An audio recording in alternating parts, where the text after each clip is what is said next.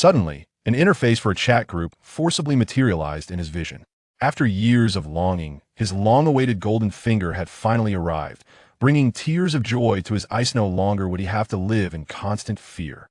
Yet, in the next moment, the message, Chun-Yi has joined the chat group, echoed incessantly, like a malfunctioning recorder, flooding the screen.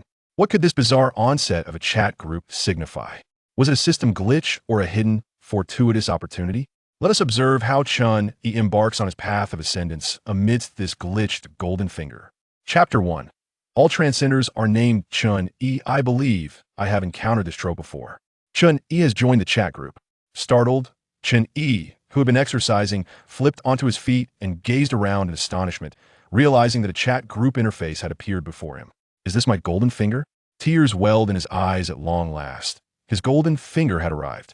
Chun-Yi, a native of China, was an ordinary office worker. Yet upon awakening, he found himself in the Marvel Universe, still merely an average office worker. There were no explosions, no heroic acts of aiding the elderly across streets, nor was he chosen by a mysterious figure as a successor. He simply awoke in the Marvel Universe and resumed his daily commute. Although he was aware that in a few years, Thanos would snap his fingers, resulting in the annihilation of half the universe's life, he could very well be one of the unfortunate souls affected. He even lacked knowledge of the events following Avengers, Infinity War, uncertain whether he or the original owner of his body would be resurrected.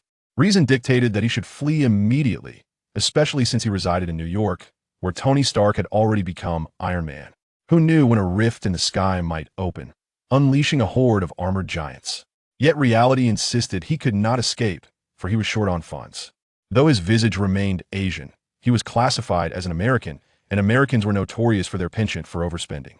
After some calculations, he realized that to live in another city, he would need to settle a few credit card debts, no more than $10,000. A year of work would suffice.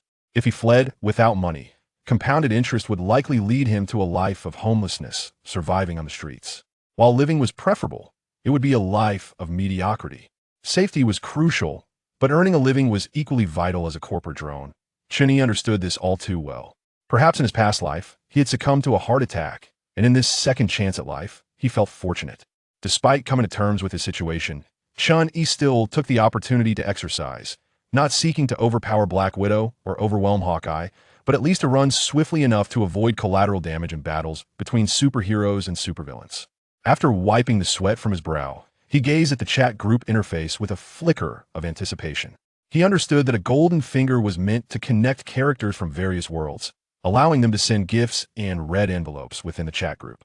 His requests were modest. Perhaps he could ask Doryman for a 4-dimensional pocket. If that failed, he could seek an invincible duff from Aqua, or even have Sun Wukong procure a 9-turn golden pill during his havoc in heaven. As for how to obtain these items, the great authors had already devised a plan. Impersonate a prophet. As someone who once aspired to be the Pirate King, a ninja wielding the power of death, and a martial artist attempting to transform into a Super Saiyan, Chun-Yi felt confident that deceiving a group of knave denizens from another world would be a trivial task. Chun-Yi has joined the chat group. Chun-Yi has joined the chat group. Chun-Yi has joined the chat group. Chun-Yi has joined the chat group. Chun-Yi. Can the chat group really freeze like this? His face turned pale. He had anticipated his golden finger's arrival, only to discover it was a defective version that could freeze. Chun-Yi. Ahem. Is anyone there? Chun-Yi. Who are you? And why are you using my name as your ID? How outrageous. Chun-Yi, what on earth? Has my mind been invaded? Chun-Yi. Am I hallucinating? Or am I still in a stupor? Chun-Yi. The chat group's content left him bewildered. Was it truly frozen? But why did everyone share the name Chun-Yi? A chat group of Chun-Yis? Wasn't Zhang Wei the trendiest name nowadays? Ahem. Everyone need not panic. We are all named Chun-Yi, which must be a feature of this chat group. Chun-Yi. Just as some chat groups are for villains or side characters. Chun-Yi. So will everyone entering henceforth also be named Zhong-Yi? Chun-Yi. Does that mean this chat group, now and in the future, will have no female members? What a dreadful chat group. Chun-Yi. Not necessarily. Perhaps there exists a female named Chun-Yi. Chun-Yi. How curious. While others have homonymous romances, we have a shared narrative. Watching a plethora of Chun-Yis ramble in the chat group, Chun-Yi felt a headache coming on. After tapping around the interface, he finally discovered the option to change his name. Without hesitation, he chose a name that exuded power and flair. Omniscient and all-knowing, To be frank, I possess some basic deduction techniques. Omniscient and all-knowing. To be frank, I possess some basic deduction techniques.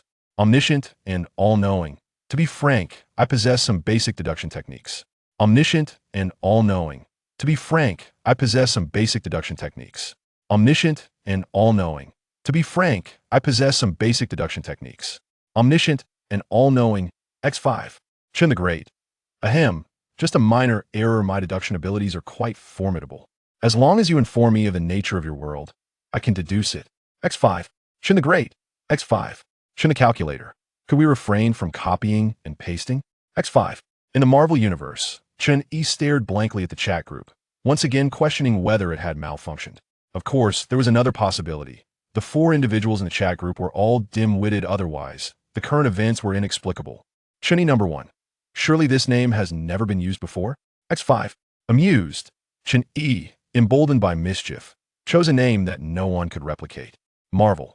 I refuse to believe anyone else could have this name. The Matrix. I refuse to believe anyone else could have this name. The Sorcerer's Apprentice. I refuse to believe anyone else could have this name. Harry Potter. I refuse to believe anyone else could have this name. The Deer and the Cauldron. I refuse to believe anyone else could have this name. Chen Yi smiled contentedly at last. His ID was unique, yet why did these IDs seem so familiar? Marvel. Just a curious inquiry, you all transcenders? The Matrix. Is it really that coincidental? The Deer and the Cauldron. Transcenders. All named Chen Yi? I believe I have encountered this trope before. Harry Potter, the Matrix. So why don't we share superpowers? Remarkably, all the Chen Yis accepted this premise. After all, having read countless novels, they were open to any absurdity. Chen Yi had transcended into the Marvel Universe, Harry Potter, the Matrix, and others. What could possibly be beyond acceptance? The Matrix. We cannot share. I have verified that superpowers can only be dispatched as red envelopes. If I send mine out, I would lose it myself. Marvel Harry Potter, great one. Help me out here in the Marvel Universe. Teach me some magic. The Matrix.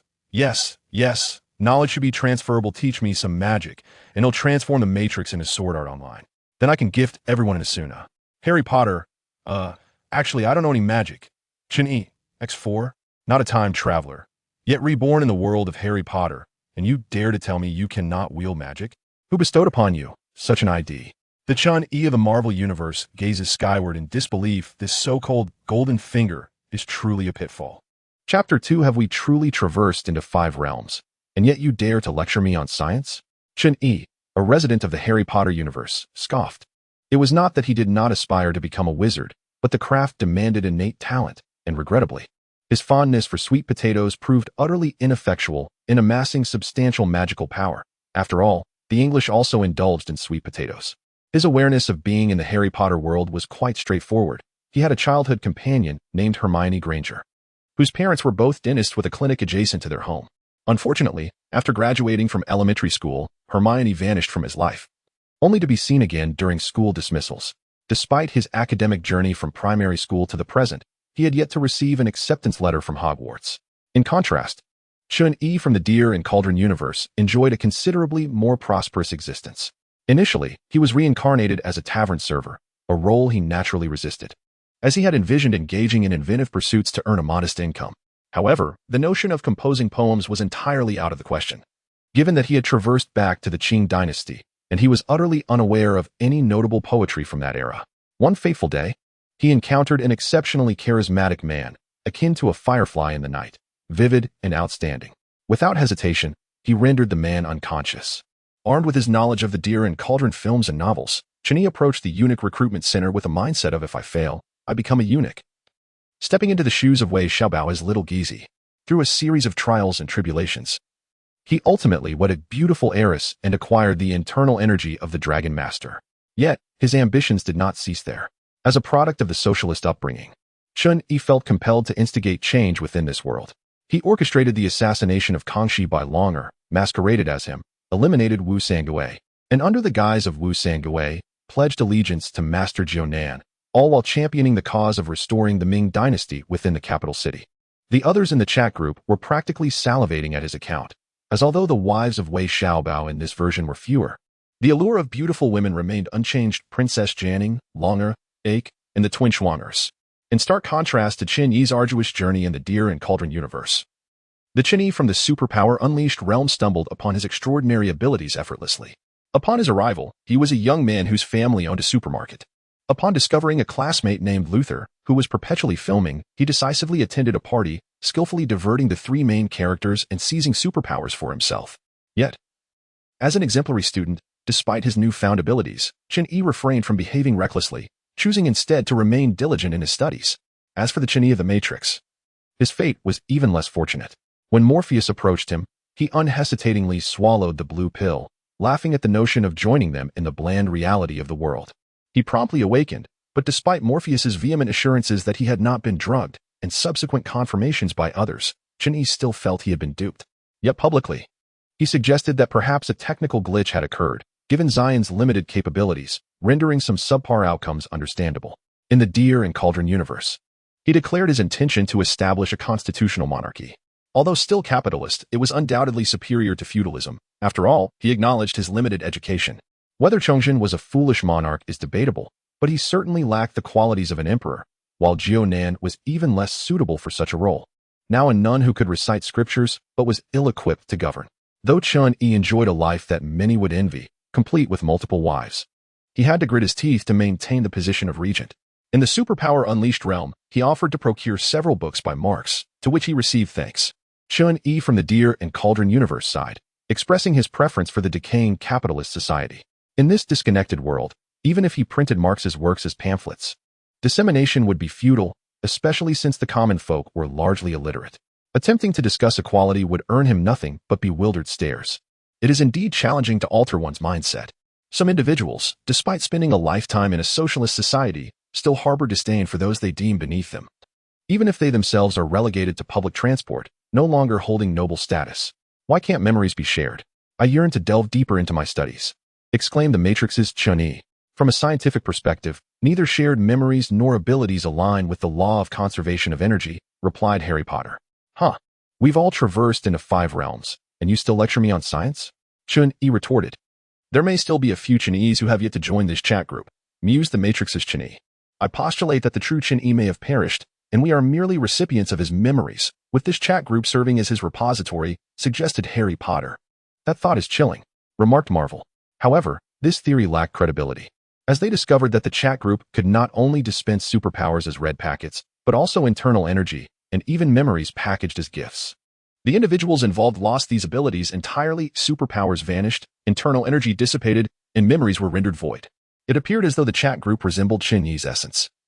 Yet it could also distribute tangible items like money, furniture, beverages, and fruits as red packets, fundamentally undermining Harry Potter's hypothesis. Regrettably, Qin Yis found themselves unable to transform into red packets, nor could they convert animals into gifts, leaving them disheartened in their attempts to escape using red packets. The perplexities surrounding their abilities left them bewildered, ultimately leading them to relinquish hope and lament that their golden finger fell woefully short compared to the previous generation's hive-like dreamscape. Yet, despite its shortcomings, the late arrival of their abilities still warranted utilization. They first established rules, agreeing to assist one another. Otherwise, they would collectively ostracize anyone who failed to contribute. After all, despite sharing the name Qin Yi, their experiences varied greatly, and one could never predict whether a darker version of Qin Yi might seek to drag everyone down with him. The Matrix's Qin Yi volunteered to provide everyone with various combat skill packages free of charge, as he merely needed to create a program to duplicate his memories for mass production. Meanwhile, the Qin Yi from the Deer and Cauldron universe offered to share all his martial arts knowledge, along with a year's worth of internal energy, with the Matrix's Qin Yi, enabling him to learn martial arts and subsequently replicate those memories for all. As for the Qin Yi from Superpower Unleashed, he took on the responsibility of converting gold and silver jewelry from the Deer and Cauldron realm into currency for their world, purchasing food for the Matrix's Qin Yi, and acquiring books and construction tools to assist the Deer and Cauldron's Qin Yi in building a better capitalist society. This task was entrusted to him due to his impressive combat prowess. In a confrontation, the Deer and Cauldron's Qin Yi might not stand a chance against him, and the risks associated with selling gold for large quantities of food were undoubtedly high. Harry Potter's Qin Yi planned to acquire martial arts skills and, once sufficiently capable of self-defense, to venture into Diagon Alley to procure magical tomes or artifacts for collective study, with the hope that one among them might eventually become a wizard. As for the Marvel Universe's Qin Yi, his role was to simply latch onto the success of others. Chapter 3:1 Chun-Yi may be without a wife, yet countless others bearing his name shall find companionship. At the Supernova Company, Chun-Yi, clad in a black suit and red tie, presented himself as the epitome of a societal elite. However, his mode of work bore little distinction from that of a factory employee. The former organized documents into digital files via a keyboard, while the latter relied on machinery to assemble materials into a cohesive whole. If there is any distinction to be made, it lies in the fact that the factory wages surpass his own. The name Supernova Company sounds impressive, yet in reality, it comprises merely a handful of employees, barely numbering 10 in total. The boss, though amiable and well integrated with the staff, is not particularly wealthy. The individual tapping away at the keyboard is indeed the proprietor. Boss, I wish to resign. Despite the Marvel Universe being replete with extraordinary powers and lofty capabilities, ranging from godlike entities to singular cosmic beings, Chun-Yi remains an unremarkable cog in the machine of society. He has yet to experience the transformative fates of being bitten by a spider, exposed to radiation, or struck by lightning. Even if he were, it is likely he would meet his demise instantaneously, lacking any protagonist's aura. Thus, his sole task, for now, is to bide his time and endure. The alliance among individuals named Chun-Yi is casual yet robust, showing no immediate signs of change, unless a Chun-Yi ascends to divinity, in which case they would merely cling to his coattails. The boss abruptly halted his typing, staring at Chun-Yi in astonishment. Chun-Yi shrugged, asserting he was speaking truthfully. With the support of Chun-Yi from Chronicle, he no longer needed to toil. It was time to escape the vortex of New York City, as one could never know when Chitauri soldiers might invade. Youth, I understand your lofty aspirations, but society operates on a different plane, until you experience its harshness firsthand. How can you comprehend its perils? Chun-Yi glanced at the sparse hair on the boss's head, noting that despite being under 40, the man's hair had endured considerable wear. Perhaps it is a genetic predisposition. He had heard the boss was of French descent. Very well, you will receive an additional $10 each month. It was evident that the boss was financially constrained. While others offered raises of $100, his paltry increment seemed scarcely sufficient for an extra meal. Ultimately, after Chun-Yi shook his head once more, the boss acquiesced to his resignation. Finding personnel for a small company is no simple task. So Chun-Yi chose not to leave at once. Instead, he sat beside the boss and continued typing. Boss, when do you plan to close the company? The proprietor treated him decently, devoid of the arrogance often displayed by older white males, yet he did not regard Chun-Yi as a hidden gem. The boss's expression darkened. Although the company was not operating at a loss, profits were minimal. Who would dare inquire when a company might close? Chun-Yi, what is troubling you today? The boss scrutinized him with suspicion, contemplating whether he had perhaps lost his sanity, as there seemed no reason to curse his own fate. Coupled with Chun-Yi's sudden declaration of resignation, the boss wondered if there was indeed something amiss in his mind. While one might find the battles between superheroes and monsters glamorous on screen, being a mere background character in such scenarios is disheartening. It is akin to joking about the repeated collapse of the Golden Gate Bridge in disaster films. Should it truly fall, the loss of life would be unimaginable. Yet he knew better than to announce an impending alien invasion indiscriminately. If no one believed him, he risked being labeled insane, and if someone did, he would find himself in the welcoming arms of the Hydro Asylum. I have received word that the Hell's Kitchen gang intends to expand into this area, Chun-Yi stated. Hell's Kitchen, officially known as Clinton, is notoriously recognized for its disarray, poor living conditions, severe ethnic tensions, and elevated crime rates, hence the colloquial name. This is merely a glimpse of the urban world. Within the Marvel Universe, gunfire and chaos are commonplace. Strange, I have not heard any such thing. The boss's anxiety grew. The proximity of his company to Hell's Kitchen was beneficial, allowing for lower operational costs. I cannot say, I simply perceive danger. Chun-Yi shrugged, leaving it at that. Belief was subjective, and it is unwise to delve too deeply into matters of trust. Channeling his inner strength, Chun-Yi's fingers flew across the keyboard. Having recently acquired newfound abilities and on the brink of liberation from his current plight, he felt buoyant and decided to compose a few more lines. Suddenly, a cacophony erupted outside, the sound of explosions startling him. He had merely been speaking casually. Could it be that the Chitauri were truly expanding their dominion? Then, through the windows, he beheld a humanoid figure clad in silver, perched upon a device resembling a treadmill, raising an energy weapon aimed directly at him. Goodness! A Chitauri soldier. What is this? This is not how the narrative unfolds. While not a die-hard Marvel enthusiast, Chun-Yi was an aficionado of science fiction and had seen his fair share of Marvel films. He recalled that Loki was supposed to first seek materials in Germany for constructing a portal before creating a rift in the sky above Stark Tower. During this process, Loki had not only caused numerous fatalities but also compelled a throng of individuals to kneel, an event that would undoubtedly capture global headlines. This was precisely why he felt emboldened to remain in New York, believing himself to be prescient, waiting for Loki's arrival before making his exit. Damn it. Where's the freedom of the press? In a flash of realization, Chun-Yi understood the gravity of the situation, cursing the readers who had led him astray. He crouched just in time to evade the incoming energy blast. Thud. Though he had successfully evaded, the blast struck the boss behind him, piercing through his chest and continuing on to strike another employee. Goodness, the boss hasn't even paid me yet. Chun-Yi's heart raced as he snatched a fallen pin from the ground and hurled it toward the Chitauri. With a resounding crack, the pin, imbued with all of Chun-Yi's inner strength, struck the head of the Chitauri pilot, propelling him into another soldier behind. Boom. The aircraft collided with the office building, causing the entire structure to shudder. The office occupants finally reacted, screaming and rushing towards the exit. It's over. I'm exhausted. Chun-Yi collapsed onto the floor. A bitter smile etched across his face. Despite possessing another's memories, enabling him to adeptly cultivate inner strength, having practiced for less than a day left him with scant reserves. Marvel, brothers, I am on the brink of death. Remember to burn a wife for me after I pass. Chronicle, fear not. One Chun-Yi may lack a wife, but countless others will find one. The Matrix. Once I unify Zion, I shall erect a statue in your honor and find several holy maidens to serve Chun-Yi. The deer and the cauldron. Rest assured, I will marry multiple wives. Consider it done on your behalf. Harry Potter, I still favor Hermione. But if you truly have no wife, I shall marry Luna as well, for you. Marvel, damn, I am nearing death. Can't you say something uplifting? Realizing that the situation was no jest, the Chun-Yis rushed to inquire about the unfolding chaos. Chun-Yi did not hold back, recounting the invasion of the Chitauri soldiers. Marvel, alas, what misfortune. I had anticipated ascending to the pinnacle of life and marrying the White Widow, only to find the protagonists are you all. The deer and the cauldron, do not give up. I shall assist you. The deer and the cauldron, sent Marvel, a red envelope containing century of inner strength. Marvel, I knew I was a good person. Thank you. The deer and the cauldron, no need for thanks. However, I have a small request. Marvel, no problem. I will repay you once I have used it. The deer and the cauldron, no. I desire a detailed memory of marrying the White Widow. Marvel, Chronicle, sent Marvel, a red envelope containing telekinesis. Marvel, Chapter 4. Could it be that I am the Deadpool of this timeline? Amidst the chaos outside, Chun-Yi bore a look of existential doubt. He found it utterly perplexing that, being the same Chun-Yi, his counterpart from another world could be so lecherous. This behavior was incongruent with his own virtuous character. That individual could not be Chun-Yi, but rather a masquerade by Wei Xiaobao. Furthermore, was it merely a coincidence that the moment of Chun-Yi's uncontrollable powers coincided with his issuing of red envelopes?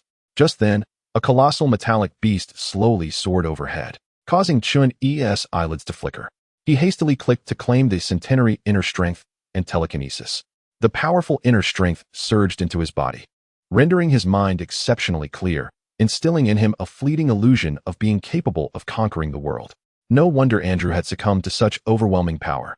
Fortunately, Chun-Yi was an adult, well aware that his abilities were far from sufficient to withstand even a single blow from Thor in the Marvel Universe.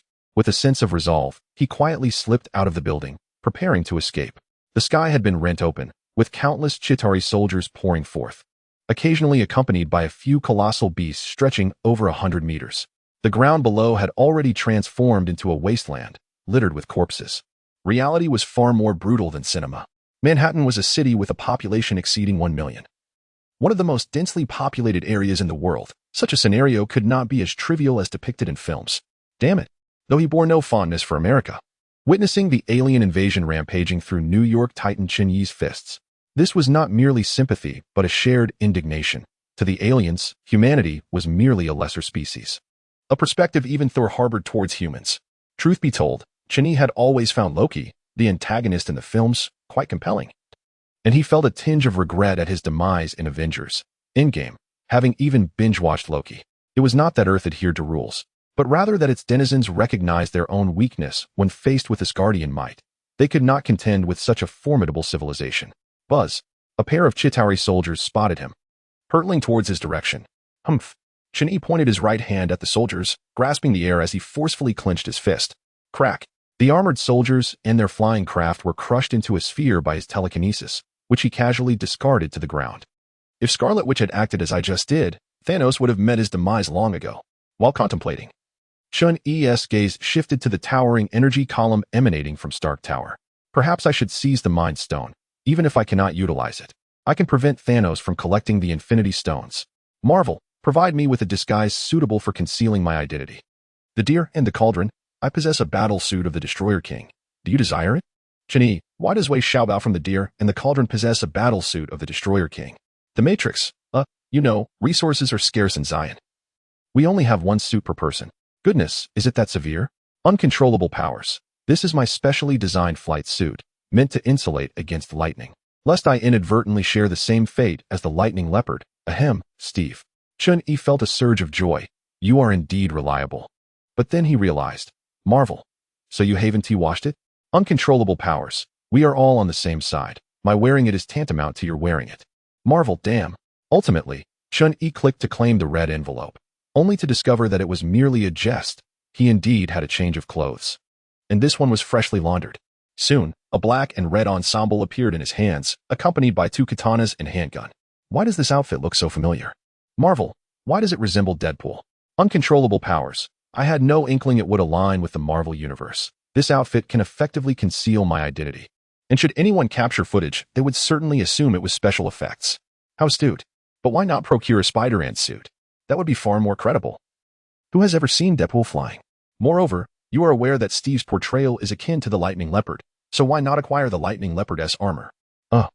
Upon reflection, that individual truly is on the 5th layer. After all, if Spider-Man were flitting about in the sky, there might indeed be someone bitten and mutated. However, if Deadpool were to fly, it would undoubtedly be special effects, for Deadpool cannot fly. Frowning, Chun-Yi donned the Deadpool suit, and whether it was an illusion or not, he felt an overwhelming desire for expression surging within him. Goodness, could I possibly be the Deadpool of this timeline?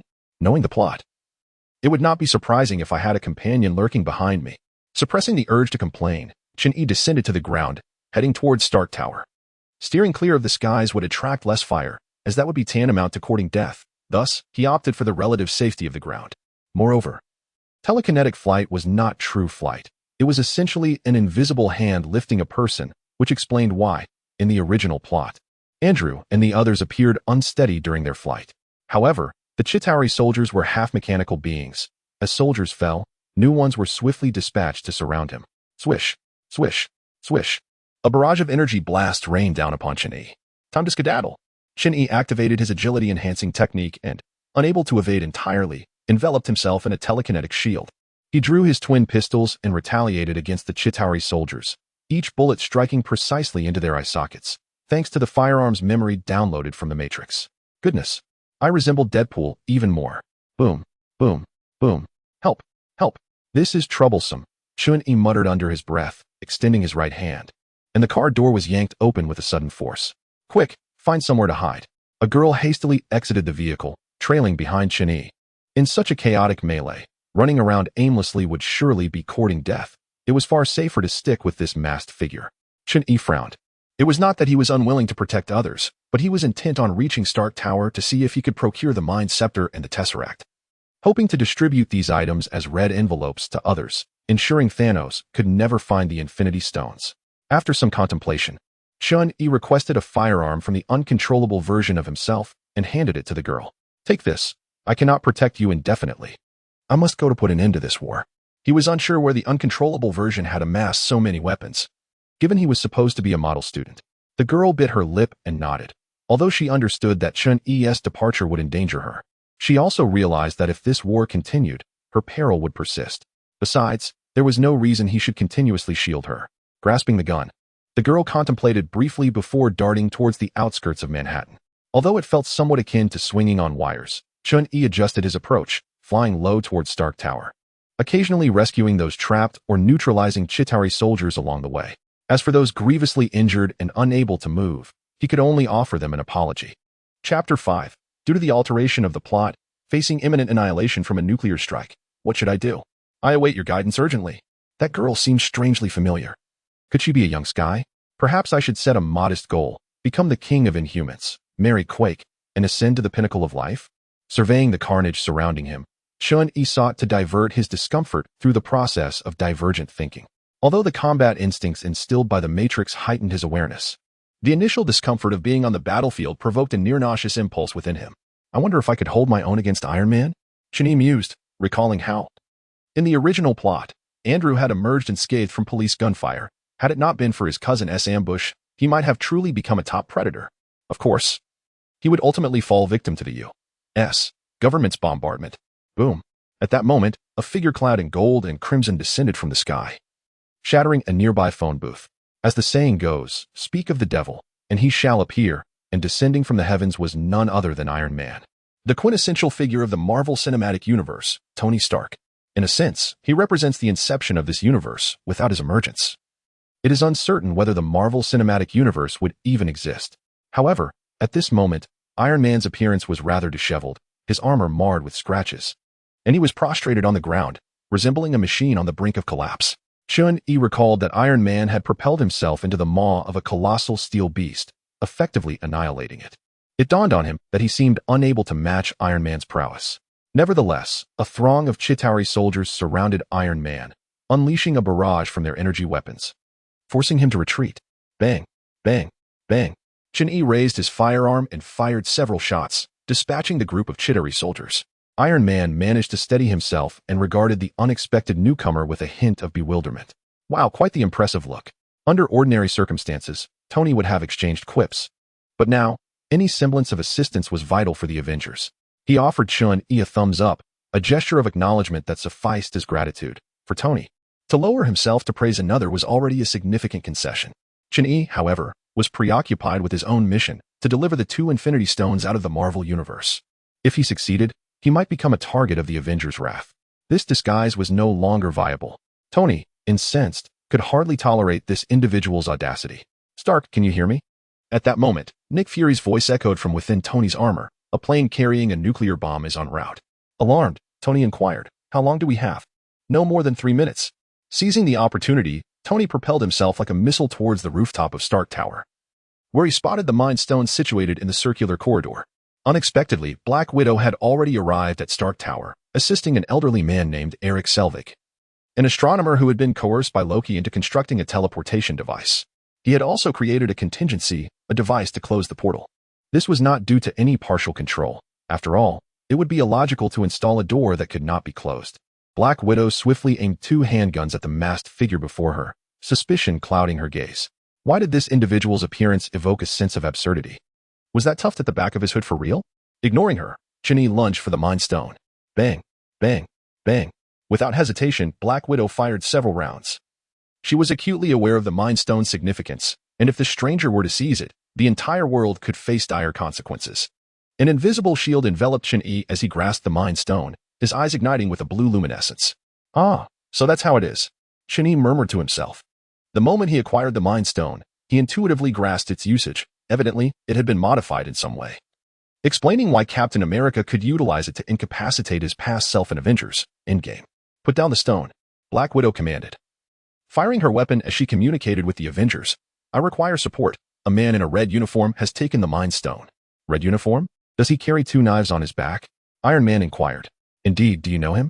Not personally, but he saved me. Tony's response slightly eased Black Widow's wariness.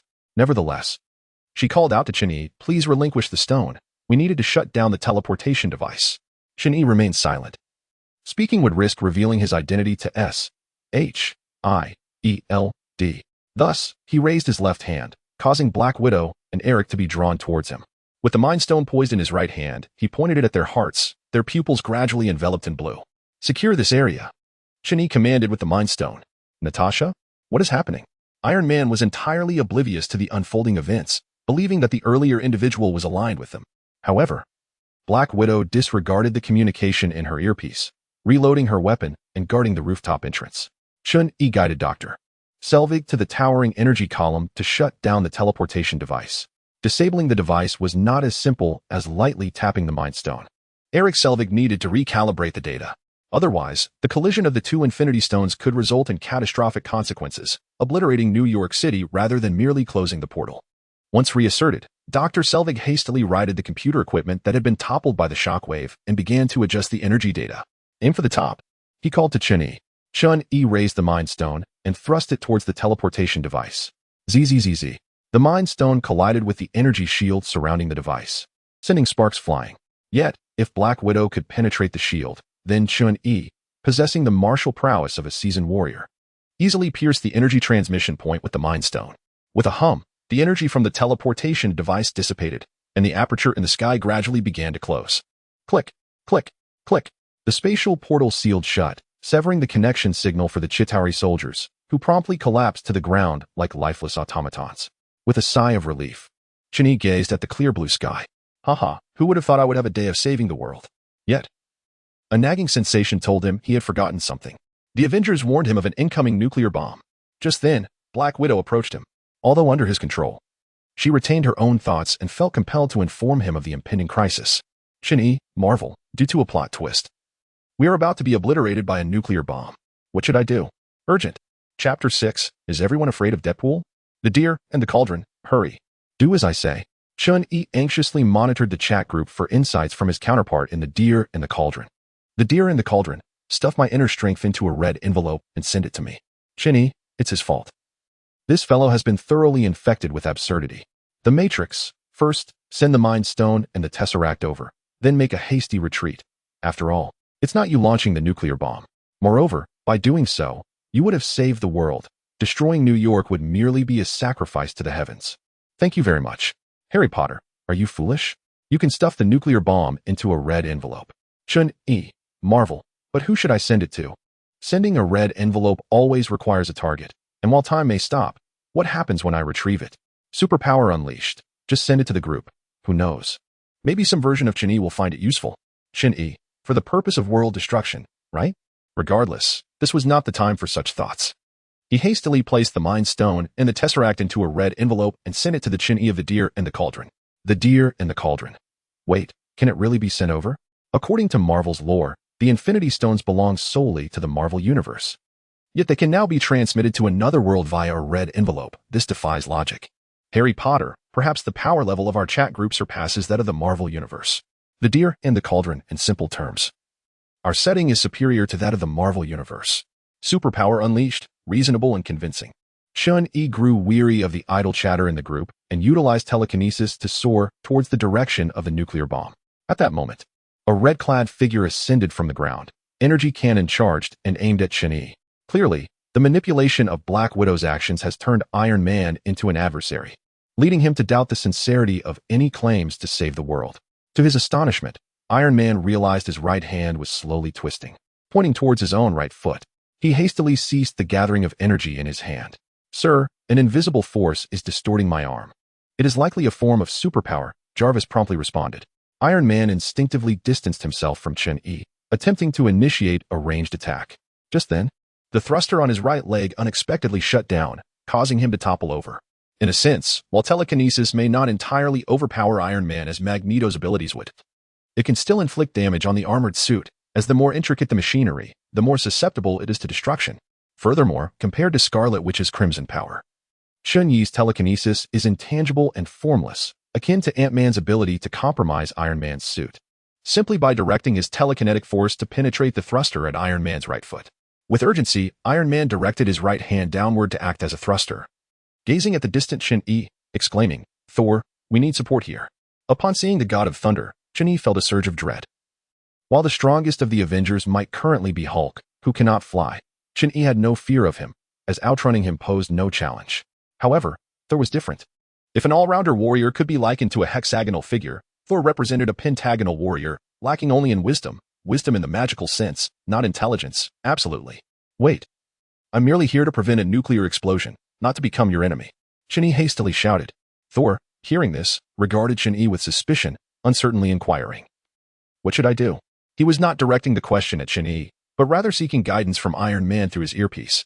Iron Man furrowed his brow upon hearing this. The nuclear bomb had already been activated, and regardless of the direction taken, it would wreak havoc upon Manhattan. Tell him he has only 1 minute left. Iron Man gritted his teeth. Kid, Iron Man says this thing will blow in a minute. I advise you to handle it swiftly. Thor threatened, twirling his hammer in the air. Noticing Thor's hesitation to act, Chun-Yi quickly flew towards the nuclear bomb, placing his right hand upon it, intending to secure it within his dimensional pouch. Just as he attempted to stow the bomb, Chun-Yi sensed a limitation, Only objects without an owner could be drawn into it. Theoretically, this nuclear bomb was fired from the opposing aircraft and belonged to that plane. Chun-Yi adjusted his position, standing opposite the bomb, placing both hands on it to forcibly halt its trajectory. What of ownership? Am I not allowed to take it? What are you doing? Iron Man exclaimed in shock upon arriving at the scene.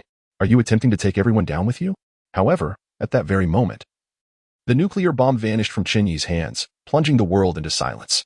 Where's the bomb? Iron Man was utterly bewildered. Is this a spatial superpower? Here it is. Chun-Yi spread his hands, and the bomb reappeared in his grasp.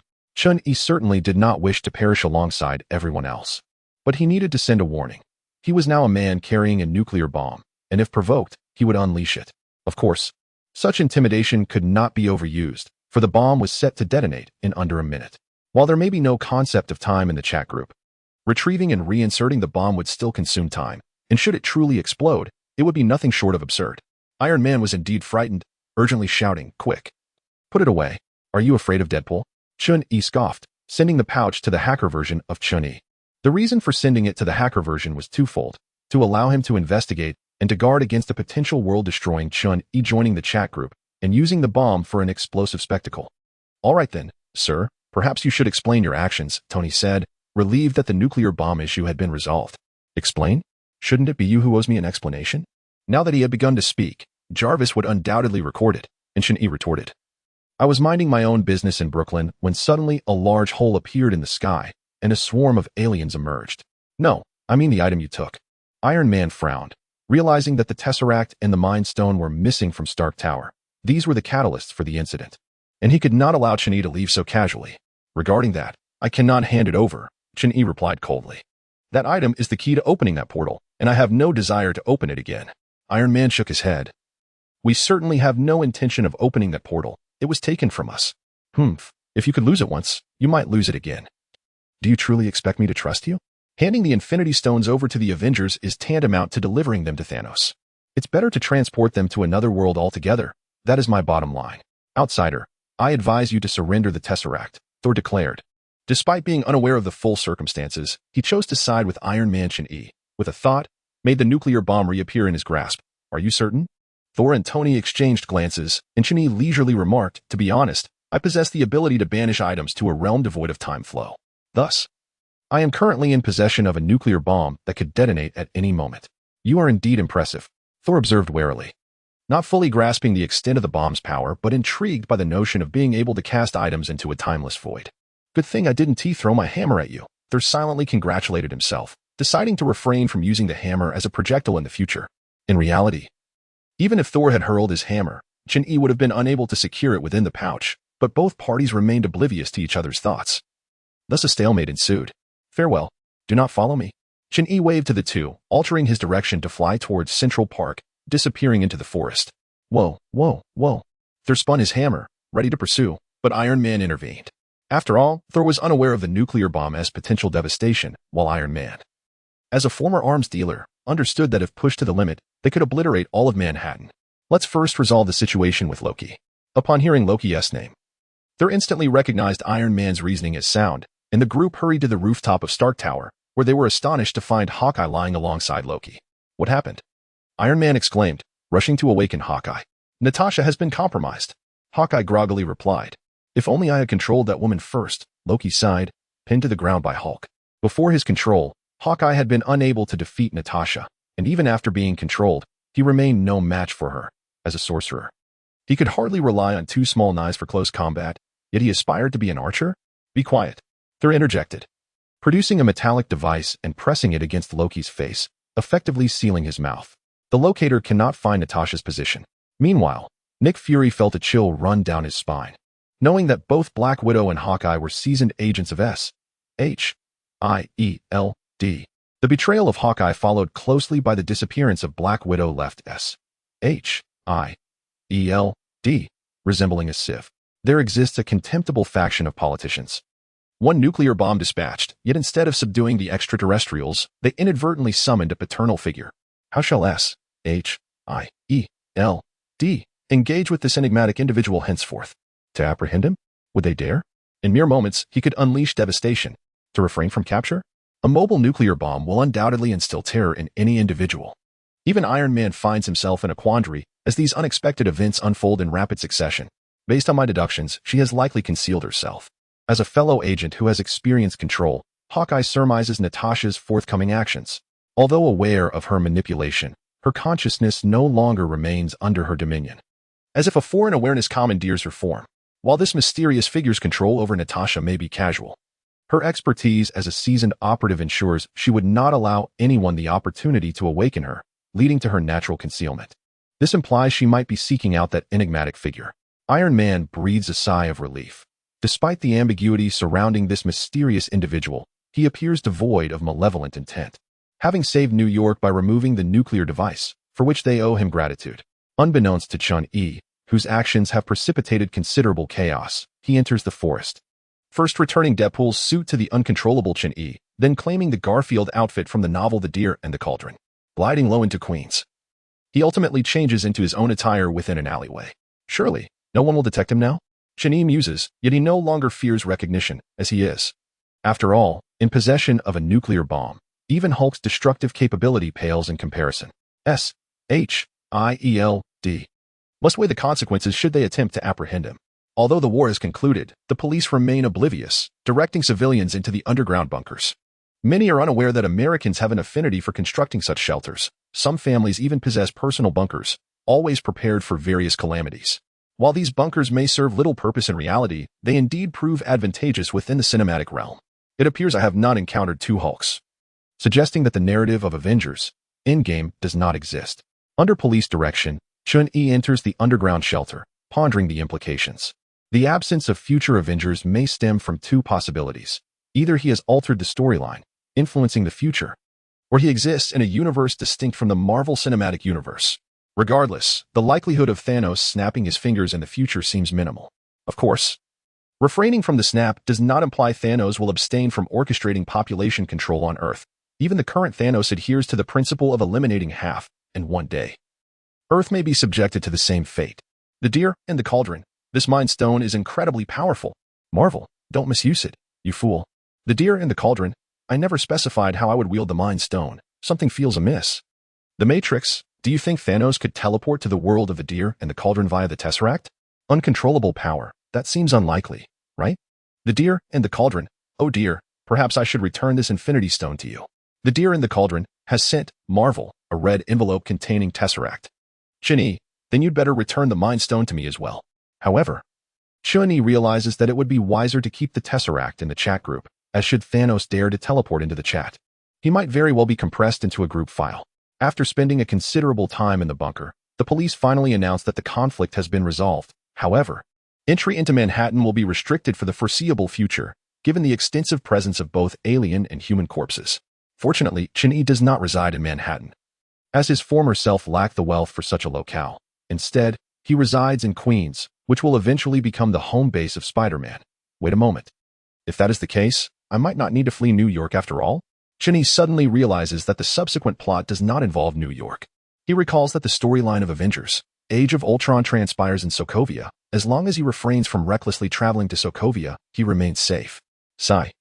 When will I obtain true power? Chun-Yi laments. Or perhaps, when will a divine version of myself join the chat group? Chapter 8. Isn't your wife my wife too? I've struck gold. I scarcely know how to spend it. Chun-Yi hums a tune while arranging his computer in his new home. Seizing the opportunity presented by New York's devastation, with real estate prices plummeting, Chun-Yi purchases an apartment and assumes the role of a landlord. His funds derive from the uncontrollable Chun-Yi, who has become a hidden millionaire through the trade of precious metals and jewelry. In that world, he has amassed considerable wealth. And as a beneficiary of this fortune, he naturally enjoys a substantial share. Although this wealth may correspond with the numerical designation of his current universe, he is utilizing actual currency. If the dollar is duplicated, that is a matter for the Federal Reserve, not an ordinary individual like him. With financial concerns alleviated and security temporarily assured, he resigns from his job, as he must find something to occupy his time. Being a landlord surely offers a delightful endeavor. He resolves to seek out 30 tenants, collecting rent from one each day. Perfect. Thus, Chun-Yi dons the requisite flip-flops of a landlord, gazing at the distant Stark Tower, which gradually transforms from to. It seems the Avengers have indeed formed. I must strive to do the same, to prepare for impending crises. Chun-Yi sits cross-legged in his meditation chamber, closing his eyes in contemplation. An hour later, Marvel. Why hasn't anyone new joined this chat group? Nearly a month has passed. Aren't other groups updated weekly? Uncontrollable power, perhaps we're on a monthly update schedule. The Matrix, it's so perplexing. The deer in the cauldron. If something is bothering you, share it so we can lighten the mood. Marvel, isn't this a good thing? The Matrix, it is indeed a good thing, but not for those within the Matrix. Following his traverse into the Matrix, Chen-Yi, to confirm the nature of his current world, frequently searches for historical records, leading to some peculiar behaviors. Consequently, Morpheus mistakenly believes he has discerned anomalies within the world, perceiving him as the prophesied savior and promptly seeks him out to extricate him from despair. Chen-Yi feels rather perplexed. It is no wonder that later, Cypher would betray him. The savior is Morpheus's lifelong belief, for whom he has dedicated his existence, serving as his spiritual anchor. He even severed ties with his girlfriend over this conviction. Anyone who impedes his quest for the savior becomes his adversary, even if the savior himself is unwilling. Although the oracle later informs Morpheus that Chen-Yi is not the savior, Chen-Yi, armed with abundant resources, forcibly assumes the role of the savior. Indeed, this is not motivated by a desire for revenge against Morpheus. Despite the Matrix being set in the late 20th century, reality has advanced to the 22nd century. While Zion's technological prowess may not be advanced, they possess memory-sharing technology, allowing individuals to rapidly cultivate their scientific acumen.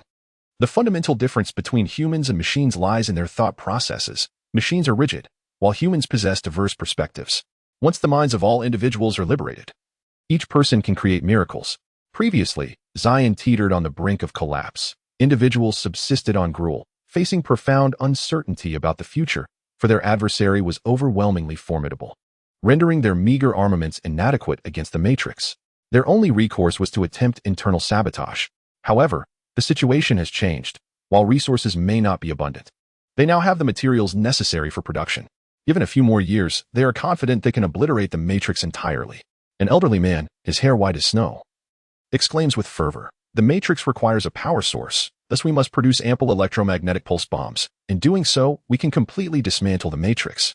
The electromagnetic pulse bomb, often referred to as the electromagnetic assassin, represents a novel form of large-scale weaponry that lies between conventional and nuclear arms. Upon detonation, this bomb emits a high-intensity electromagnetic pulse that covers a vast area and spans a broad spectrum, capable of disrupting nearly all electronic systems within its lethal radius.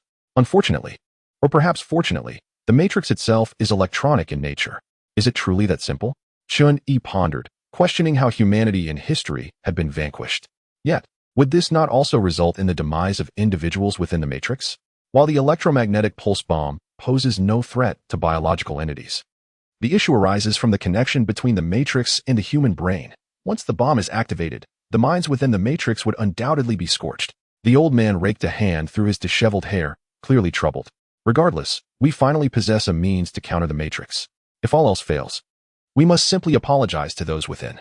A female legislator, adorned in attire reminiscent of Native Americans, sighed. Such decisions are sometimes unavoidable. The denizens of the Matrix are not at fault, yet neither are they blameless, for they all seek to survive. Thus, while Chen-Yi orchestrated the creation of electromagnetic bombs, he remained deeply conflicted. Alas, it is regrettable that none among us are true scientists. Otherwise, we could have employed the mind control scepter to create a female Ultron. Why not Vision? Ultron is my wife. Get lost. She is my future wife. Isn't your wife also my wife? Nonsense. Ah, no, wait. After my training is complete. Chen-Yi took a refreshing shower and began randomly selecting a fortunate tenant to collect rent. Parker? Chen-Yi recalled who this was, a somewhat renowned child star in her world. In truth, had she not mentioned it, he would have remained oblivious. Regrettably, her appearance did not align with his aesthetic preferences. Otherwise, who knows? Perhaps a major star might fall in love with him. Knock, knock, knock. The door swung open abruptly, revealing a black-haired girl yawning. Is there something you need? Hello. May I inquire if Parker is home? I am the landlord of the Love Apartment, here to collect the rent. Indeed, out of a sense of mischief. Chen-Yi had whimsically named his apartment complex the Love Apartment, offering couples a discounted rate. However, utility fees were not entirely waived. For who knows if superhumans might attempt to pilfer his electricity.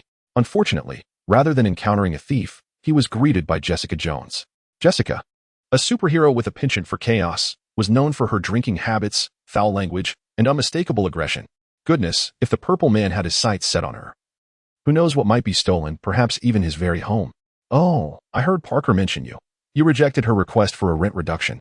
The girl turned away, rummaging through her belongings before producing a stack of cash and handing it to Chin-Yi. To his surprise, Jessica was not intoxicated. He thought this internally. Yet on the surface, Chun-Yi merely scrutinized the money in his hand, exclaiming, "Why is this only half the amount? Didn't you say couples receive a 50% discount on rent?" The girl appeared equally astonished. "But how can this be? Are you discriminating against us?" Chin-Yi replied, "Consider yourself clever. I shall promptly revise the rental terms." Chapter 9. I can't shake the feeling that I have become your tool. Oh no. A Jessica Jones has arrived in my apartment. Is that the one with firearms? Then hurry up. Goodness, are you being targeted by the Marvel Universe? Why do I feel you are constantly being tormented? I believe this predicament is of his own making. Can't he simply stay home and cultivate? Easier said than done. You all flit around without a care? Have you considered my feelings? I recall that your apartment's pricing is rather steep. Isn't Jessica somewhat financially challenged? Where did she acquire the funds? Chin-Yi had only watched the first season of Jessica Jones, thus he was not well versed in the subsequent plot lines. After all, Jessica Jones lacked the special effects that captivated his interest. He preferred tales of superhuman battles. This was also why he had no recollection of Parker, as he struggled to remember faces that did not stand out to him. Moreover, the narrative of Jessica Jones had left a profound impact on his worldview, which he found quite off-putting. It was not that he held a moralistic obsession. In this day and age, casual encounters were commonplace. Yet it was unnecessary for such themes to dominate every episode as if the protagonist had no other pursuits. He was there to witness superhuman battles. If he desired an action film, he could simply change the channel. It must be her sister's money. Have you forgotten? Her sister is a minor celebrity. I recall this. She was only 15 when she was taken advantage of. For heaven's sake, can you focus on the main issue? Oh, I remember now. But I thought she mentioned that during the first Avengers film, she was not in New York. Well-reasoned and persuasive. Though there are several Chin-Yis, it appears each has traversed different worlds. For example, the Chin-Yi from Marvel and the one from Superpower Unleashed have only been in their respective realms for less than a year, while the Chun-Yi from The Deer and the Cauldron has spent nearly a decade and has become a somewhat worn middle-aged individual. The Harry Potter Chin-Yi transformed into a child upon arrival and is now 15, while the Matrix Chin-Yi has resided in Zion for over a year. Consequently, their memories of Jessica Jones differ. For instance, the Chun-Yi from The Deer and the Cauldron recalls Jessica as a weapon.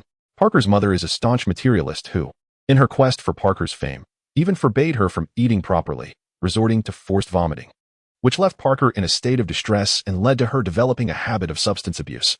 Thus, in a bid to rescue Parker, Jessica revealed her superpowers and warned her to remain silent, relocating with Parker.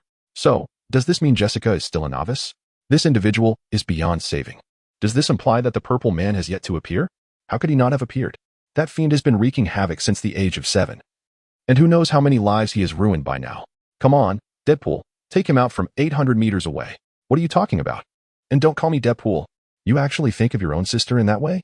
I'm exhausted. Let it all end. The Matrix sent a Deadpool costume gift to Marvel. Chin-Yi, why is the Deadpool costume with you?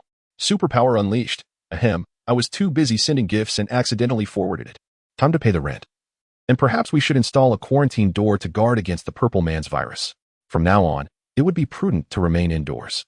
The brain-blocking technique should be effective against the Purple Man, right?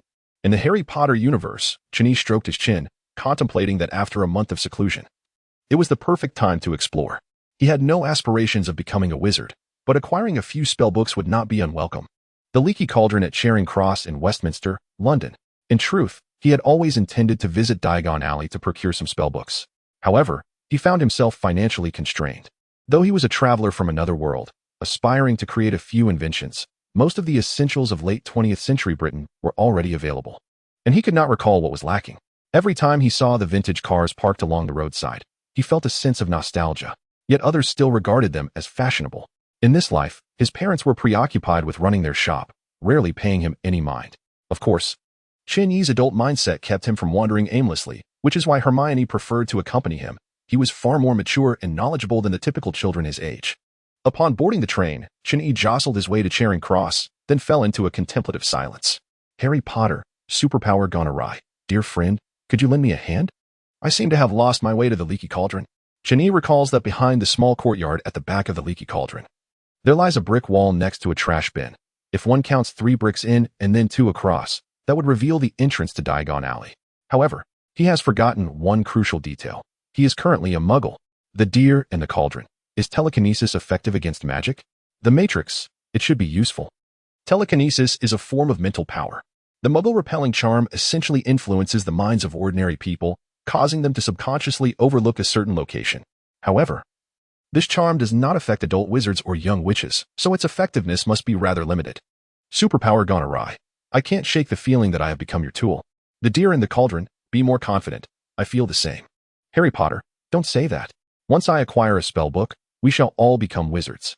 Superpower gone awry. Sent. Harry Potter. A. Telekinesis. Red envelope. Chinny eagerly clicked to receive the envelope, and his mind instantly cleared. He gazed ahead but saw nothing. After all, he knew that Charing Cross Road was not solely home to the Leaky Cauldron. There were fruit shops, bookstores, and record stores aplenty. Eventually, Chinny found himself standing before a dark and shabby establishment. He arrived here partly because the novel described the Leaky Cauldron as a dilapidated tavern, and partly because as he approached, the black sign hanging at the entrance gradually illuminated, transforming into a brass color, with a black cauldron featuring the name of the Leaky Cauldron inscribed upon it. What a clever touch indeed. Although the tavern was bustling, it was quite rudimentary. The tables and chairs were simple wooden constructs, and even the bar counter appeared to be made of stone, perhaps crafted by magic. Moreover, while the human world had embraced electric lighting, this place still relied on candles, and with the bright daylight outside, it felt rather dim to the newly entered Chin-Yi. As he pushed open the heavy door, he naturally attracted the attention of several wizards. However, Chin-Yi remained unfazed and casually closed the door behind him. Upon seeing an unfamiliar face, the wizards merely lowered their heads and continued drinking, disregarding him. Success. Chun-Yi felt a surge of delight as he surveyed the interior of the tavern and finally spotted an exit towards the bar. Chapter 10. The magical world is nothing like he imagined. This was a narrow street, no more than 4 meters wide, bustling with people. Some shops had even set up tables and chairs outside, where wizards sat beneath parasols enjoying afternoon tea. It was quite lively. Chin-Yi curiously examined the surrounding stores. Yet with his current knowledge, he could discern no peculiarities, only evoking a sense of wandering through an old shop. He needed to go to Gringotts to exchange some pounds for galleons. Gringotts, situated in the middle of Diagon Alley near the intersection with Nocturne Alley, was a whimsically twisted white marble building. An unknowing passerby might mistake it for a dilapidated structure. The magical world's sense of aesthetics certainly left much to be desired. Chin-Yi mused, considering who could possibly know the flavors of Bertie Bott's every flavor beans, the bouncy chocolate frogs, the aptly named rock cakes, or the cockroach clusters that eerily resembled their namesake and could even crawl. Wait a moment, could this be indicative of the magical world? Chin-Yi suddenly recalled the stargazing dish he had tasted at Mr. Granger's home. Though this dish is quite renowned in China, it only circulates within the realm of dark cuisine in England. He truly wondered how Mrs. Granger had learned to prepare it. Casting a glance at the goblin guard at the entrance, dressed in a scarlet and gold uniform, his diminutive stature and elongated nose instinctively reminded Chun-Yi of goblins from the fantasy tales of his past life. Perhaps they could also be called gremlins, as these creatures were notoriously greedy for wealth.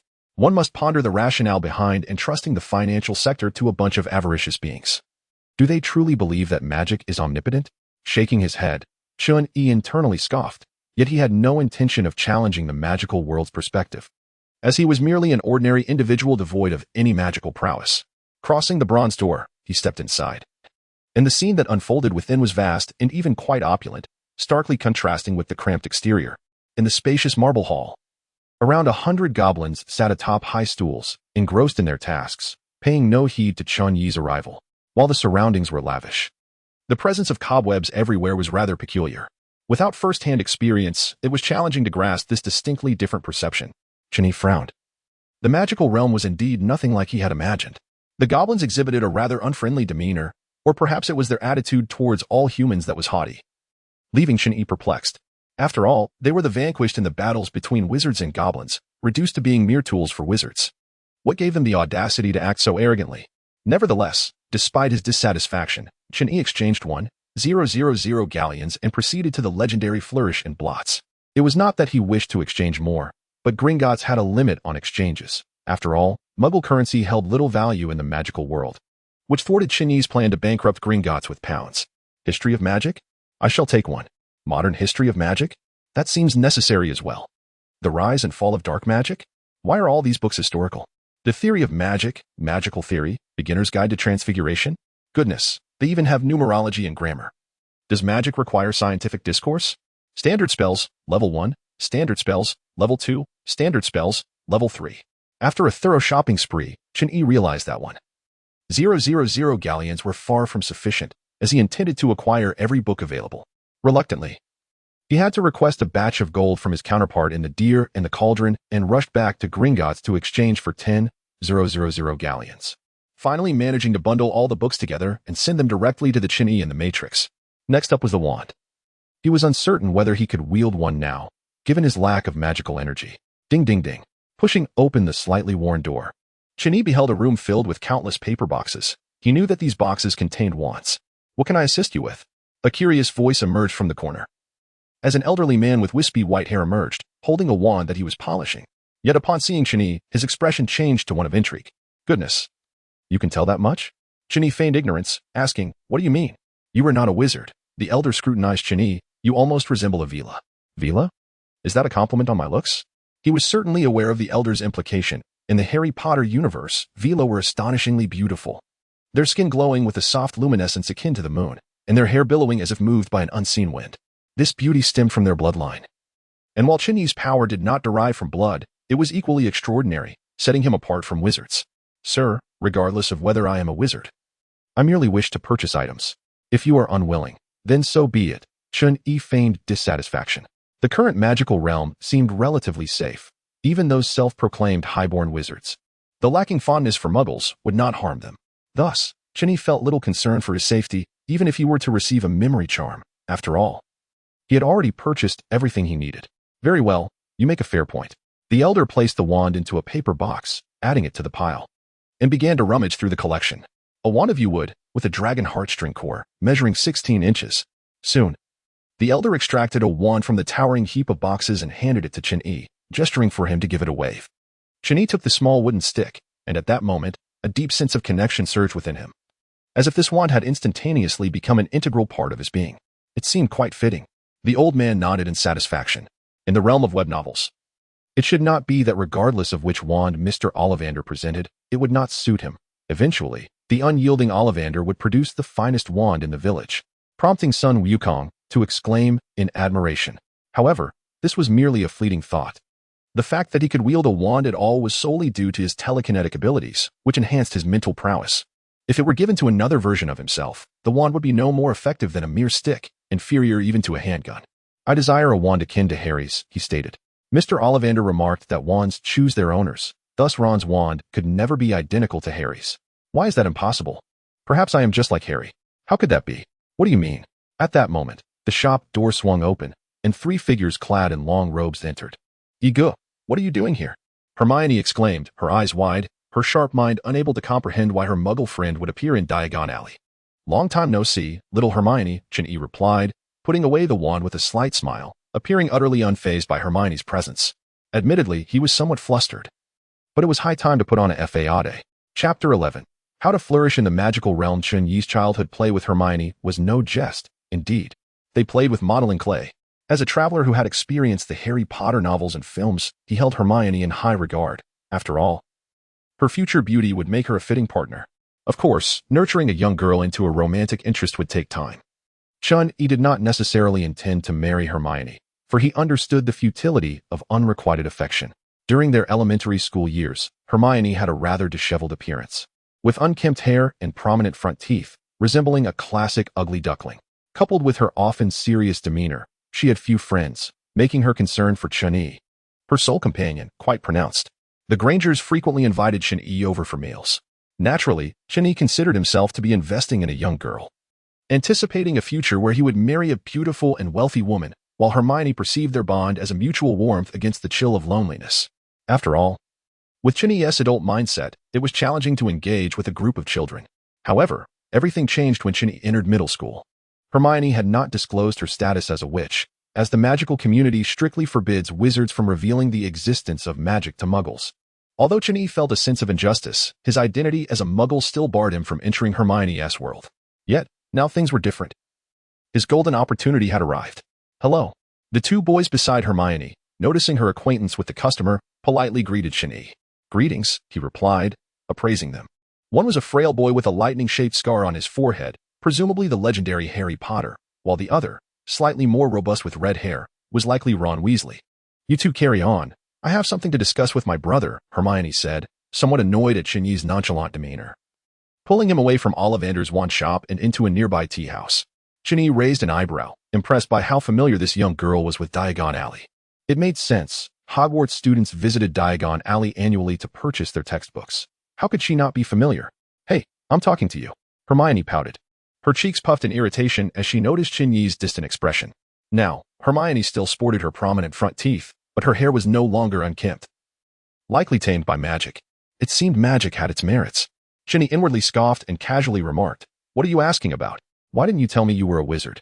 She queried, feeling guilty for hiding her identity, compounded by her youth and inability to disguise it. Thus, for the past few years, she hesitated to greet Chinyi whenever they crossed paths. Now, however, the blame shifted from her to him, and Hermione's confidence surged. "Who told you I was a wizard?" Chinyi stirred his tea, cautiously taking a sip once he confirmed it contained no magical ingredients. The taste was quite pleasant. "But you," Hermione gestured around them, "you've come to Diagon Alley, and you expect me to believe you're not a wizard? I am a genius, am I not?" Chinyi asserted. Though he had no remarkable abilities since his arrival, he had retained the basic knowledge from elementary school. Thus, despite his constant denial of being a genius, those around him, including Hermione, regarded him as such. Hermione was unconvinced, aware of the muggle-repelling charm's existence. If Chinyi were not a wizard, he could not have entered Diagon Alley. "I suspect you're pondering the muggle-repelling charm, aren't you?" Chinyi, noticing her lingering disbelief, casually remarked, "From my observations, the charm only leads one to subconsciously overlook certain scenes but does not obscure the presence of a person." Hermione furrowed her brow, her expression shifting to one of disbelief as she gazed at Chinyi. "Indeed, I entered Diagon Alley following a wizard and discovered this wondrous world," he proclaimed earnestly. Yet, his claim was not entirely unfounded. It was not uncommon for muggles to enter Diagon Alley, as evidenced by Hermione's parents, who had brought her there to purchase books. If the muggle-repelling charm were effective, they would never have been able to enter. They didn't notice? Hermione's mouth formed a small O, her eyes wide with astonishment. "Common knowledge is a stubborn prejudice, much like your belief that I am a wizard. Everyone else believes the same," Chinyi said, twirling the wand in his hand as if it were a pin, causing Hermione's eyelids to flutter. This was the most precious item for a wizard. Ron's wand was nearly a family heirloom, and had it not been accidentally broken, they would never have considered replacing it. "Wait, how did you acquire that wand?" Hermione suddenly realized. "Your ability to enter Diagon Alley is one thing, but where did your money come from? As long as you apply your intellect, one can always find a way to earn money," Chinyi replied, gesturing to his head, adopting a pose of a seasoned expert, much to Hermione's annoyance. For wizards, acquiring potion ingredients required purchases from shops, while shopkeepers needed to forage in the wild. However, muggles could simply buy with galleons. This was not mere conjecture on Chun-Yi's part. He had already devised a plan for thriving in the magical realm. Potion ingredients need not all originate from magical creatures. For instance, the ingredients for the elixir of life included daisy roots, fig peel, caterpillars, a drop of leech juice, and mouse spleens. Other potions required frog brains, bezoars, aconite, and even ginger root. While these could potentially be cultivated in the wizarding world in industrial-era England, bulk procurement was entirely feasible. Of course, he did not currently require the subtleties of reselling materials, for he was already equipped with a significant advantage, despite Hermione's intelligence. She seemed overwhelmed by the information, quite evidently inheriting the typical traits of ordinary foreigners who were indifferent to numbers. "Wait, I think I grasp how you acquired your money," she said, her gaze drifting, clearly struggling to comprehend. Nonetheless, she inquired with curiosity, "But even so, you are still a muggle. What do you intend to do?" Life as a muggle in the magical realm was hardly easy.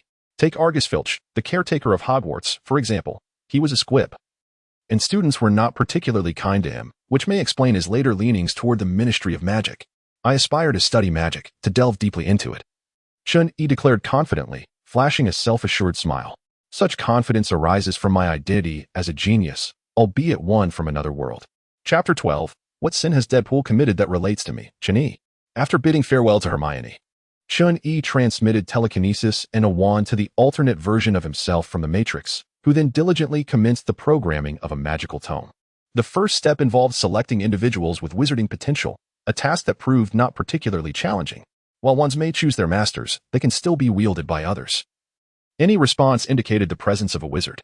The next phase entailed categorizing the study of magic, with each person learning a distinct spell, subsequently copying their memories to compile a fundamental magic memory package.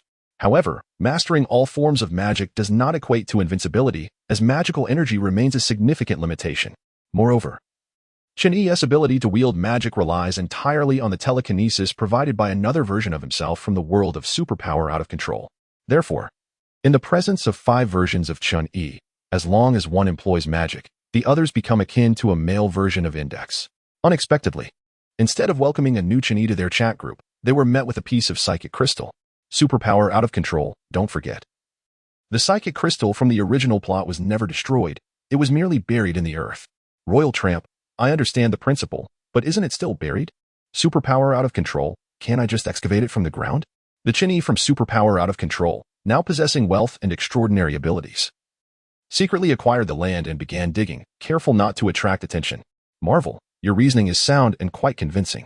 The Matrix, however. I recall that this psychic crystal is shrouded in mystery. Its origins were never disclosed. Is it truly safe to use it in this manner? Harry Potter, Alien, Cthulhu, magical materials, superpower out of control, precisely. In the original narrative, those who activated telekinesis would resonate with one another. If one person experienced a nosebleed, others would too. Royal Tramp. Goodness, how perilous. What were you thinking back then? Superpower out of control. I was inexplicably transported here and needed to devise a means of self-preservation. Besides, I've already sent the main trio away. Marvel Chen-Yi wholeheartedly agreed, feeling quite anxious, knowing that the purple-skinned being could visit his abode at any moment. The Matrix. This should not affect us, as we exist in different dimensions. If resonance were possible, this crystal could indeed be a Cthulhu-style artifact. Harry Potter. If there were truly a problem, then the main trio wouldn't only have Andrew going mad. This suggests that the crystal serves as a catalyst for superpowers and can be reused, right? After all, in the original narrative, the individual closest to the crystal was not Andrew, but rather the money leopard. No, Steve. Andrew, in his fear, kept his distance from the crystal, yet ultimately became the most powerful, clearly due to his own training. Royal Tramp received the psychic crystal, red envelope. Seeing that his counterpart in the world of Royal Tramp had claimed the crystal, Chen-Yi decided to find a location to undergo awakening. He recalled that interacting with the psychic crystal would induce a fainting spell, so it was evident he needed a safe place. While his apartment was secure, bringing out the psychic crystal would likely grant telekinesis to everyone in the building, resulting in considerable commotion. After some contemplation, he resolved to head to Central Park in New York. With great enthusiasm, he dashed out the door, eager to become a superpowered being. The shattered roads, broken chairs, toppled trash cans, and inverted statues, Central Park had once been a splendid recreational area, but after the alien invasion, it had transformed into a desolate wasteland, devoid of extraterrestrial debris, and still awaiting reconstruction. For now, it remained quite safe. Chen-Yi planned to dig a hole within the forest and place the crystal inside. Perfect. At that moment, he spotted a figure cloaked in a tattered cape, a homeless woman, he realized, whose silhouette seemed familiar. Turning his gaze, his eyes widened in shock. It was Black Widow. At this point, the Black Widow no longer embodied the striking figure he had once seen. Instead, she squatted beside the ruins, draped in a ragged cloak. Her once golden hair now appeared dull and dirty. Were it not for her now blue eyes, Chen-Yi would hardly recognize the renowned Black Widow. He halted in his tracks, astonished. Was S-H-I-E-L-D monitoring him? How could they track him down?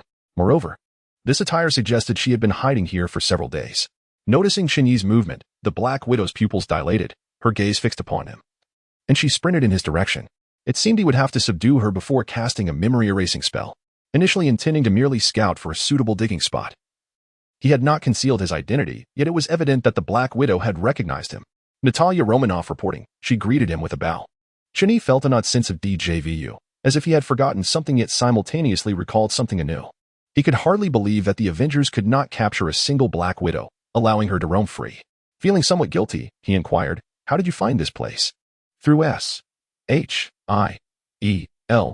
satellite surveillance. I discovered your whereabouts in this vicinity," she explained. Chen-Yi was taken aback. "I never anticipated that I would be vulnerable to satellite monitoring." Seeing Chen-Yi's troubled expression, Natasha hurried to clarify. Chen-Yi, at a loss for words, realized that he had inadvertently stumbled into this situation. Clearing his throat, he said, "Well, you did well. By the way, how long have you been here?" 16 days. Enough. No need to elaborate." Chen-Yi gazed skyward, overwhelmed by the absurdity of the situation. He felt utterly remiss if the Black Widow regained her senses and sought vengeance. It would be a miracle if he emerged unscathed. No, he had to employ the memory-erasing spell. What sin had Deadpool committed that related to him, Chen-Yi? Stay here. If anyone approaches within 100 meters, incapacitate them immediately. The arrival of the Black Widow proved fortuitous. He had previously feared that fainting would pose a danger. But now with this loyal subordinate, he could afford to forego digging altogether. The Black Widow nodded earnestly, her demeanor serious as she scanned the surroundings. If only she could truly be his devoted follower. Chen-Yi, observing her unwavering loyalty, felt a pang of melancholy, realizing she was merely a hapless pawn under his control. Marvel received this psychic crystal red envelope. Chapter 13. Chen-Yi joined the others in critiquing Chen-Yi, rubbing his aching head. Chen-Yi slowly regained consciousness and surveyed his surroundings. Central Park remained bathed in daylight previously. The version of Chen-Yi from Royal Tramp had mentioned that the duration of fainting was quite brief. In reality, the three characters in the original narrative had only experienced a momentary daze before escaping the cave prior to its collapse. The psychic crystal could only activate human telekinesis. Allowing one's telekinesis to manifest externally, it did not directly enhance an individual's telekinesis. In essence, it merely lifted certain restrictions, necessitating that those with telekinesis train themselves to grow stronger. Gazing towards the distant Black Widow, he noted her dutifully stationed 100 meters away, maintaining her distance. He reached out to touch the psychic crystal, noticing that it seemed ineffective after his telekinesis had awakened. No wonder the version of himself from Superpower Out of Control had initially distributed it as a red envelope. Marvel, Sine Psychic Crystal, red envelope. Harry Potter received the Psychic Crystal, red envelope. Marvel, do you have a place to awaken your superpowers? Chen-Yi felt a twinge of curiosity. By the end of the 20th century, London had already evolved into a bustling metropolis, making it quite difficult to find a desolate place. Not at all, said Harry Potter. I purchased a magical suitcase. The others, including those from various universes, expressed their strong disapproval, particularly the one from Superpower Gone Wrong. I have sacrificed so much for you all, and you have the audacity to withhold such benefits from me? The Harry Potter version of Chen-Yi, overwhelmed by the accusations, quickly promised to buy not only a magical suitcase but also potions and wands, aiming to ensure that everyone had their own wand. As Chen-Yi joined in the collective rebuke against himself, he felt a sense of relief from the headache that accompanied his awakening of superpowers, completely forgetting that he was the only one who had contributed nothing. Once Harry Potter's Chen-Yi acquired the suitcase, he glanced at Natasha, who was still on duty, and retrieved the magical suitcase, stepping inside with her. The space within the suitcase, while not as vast as Newt's, still offered 100 cubic meters, complete with a storage area, bedroom, kitchen, living room, and guest rooms. Chen-Yi was quite pleased with this arrangement. He urged Natasha to take a bath and borrowed a set of women's clothing from the Chen-Yi of the Deer and the Cauldron for her to wear. Before long, a stunning beauty clad in a cheongsam appeared before him, making Chen-Yi struggle to maintain his composure, especially knowing she was utterly compliant with him. In that moment, he began to comprehend why the purple man acted so recklessly. The sensation was indeed exhilarating. However, he understood that such indulgence could lead one to become a mere shell of a person, trapped in their own world. Stepping out of the suitcase with Natasha, Chen-Yi brandished his wand and uttered, "All shall forget," collapsed to the ground. Such spells were trivial for an experienced wizard to evade, but for an ordinary person, it was exceedingly simple. Natasha promptly fainted. Chen-Yi then drew forth the mind control staff, lightly tapping her chest to release her from the enchantment. After contemplating, he donned the Deadpool costume, maintaining a safe distance from Natasha as he cautiously observed her awakening. After all, leaving such a beautiful woman unattended could attract unwanted attention. After a brief wait of about 10 minutes, Natasha finally stirred, performing an impressive flip that caused the slit of her cheongsam to rise to her waist. This truly isn't my fault, Chen-Yi protested, although he shared the same name. He recognized that it wasn't entirely Natasha's fault either, as a seasoned agent. Her instincts kicked in upon waking in an unfamiliar place, compelling her to adopt a defensive stance to protect against potential attacks or another fainting spell. Having just acquired telekinesis, the spell could only erase Natasha's memory of the day, failing to erase her memories of future events. Natasha's expression grew increasingly complex. While rummaging through trash bins was not beneath her as an agent, being controlled and resorting to the guise of a homeless person made her feel as though she had suffered a blow to her intelligence. Nevertheless, she quickly acknowledged that it was a necessary compromise. SHIELD. Agents were omnipresent, especially in New York, a place akin to their headquarters. Aside from masquerading as a homeless individual, she could think of no other means to conceal herself as SHIELD. Personnel would hardly suspect the infamous Black Widow of such a transformation. Suddenly, a gust of wind swept in, causing the hem of her cheongsam to slap against her cheek. "I will kill him," I must kill him, Natasha declared, tearing off her cheongsam, her expression warping. Thankfully, she was wearing safety shorts underneath. Concealing the magical suitcase in his bedroom, Chen-Yi cast an invisibility spell over it. However, once the spell was complete, he felt an involuntary trickle from his nose. Discovering it was not mere mucus, but blood, he realized this was likely a consequence of his spellcasting. And it appeared that achieving the formidable telekinesis akin to that of the Chen-Yi in Superpower Gone Wrong would require extensive training. Ding dong. At that moment, the doorbell rang, startling Chen-Yi. So soon? He hurriedly grasped his wand and peered through the peephole, spotting a blonde girl standing outside, holding a plate. Parsi, what brings you here? Although the visitor posed no threat, Chen-Yi had no intention of opening the door. He had sensed an underlying interest from her during their first meeting. After all, who wouldn't he be attracted to a wealthy, handsome young man with deceased parents? Yet, Chen-Yi felt little inclination towards Parsi. Her sister would have been a different story. I made some delightful cookies and wanted you to taste them. As anticipated, Parsi flashed a sweet smile at the peephole, embodying a pristine, innocent demeanor. No, thank you. I fear your girlfriend might misunderstand, Chen-Yi replied curtly. Girlfriend? Parsi's expression froze, her astonishment evident. Where did that come from? Besides, I'm not into girls. You mean the girl you share the apartment with? Damn it, Jessica. Chapter 14. With such handsome faces, what's the point of sharing photos? Landlord. I brought my sister here to apologize to you. Chen-Yi, bemused, opened the door. Any further delay could attract the attention of not just the purple man, but also S-H-I-E-L-D. Upon entering, Parsi placed the plate of cookies on Chen-Yi's table. This is the rent we owe. Parsi bowed slightly, presenting the money with both hands, showcasing her sincerity. I must inform you that if you hand over the money to him, you'll likely be evicted next month, Chen-Yi hinted. Contrasting Parsi's evident advantages with Jessica's more modest demeanor, who stood with her arms crossed, clearly displeased. Raising an eyebrow, Chen-Yi inquired, Is that so? Be quiet. We are here to apologize, not to discuss our personal affairs with the landlord. Parsi retorted, If word gets out that I came out of the closet, how will I find a boyfriend in the future? While notoriety could still yield attention, political correctness in America could easily tarnish one's reputation. Announcing one's sexuality one day and retracting it the next could lead to severe backlash. Jessica, from the adjacent Harry Potter universe, rolled her eyes, showcasing her cynical disposition despite her lack of profanity. All right, if you truly need money. Chen-Yi's words made Parsi smile, but the continuation of his statement rendered her expression one of shock. Then let your sister work for me as a part-time maid, helping to clean my room and prepare meals. Parsi and Jessica exchanged incredulous glances. While one might survive on a single meal, eating well consistently was no simple task. After all, Chen-Yi could hardly be expected to dine out daily. Moreover, with his newfound ability to protect himself, he found the Purple Man's powers particularly intriguing. According to the plot of Jessica Jones, the Purple Man's powers differed from those in comics. He controlled others through a virus, implying that his abilities could be replicated.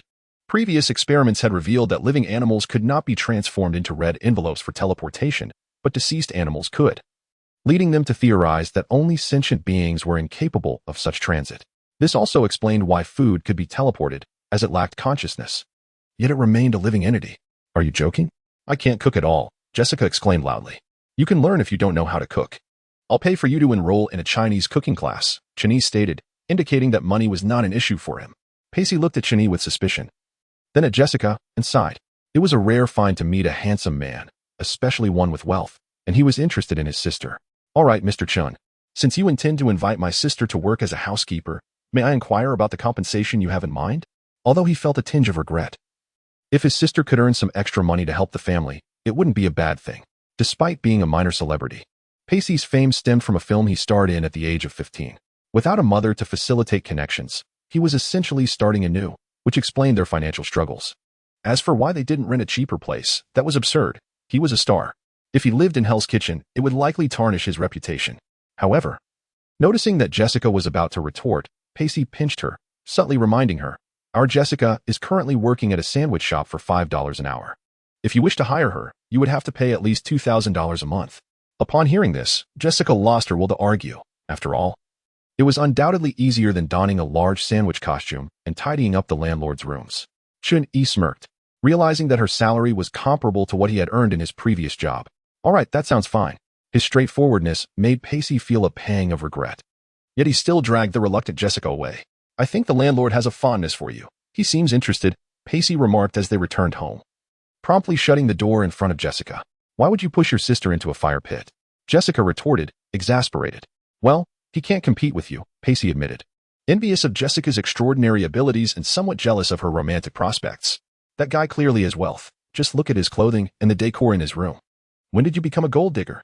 Jessica sprawled on the couch, turning on the television. Since the days I was broke. Pacey replied, slightly annoyed. The following day, Jessica arrived at Chun-Yi's home as agreed. Chun-Yi began outlining the areas she was to clean. You can tidy up everywhere except the bedroom. The washing machine is over there, and until you learn to cook, please order meals for me. The Chinese restaurant in Chinatown is quite good. If you want to eat as well, order something without accounting for your wages. Jessica felt increasingly overwhelmed, suspecting that her sister might have misconstrued the landlord's intentions. In reality, Chun-Yi intended to employ Jessica as a maid, as he was still in a vulnerable position and needed to stay home. As for his bedroom, Chun-Yi had a magical box inside, and he had no intention of allowing Jessica access, as both of them harbored their own secrets. Thus began Jessica's role in providing Chun-Yi's meals, while he delved into his magical training and mental exercises. Although they gradually became familiar with each other, it remained a relationship of employer and employee. Marvel, today marks the 30th day of joining the chat group. Surely, there must be new members by now? Deer and Cauldron. It's all Chun-Yi. What's the point? They're not girls. Superpower out of control.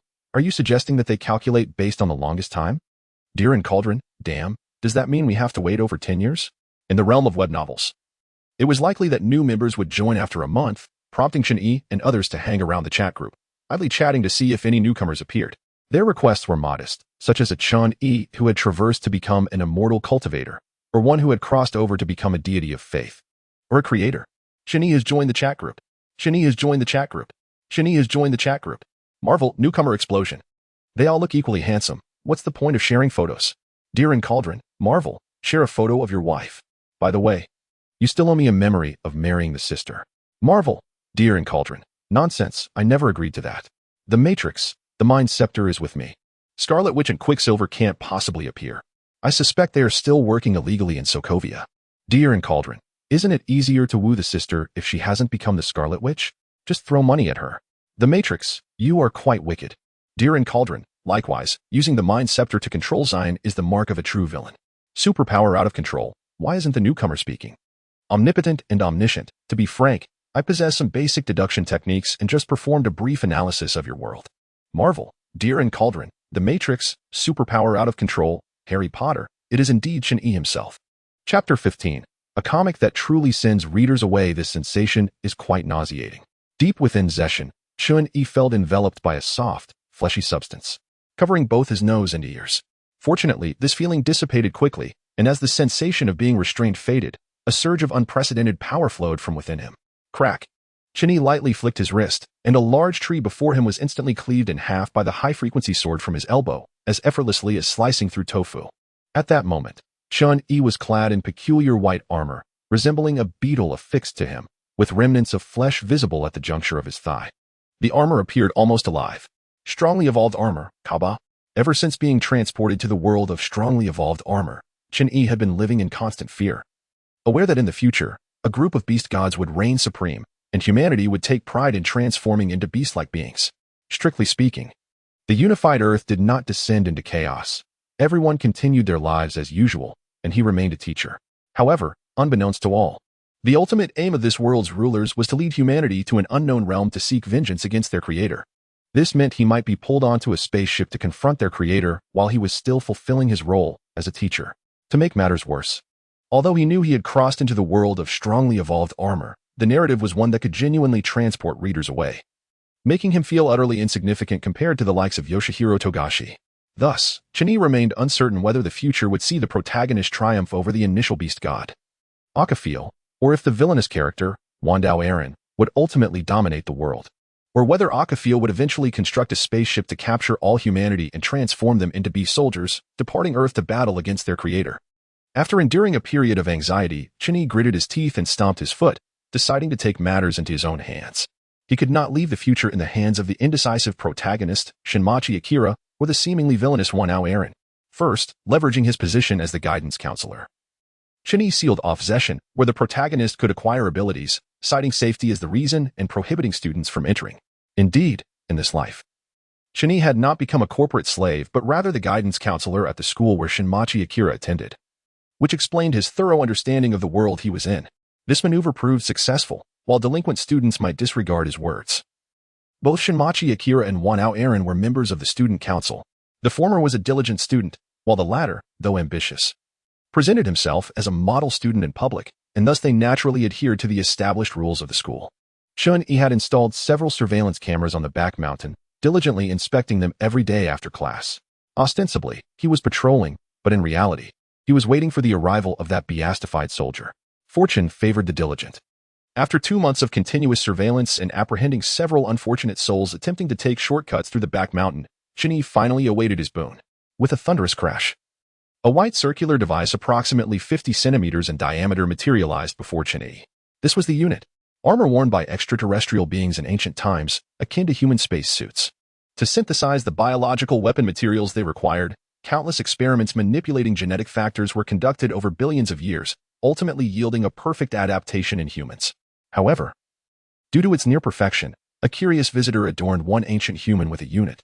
Although the unit resembled a space suit, it was a biological exoskeleton that significantly enhanced the user's various abilities. The human who donned the unit immediately regained his own will, breaking free from the control of the visitors. Not only that, perhaps out of a sense of vengeance or perhaps in a frenzied unconscious state, this primordial cabal launched a relentless assault on the visitors' spacecraft. Although the visitors eventually encountered the primordial cab's exoskeleton, it instilled a sense of caution within them.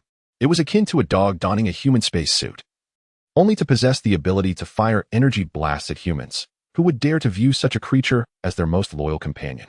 Thus, the visitors resolved to abandon humanity, even bestowing upon Earth a small asteroid as they departed. Had it not been for the primordial beast god bearing the asteroid, humanity might have long been doomed. The reason Chun-Yi could effortlessly acquire this cabal was simple. He was unaware of the exact moment the beastified soldier escaped the relic base. Yet he knew the precise location where the unit had fallen after the explosion. After all, Shenxing Jing had fallen into a pool after being possessed by the Kaba. He merely needed to locate this pool for the unit to descend from the heavens. Next was to deal with that group of beastified soldiers. With narrowed eyes, Chen-Yi's form vanished from his original spot, reappearing at the center of the explosion. There are still 2 units, everyone, search carefully. A colossal dark gray creature spoke human language, and beside it, 9 warriors clad in black uniforms and donning white helmets saluted, ready to disperse and search, only to catch sight of a white figure. Beastified soldiers. Super warriors engineered from various animal genes, possessing strength that surpassed that of humans. However, in the presence of the Kaba, these beastified soldiers were as fragile as humans before them. High-frequency sword. Chen-Yi extended 2 long blades from his elbows, plunging into the fray. The powerful exoskeleton endowed him not only with immense physical strength but also with heightened reflexes and combat awareness. Although Chen-Yi had never learned any martial arts, within a few breaths, the soldiers and the beastified soldier lay slain at his feet. The white figure halted, standing before the corpses, and slowly opened the particle cannon embedded in its chest. Boom. A crimson light flashed, transforming the scene of bloodshed into scorched earth. Next, he needed to find the scapegoat.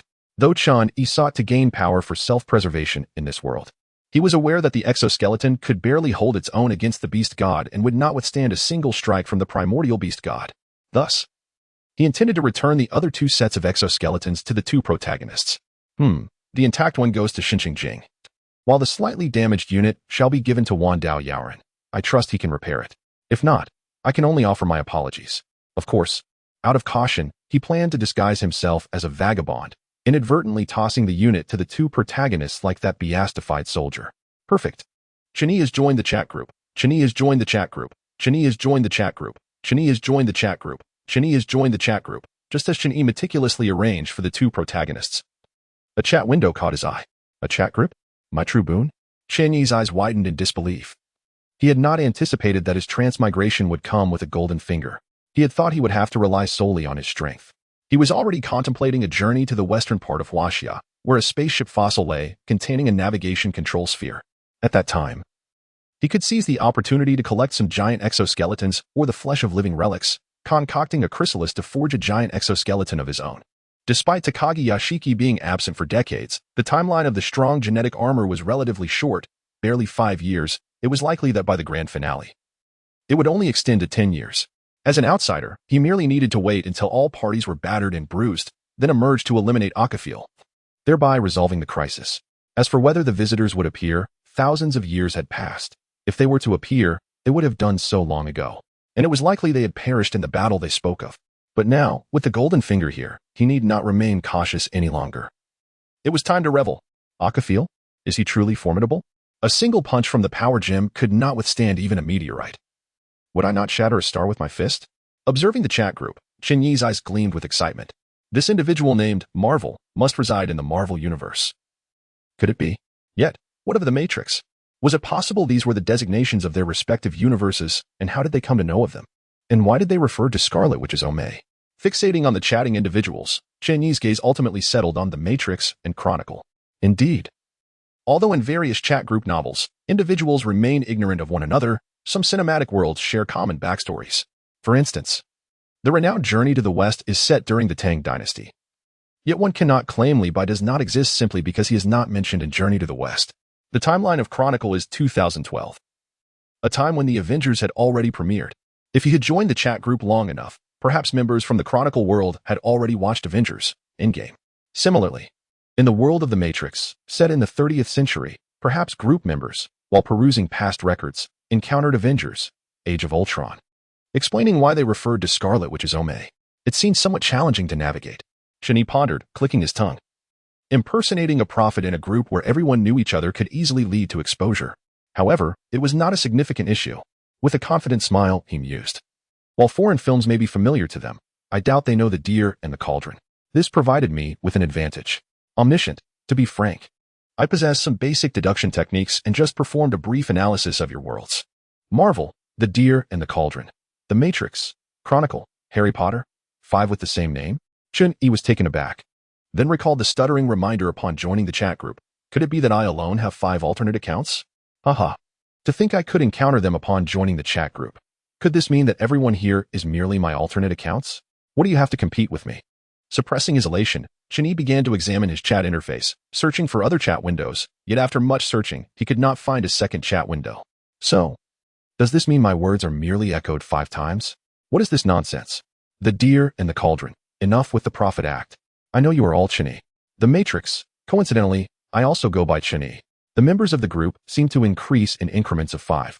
5 newcomers each month, totaling 60 each year, and 600 over the span of a decade. If one were to encounter an immortal practitioner, the group could potentially swell to over 1 billion members named Chen Yi. However, this is not necessarily the case, as one might speculate otherwise. One cannot shake the feeling that you are increasingly resembling Deadpool. It raises the question of whose fault it is, you scoundrel. The influx of 5 new members is rather significant, and Chen Yi, among them, feels the need to take a breather. All of them share the name Chen Yi, and they are all traversers. This trope is quite familiar to me. Could the esteemed members perhaps share some magic? The Chen Yi from the Harry Potter realm finds himself at a loss, wondering why every incarnation of Chen Yi across different worlds believes they possess magical abilities. Curiously, he recalls that upon his own arrival, he harbored similar thoughts. First, let us adapt ourselves to the world we inhabit before discussing other matters. I envy the vibrant worlds you all inhabit. I, in this realm, am merely an ordinary individual, currently immersed in the study of computer programming with aspirations of creating a breathtaking Mario game. Dear esteemed ones, I beseech you. I feel as though my demise is imminent. Please, share some magic with me. What is this? Have you become a slave? The world of Tianxing Zhougao is set in the Warring States period, a time of transition into a feudal society. Slavery still exists in abundance, and should this Chen Yi be particularly unfortunate, the likelihood of his enslavement is quite high, as most Chinese find themselves in a solitary state, akin to orphans. No, I am a soldier, stationed alongside Yanlingji. Is there such fortune? Fortune? Hardly. I am merely a guard for Yanlingji, and who knows when I might be compelled to open the door to her with my own head. Courtesy of the Wushuang ghost. Can you truly claim to be more unfortunate than I? My instructor is Noyan Nakanishi, and I have approached my classes with the mentality of one visiting a grave. Goodness, a teacher from hell? This world is rife with demons and spirits. And for an ordinary person like this Chen Yi, reaching adulthood is far from guaranteed. I recall that Yin Lingji was imprisoned in a crystal pool without clothing. Could you assist me in capturing a few photographs? Not for any nefarious purposes. I simply wish to observe whether her skin has wrinkled from prolonged soaking. I remember there is a primary school student in your class. I am skeptical unless you provide photographic evidence. A red envelope featuring a camera has been shared. You truly are a ruse of Wei Xiaobao. Why do your points of interest differ so vastly from other Chinese? Do not squander the resources I have bestowed upon you in such peculiar ways. This discussion is becoming rather chaotic. Shall we not revise our group information to facilitate better understanding among us? What? The world of the Pigeon King? Have you acquired the powerful armor? I reiterate. Let us edit our profiles before discussing anything further. Are you all foolish? It seems I have inadvertently insulted myself. Chapter 17. I suspect Chenyi from Tianqing Jiugao has become deranged. The owner of the powerful armor, Chi Kao Shinmachi, has shared his personal information in the group profile, prompting Chenyi to peruse the details of other members. An ordinary person, the possessor of the Space Gem and the Mind Scepter, a neighbor of Hermione, the holder of most magic in the Harry Potter realm, a classmate from the trio, who acquired the ability crystal after dispersing the group, the ruler of Zion. Having knocked out Wei Xiaobao, he became the Duke of the Deer, now the regent of the Ming dynasty, a Korean soldier, guarding Yanlingji, a primary school student, pupil of Noyan Nakanishi, a high school student, classmate of Tosaka Mai, currently learning game programming with aspirations to achieve fame through Mario, an unremarkable villager akin to Guzai. Observing the 9 members in the group, Chun-Yi is somewhat astonished. In the Marvel universe, he is merely an ordinary individual. So how is he the possessor of the Mind Scepter and the Cosmic Cube? Scrolling through the chat history, he uncovers the true capabilities of this chat group. Why are such crucial details not included in the group profile? Do you truly regard this chat group as a mere frivolity? Suppressing the urge to chastise this group of fools, Chun-Yi meticulously documents the known functions of the group in the profile, calming his mind before sending a message. I possess a shattered unit. Does anyone have the ability to replicate it? I seek to exchange it for magic from the Harry Potter realm and the ability crystal. After escaping from the ruins, a beastified soldier, realizing his inability to flee, sought vengeance against Kinos and detonated a bomb within the unit, resulting in its damage, ultimately leading to the user's demise. However, while the original Kaba No. 2 perished, others later manufactured a replica, indicating that Kaba can indeed be replicated. You have obtained Kaba No. 2. What of Kaba No. 3? Might I have one? Have you allowed your intellect to regress to that of a primary school student? It is merely a Kaba. Why should I grant you one? Besides, why should I trust you? Surely, we are all Chunese. There is no need for such hostility. Right? No, it is indeed necessary. The Chunyi of the powerful armor observes the 5 silent elders within the chat, clearly aware that these individuals are scrutinizing them. This observation is understandable. These 5 are the initial members who banded together, fostering mutual trust and sharing resources. Conversely, the newly joined Chunyis remain unknown entities. So why should they share their resources? For instance, treasures like the Cosmic Cube, the Mind Scepter, and the Ability Crystal are singular. If a Chun-Yi were to abscond with them, could the others expect revenge from future traversers? Thus, the Chun-Yi of the powerful armor seeks a token of loyalty, and the unit serves as an ideal testament. What? Am I to remain an ordinary person forever? My magic, my superpowers. We are all Chun-Yis, familiar with one another. There is no need for such measures. I have an idea. To ascertain your current worlds, you must capture a photograph of the female protagonist, proving your existence within that realm, and we shall deduce whether you exhibit any abnormal tendencies. This notion is sound. However, why must it be the female protagonist? Moreover, does photographing her not seem rather peculiar? The Snow Woman has yet to descend from the mountain in search of Noyan Nakanishi. Where might I locate a female protagonist? I am merely a villager, unable to encounter either of the 2 princesses. They are royalty. Which princess are you referring to? Everyone. This individual appears to be the true oddity. Can we not remove him? Clearly, expelling the Chun-Yi from the Deer and the Cauldron world is unattainable, as there is not even a group manager, let alone a leader. However, spurred by this person's suggestion, the others began seeking emblematic items to validate their respective realms. The Chun-Yi of the powerful armor captured images of his own powerful armor along with 2 units, particularly highlighting the damaged unit, which attests to his position in the early stages of the plot, thus minimizing the likelihood of any abnormalities. He remains the quintessential Chun-Yi. Chun-Yi, the character from Himudo. Amara-chan did not choose to portray Amara-doma but instead opted for her brother, Taihei-doma. In a conventional world, it is evident that a character with horns atop his head would attract more attention than a mere shut-in sister. In Frozen, Chun-Yi was unable to capture the 2 princesses. However, he did photograph the castle, which, adorned in the whimsical Disney style, attests to his existence in a harmonious and affectionate realm. In Hell Teacher, Chun-Yi fulfilled the expectations set forth by Duke of Mount Deer by capturing the essence of Mizuki Hisakawa. As a broad-minded elementary student is undoubtedly more captivating than a disheartened middle-aged teacher. Meanwhile, in Tianqing Jiugao, Chun-Yi recorded the crystal pool, omitting the fiery Ling Ji from his frame. In the world of Duke of Mount Deer, everyone expressed their suspicions about whether the Chun-Yi from Tianqing Jiugao had developed peculiar tendencies. You are the one who is strange, declared the collective. In the Matrix, they reassured one another that as long as one was not entirely deranged, they were all good Chinese. The Matrix released various red envelopes, including Magic Compendium, Godly Transformation, Master of Firearms, and Master of Combat. Although Chun-Yi from the Matrix had mastered the replication program, transmitting memories or packaging them into red envelopes required significant mental effort, which is why he always held the mind control staff. Without it, he might have exhausted himself to the point of brain death. In the world of Harry Potter, he distributed essential items for newcomers, including space travel trunk and wand. Try to learn some magic first. If that fails, you can come to me for the psychic crystal, suggested Chronicles of the Supernatural. Why not give it now? Queried Hell Teacher. Because the photos may not be genuine, you fool, replied Chronicles of the Supernatural, gazing skyward in exasperation. As a fellow Chinese, he wondered how such a naive individual could exist among them. While a camera may capture the current world, who could guarantee that the Chinese from that world wouldn't fabricate something? After all, some powerful beings could easily conjure illusions, masquerading as ordinary people. The psychic crystal, while seemingly formidable, only activated psychic abilities. One still needed to train to grow stronger, making it an ideal tool for testing other Chinese. If any of them attempted to hoard it for themselves, they would surely find it impossible to remain in this chat group. Although group members could change their names, chat records would persist, allowing others to block them with a mere click. Thus, they would be rendered invisible, and their red envelopes would transform into exclusive ones, leaving them empty-handed. One must always remain vigilant, Chen-Yi reminded himself, even against his own kind. Chapter 18. As long as I have no friends, no one can threaten me with friendship. Marvel, proposed Chronicles of the Supernatural. How about we make a trade? What kind of trade? Inquired Chronicles of the Supernatural. I can lend you the mind control staff, and you would need to use it to control the personnel at the ruins base.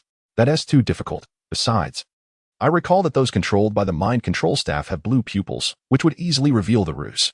That's a minor issue. Once you control the ruins, you will gain access to all genetic modulation technologies of the invaders aboard the ship. I will send you the purple one for your research, allowing you to incorporate its abilities. Unlike other Chinese who faced no existential threats, the characters from Marvel and Chronicles of the Supernatural were perpetually concerned about their own vulnerabilities. Presently, there was also the elementary Chen-Yi from Hell Teacher. But considering he was a disciple of Myoyamyuk, combined with the comedic nature of that manga, the stakes were not exceedingly high. Otherwise, the Chun-Yi from that world would not have time to attend class daily, as opposed to paying respects at graves. The abilities of the Purple One would compel individuals to subconsciously obey commands. However, if used judiciously, it could serve as a leader's personal charisma. The scientists within the ruins were not malevolent, they were merely unfortunate souls who had been abducted. Provided that Chen-Yi's justification was sufficiently valid, they would aid him, even in opposing Kronos. As for the Chen-Yi from Tianqing Jiugu, acquiring martial skills and magic would not yield immediate results, but he could still ensure his survival. After some contemplation, Chen-Yi from Chronicles of the Supernatural found the other's argument compelling and posed another question. What are the conditions? I require an undamaged unit and all the records and memories of the invaders. Of course, these memories will not be exclusive to me. Any normal Chen-Yi can share them. Chen-Yi understood that the unit red envelope would enable the other to affirm the world he inhabited, discerning whether he was lying. Once he acquired the unit, he would possess a solid advantage against the Purple One, as Chronicles of the Supernatural could resist alien mental control. Even if the Purple One's virus-induced hypnosis were attempted, it would be devoured by the living biological armor. This deal was flawless. The only drawback was that Chen-Yi would lose his foresight advantage. However, given the pitfalls set by the pigeon sect's powerful beings, he didn't have much of an edge to begin with. Agreed, but I must wait until my magical skills are sufficiently developed before making a decision. Although the magic in the Harry Potter realm lacked lethality, it was highly effective for support. For instance, the disillusionment charm could achieve effects similar to an invisibility cloak without the concern of it revealing flaws. With a strategy in place, Chun-Yi resumed his ordinary life, reprimanding mischief makers at school and patrolling Zeshan, as if nothing had transpired. Director Chun, I heard there was an explosion at Zeshan recently. I must say your prediction was remarkably accurate, remarked Kawaii J-Ka, seemingly innocently alluding to the recent explosion without considering that Chen-Yi might possess foresight. He was far more inclined to trust in science than the supernatural. Kawaii J-Ka, the original owner of Kaba No. 3, was an ambitious individual who later founded the Zeus organization. Although it was ostensibly a resistance group, it was, in reality, a delusional endeavor to dominate the world, an extreme egoist who would not hesitate to manipulate his beloved into becoming a creature akin to the beast god. Currently, He concealed an even more secretive identity as a candidate for Kronos' cadre. At this moment, Kronos remained hidden in the shadows, but if sufficiently provoked, they would resort to direct action, as evidenced by their swift response to the escape of experimental subjects. Had they uncovered his whereabouts so quickly? Chun-Yi furrowed his brow. To gain the trust of other Chun-Yis, he had sent the intact unit to the Chun-Yi of the Marvel Universe, thereby securing initial access to the psychic crystal. He activated his telekinesis within the magical trunk, acquiring a modicum of magical prowess, enabling him to perform some spells. Of course, there were still risks involved. If the control device atop his head were to malfunction during the disillusionment process, it would spell disaster. That is not the case. I'm primarily concerned about potential beasts on Zeshan. On the surface, Chun-Yi feigned the role of a caring teacher. But I've heard there are no beasts on Zeshan. Chun-Yi responded with utmost seriousness. If it were in the past, I might have agreed. But now you are aware that an explosion occurred there. Let us wait for the police to complete their investigation. Kawaii J. Khan nodded respectfully and departed the office. Chun-Yi gazed at the receding figure of the island's inhabitants, realizing that he could no longer procrastinate. It was likely that the police would announce the investigation results tomorrow. And then this individual would come seeking him again. Given his persona within the school, if the matter of the Beastmen were to come to light, there would be no way for students to enter Zeshan. This was a test, a trial of a good teacher. While Chun-Yi could indeed act contrarily, it did not imply that Kelnos would cease his investigation into him, as he frequently patrolled that area to prevent other students from uncovering any of his secrets, which also exposed himself. Fortunately, in this world, he was all alone, free from the fear that someone close to him, like Shinmachi Akira, could be captured by Kelnos and used as leverage. As long as he had no friends, no one could threaten him with friendship. Yet, why did this not seem like a fortunate circumstance? This could be regarded as Chun-Yi's alternative use of the chat group, serving as a portable space backpack. Once everything was prepared, Chun-Yi uttered a soft command, and a set of white armor materialized behind him, swiftly opening to envelop him completely. The armored figure awkwardly grasped a small wooden stick from his bedroom and cast a doppelganger spell, vanishing from the room. May Nation Mountain, here I come. Chapter 19. I am merely a bystander. Landlord Flames roared. Birds soared, fragmented and restored to their former glory. Within the box expanded by the seamless extension spell, Chun-Yi practiced various spells in his training room. His proficiency in casting these spells was not due to innate talent. After all, he initially lacked any magical power. However, the hacker like Chun-Yi had categorized these spells for the inhabitants of Zion to learn, one person mastering one spell, which was then compiled through a program into a magical memory package. Of course, being adept at casting spells did not equate to possessing sufficient magical energy. After using 10 spells, Chun-Yi felt his vitality wane. He then sat cross-legged on a cushion, focusing on cultivating his internal strength. Alas, when would he acquire a potion to enhance his magical power? Climbing out of the box after opening the lid above, Chun-Yi exclaimed in astonishment, "Wow! It seems I have stumbled upon something extraordinary." To his surprise, a person stood on his bedroom bed, staring at him as he emerged from the box. Purple Man. This fellow arrived rather promptly. Chun-Yi was not astonished by the Purple Man's arrival, for although he acted on whims, he was not a simpleton. For instance, to obtain Jessica's family home, he had expelled its owner but compensated him handsomely. The Purple Man possessed the ability to compel others to subconsciously obey his commands. Yet this obedience was not permanent. Unless re-engaged within a day, he could no longer exert control. Furthermore, being controlled did not equate to a loss of memory. Individuals retain their consciousness, merely lacking control over their bodies. Thus, he typically hypnotized wealthy households to sustain his extravagant lifestyle, subsequently causing those families to vanish entirely. And Chun-Yi was undoubtedly the most suitable target for the Purple Man. This girl truly was unfortunate. Her storyline altered yet still encountering the Purple Man. Was this fate? Observing the expressionless Jessica standing beside him, Chun-Yi inquired, "How did you find Jessica?" The Purple Man furrowed his brow, sensing something amiss, and immediately commanded, "Kneel." Inexplicably, an impulse surged within Chun-Yi to kneel before the individual before him. Armor transformation. Chun-Yi scoffed, and a figure clad in black armor emerged from behind him, enveloping him entirely. The urge dissipated as he sighed in relief, realizing his mental fortitude was still somewhat lacking.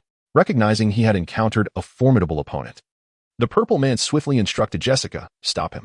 Upon hearing this, Jessica charged toward Chun-Yi, delivering a punch aimed at his face. Head laser. Chun-Yi slightly leaned back, tilting his head to the right to evade Jessica's strike, while his head-mounted control device emitted a crimson laser that pierced the Purple Man's brain. "Do you think I am foolish? Why would I attack the summoner instead of the summoned beast?" However, what caught Chun-Yi off guard was that Jessica's missed punch allowed her to sweep her arm, sending him flying and crashing through multiple walls. In the Parsi household, Parsi, who was cooking, stared in disbelief, clutching a kitchen knife. Jessica? As he watched Jessica emerge from the gaping hole, he was momentarily dumbfounded. Damn it, the S-H-I-E-L-D is likely to come knocking now. Chini felt a headache coming on as he recalled that the Purple Man's commands could last for a day. Even if he were to perish, the virus within Jessica would persist. Sleep. Chini pointed his wand at Jessica, and her body immediately succumbed, collapsing to the floor. What have you done? Parsi trembled, gripping the knife as he gazed at the mysterious figure clad in black armor, seeking solace in his presence. Sleep. Chini, not one to hold back, cast the spell on him as well, then granted both of them a memory wipe before commencing the repair of the walls he had shattered. After a considerable effort of nearly half an hour, he finally packaged the Purple Man's corpse and sent it to his armored self. This braised chicken is a bit undercooked. It needs to simmer longer, Chini commented while digging into his meal. I feel like I've forgotten something. Jessica looked at him suspiciously. Why are you looking at me for your forgotten matters? Chun-Yi replied, bewildered. Your amnesia has nothing to do with me as your employer. Are you trying to claim a second paycheck by pretending to forget receiving the first? Well, this afternoon, my sister and I inexplicably found ourselves sleeping on the floor, and upon waking, we were both sore all over. And then I have strong reason to suspect we were drugged. Her claims were logical and convincing. Yet Chun-Yi felt exasperated. Your soreness is due to you punching me. Is it my fault that the armor's reflexes are too strong? I want to check the apartment's surveillance. Jessica's gaze remained fixed on Chun-Yi. How could there be surveillance in the apartment? Chun-Yi replied solemnly. In America, we cherish freedom above all. Even in one's own home, one cannot indiscriminately install cameras, for that infringes upon privacy rights. There is something I forgot to mention. Jessica's gaze bore into Chun-Yi as if he were a criminal. I study criminal investigation. All right. This girl is bound to open a fake detective agency in the future. Cough, cough, while I can let you see it. I hope you won't take my life to silence me. Chun-Yi feigned caution. This only left Jessica puzzled. The plot seemed somewhat off. Soon enough, she understood why. As she saw herself in the surveillance footage following a man clad in purple, entering Chun-Yi's home. Because she worked as Chun-Yi's hourly maid, he had provided her with a key, allowing her free access to all areas of his home except the bedroom. Jessica frowned slightly, but once they entered Chun-Yi's house, she lost track of what transpired next. Boom. Just as she was bewildered by why she was following a stranger, the wall of Chun-Yi's home suddenly exploded, and a figure in black armor flew out. Jessica. She looked up at the wall of Chun-Yi's home, astonished, and turned to him. You didn't tamper with that surveillance footage, did you? Chun-Yi shrugged. I know this is hard to believe, but that is how it is. I have no idea what transpired while I was asleep at home. And that armored figure? What about the man in purple? Jessica inquired, watching as the armored figure completed the wall repairs and vanished from the surveillance footage. I have no idea. Chun-Yi continued to shrug, embodying the demeanor of a mere bystander landlord. Chapter 20. I never expected you to be such a Jessica. The peculiar armored figure possessed the ability to mend walls. Accompanied by a man clad in purple, Jessica repeatedly scrutinized the surveillance footage, discovering that she seemed to have been manipulated by the man in purple, which led her to open Chun-Yi's door. This revelation suggested that her amnesia was likely orchestrated by the man in purple. Thus, the only remaining question was the identity of the armored figure. Jessica cast a suspicious glance at Chun-Yi, her doubts resurfacing. Suddenly, she recalled Chun-Yi's bedroom. Could that suit of armor be concealed within? If you allow me to inspect your bedroom, I shall refrain from silencing you permanently, Jessica threatened. Chun-Yi thought to himself, I would love to smack this girl. No problem, he replied, promptly opening the door and inviting Jessica inside. The room appeared quite ordinary. If anything caught Jessica's attention, it was the bed. It looked unremarkable, yet inexplicably exuded a warm and comforting aura. This is a custom-made magical sleeping bed from Diagonal Alley. Lie upon it, and you shall drift into peaceful slumber. 1,000 galleons each. After thoroughly inspecting Chun-Yi's bedroom, Jessica concluded that he was merely an ordinary individual. Of course, it was also possible that he was simply adept at concealing his true self. But why? Clearly, he wished to avoid trouble. Jessica, unaware of Chun-Yi's thoughts, soon arrived at a conclusion. The man in purple was undoubtedly a nefarious character who had controlled her, while the armored figure must have discovered this and dealt with the purple-clad man, performing a good deed anonymously before departing. Now that the matter is resolved, shouldn't you be preparing a meal? Chun-Yi reminded his housekeeper of her duties. You know my abilities, and yet you expect me to cook? Jessica retorted. Speaking of this made her temple throb. It had been an entire month since she began learning to prepare Huaxia cuisine. She had thought that after a month of training, she would be nearly ready to graduate, only to be informed by her master that this was merely the beginning, with 8 major culinary traditions to study: Lu, Chuan, Yu, Jiang, Min, Zhe, Xiang, and Hui, none of which encompassed all of Huaxia's dishes, including imperial and frontier cuisines, among others. Though these dishes were delicious for the cook, it was undeniably a torment, especially for her as a foreigner, grappling with various animal organs that made her feel somewhat perverse. Even superhumans must abide by reason.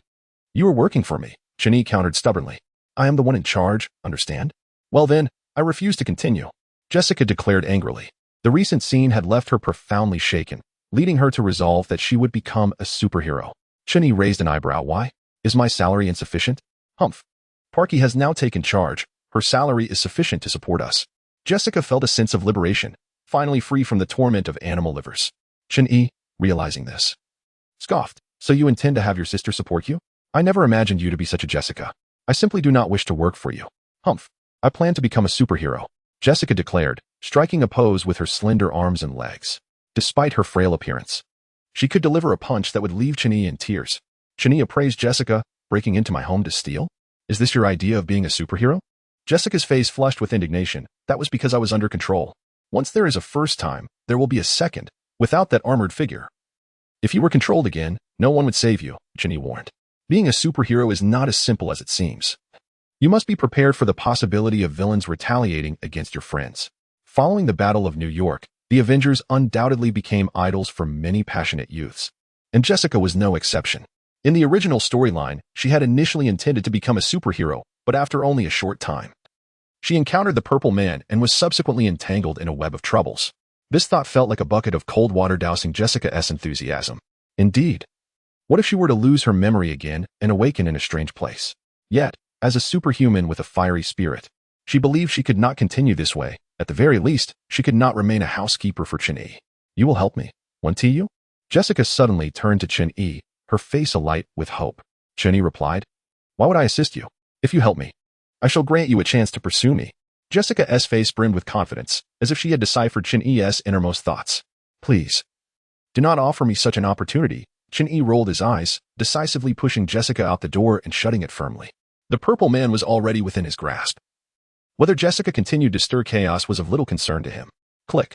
The door swung open again as Jessica, brandishing a key, declared triumphantly, If you dislike me, why then did you give me this key? Chenyi was left speechless, yet, with time on his hands, creating a superhero could indeed prove to be an amusing endeavor. I can assist you, but you must help me with cooking, Chenyi stipulated, unwilling to work for free. Jessica nodded but added, Then Parky must join us for dinner. Chenyi, indifferent to this detail, considered that having one more person at the table would not significantly increase expenses. Soon, Parky was summoned to partake in the meal. And Jessica eagerly shared her aspirations of becoming a superhero with her sister, eliciting eye rolls from Chenyi. The young girl remained blissfully naive, believing that there were far more good people in the world than otherwise, thus planning to adopt the moniker of Jessica Jones as her superhero identity. Have you misunderstood something? The title of a superhero is meant to protect those around you. Do you know the true identities of the Hulk, Hawkeye, Black Widow? Chenyi's barrage of questions left Jessica momentarily speechless. In reality, being recognized for good deeds was one thing, but in the Marvel Universe, even the most notorious villains could resurrect at any moment, not to mention the frequent prison breaks. A superhero revealing their identity was akin to painting a target on their back. Was that not courting death? Fair point. In contrast, Parky exhibited greater rationality and suggested, How about calling yourself Treasure Girl instead? No, that name sounds like a dancer. Jessica vehemently rejected the idea. Treasure Girl it is, 2 votes in favor. Chenyi, disinterested in coining a new name for Jessica, opted to stick with the established comic book identity. Why should it be that way? Jessica fumed. Next came the matter of equipment. While you possess the ability to fly in super strength, your defenses remain too weak. You require a suit of armor, Chenyi assessed. With Parky nodding in agreement, demonstrating her concern for her sister. Wait, let us model the armor after that armored figure, but in white. Jessica suddenly softened, her earlier aggression dissipating. Chenyi, Chapter 21. The arrival of the ship, Marvel Colonial Armor. Could you assist me in procuring a knockoff version of the Kaaba? I have a friend who wishes to wear it. Colonial Armor, currently, Chenyi, entrenched in the ruins base, was at a loss for words. I am on the verge of saving the world, and you bring me this?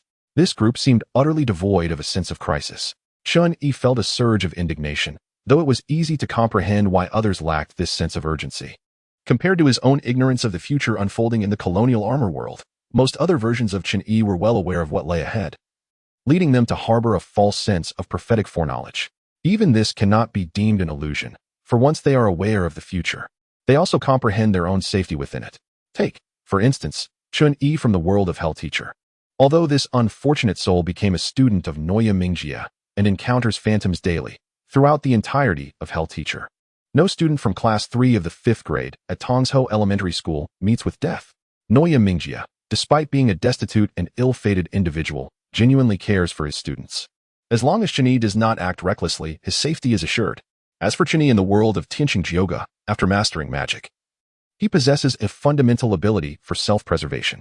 Even in the Marvel Universe, he is unlikely to face imminent danger. Should Dormammu appear, Doctor Strange would be there to confront him, allowing for a carefree existence. It is only Chen-Yi, oblivious to the future narrative, who must devise a means to control the ruins base, lest he be taken aboard a ship by Akafiel to contend with the creators. The ruins base of Crones is situated within the dormant volcano of Mei Nation, a dead volcano. Though this does not imply the absence of magma within, it simply has not erupted. The architecture of the ruins base resembles that of the Hive Corporation from Resident Evil, delving downward until reaching the ship's apex. The descendants did not depart with all their vessels. The ship beneath Mei Nation continues to survive due to the thermal energy supplied by the magma below. Otherwise, it would have fossilized like the other two ships long ago.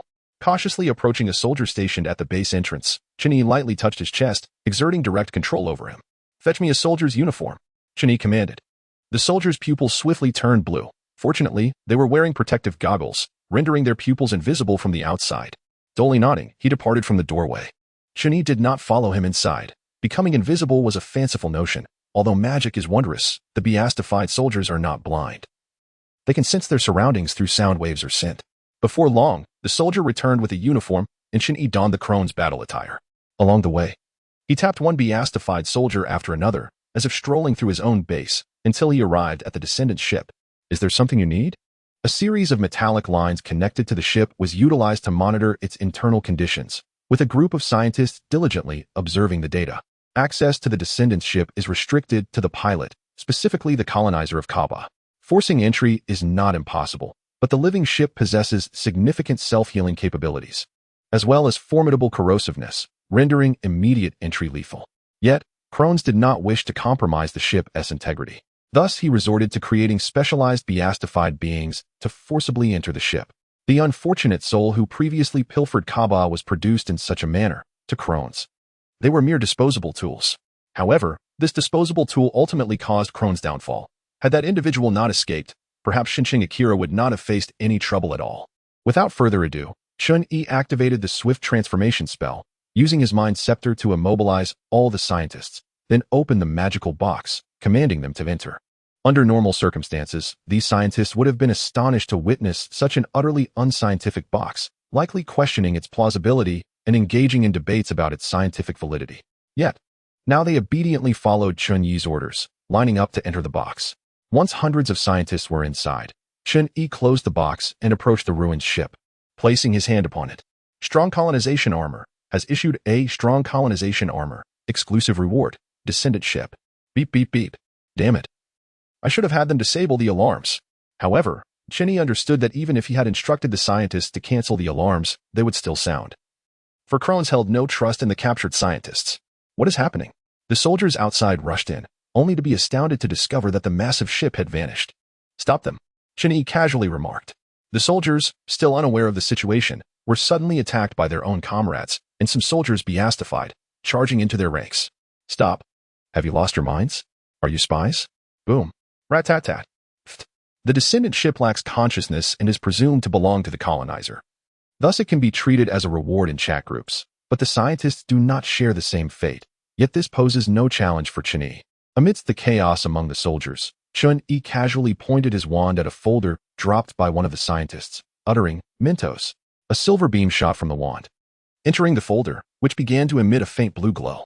Holding the box in his right hand and the folder in his left, Chen-Yi felt as though an unyielding hook had latched onto his navel, propelling him forward with unstoppable force, lifting him off the ground as if swept away by a gust of wind, rendering everything before him indistinguishable. Key to the door.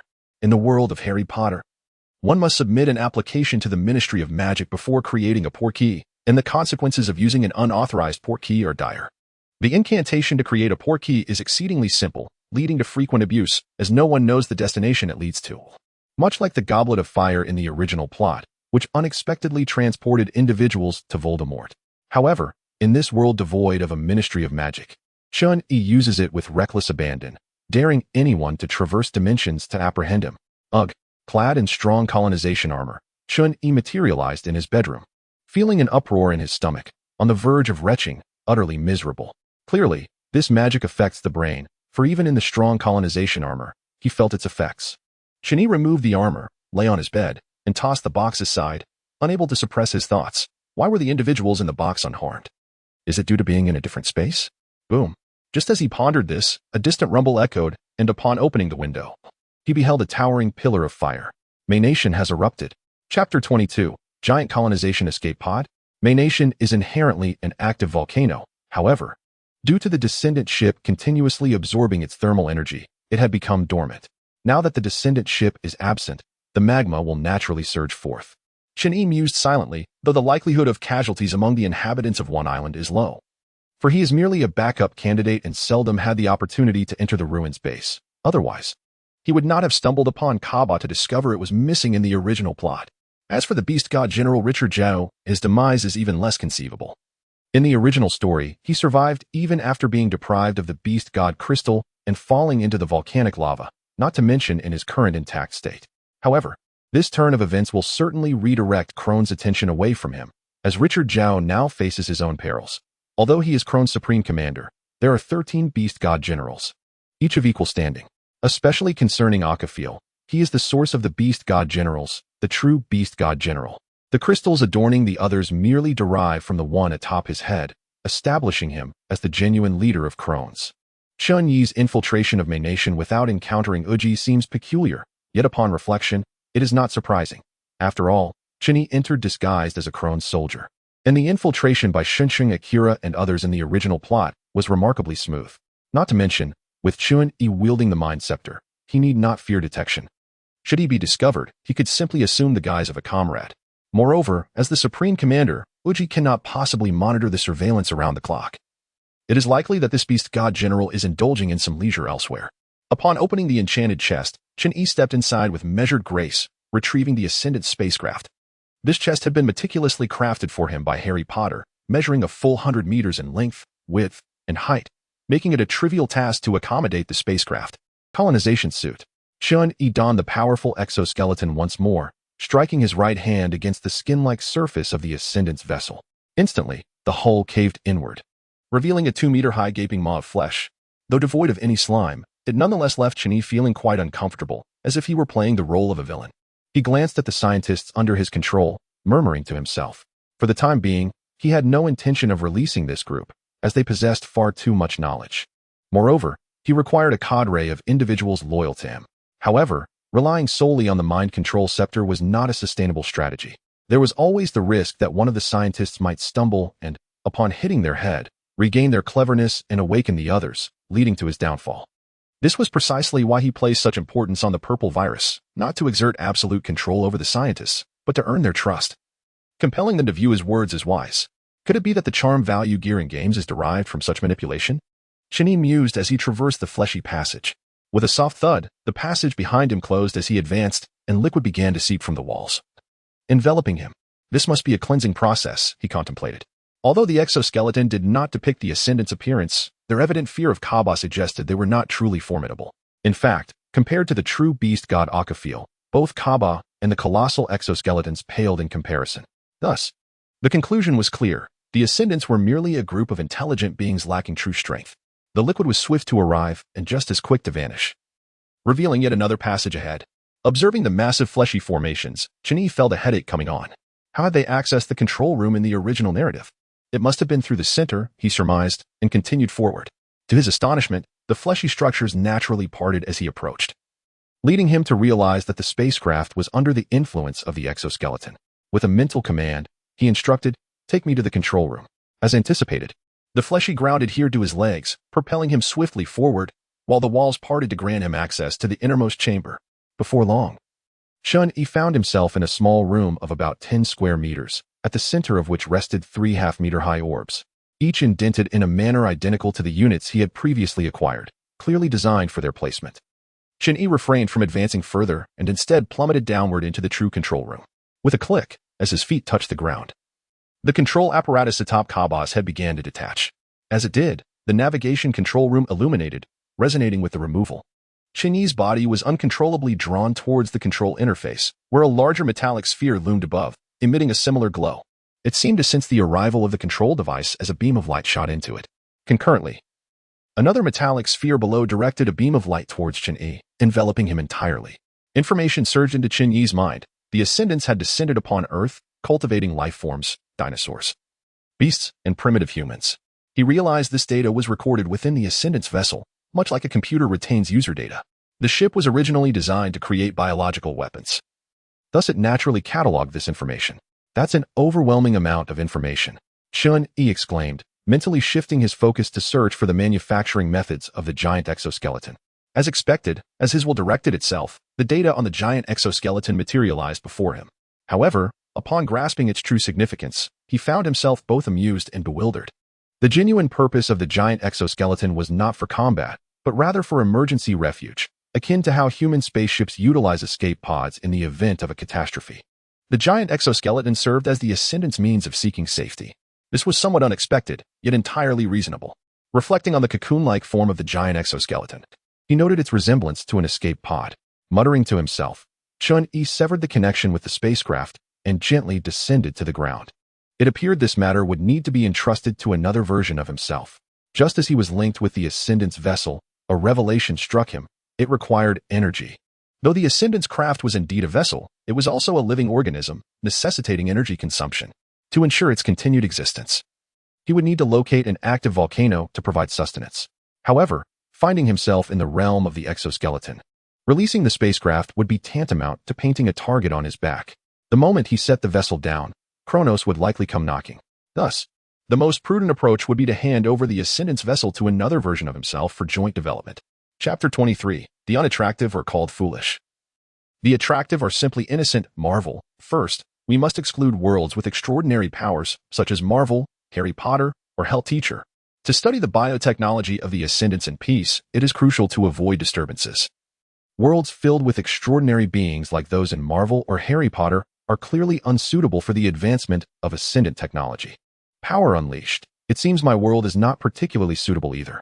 While the background of the Power Unleashed universe is also urban, only Chen-Yi possesses superpowers. And with the presence of the ability crystal, who knows if the Ascendant's vessel buried in a volcano might mutate. The Matrix. I believe ancient times would be best, as there would be fewer interruptions. The world of the Matrix lacks extraordinary beings, but they rely on geothermal energy for survival, providing little energy for the Ascendant's vessel.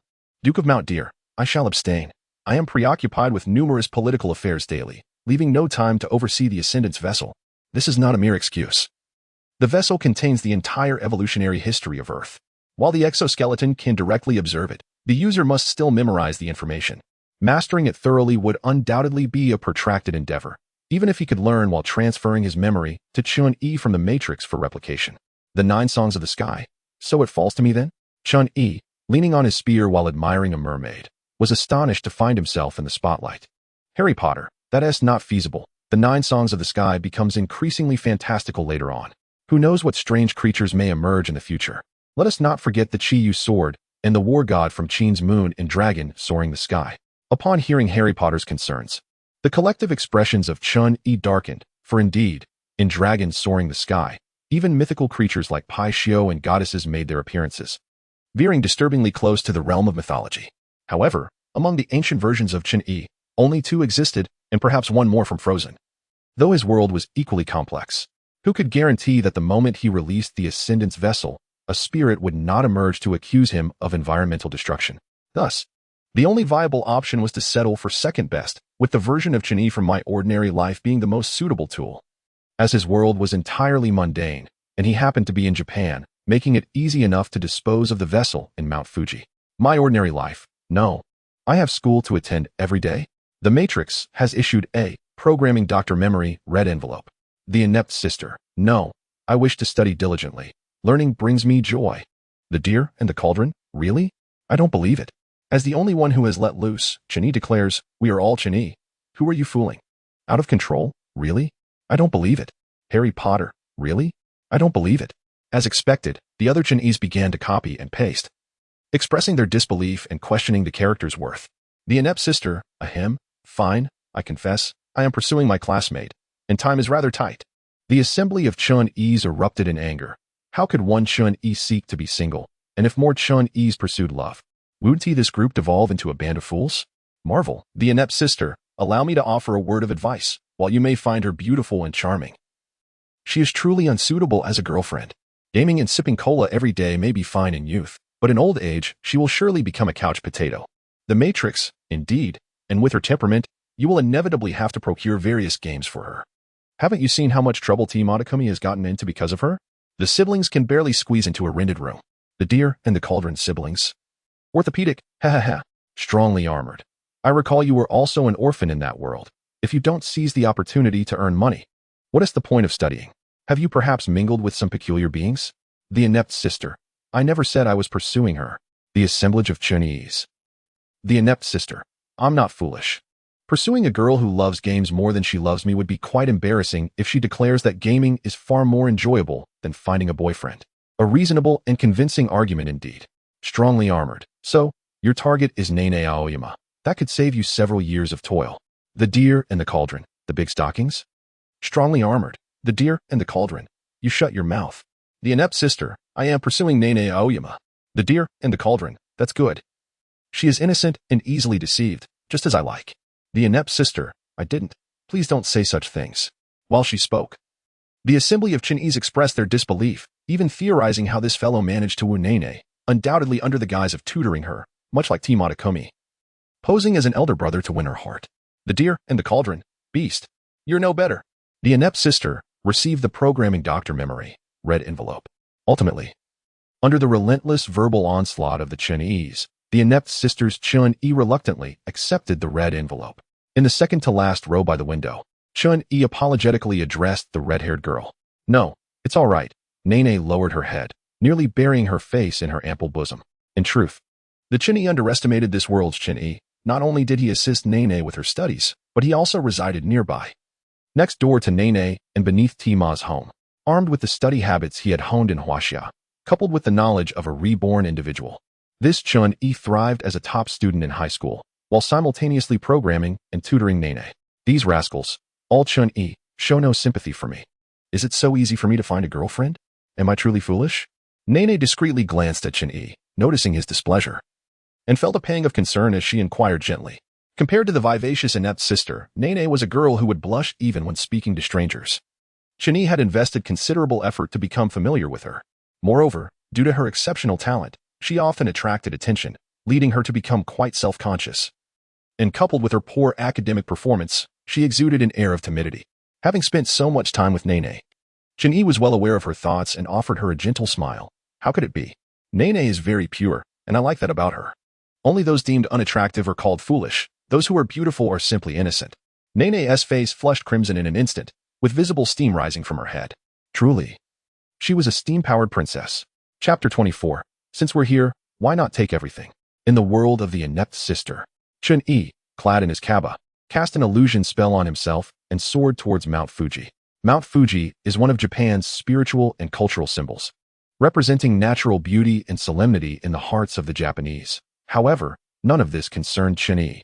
As he descended slowly into the crater, he felt no heat due to the protection of his strongly armored suit, though he was greeted by the sight of fiery red lava. The inept sister received the descendant spaceship. In an instant, a colossal being materialized before Chun-Yi.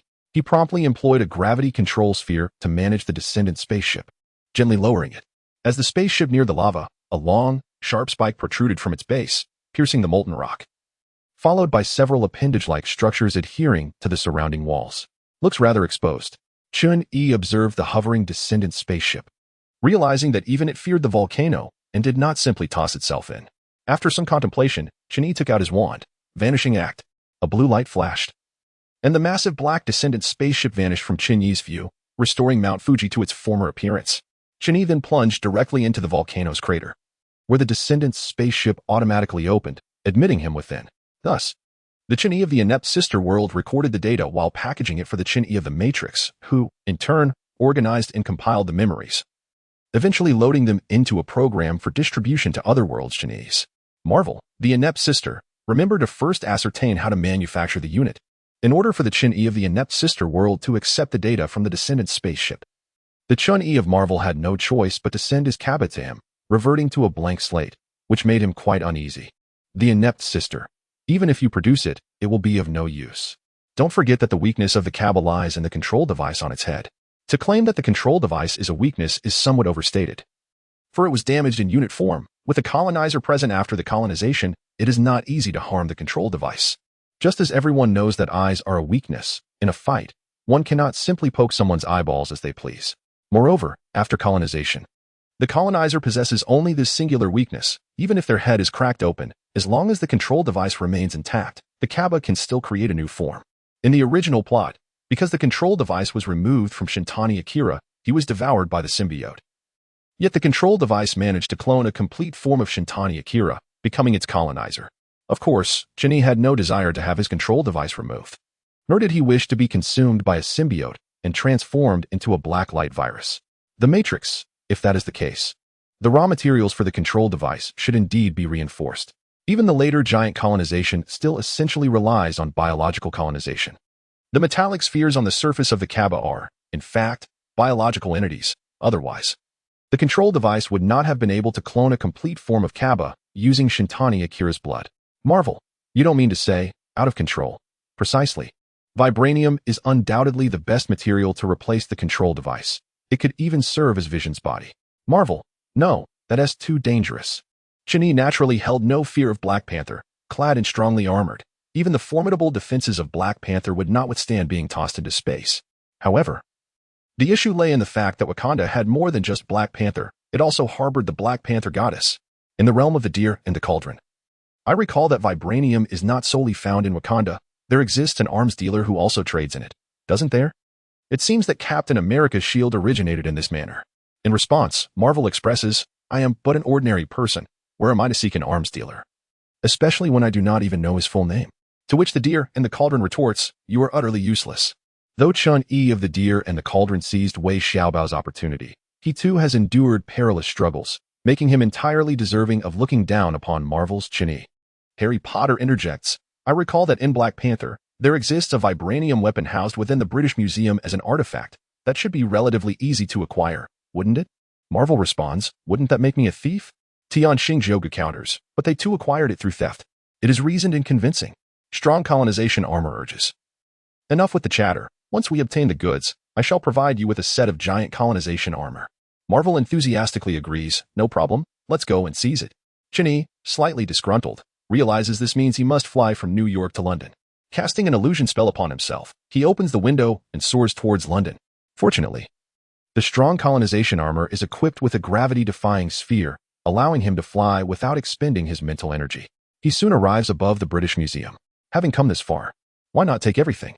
Observing the ancient Egyptian, ancient Greek, ancient Roman, and Indian exhibits in Hall 33 below, he deems it necessary to return these artifacts to their rightful owners. Considering Jessica's past suspicions regarding his identity as Black Knight. If Black Knight were to appear here while he vanished, even the most naive Jessica would harbor doubts about him. Thus, he resolves, it shall be you, Deadpool. Donning the long-absent Deadpool suit, Chun-E refrains from disrupting his illusion spell and instead requests a backpack imbued with the undetectable extension charm from the Harry Potter universe. Preparing to collect items gradually, Marvel queries, why is the backpack red? Harry Potter responds, doesn't it match better? Ultimately, Chin-E, now indifferent to the matter, boldly strides into the museum, smashing a display case with the butt of his gun, stuffing one artifact into his backpack, then shattering another case to fit a marble from the Parthenon into the same incongruous backpack. As alarms blare throughout the museum, the arriving guards can only watch helplessly as the glass cases shatter and the treasures vanish before their eyes. As for firing their weapons, what a joke. Should they damage the antiques, even selling the remnants wouldn't be worth it.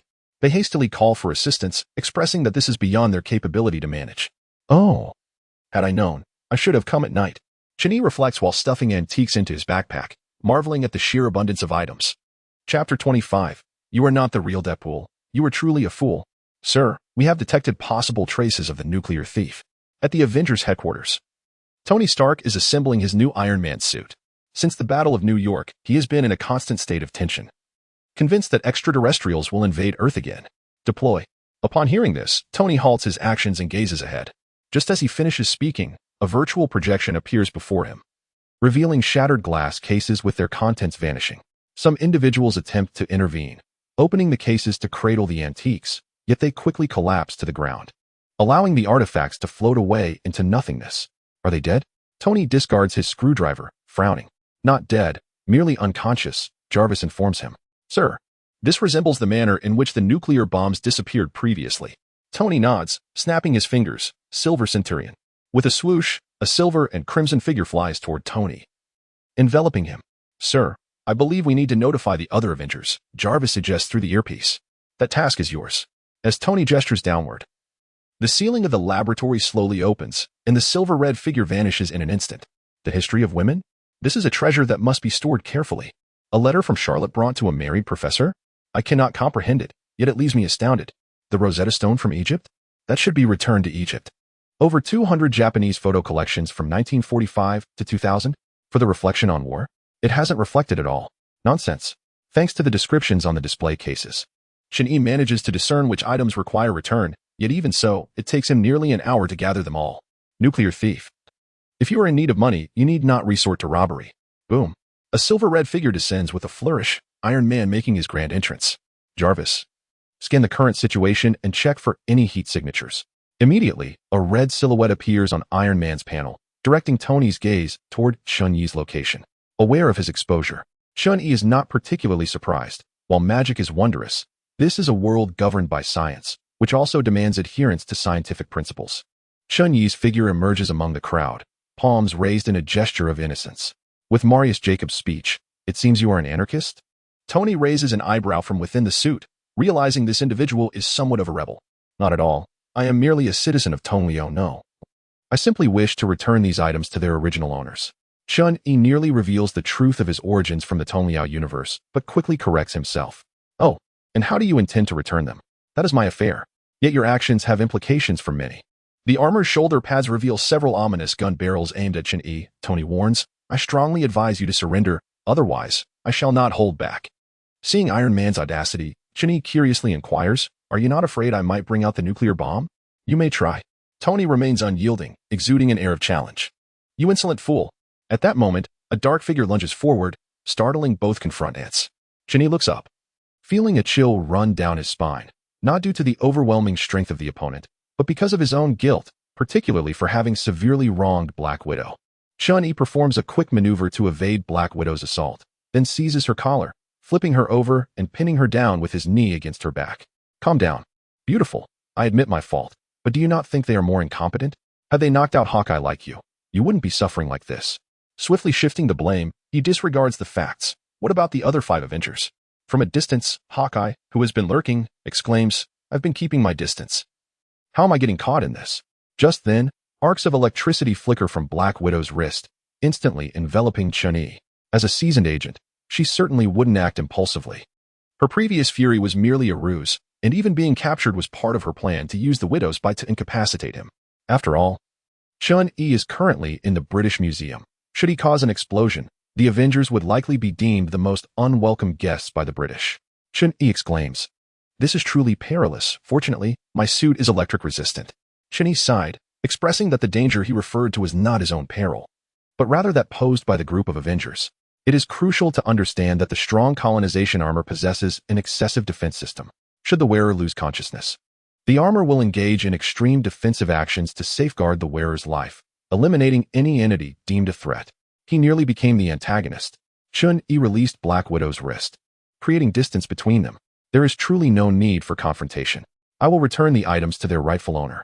If I fail to do so, you may come seek me out for trouble. How does that sound? Nuclear bomb guy, hand over the cosmic cube. At that moment, amidst flashes of lightning outside, another figure appeared before Shin-Yi. All right, strictly speaking, the cosmic cube belongs to Odin, even though he discarded it on Earth, Shin-Yi stated. Then there is nothing to discuss. Feeling quite helpless, he pondered for a moment and added, if possible, I would prefer a different moniker, a superhero name. How about Batman? Iron Batman. The Avengers responded, what has granted you the illusion of being a superhero? The Battle of New York? Well, that does have a point. Chani retorted. I had already suggested a direct assault. This fellow has some issues. Hawkeye, exasperated, relaxed his grip, releasing an arrow aimed at Chani. In response, Chani swiftly drew a long sword from his back and struck down forcefully. Crack. The Avengers exclaimed, is this fellow here to entertain us? He must be joking. Marvel, superpower chaos. What on earth is your katana? Why is it so fragile? It couldn't withstand Hawkeye's arrow. Superpower chaos. I bought it casually from the street. I'm not really Deadpool. The katana serves merely as decoration. Indeed, you're not Deadpool. You're a genuine fool. Chani, in frustration, broke his sword in anger. He realized that upon donning the Deadpool suit, he transformed into a comedic character. If this continued, he feared he might completely embody Deadpool. The absurdity of Deadpool's antics was truly terrifying. With lingering trepidation, Chun-Yi grasped his katana and declared, Mentos. Chapter 26. Aren't on my OG and sorcerers quite similar? This sensation is truly uncomfortable.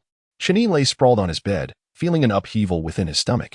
Neither the current Avengers nor those of the future possessed members from the magical side, making this group practically helpless against magic, let alone the magic from other worlds.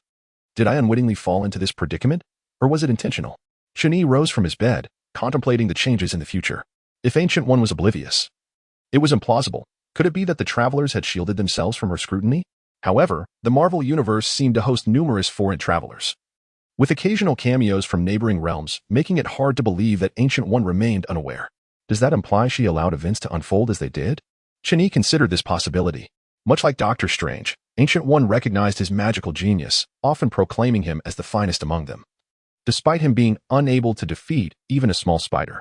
Yet, the crux of the matter lies in her decision not to take him to Kamar Taj as her apprentice during his youth, allowing him to navigate the world, facing trials and tribulations before finally accepting him as a student. The likelihood of her taking him on as a disciple seemed minimal. However, it was plausible that in the future, she recognized him as a virtuous individual and thus permitted Chun-Yi to roam freely, believing he had uncovered the truth. Chun-Yi was entirely unaware that Ancient One had allowed more than just him to wander. There was also Kaecilius and Baron Mordo. After regaining his composure, Chun-Yi categorized the antiques and began returning a national treasure to a different country each day. The Avengers were not foolish. They quickly decided to ambush Chun-Yi in one country, only to be rebuffed by its populace, from commoners to the president.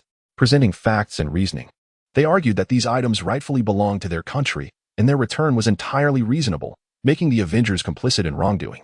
Thus, in addition to Nuclear Bomb Guy, Chun-Yi acquired another moniker, the Restorer. Chun-Yi was indifferent to this. He had no intention of using that alias. He had already burned the Deadpool suit, and in the future, whether alive or dead, he would never don the Deadpool attire again. Marvel, Himuto Amara-chan. So, is it analyzable? After handing over a vibranium piece that resembled a hammer to Himuto Amara-chan, Chun-Yi eagerly inquired the following day. Himuto Amara-chan, it won't be that quick. Don't forget, just the evolution of Earth's life system took eons. Integrating vibranium into a control device is far from a simple matter of merely coating a metal sphere, while dissolving vibranium is manageable with the technology of a celestial. Molecularly incorporating it into a control device, or even the strong colonization armor, is considerably more complex, involving species modification. Marvel, are you telling me my giant colonization armor will take eons to be delivered? You must be jesting. Himuto Amara-chan. However, rest assured, the strong colonization armor is now in mass production. Himuto Amara-chan, released, Unit 9, Pupa 9. Without external interference, the speed of manufacturing the strong colonization armor exceeded everyone's expectations. It makes sense. The celestial ships inherently possess creator attributes, and the entire ecology of Earth was crafted by the Celestials. Creating a unit akin to a spacesuit is as simple as eating and drinking for them. The advantage of biotechnological advancements lies in their capacity for rapid reproduction and manufacturing of various necessities, provided there is sufficient energy. Furthermore, the good news does not end there. With the celestial ship fully charged, Chun-Yi can temporarily return it to the strong colonization armor version of himself, allowing him to lead his team of scientists in tackling the challenge of merging the strong biologicals with vibranium. Hell, teacher, I think I'll pass on this. You all can keep it. I fear I might mutate if I accept it. Although he yearned for a set of his own strong colonization armor, being in a supernatural world made him wary. Who knows if this armor would mutate upon extraction? After all, the strong colonization armor is fundamentally a form of life specifically, a terrifying entity with a consuming instinct. Moreover, while it can resist mental control, its efficacy against demons and other supernatural beings is uncertain. One can never know if a certain demon might find the armor suitable and seize control of his body. Chun-Yi feared that when that time came, Nurion Nakai would likely be unable to rescue him and might even end up being killed by his own hand. Were Western magical arts truly so wondrous? Nurion Nakai gazed at the grimoire Chun-Yi had transcribed with sparkling eyes. This was undoubtedly a treasure. Indeed, as a novice sorcerer unable to attend Hogwarts, Chun-Yi and others resorted to seeking out Nurion Nakai, expressing that they had unearthed a spell book from home and wished to learn. Onmyoji and sorcerers should be quite similar, right? Initially, Nurion Nakai refused the students' request to learn Onmyoji. This was not due to unwillingness, in fact. One girl in their class had mastered the Shinto art of the sun, utilizing her clones to attend school as her original body was unwell and required long-term hospitalization. Nurion Nakai had readily taught her the Shinto art without reservation. However, he was a responsible teacher and believed that Chun-Yi's approach was misguided. Students should focus on their studies, not pursue Onmyoji. Consequently, Chun-Yi was compelled to reveal his true identity as an academic achiever, tossing 10,000 yen notes onto Nurion Nakai's face, prompting the impoverished teacher to eagerly agree to take Chun-Yi as his apprentice.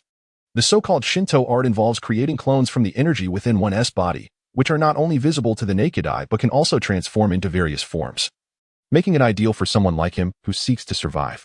Of course, his current training was insufficient, as any clone that came into contact with water would dissolve. Nuya Mingjia holds the belief that the complete book of spells presented by Chun-Yi is a treasure. Not because he considers the spells of the Harry Potter universe to be overwhelmingly powerful, but rather because he finds the magic within particularly suited to his needs. For instance, with the spell for apparition, he could avoid the daily commute on public transport, thus saving a considerable sum of money. Similarly, with the spell for restoration, he would never again worry about torn bedding at home. Additionally, the cleaning charm would allow him to forego the expense of purchasing a broom. Furthermore, due to the influence of the phantom hand, he could cast spells without the need for a wand, simply by waving his hand. This newfound ability fuels his eagerness to teach Chun-Yi, providing immense benefits to him, and consequently, others around Chun-Yi also become skilled practitioners of magic. However, Chun-Yi remains unsatisfied. Living in a world teeming with supernatural beings, merely mastering yin-yang arts does not guarantee invincibility. In fact, it can attract the attention of various monsters, leading him to seek an external advantage, a new source of power. Thus, he sets his sights on a beautiful girl, Hazuki Tomiai. In Chapter 27, titled It's Too Difficult, I Don't Want to Learn, Hazuki Tomiai, a 14-year-old spirit medium hailing from a family of shrine maidens in the ominous Mount Q, resides in the town of Damori. She is the protagonist of the spin-off Spirit Medium Tomiai from Hell Teacher, though Chun-Yi has not completed reading it. He finds Spirit Medium Tomiai lacks the narrative depth of Hell Teacher, which intersperses school life with moments of levity. Instead, the former is filled exclusively with indulgent content, featuring various tentacles. While the aesthetic appeal of the characters is undeniable, the story itself is rather lackluster, rendering it uninteresting for a person of Chun-Yi's principles. Locating her is not a daunting task, as she has recently run away from home under the pretense of preparing for entrance exams, much like Nuya Mingjia, and is currently impoverished, often seen setting up a stall on the roadside to offer divinations. Chun-Yi seeks her out because her family raises over 100 confoxes, creatures that can vary in type according to the spiritual energy and attributes of their keeper. In essence, they adapt to their master. In the original narrative, Nuya Mingjia trained a confox that had once belonged to Hazuki Tomiai, resulting in the emergence of a remarkably powerful confox named Baku, which inherited some of the Phantom Hand's abilities. Despite Nuya Mingjia's seemingly mundane daily life, he possesses a powerful demon sealed within his left hand, known as the strongest demon from hell, and when he utilizes it, he typically exerts less than 5% of its power. Chun-Yi is aware that he cannot control Baku, yet since Nuya Mingjia is his master, it would not be unreasonable for him to assist his apprentice, would it? Recalling that she might have been performing divinations in a park, he muses, noting that the current Hazuki Tomiai does not yet know Nuya Mingjia, as her appearance in the story occurs after that of the Snow Woman, who has not yet made her debut. However, should they cross paths, this enchanting young lady could potentially become his junior apprentice, despite her self-proclaimed title as Nuya Mingjia's disciple. Hey there, little brother, would you like a divination? At that moment, a girl in a sailor uniform with long black hair appears before him, cradling a crystal ball. Chun-Yi acknowledges with reluctance that, at the age of 12, he stands at a modest height of 1.60 meters, slightly shorter than Hazuki Tomiai. Nevertheless, he retorts, you're not that tall either. In a few years, I'll surpass you. Having recently practiced martial arts, Chen-Yi has experienced a significant growth spurt, reaching 160 centimeters. While a primary school student of this height is uncommon, he remains inconspicuous in the 5th grade class of Damori Elementary, where many students are even taller.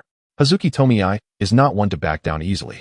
She points to the emblem on Chun-Yi's backpack that reads Damori Elementary School and asserts, "Little brother, I'm already 14. In a few years, you'll still be younger than me." Impressive. Chen-Yi rolls his eyes, bemused by the absurdity of arguing with a 14-year-old high school student. "I'm not interested in divination. I'd like to purchase a confox from you," he states plainly. Hazuki Tomiai squints, realizing that he might also be a spirit medium. She shakes her head and replies, "Although I don't know how you found out about my confoxes. They are my family's spiritual beasts and cannot be given away lightly." Despite knowing that possessing more confoxes strengthens one's abilities, it does not guarantee that the offspring will be entirely controllable. It's akin to opening a mystery box. Who knows what powerful yet unruly confox might emerge? How about 10,000 yen? Chun-Yi casually produces 10 bills, recalling that Hazuki is known to be greedy and vain. Surely, this monetary offer would appeal to her. Upon seeing the 10,000 yen bills, her eyes widen, but she suppresses her desire, shaking her head. "No, if my grandmother finds out, she'll kill me." Grandmother? Chun-Yi vaguely recalls that her grandmother is a double-braided old woman who often ties her up on the cold spiritual mountain filled with windmills, causing Hazuki to tremble at the sight of windmills. It seems that throwing money at her is not the solution. Feeling slightly disappointed, Chen-Yi understands this reaction is to be expected. After all, while Nuya Mingjie often struggles financially, he has never seen him sell his spiritual tools, though. It's possible that they are too worn to fetch a price. Thus, he employs a new strategy and presents the complete book of spells. "Would you consider trading this for a confox?" Hazuki Tomiai curiously takes the tome from Chen-Yi and, after glancing at it, shakes her head. "It's too difficult. I don't want to learn." "But you're a spirit medium," Chen-Yi protests. "If you don't study, how can you still be a shrine maiden?" Having only skimmed through parts of the narrative, he completely forgets that her reason for running away was her aversion to studying. "Fine, you win." Chun-Yi turns away, losing interest in Hazuki Tomiai, who is unwilling to sell him a confox. "Wait, little brother, I'm very accurate with divinations." Hazuki Tomiai jogs after him, her large, watery eyes fixated on his backpack in an attempt to coax out the 10,000 yen bills with her gaze. "I don't need a divination." Chen-Yi shakes his head in refusal. Though Hazuki Tomiai is greedy, she is fundamentally a good person. She gestures towards some passers-by who look on with curiosity. "No need. They're no match for me," he assures her. Setting aside other abilities, with his combat skills honed from the Matrix, he could easily take on 10 opponents at once. However, Hazuki Tomiai remains unconvinced and insists on following him as he leaves the park, accompanying him to the affluent district of apartments. Noticing her nervous demeanor throughout the journey, Chun-Yi feels a sense of gratitude. Considering that fostering a good relationship with a witch could prove advantageous, he extends an invitation. "Would you like to come in for a glass of water?" Yes. Hazuki Tomiai nods eagerly, but her mind begins to calculate. This boy casually produced 10,000 yen bills, indicating that his family is undoubtedly wealthy, rather than divining for him. Perhaps she could read the fortunes of his parents instead. Where are your parents?" Hazuki Tomiai glances around, realizing that it's evening and they have yet to return home from work. "They've passed away," Chen-Yi states nonchalantly. Having been an orphan for 2 lifetimes, he is accustomed to it, and in this new life, his parents have long since departed, leaving him indifferent to their memory. "I'm sorry," Hazuki Tomiai responds, feeling a sense of empathy as a fellow orphan. Yet, curiosity gets the better of her. "What about your other family members?" While she pities him, she can't help but think, this little boy may have it rough, but I have it worse. If I don't earn money soon, my landlord will evict me. I live alone. Chun-Yi replies, still hopeful. "If you want to sell me a confox, do you have any protective charms for sale?" Truthfully, living alone does make him a bit uneasy. While he believes that if one does not engage in wrongdoing, they need not fear supernatural entities knocking at their door. The reality is that ghosts indeed exist in this world, and their visits are not necessarily tied to guilt. Who knows when he might attract a ghost's attention? After all, even Nuya Mingjie cannot be there to protect him 24 hours a day. "It's too dangerous for you to live alone," Hazuki Tomiai exclaims, shaking her head in agreement. "Why don't I stay with you? I can protect you," Yi Yudong, in a serious tone, declared. Chun-Yi, Chapter 28, Beast. "You are still just a child. The deer and the cauldron, is there such a good thing?" Hell teacher, nonsense. This girl is only half-baked herself. How can she protect me? Chen firmly rejected Yu Dong's proposition of moving into his house under the pretense of protecting him, as he understood that characters like her are mere troublemakers. Otherwise, he would have long persuaded Nu Yimingji to move in with him. Although Hell Teacher is a humorous manga, Chen did not perceive himself as a comedic figure, possessing an extraordinarily unscientific self-healing ability. He feared that if he were truly crushed, he would have nowhere to lament. Teacher, I suspect she is coveting my inheritance. Noticing Yu Dong's unyielding demeanor, Chen resolved to enlist Nu Yimingji to drive her away. Upon learning that his cash machine, excuse me, beloved disciple, was being targeted by a wicked woman, Nu Yimingji was infuriated and confronted her, only to be met with a barrage from Yu Dong's fox spirits. Reluctantly, Nu Yimingji had to admit that he was also a half-baked onmyoji, especially when it came to one-on-one confrontations. He could only be described as inept. It was only when he aimed to protect his students that his spiritual power surged to an unscientific infinity. In the original storyline, he was instantly flattened by a gigantic fox spirit upon encountering Yu Dong, a moment that could only be described as a swift defeat. The primary reason was that he had no desire to harm anyone. Sometimes, he even hesitated to hurt monsters, such as the Snow Woman, whom he had saved during a university trip. Despite being battered, Nu Yimingji stood up resolutely and proclaimed that if she did not cease her obsessive behavior, he would call the authorities. This tactic indeed halted Yu Dong's aggressive advances, yet she continued to argue, insisting that it was perilous for Chen to live alone. As a righteous witch, she felt it was her duty to assist him. Nu Yimingji found her argument somewhat reasonable, but Chen soon grasped the true nature of her reasoning. If that is the case, it is only natural for me, as a teacher, to reside in Chen Yi's home. Chen thus, upon learning that Chen lived in a mansion, all alone, he deemed it necessary to provide adequate support for the student. Chen observed the two impoverished souls glaring at each other in a silent standoff, each attempting to annihilate the other with their gaze, yet completely disregarding the opinions of the party involved. He found the situation utterly absurd. However, considering that if they continued to bicker, both fools would soon realize that the mansion, unlike their rented rooms, only contained one bedroom, likely reaching a consensus that would double the trouble. Hell Teacher, choose one. Who do you select? The deer and the cauldron. Must I even ask? Of course. I would choose the one with the larger chest. Superpower gone wild. That makes sense. Hell Teacher, superpower gone wild. I never imagined you to be this kind of Chen. Superpower gone wild. No, I meant to say choosing Yu Dong is the safer option. Let us not forget that soon. Nu Yimingji will be confronted by the Snow Woman, who is not easily swayed in her early stages, intent on turning him into an ice sculpture and taking him away to the mountains. If you inadvertently shield him, you might end up as an ice sculpture yourself. The deer and the cauldron. Hell Teacher, the Snow Woman, she was my childhood goddess. That wretched Nu Yimingji, why don't we plan a teacher-student coup someday? 9 Songs of the Sky. Nonsense. My childhood goddess was clearly Yu Air. I had no interest in the Snow Woman back then, and the model for the flying sword was simply too ugly. All Chen this is not even the same Snow Woman. The deer and the cauldron. 9 Songs of the Sky. I find you quite peculiar. What are you doing now? 9 Songs of the Sky, keeping an eye on Yanling Qi. The deer and the cauldron, and then? 9 Songs of the Sky, nothing. Just doing my job as a monk. The deer and the cauldron. Look at your ambitions. Heroically saving the damsel in distress. Are you? 9 Songs of the Sky. Do you think I am foolish? This is my only capability. Once Yanling Qi appears, she might reward me with a fiery charm. The deer and the cauldron. Why fear strong armor? 9 Songs of the Sky. Wouldn't that mean I am overly reliant? The deer and the cauldron. So what if I am? I've been dependent multiple times, and I willingly accept it. All Chen Hell Teacher, very well. I shall choose to live with Yu Dong. The deer and the cauldron. Beast, you are still just a child. Marvel, strive to persuade a few more fox spirits soon. Hell Teacher, even if you persuade them, you cannot utilize them. All Chen felt quite helpless. Although they had mastered various cultivation methods, the process of cultivation was painstakingly slow. Achieving rapid progress relied solely upon external aids.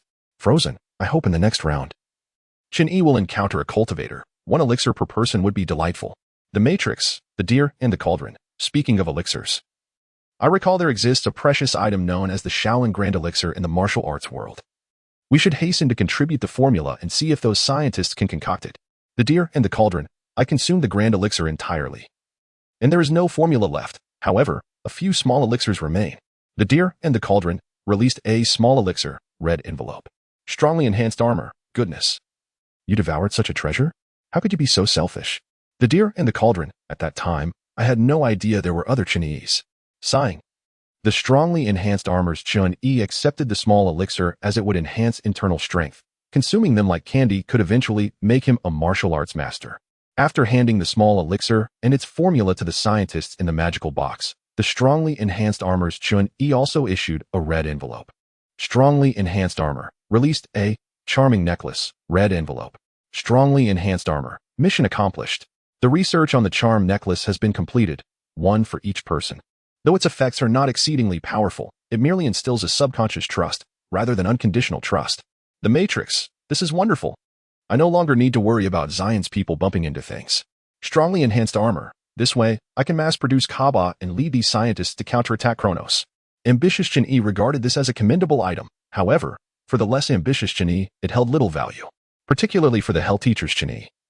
If this item mutated upon arrival, it would surely lead to his own troubles. Chapter 29. Do you want to learn? I will teach you. In the world of Frozen, a golden elixir swallowed, my fate is determined by myself, not by heaven. After boasting, Chun-Yi consumed a Mai Su, no, a small elixir, and began to meditate and cultivate. The summoner ships could even manipulate biological metals to create various elemental combinations. Naturally, they assisted in optimization. Now, Chun-Yi and the others consume one daily. Of course, all medicines have their limits. After consuming 100 small elixirs, they could no longer enhance their internal strength. Yet, the results were impressive. Every Chun-Yi had become a master with 40 years of internal strength. In the martial arts world, while they could not compare to the overpowered protagonists, they at least ranked as top-tier masters. The cultivation of magic, however, was less fruitful, given that their magical power was forcibly triggered through telekinesis. Fortunately, the cultivation of Yang God power progressed swiftly. Perhaps due to their martial arts training, their physical condition was exceptional, and the Yang energy within them was abundant, rendering their Yang God invulnerable to water. Additionally, perhaps because spiritual power shares similarities with magical power, during Chun-Yi's cultivation, they could surprisingly utilize spiritual power to cast spells. In the absence of television, apart from training, there was truly little else to occupy one's time. However, as Chun-Yi, who had successfully allied himself with powerful figures, was no longer an inconspicuous villager like Gu Zai, he had become a prosperous resident, spending his wealth to purchase a modest building near the harbor. Alas, another trip outside. Chun-Yi scratched his head, observing King Agner and Queen Aduna preparing to board their ship, muttering to himself. Being privy to the narrative, Chun-Yi was aware that King Agner and Queen Aduna, the parents of Elsa, perished in a maritime disaster, yet he was uncertain of the timing of their demise. Suddenly, flames erupted. Oh no, it's happening again. A sailor aboard the ship shouted as the king and queen were about to embark. Instinctively, they paused, confusion evident in their eyes. Not again? With the king and queen stepping back, the fire on the ship mysteriously vanished, leaving everyone bewildered. Chun-Yi felt a twinge of frustration, realizing he had made the warning abundantly clear. It was evident they should not board the vessel.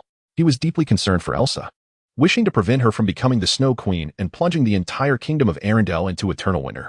As for venturing beyond the borders of Arendelle, who knew if he would find himself in a land ruled by a self-proclaimed beautiful queen, encountering a dark sorceress named Maleficent? Disney is a realm of princesses, not meant for a humble villager like him. He might be turned into a frog the moment he stepped out, lacking a princess to save him. Remaining in Arendelle seemed the safer option, yet staying there indefinitely was also perilous. Elsa would eventually lose control. Chun-Yi speculated that the reason for Elsa's magical outburst during her coronation was due to years of repression. Her parents had never taught her how to wield her powers effectively, instead insisting she suppress them, leading to an eventual release that rendered her control over ice and snow remarkably proficient. I shall search for a spell that can assist her. In a bid for self-preservation, Chun-Yi rummaged through his mental repository of spells and finally discovered one, the Patronus Charm. This spell was one of the most formidable and ancient defensive enchantments known to the wizarding world, though its successful execution was notoriously challenging. It seemed absurd to teach Elsa a spell that countered the Dementors, a creature non-existent in this world, but what truly mattered was the process of learning. As the greater the challenge, the better she would master her abilities. Now it's your turn. Chun-Yi turned to the figure clad in a red collared coat before him. Out of mischief, he transformed his solar avatar into Doctor Strange, intending to pose as a supreme sorcerer seeking a disciple. Naturally, while he could emulate the attire, he could not replicate the face of Strange. With a modicum of confidence in his own looks, he opted to downplay his appearance, becoming an unremarkable version of Gu Zai. The man nodded and cast a disillusionment charm on himself, then vanished, reappearing within the castle. Since the solar avatar was merely a projection, There was no fear of bodily separation, as it possessed no fixed form. Arendelle was a small kingdom, and its castle was not vast, which explained why the king and queen sought to trade with other nations to acquire various resources. Mother, of course, with me around, they shall never set sail. Chini internally scoffed, darting around the castle. As the projection had no tangible connection, he could glide through walls, exploring room by room. Suddenly, he halted, sensing an icy chill ahead. Before him crouched a girl of about 20, huddled in a corner, frost blanketing the wall behind her. "You can do it. You can do it," she murmured, taking a deep breath as the frost slowly receded. "What you are doing is undoubtedly gathering the power for another outburst." "Who?" The sudden voice startled Elsa, causing the ice within her to spiral out of control, transforming the entire room into an ice house. "It's freezing." The solar avatar, being a manifestation of fire, was completely overpowered by Elsa's ice. Yet, in an effort to impress, no, to aid Elsa in mastering her powers, Chun-Yi brandished his wand. Shatter. With a crack, the ice house fractured instantly. Ice shards flew into the air, hurtling towards Chun-Yi. Alohamara. The previously sealed window burst open, allowing radiant sunlight to flood into Elsa's chamber, enveloping her in warmth. The ice flew away, exiting the castle and plunging into the moat. Witnessing Chun-Yi's miraculous ability, Elsa's eyes sparkled with admiration. She too wished to command her powers with such finesse. "Would you like to learn? I can teach you." At that moment, Chun-Yi stood bathed in sunlight, resembling a saint. Chapter 30. This disciple's talent is too extraordinary for me to teach. Perhaps I should flee. Wait, who are you? I am Dr. Strange, a supreme sorcerer capable of traversing the multiverse. Chun-Yi donned his guise and began weaving a tale. I was merely traveling in this kingdom when I fortuitously stumbled upon you. Me? Elsa's complexion paled, seemingly recalling something disconcerting. Yes, you. Are you here to kill me? She thought, anxious that the goblin's prophecy was coming true. Chun-Yi replied, who would wish to harm you? Is it amusing to frighten a child? In truth, Elsa had been remarkably adept at magic during her childhood, effortlessly conjuring snow scenes, slides, and snowmen, showcasing perfect control. However, after accidentally injuring her sister, her parents sought help from the goblins, who intended to teach her to manage her powers without harming others. Unfortunately, her bewildered parents misconstrued this as a prohibition against using magic altogether, dismissing the castle's servants and confining the girl within the castle for years. No, I meant to say you are exceptionally suited to be a sorceress. Chun-Yi silently lamented the ineptitude of the rulers of Arendelle, adopting a gentle tone. A sorceress? Like you? Elsa's demeanor softened, her eyes sparkling with hope. She indeed desired to wield her magic freely like Chun-Yi. Precisely. Would you like to learn? Chun-Yi's voice dripped with allure. At that moment, Elsa appeared to remember something, casting a suspicious glance. So, you are the reason my parents' ship catches fire each time? Chun-Yi thought, this girl is rather astute. He suddenly realized she was not as easily deceived as he had hoped. In fact, compared to the naive Anna, Elsa, who had been confined in the castle, exhibited greater maturity. In the original narrative, Anna impulsively decided to marry a prince within a single day, while Elsa opposed this, leading to Anna inadvertently tearing off Elsa's glove. Unfazed, Chun-Yi donned a new persona. I am not merely a sorcerer, I am also a diviner. I foresaw that your parents would face peril at sea, which is why I intervened. Upon hearing of her parents' potential danger, Elsa disregarded her doubts, anxiously inquiring. Are they safe now? I need to tell them. She attempted to open the door, but halted, realizing her parents might not believe her. Only Chun-Yi could clarify the situation. They would not believe me, and I do not wish to see them. If Chun-Yi so desired, he could easily approach the king of Arendelle as a sorcerer, expressing his wish to take Elsa as a pupil. Surely, Agner would consent, given Elsa's unique abilities. But Chun-Yi preferred to avoid such complications. Once he steps into the spotlight, he will become a member of the upper echelon of Arendelle. When external threats arise, he must rise to the occasion. When the kingdom faces turmoil, he must bear the burden of responsibility. Arendelle is a small nation, more akin to a city, governed solely by King Agner and Queen Iduna. He has taken on the role of Elsa as teacher. If he does not step forward, who will? However, rest assured, once you master magic, you will be able to assist them.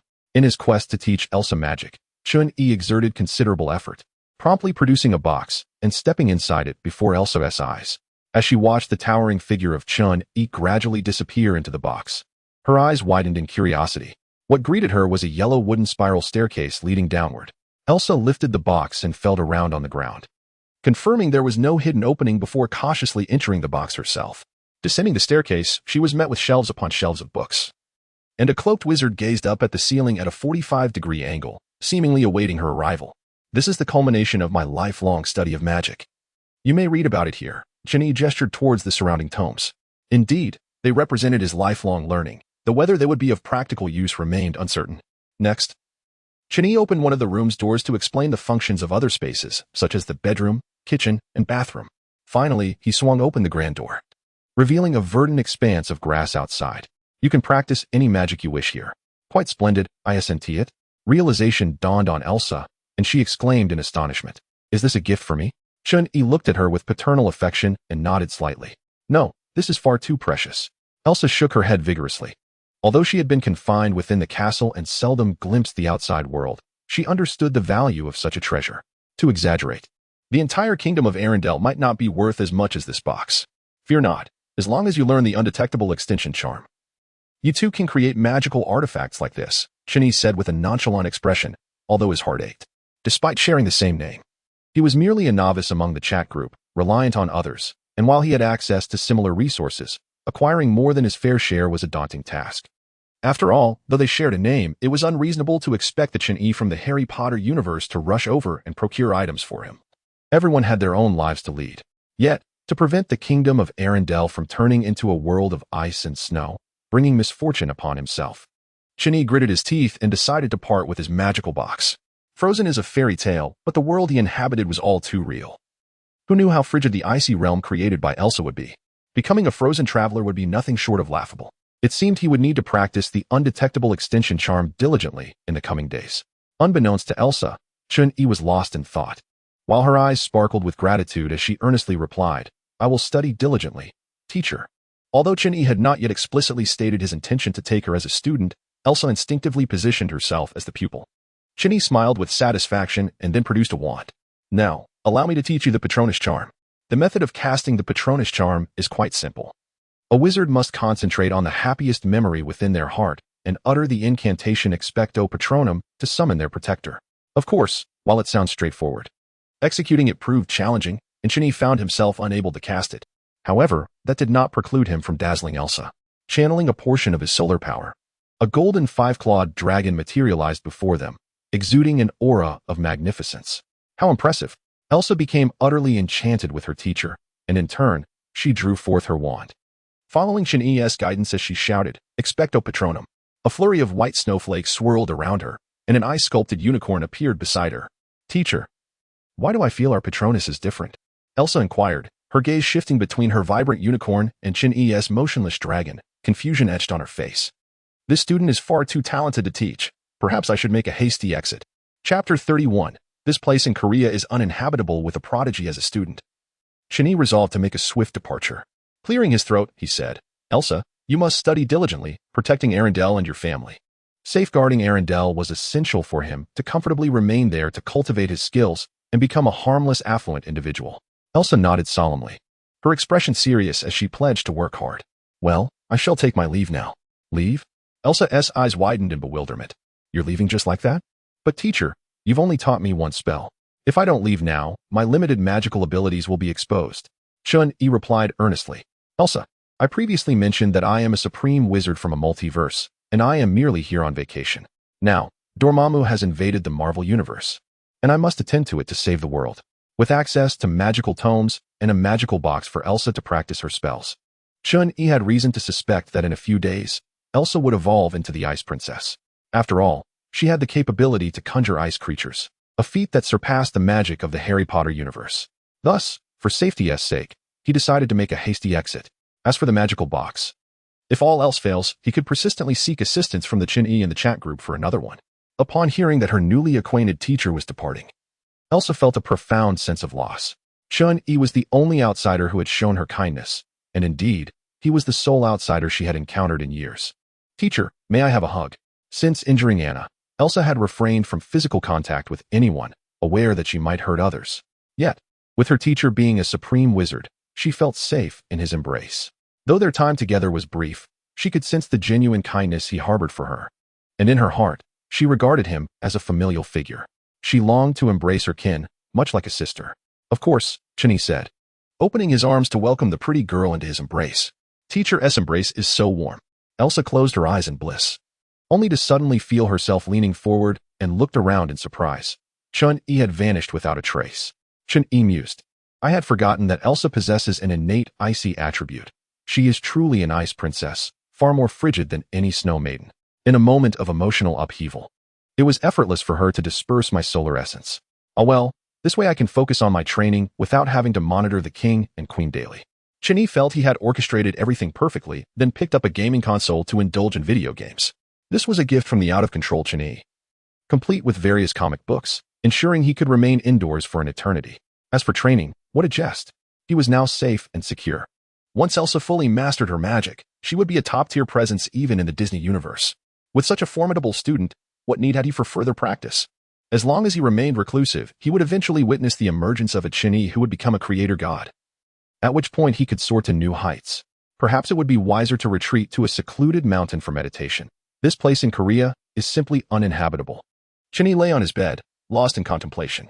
Just days ago, the unrivaled ghost had finally arrived in the dungeon, and Chun-Yi had swiftly cast a disillusionment charm upon himself and made a hasty exit. He exhibited no interest in the intricate animosities between Korea and Baiwei. After all, he was not a Korean, and given that Qin ultimately annihilated the 6 states, Korea's fate was of little consequence to him. Nonetheless, as a social creature, one cannot remain isolated indefinitely, as that would be truly dismal. Perhaps he should consider going to Qin? However, that was imprudent, for it was also the eye of the storm, and Ning Zheng had yet to fully consolidate his power over Qin. What a predicament! Chun-Yi scratched his head, realizing that his status as a time traveler contributed to his profound sense of alienation in this era. When asserting the principle of equality, one is often reminded that some are deemed more equal than others. Should he aspire to be like that fellow, becoming a Duke of Deer? Chun-Yi sat cross-legged, muttering again, no, that would be far too troublesome. He might end up as deranged as that man. Ning Zheng was exceedingly suspicious, and aiding him would be a thankless endeavor. Yin Dan was no better. He was a classic example of a scoundrel, discarding his wife once she had served her purpose. What if Han Fei were to become the ruler of the world? No, that man was far too indecisive. After dismissing several notable characters from his thoughts, Chun-Yi sighed. Indeed, supporting a wise ruler was entirely inconsistent with his inclinations. Perhaps he should seek refuge in the mechanized city of the Mo family, which remained relatively safe prior to Qin's conquest of the 6 states. Moreover, if fortune favored him and he rescued the 6-fingered black hero, the mechanized city might escape the repercussions of anti-Qin sentiments, allowing him to continue living in his idyllic sanctuary. Thus, it became evident that Yin Dan was a substantial pitfall. It was no wonder that the 6-fingered black hero vehemently opposed his assassination plan against Qin, as it was evidently a reckless gamble that would endanger not only the state of Yin but also the Mo family. After much contemplation, Chun-Yi resolved to explore the possibility of joining the Mo family, intrigued by their seemingly unscientific mechanisms. Boom. At that moment, the entrance to the courtyard exploded open, revealing a towering figure of a man, standing 2 meters tall, as he strode into the small courtyard, with a stunningly beautiful woman. Her skin as smooth as cream and figure alluringly voluptuous, perched upon his shoulder. Yin Lingji. To his astonishment, she had concealed herself here. Little one, how did you escape from the water prison? As Chun-Yi emerged from his room, Yin Lingji greeted him as if they were old acquaintances, her sultry eyes glimmering mischievously. At the tender age of 18, Chun-Yi was still quite young, while Yin Lingji had languished in the water prison for over a decade. Factoring in her rise to fame in Baiwei, she was nearing 30, thus calling him little one seemed hardly inappropriate. Chun-Yi, somewhat exasperated, retorted, come on. I'm merely a lowly soldier. Your enemy is King Hanan, not me. Being the custodian of Yin Lingji was far from a favorable position. Several of his predecessors had fallen victim to her enchanting fire magic, attempting to aid her escape. Even with a crystal cage that obscured her view of the outside world, the custodian remained expendable. Although she could not cast her fire magic, Yin Lingji could still perform captivating dances underwater, ensnaring many hapless souls, who, in their desperation to free their goddess, bashed their heads against the wall. Anyone who gazes upon my body shall perish, Yin Lingji proclaimed, her beautiful face now fierce, her tone devoid of its previous softness. Let us be reasonable. You weren't even naked. You had a cloth draped over you at the time, didn't you? Chun-Yi argued, perhaps due to his fear of the deity of harmony. Yin Lingji not only covered herself below with a cloth, but also shielded her upper body with her long hair, rendering her hardly visible, nothing more than a modest swimsuit. Humph. Yin Lingji was undeterred by his reasoning. Glaring at him with her enchanting eyes, she unleashed her fire magic upon him. Chapter 32. When I get ruthless. I even blow up my own house. Yin Lingji exclaimed, her curiosity piqued. You don't seem like an ordinary soldier. Chen agreed wholeheartedly. Indeed. I am an unremarkable soldier, as mundane as Guzai. Who is Guzai? Yin Lingji's head was filled with questions, but she pressed on with another inquiry. With such abilities, why do you willingly remain a mere soldier in Korea? Because I am weary, Chun Yi replied, adopting an expression of a lonely master. Waving his hand dismissively, that's enough. We owe each other nothing, and I intend to leave Korea.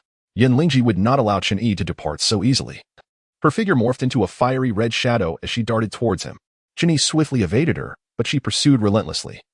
Deftly drawing a fire spirit pin from her hair and flinging it towards his chest, Chun Yi pivoted, leaning back, and caught the fire spirit pin in a modified version of the tree-catching move. This technique was one he had developed himself. As in the narrative of the Deer and Cauldron, it was supposed to be taught by Hong Antong, yet in that world, the character did not exist. However, he believed that to emulate the Duke of Deer, one must excel completely. Thus, he not only created his own heroic techniques, but also learned the beauty techniques from the Dragon Master. Just as Chun Yi grasped the fire spirit pin, it suddenly ignited in a blaze, compelling him to drop it. He leaped over the wall and summoned a wand from his chat group, casting a body-shifting spell upon himself. Yin Lingji stood barefoot on the surrounding wall, surveying the desolate surroundings with a furrowed brow. This was a small house that Chun Yi had intentionally purchased to ensure tranquility, devoid of many inhabitants. Suddenly, Yin Lingji conjured 6 fire spirit pins in her hands, launching them toward the front right. No way, you can see this too, Chun Yi exclaimed, appearing before Yin Lingji, with 3 fire spirit pins lodged both in front of and behind him. Wasn't the magic supposed to be invincible? My nose is quite discerning, Yin Lingji boasted, her expression one of pride. Then you truly are a dog, Chun Yi complimented. Feeling helpless, he implored. Can't we sit down and have a proper chat? I can offer you tea, apologize, and we can part ways amicably? Enough of this. We must seek out those traitors. Just then, a group approached from the distance, led by a man with deep blue hair. Although handsome, his face bore a serpentine pattern that exuded a sinister aura. The Tianzi of Baiwei, Chun Yi exclaimed. No way, I'm merely a lowly soldier. Are you all from Baiwei here to confront me? Stunned, he wondered about the depth of their animosity. Kid, you do seem to possess some self-awareness. We merely intend to find those Baiwei traitors and casually deal with you for Yin Lingji, Tianzi remarked. Behind him, a hooded figure, youthful in voice, added flippantly, corpse manipulator. Tianzi scoffed in discontent. Apologies, master. The young man immediately knelt, acknowledging his indiscretion. Corpse manipulator? Chun Yi suddenly recalled that this individual's abilities strayed from martial prowess. He could even resurrect the deceased, albeit as corpses retaining fragments of their memories. Such feats were exceedingly rare, even in the realm of immortal heroes. I find myself quite intrigued by you all, Chun Yi mused, contemplating Baiwei's secrets. If he were to capture them all and extract their martial arts knowledge, he would have contributed significantly to the chat group. Always relying on others felt rather embarrassing. Chun Yi murmured, sensing the air had grown considerably fresher. Air? Chun Yi quickly focused his breath and immediately noticed his internal energy rapidly depleting, glancing towards another elderly man present, the king of poisons. Little one. It appears you have sensed it. You are poisoned, Yin Lingji whispered, appearing behind him. Indeed, there is no avoiding it. I truly underestimated you, Chun Yi replied. Should we eliminate him? The king of poisons inquired, glancing at Yin Lingji. No. I wish to know who he truly is, Yin Lingji declared, stepping closer to Chun Yi. Her gaze piercing into his eyes. Tell me, who are you? She exuded confidence. Even in a state of complete exhaustion, no one could withstand her fiery enchantments. I felt the frailty of my body, yet Chun Yi merely smirked, glancing at Yin Lingji. Kaba? In the astonished gaze of the people from Baiwei, an eerie suit of red armor emerged behind Chun Yi, slowly unfurling and enveloping him entirely. As the one who had thoroughly mastered the arrival of the invader spaceship, Chun Yi effortlessly altered the color of the armored suit. After all, the original black and white hues, though striking, emanated a rather menacing aura, not befitting their virtuous image. I must inform you all, after donning this armor, I am unable to fully control my strength. Chun Yi extended his hand towards his courtyard, and under the influence of the gravity control sphere, the entire courtyard appeared to be squeezed together by an invisible hand, forming a colossal stone sphere. So, which fortunate soul shall be the first to step forward? The red-armored figure addressed the 5 bewildered individuals softly. When I get ruthless, I can even blow up my own home. I ask you, are you afraid? Gulp. Even Tianzi, witnessing this miraculous scene, could not help but swallow hard. What kind of martial arts is this? The courtyard, spanning several dozen meters, was instantaneously transformed into a stone sphere. This was hardly the stuff of martial arts. At that moment, Tianze cast a resentful look at Yanlingji. Was it really that embarrassing? It's not a big deal. I walk around shirtless every day without complaint. If someone wishes to leave, just let them go. However, Yanlingji could hardly pay attention to Tianze's musings. A singular thought consumed her mind. It's over. She was about to be crushed into a pulp. The red-armored figure slowly approached Yanlingji, who, in a panic, assumed a duck-like sitting position, timidly gazing at Chen-Yi, attempting to employ her last charm to control him. Yet, Chen-Yi disregarded her and moved past Yanlingji to stand before the corpse manipulator. Chapter 33. Bring Bai Yifei to his demise. Move. Resistance was futile. Facing a being capable of obliterating an entire courtyard in an instant was tantamount to seeking death. Nevertheless, Tianze was unwilling to surrender so easily and turned to flee. In an instant, 5 figures synchronously darted off in different directions, vanishing from Chen-Yi's sight. You think you can run after offending me? Chen-Yi soared into the air, reappearing before Yanlingji, delivering a powerful punch. Boom. A massive pit, several dozen meters deep, materialized before Yanlingji's eyes, shaking the very earth. Boom, boom, boom, boom. 5 consecutive deep pits obstructed the escape of the 5, with Chen-Yi standing in the center. Arms crossed over his chest. So, tell me, how should I deal with you? Senior, how about I offer you a cup of tea, apologize, and we part ways? Yanlingji suggested, her eyes darting nervously, trying to appease him. Too late. Chen-Yi rolled his eyes. Why didn't you say this sooner? He pointed at the corpse manipulator. I want him. No problem. Yanlingji nodded decisively. Chen-Yi, corpse manipulator, Tianze. Wait, are you selling out your teammates too quickly? Chen-Yi found it hard to comprehend Yanlingji. They had agreed to be Bai Yifei, yet she showed no camaraderie whatsoever. Who asked him to keep leering at me? I've long found him displeasing, Yanlingji sniffed, speaking with a hint of pride. She certainly did not wish to betray her allies, but as a clever woman, she realized that the other party harbored no malice towards her, at least not until she acted recklessly. Ultimately, Chen-Yi was merely an ordinary individual living in a city before his crossing over. Despite acquiring extraordinary abilities, his life experience paled in comparison to those of ancient times. Very well, I shall state my demands. Chen-Yi nodded and declared, I desire your martial arts. In exchange, you may propose a condition to me, though the value of this condition will depend on the worth of your martial arts. The 5 exchanged glances, with Tianze as the leader of Bai Yifei. Speaking first, with your capabilities, you must look down upon our humble skills, correct? Your martial arts are indeed insignificant. Yet, even a stone from another mountain can serve as a tool for jade polishing. They may inspire me, Chen-Yi replied. In this world, as long as I do not delve into the mythological tales, I am virtually invincible. Suddenly, he realized, I am invincible. Unbeknownst to Tianze, who was fixated on the red-armored figure before him, a glint of coldness flashed in his eyes. I have but one request. Let Bai Yifei and King Han kneel before me like dogs, begging for mercy. Tianze was acutely aware of his precarious situation. His life was entirely at Chen-Yi's mercy. He feared not death, yet dying in such a manner, with his enemies still alive, was unbearable. Isn't that 2 requests? Chen-Yi rolled his eyes.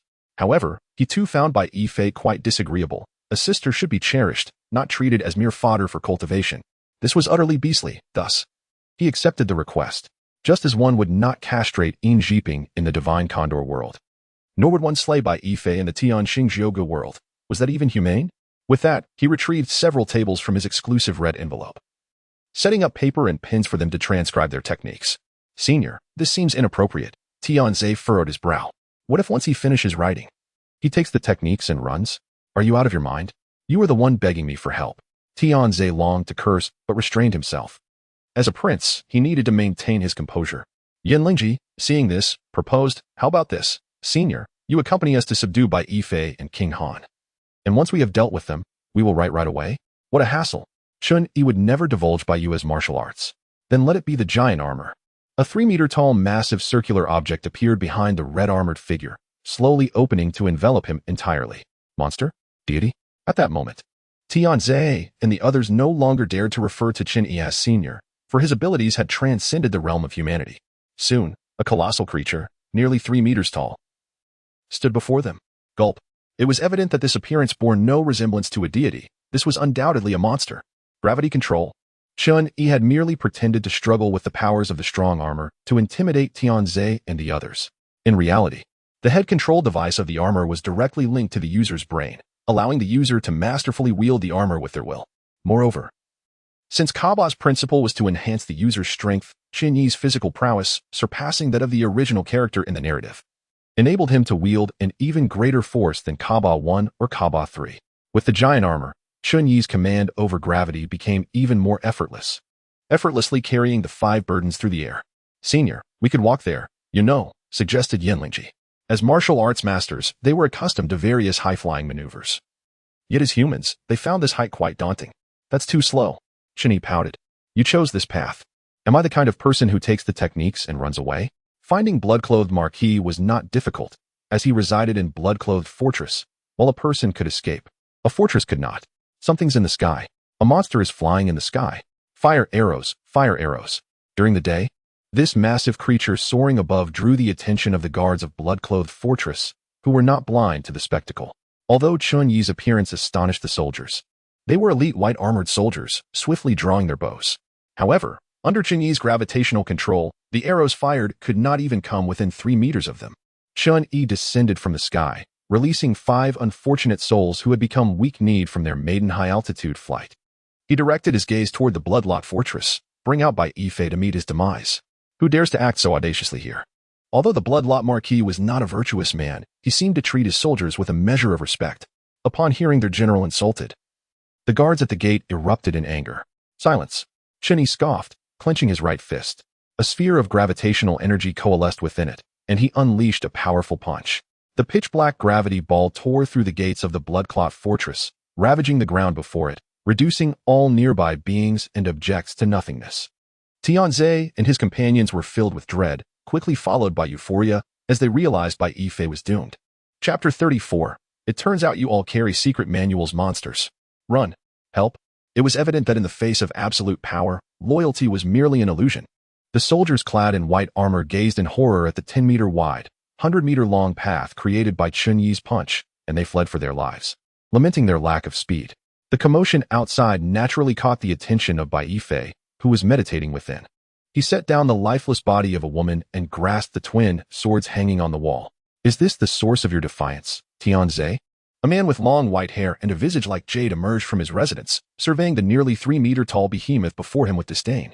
Humans tend to believe only what they can see, much like those in the realm of technology who refuse to acknowledge the existence of deities.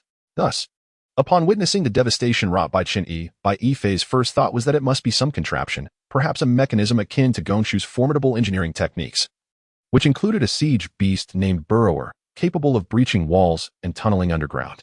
While such a contraption might be insurmountable for an ordinary person, it appeared laughable in the eyes of martial artists, as its enormous size rendered it slow and its weaknesses glaring. Gripping his crimson and white swords, Bai Yifei lightly touched the ground and, in the blink of an eye, appeared before Qin Yi, his blood-red sword aimed at Qin Yi's neck. Crack! Qin Yi seized the blood-red sword with his right hand, though he believed his giant armored form to be impervious to harm. Yet, one could never know if Bai Yifei's sword possessed any special enhancements. If it were to sever his head like vibranium, it would be quite the amusing predicament, transforming him into a jester, undoubtedly striking fear into the hearts of those around him. Crack! Meanwhile, Bai Yifei's white sword aimed for Qin Yi's heart, only to be intercepted by Qin Yi's left hand. "Such sturdy armor!" Bai Yifei exclaimed, astonished. However, he remained unperturbed, convinced this was merely Bai Zai's trump card. Yet, if the armor was unyielding but its occupant perished, what use was it? Bai Yifei released his swords and struck Qin Yi's chest with both palms, unleashing a terrifying icy force that seeped through the surface of the giant's armor. But to his shock, he discovered that beneath the armor lay not cold metal, but flesh and blood. "This is impossible." Bai Yifei intended to withdraw, yet Qin Yi's massive hands grasped his arms with crushing force. Crack! Crack! The first sound was of Qin Yi shattering Bai Yifei's arms. The second was of Bai Yifei tearing his own limbs away to escape Qin Yi's grip. Such ferocity!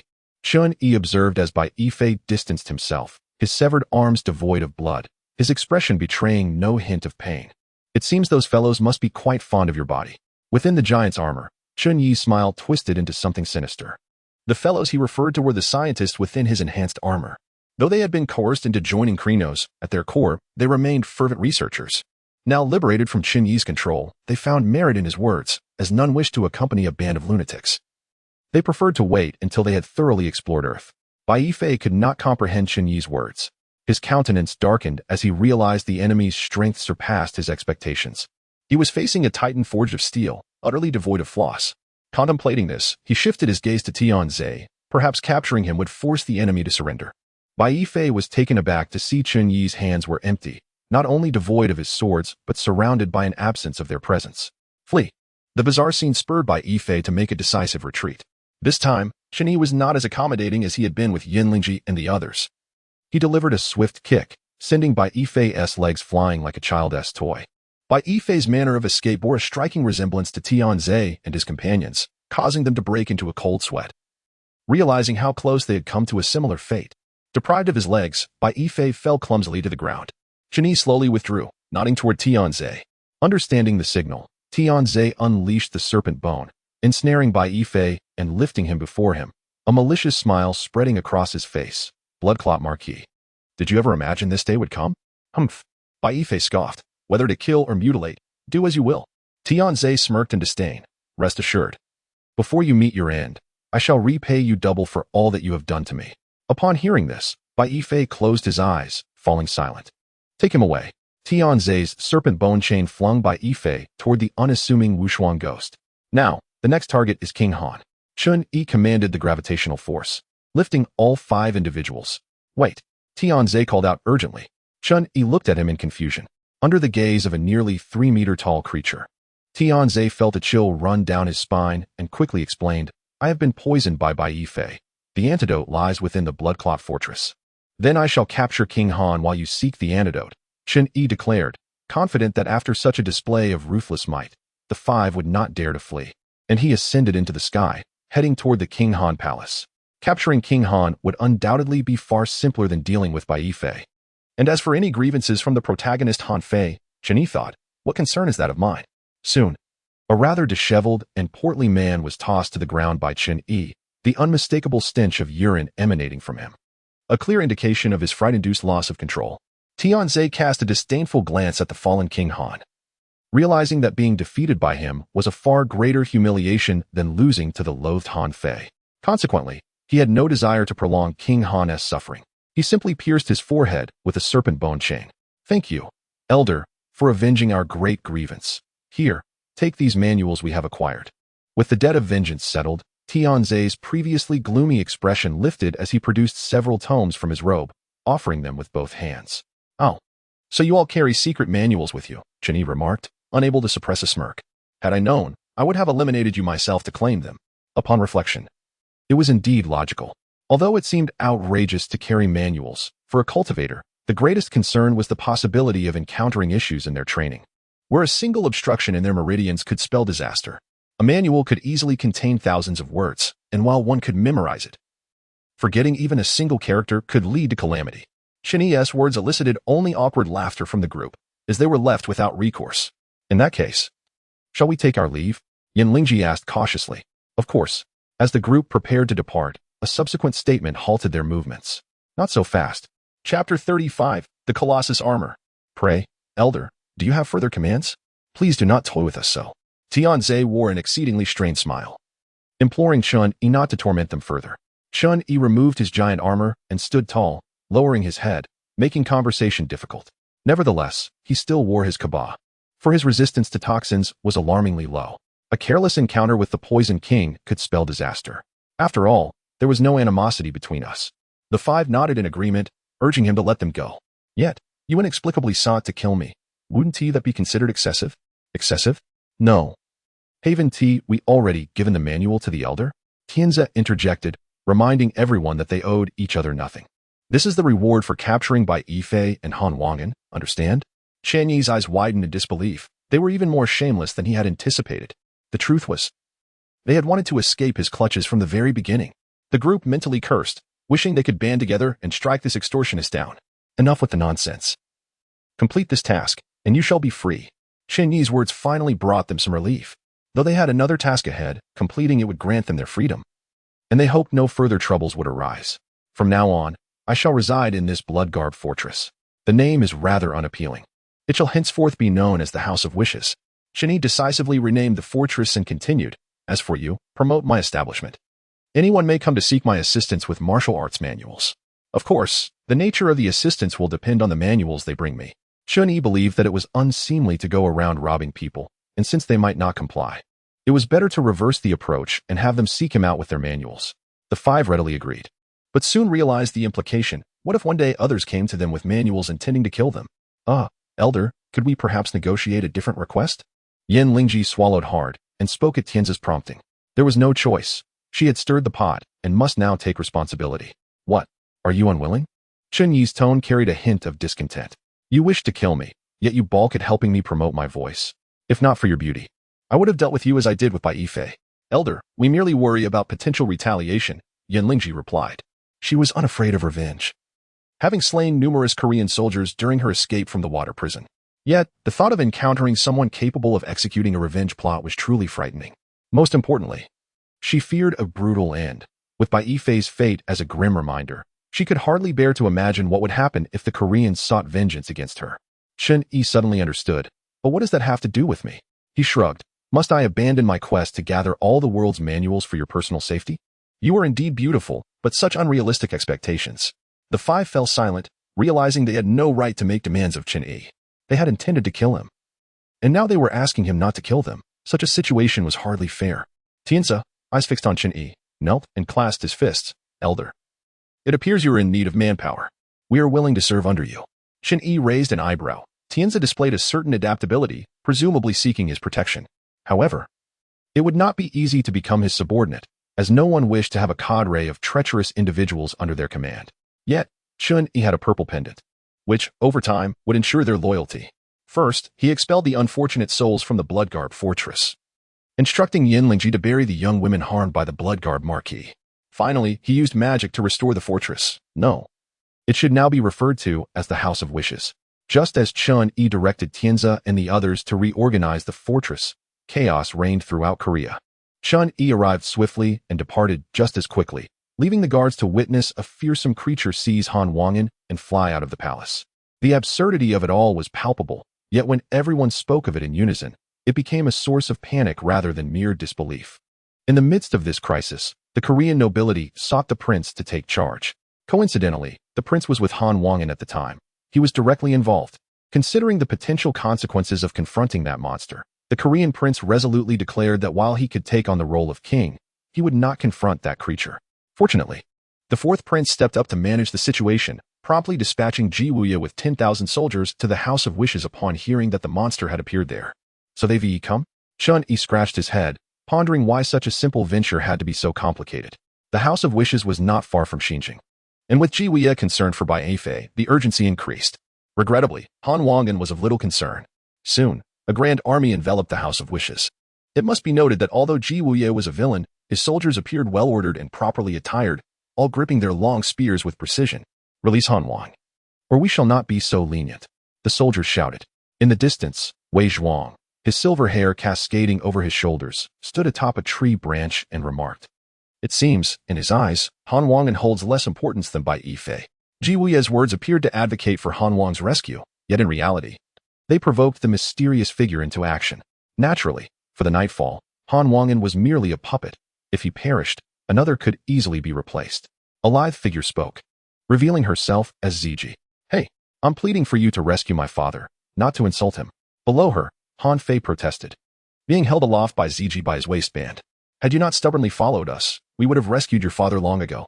Wei Zhuang dismissed Han Fei's complaint, saying, That's hardly fair. Bai Yifei's fate in the hands of that monster remains uncertain. I would prefer you remain unharmed. Sensing Wei Zhuang's ominous gaze, Han Fei quickly altered his stance from considering Wei Zhuang's arrival to merely wishing for his safety. However, Ziji found his words ambiguous, casting him a puzzled glance. Cough. Could you let me down? It's quite tiring to talk while being held up, Han Fei remarked with a hint of exasperation. Ziji chuckled softly and lowered him against the tree trunk. Just as Han Fei prepared to voice further objections, his eyes widened in shock. A colossal figure, towering dozens of meters high, appeared before them. Though it seemed to move slowly, it swiftly extended its right hand, flattening Ji Wuye and the surrounding soldiers into mere silhouettes. Behold the colossal armor, the giant god armor. Chapter 36. Do you wish to offend me and still expect favor? Indeed, a monster. Tianzi and the others trembled in fear. Faced with a 50-meter tall giant, anyone would feel a sense of dread.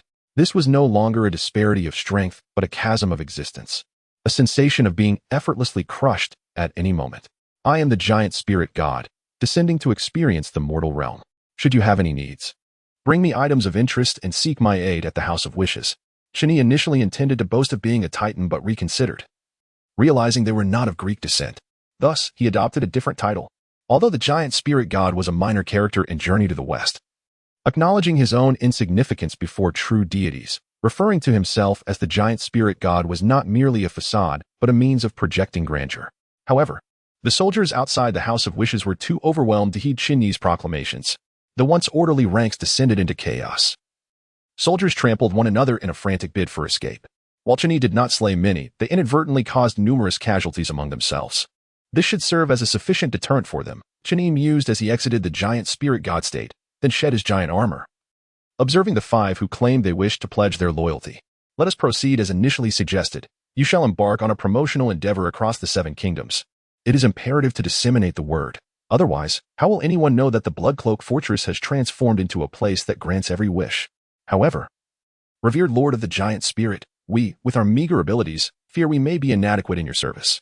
Tianzi pondered whether this creature, no, the Lord of the Giant Spirit, was under some misapprehension about his own capabilities. After all, he could not even defeat Bai Yifei. To send him forth to gather enmity across the globe would indeed be courting disaster. For you claim to be omnipotent, yet you cannot best me. Who would believe such a claim?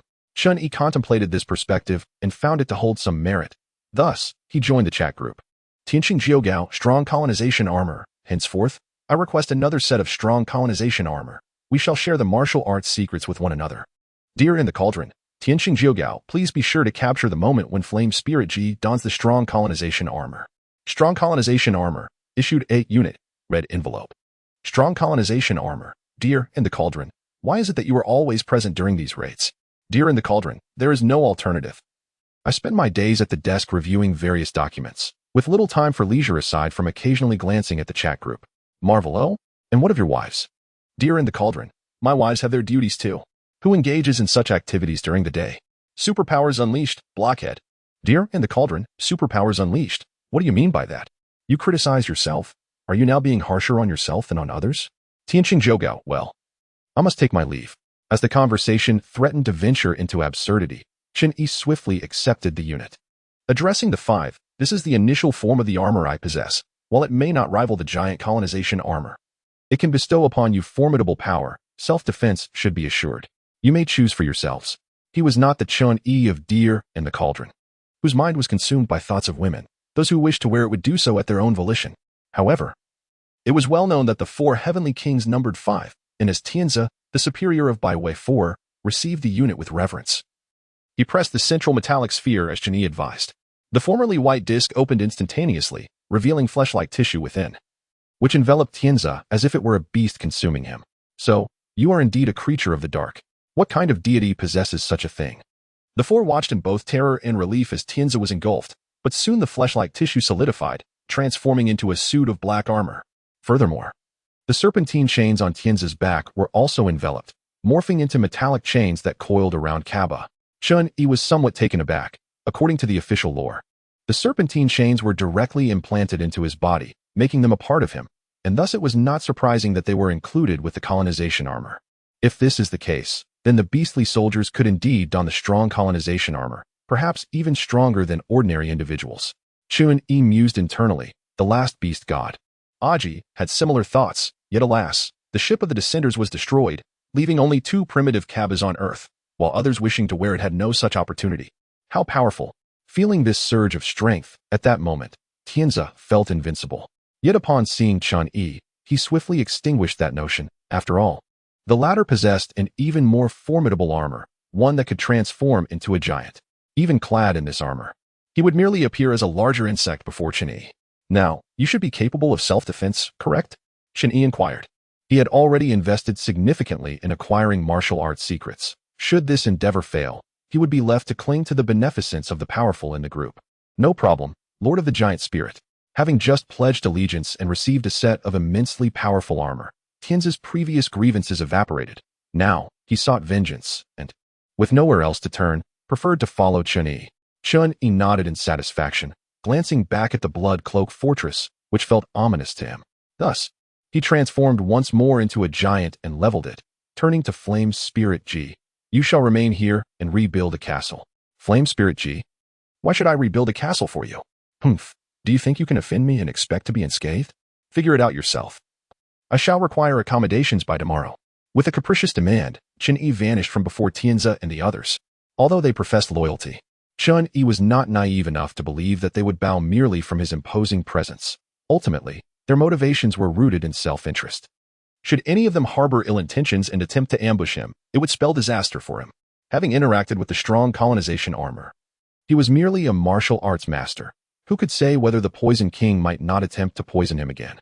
The abilities of the Purple Man differed from those in comics. It was a virus, and the Poison King was similarly adept with toxins, possibly even capable of detection.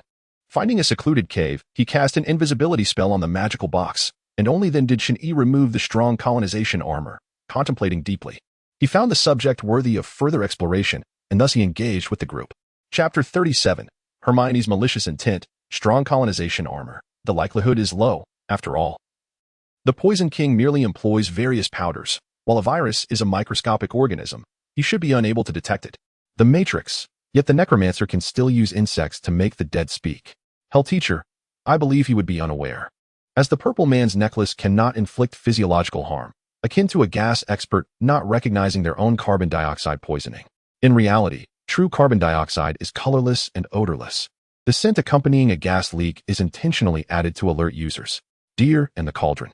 If I may suggest, one person could forget all, and then transform Flame Spirit G into their own shape. Hehehe. Harry Potter, you should first study their martial arts. What use is it to ask in the chat group? With reason and conviction, Chun-Yi of Tianqing Jiugao promptly logged off to delve into the martial arts of Baiwei. In the Harry Potter universe, Chun-Yi found himself somewhat speechless. Just a moment, let me finish this book. Hermione, clutching a tome titled Forgotten Ancient Magic and Spells, lifted her gaze eagerly to Chun-Yi. May I stay at your home tonight? No. Chun-Yi flatly rejected her.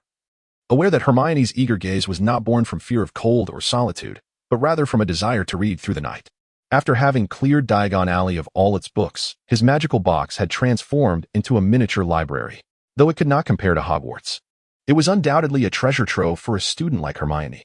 Thus, Hermione spent the entire summer with Chun-Yi, voraciously devouring various magical tomes. Hermione wrinkled her nose in mild discontent, yet she understood that Chun-Yi had her best interests at heart. After marking her place, she reluctantly closed her book and stood up. The Granger residence was not far from Chun-Yi's home, yet he still escorted her to her doorstep. Just then, a striped tabby cat dashed across the street and, as it ran, gradually transformed into an elderly woman clad in a deep green robe and adorned with a wizard's hat. Professor McGonagall! Hermione exclaimed in surprise. Professor McGonagall? Chun-Yi raised an eyebrow, recalling that she was the head of Gryffindor House. But what could she want with Hermione? Had the Granger couple discovered their daughter's frequent late nights and sought counsel from a teacher? Professor McGonagall was utterly oblivious to Chun-Yi's rambling thoughts, gazing at him with a look of suspicion. Who are you, and why have I never seen you at the school before? As the head of Gryffindor and the deputy headmistress of Hogwarts, she was well aware of her responsibilities. Dumbledore, with his whimsical nature, might have been affectionately dubbed an old rascal, but in reality, it was Professor McGonagall who handled most affairs at Hogwarts, including the students' daily lives and disciplinary actions. I am merely a passerby, Chun-Yi shrugged, feigning innocence. A passerby? Professor McGonagall was unconvinced, for she could sense the magical aura surrounding him. Had he not possessed such a presence, she would not have so easily dispelled Armani and appeared before them. Moreover, Chun-Yi had exhibited no surprise when she transformed. Yet, if he were merely an ordinary person, Professor McGonagall would have swiftly raised her wand and cast a memory charm. In a moment of quick thinking, Chun-Yi kicked up a nearby trash can lid, successfully blocking the spell aimed at him. The drawback of being an underage wizard was that using a wand in the presence of muggles could attract the Ministry of Magic's attention, thereby exposing his status as an illegal wizard. However, it seemed the situation was already precarious. Stop, Professor McGonagall, please listen to me, Hermione exclaimed, startled by their imminent confrontation. The more you explain, the more perplexed Professor McGonagall appears, she thought to herself. A muggle had stumbled into the magical world and had begun to learn magic independently? Such a scenario seemed implausible. If he were indeed a wizard, he would have received an acceptance letter from Hogwarts. Yet, if he were not, how could he disregard the muggle-repelling charm? Professor McGonagall found herself ensnared in a logical conundrum. This was a problem she could not solve. Unlike Hermione, who could easily be led astray, Professor McGonagall knew that while wizards could escort muggles into Diagon Alley, it was only permissible with the wizard's invitation. Allowing muggles to freely enter would invite chaos into their world. Ahem, just consider me a wild wizard, Ginny coughed, attempting to divert the topic. No. This matter requires me to speak with Headmaster Dumbledore, Professor McGonagall declared as she turned to leave. This situation was far too significant. If there were more young wizards like Chin-Yi overlooked by Hogwarts, it would be a gross dereliction of duty. Just as she was about to disapparate, a thought struck her, and she pulled Hermione aside. Moments later, Hermione bounced back toward Chin-Yi, winking playfully. I have good news for you, she exclaimed. She never intended to report you, Hermione said with a hint of irritation. Chin-Yi sighed with relief. It seemed Professor McGonagall was not so stern after all. What did Professor McGonagall want with you? He inquired curiously. It's a secret, Hermione teased, wiggling her finger at him, her nose held high. It's just the time turner. Did you think I was unaware? Well, I am quite eager to take a peek, Chin-Yi said, gently ruffling her magically straightened golden locks. Hey, Hermione protested, swatting his hand away. Don't treat me like a child. Of course, you are no longer an 11-year-old child, but a 13-year-old young lady, Chin-Yi teased, provoking her ire. She stomped on his foot and dashed back inside, throwing him a cheeky grin over her shoulder. Goodbye, Junior. Chin-Yi chuckled to himself, realizing that despite her attempts at maturity, Miss Granger was still very much a child at heart.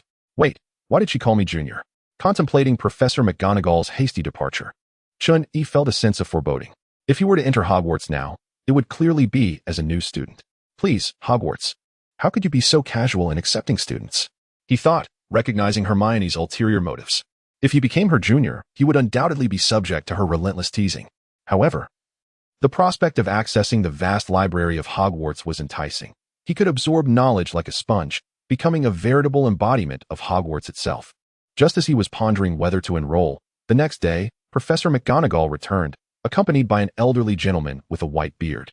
Chapter 38, Balancing Magic and Life Force. Albus Percival Wulfric Brian Dumbledore, a name that could easily fill several lines, was the headmaster of Hogwarts and widely regarded as the greatest wizard of the modern age.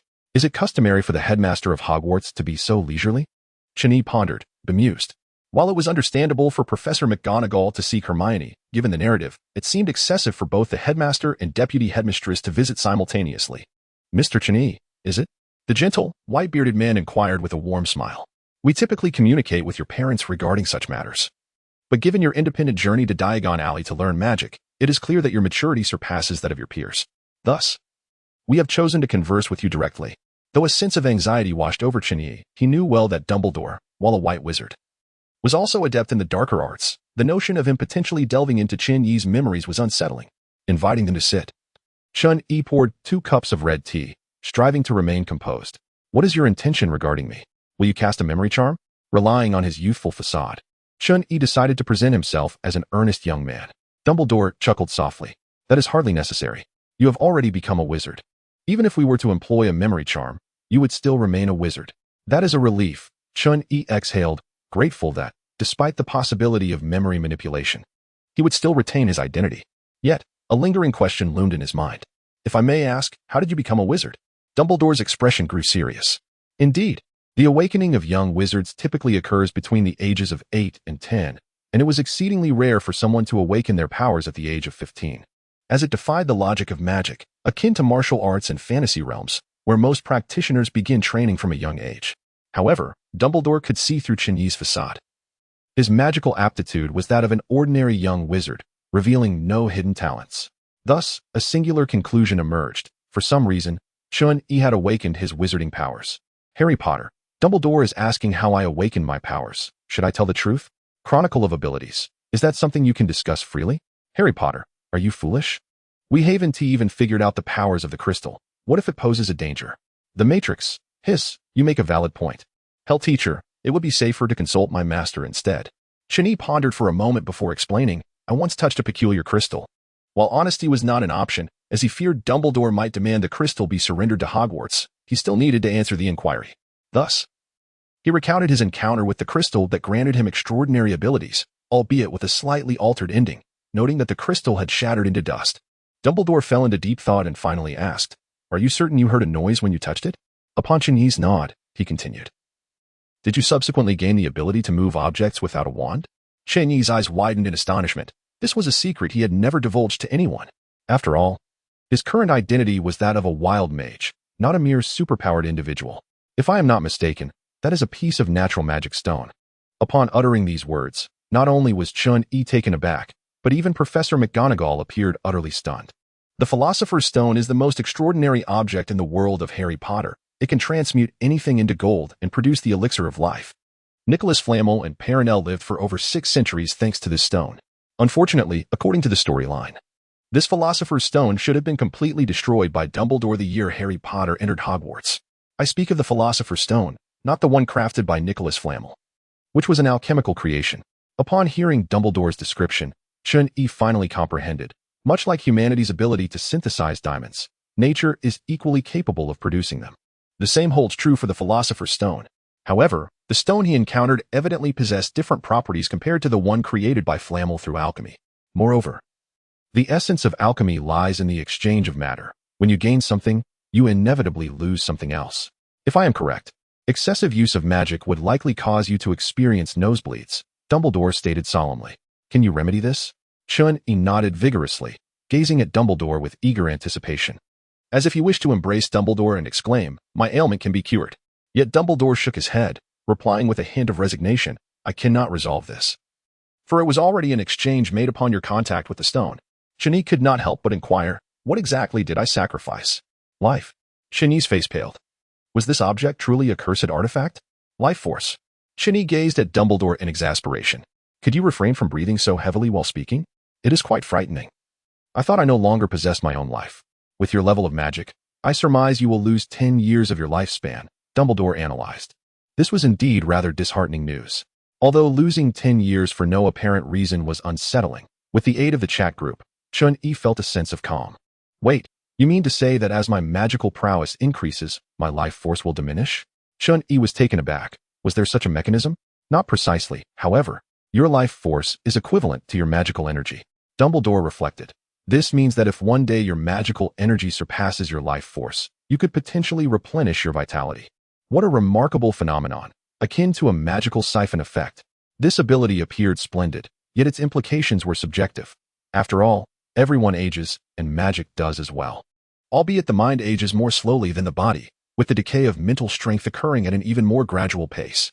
In Chen Yi's case, although he could substitute magic for aging, it would equally mean he was subjected to dual decay. While he might outlast his peers, he would undoubtedly struggle against them in terms of strength. It did not sound like a terrible predicament. Chen Yi sighed in relief. With the chat group at his disposal, he would inevitably ascend to greatness. How could he possibly succumb to old age? Dumbledore chuckled softly, pleased with Chen Yi's optimism, and inquired, So, Mr. Chen Yi, would you be inclined to join us as a new student at Hogwarts? Chapter 39. Evil? In what sense of evil? Harry Potter, after much debate. I have successfully avoided becoming Hermione's junior, yet I am in the same year as her and have bypassed the sorting hat, directly entering Gryffindor. Tianqing Joga, you truly are impressive. Harry Potter, I cannot shake the feeling that this is not a compliment. Power armor, the Matrix, the shielding control device you requested has been manufactured. However, mass production presents some challenges. Kaba possesses innate immunity to mental control. Yet it is impractical for Chen Yi from the Matrix to distribute individual Kaba devices to every inhabitant of the Matrix. Thus, creating a simplified version of the shielding device becomes essential.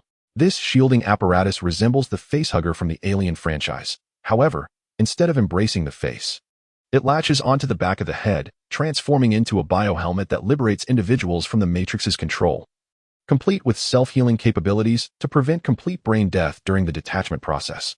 Nevertheless, with billions of humans trapped in the Matrix, providing each one with a shielding device is evidently a monumental task. However, should Chen Yi dismantle the Matrix, it is only natural that as the savior, he would command the entirety of the Matrix, enabling the technology of the arrival ships to be fully deployed on this planet. Thus, despite the enormity of the project, both Chen Yi from the Matrix and Chen Yi from Power Armor were deeply invested in its success. What use is all this busyness? It would be far more prudent to await the emergence of the creator god, Chen Yi, and then simply ascend. In the world of Frozen, with a gaming console in one hand and snacks in the other, using comics as a pillow, Chen Yi regarded this situation with disdain. As someone who merely wished to cling to the powerful, he had no desire to exert effort. Of course, he would never dare to voice such sentiments. For if the other Chen-Yis in the group were to sever his support out of anger, he would be utterly helpless. Regrettably, there was no Chen-Yi who traversed into the future, as he had already read all those comics. Chen-Yi muttered greedily, "What are comics? You don't even know what comics are?" Chen-Yi was startled, flipping over to stand, and was astonished to see a familiar figure, Elsa. At this moment, Elsa had transformed completely. Her once tightly braided hair was now released, cascading in soft golden waves over her shoulders, and her attire had morphed into a delicate blue gauze, exuding an air of elegance and nobility. Chen-Yi blinked. Is this the complete form of Elsa? No. Why is Elsa here in my home? Who are you? Chen-Yi decided to employ a face-blind tactic. After all, he had altered his appearance and was not concerned about Elsa recognizing him. Direct me. Elsa ignored him, instead retrieving a wand and pointing it at a book, which then flew to Chen-Yi's side. Chen-Yi thought, this magic can be utilized in such a manner? Is having strong magical power so remarkable? He felt a deep sense of injustice. As a novice mage, he could perform magic only a handful of times a day, beyond which it would cost him dearly, and the spells he could cast were all quite ordinary, such as illuminating sparks or conjuring flames. But my box has been given away. Chen-Yi felt utterly distraught. What was this? Did he just trap himself? Yet even so, he would never admit to being the supreme mage. Elsa looked at Chen-Yi with suspicion, given her understanding of magic. It was evident that Chen-Yi was merely an amateur, starkly contrasting with her impression of the imposing supreme mage.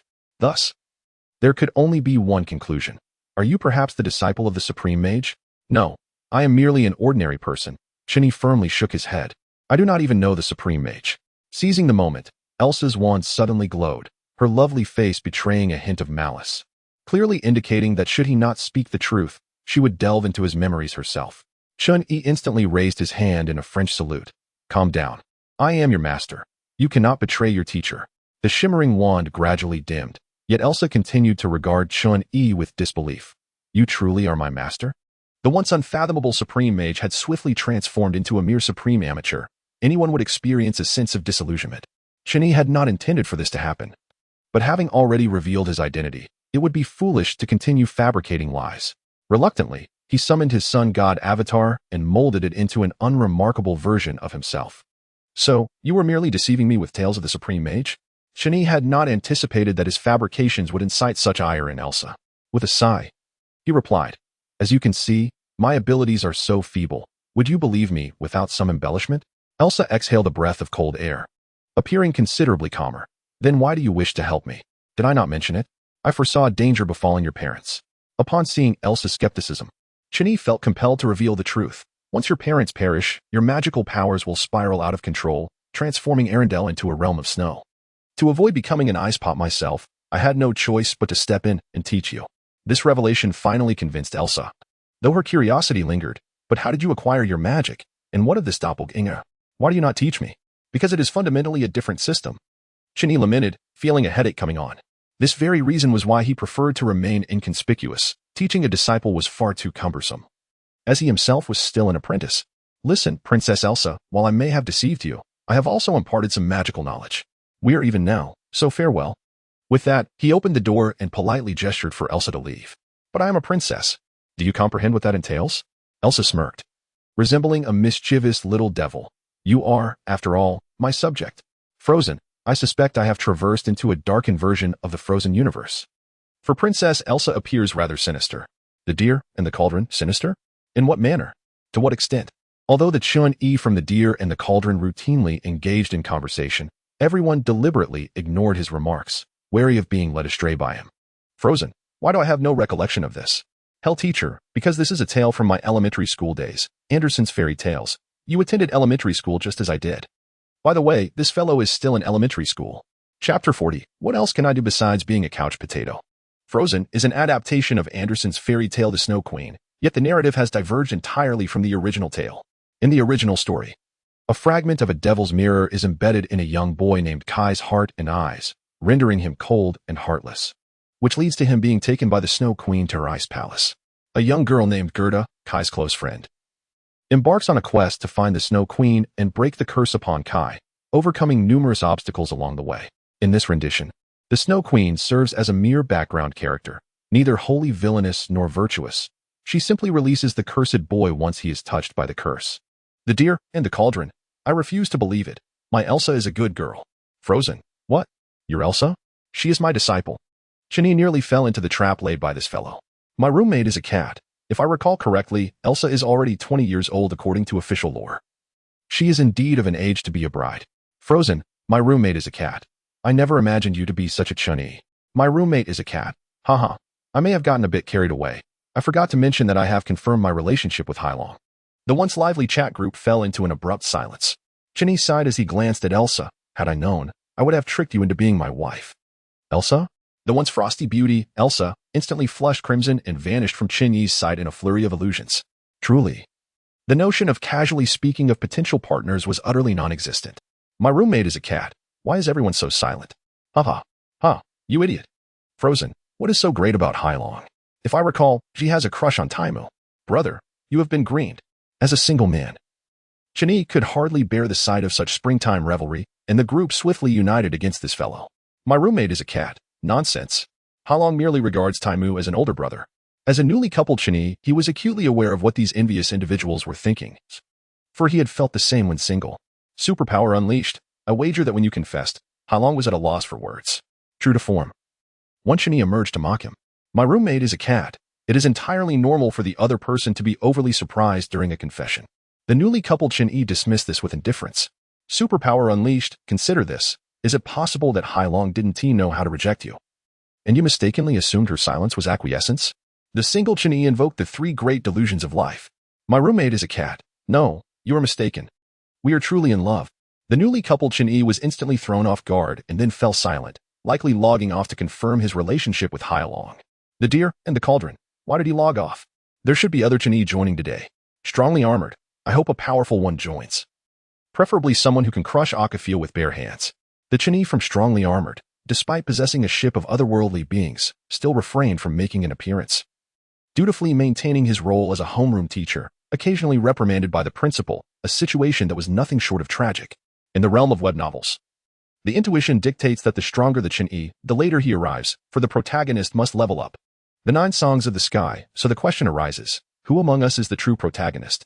All Chen-Yis, indeed, with so many of us. Which Chen-Yi is the protagonist, and which is the true essence? Marvel. I recall there is a concept in Marvel. If one reaches a multiversal level, they become singular.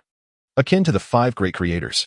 Therefore, the truth is singular. I am the protagonist, and you are all my avatars. Harry Potter, you are aware that this is a Marvel concept, but we are not in the Marvel universe. By that logic, you resemble an avatar more than anything. The deer and the cauldron. Speaking of the Marvel universe, do you think there exists a Chen-Yi in Spider-Man? Into the Spider-Verse? To be honest, I have a fondness for Spider-Gwen. The Matrix, the likelihood of X-Men is greater, right? Though it seems they are on the verge of merging. The deer and the cauldron. To be frank, I have a crush on Mystique. You seem to have a crush on everyone in the Marvel world. Chen-Yi found himself multitasking, operating a sewing machine while observing the chat group. Due to the reluctance of the strongly armored Chen-Yi to sponsor him a set of realistic kaba, they had no choice but to create it themselves. Ever since Jessica became a superhero, her time for cooking had diminished, and Chen-Yi, with idle hands, began cooking for himself and even assisting Jessica in mending her battle suit. He felt an unsettling dissonance. Was he in the Marvel universe to become a domestic husband? Realizing he was becoming a couch potato, he cast aside the kaba he was crafting. But what else could he do besides being a couch potato? Save the world? Too troublesome, and he feared that in a fit of anger, he might annihilate the villains, only to be criticized by the do-gooders, making him feel even more uncomfortable. Become a grand villain? Although he was solitary, he lacked a tragic backstory to justify a dark transformation. Not to mention the plethora of superheroes who would likely gang up on him if he attempted to play the part of a major antagonist. Forget it. I simply cannot continue as a domestic husband. Chen-Yi declared vehemently. Boss, the quality of this clothing is subpar. Just then, a female kaba flew through the window. Jessica removed her helmet and pointed to her cheek. Look, I got grazed by a bullet. I'm done. What happened? Jessica was utterly bewildered. Oh, never mind. Chen-Yi inwardly grumbled, waving his hand dismissively. I no longer wish to partake in this frivolous superhero game. It lacks meaning. How can you say it lacks meaning? This is incredibly significant. Jessica was displeased, perceiving it as a denial of her superhero career. This may hold great significance for you, but it is devoid of meaning for me. Chen-Yi reclined on the sofa in an utterly disenchanted manner. Observing her despondent employer, Jessica resolved to uplift his spirits. Boss, do you have any dreams? Dreams? The couch potato's eyes were filled with confusion, What on earth was a dream? Could it be Eden? Indeed, what do you most desire? Chen pondered for a moment and candidly expressed his thoughts. I wish for a girlfriend. Upon witnessing the romantic entanglement of the character Chen from Dried Fish Sister Kawaii, the single souls, despite their outward disdain, harbored deep-seated envy and resentment. Jessica remarked, "Is this a confession? What manner of confession is this? It feels more like a threat. The implication is clear. If I do not acquiesce, you shall not assist me. Correct? Very well, I accept." Gritting her teeth, Jessica acknowledged that although Chun-Yi was somewhat shameless, his handsome visage was a redeeming quality, rendering her not entirely embarrassed to be associated with him. Chun-Yi, having fully isolated himself from the outside world, felt revitalized. It is settled. I shall take my leave. In Chapter 41, titled How Fortuitous, We Are All Orphans, Chun-Yi found himself transported to a realm where his every need was effortlessly met, allowing him to indulge his whims without concern. With a mere wave of his hand, throngs of followers would rush to his side, swiftly dealing with any dissenters who dared voice an objection. Observing the chaos he orchestrated, not a soul dared speak, and Chen basked in this satisfaction. However, his unrestrained existence was marred by a slight imperfection. His companions were not living beings but rather the undead. He had traversed into the world of Resident Evil, and the evidence was irrefutable, as he had discovered the Umbrella Corporation's insignia on a pharmaceutical product.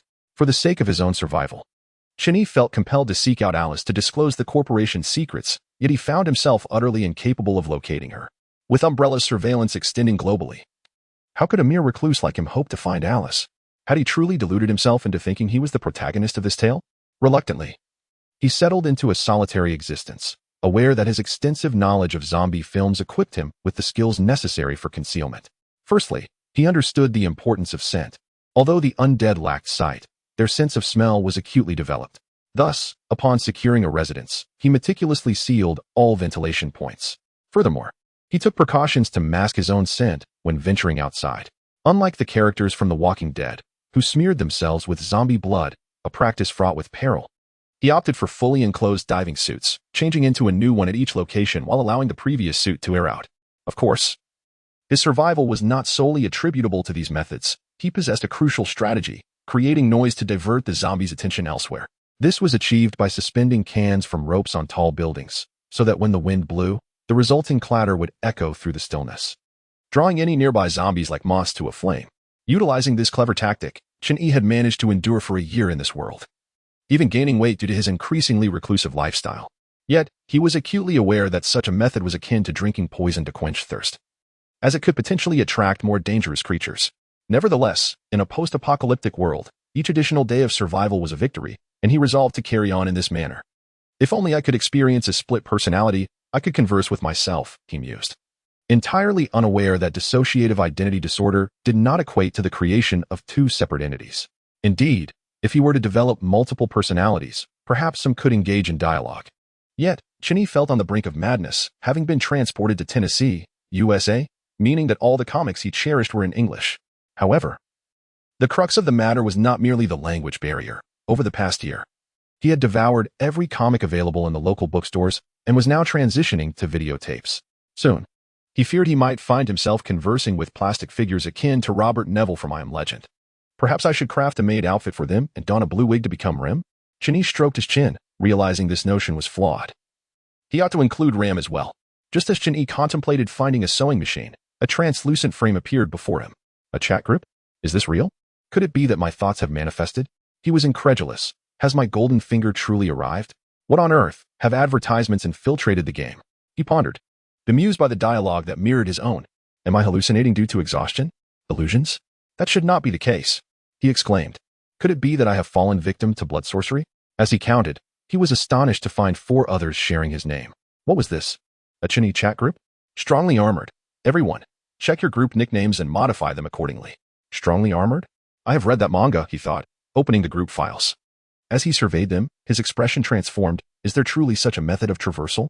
Resident Evil, strongly armored. Boss, I require a supply of Cabane. Help. Demon Slayer, strongly armored. Boss, I require a supply of Cabane. Help. Good heavens, there are others as unfortunate as I. Demon Slayer, Resident Evil, the virus is perilous. Who knows if it can infect Cabane? Resident Evil, Demon Slayer, the demon virus is equally hazardous. Who knows if it can infect Cabane? All the Chinese mused, as expected of me. I entered the group and immediately began to engage in competition. Strongly armored. You all make valid points. Thus, it would be prudent to procure some zombie virus and demon blood for thorough analysis.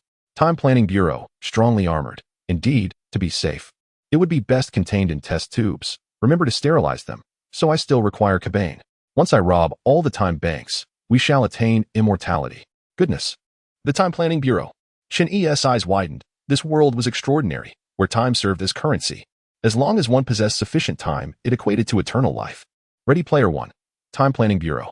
Have you been misled by third-rate novels? The Time Planning Bureau's premise is that human genetic coding remains fixed at the age of 25, which theoretically grants you immortality. However, due to the genetic lock, one can only extend their lifespan through the time program embedded in their arm. This is how the novels describe it. Ready Player One? It seems the Shin-E from the future is quite knowledgeable, Shin-E thought, feeling somewhat disheartened. Why was he the only one transported to the Resident Evil universe? Even if he succeeded in saving the world, there would likely be few survivors left on this planet. Sword and Fairy 4. I envy your ability to chat and jest. My days are consumed with cultivation, and I am utterly exhausted. Goodness, a cultivator named Chun-E.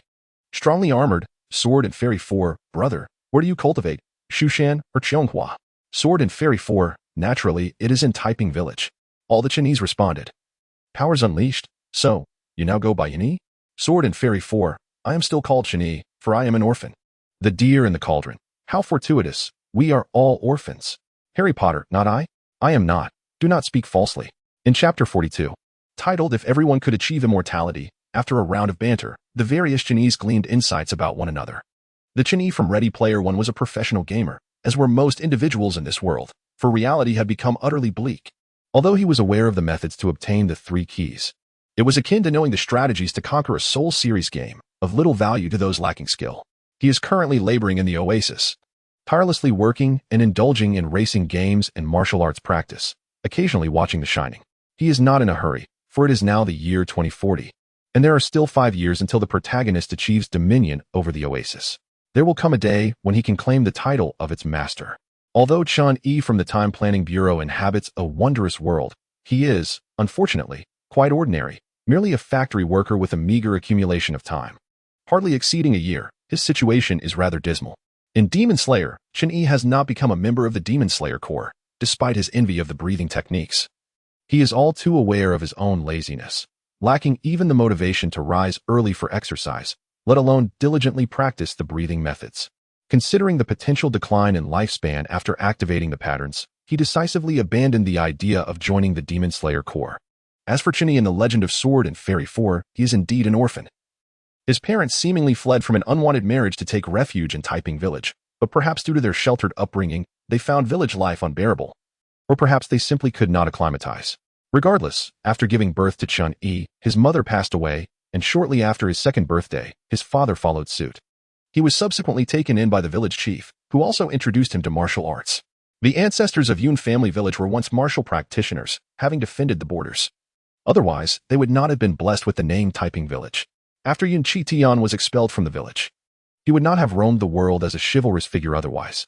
Harry Potter, has Han Lingsha not yet arrived in Taiping Village? Legend of Sword and Fairy 4, not yet, but she should be coming soon. I remember the village chief in the game is named Yun Jin. At that time, I will accompany them to Cheonghua sect, to cultivate immortality. The Deer in the Cauldron. Aspirations. If you ask me, pursuing Lumingli is the true path. As long as one becomes a son-in-law of the demon realm, cultivating immortality will be a trivial matter. The Matrix, that makes sense. Let us not forget that Cheonghua sect is not an ideal place for cultivating immortality, as it was later crushed by the very deity they revered. Legend of Sword and Fairy 4, however, I still prefer Han Lingsha. All Chinese. Alright, they too have an affinity for Han Lingsha. Superpower unleashed. Does that mean you will compete with Yun Tianhe for a girlfriend? How unscrupulous of you. The Deer in the Cauldron. Superpower unleashed. Who are you insulting? Superpower unleashed. My apologies, you are even more unscrupulous. The Deer in the Cauldron. How am I unscrupulous? I have shed blood for the Ming Dynasty. I have endured wounds for the Ming Dynasty. Hell teacher, what does that have to do with us? The Deer in the Cauldron. Legend of Sword and Fairy 4. How can you accuse me of being unscrupulous? This is simply retribution. As Yun Tianhe's father caused my father's demise, is it unreasonable for me to take his wife? Is there such a story? This piqued the interest of the Chinese, as it had not been mentioned in the game. It turns out that Yun Chi Tian, as described in the game, was quite the troublemaker in his youth. Competing in winter swimming one day, tricking others into giving him candy the next, and even stripping people and leaving them on the street shortly thereafter. Such behavior is undeniably unscrupulous and can lead to dire consequences. Indeed, Chen Yi's father met his end due to such reckless conduct. Strictly speaking, Yun Qingtian did take care of Chen Yi's father, assisting him in farming, recognizing that he was spoiled and unaccustomed to labor. However, he delighted in watching others stumble. While Chen Yi's father, possessing a stubborn temperament, insisted on competing in who could plow the field faster.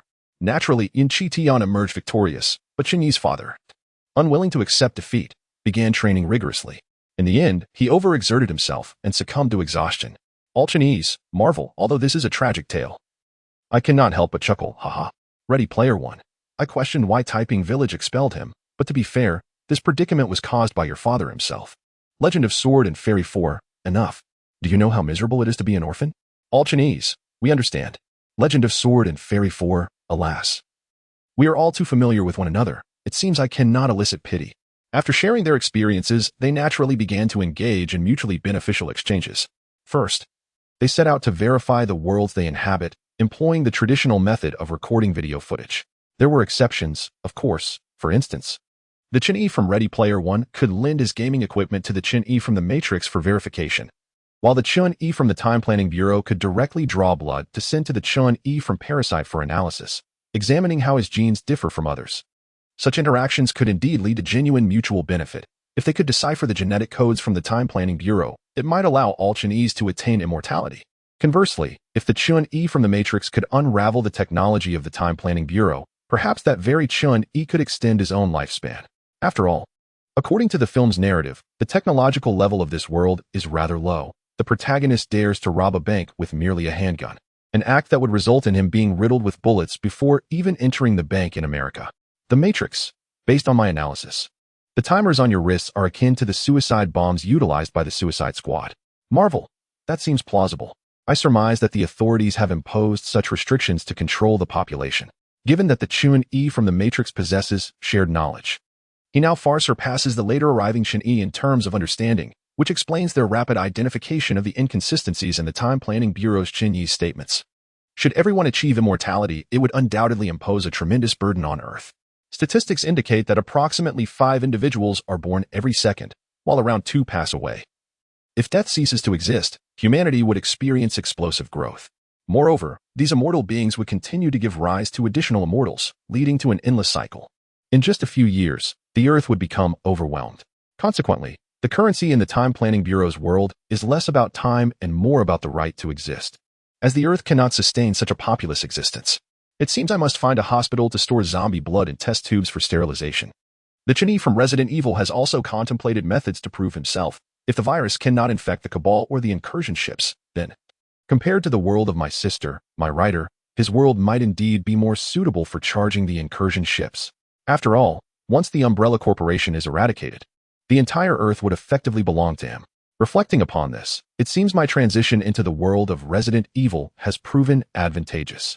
Chapter 43. Setting a modest goal. Are you two truly together?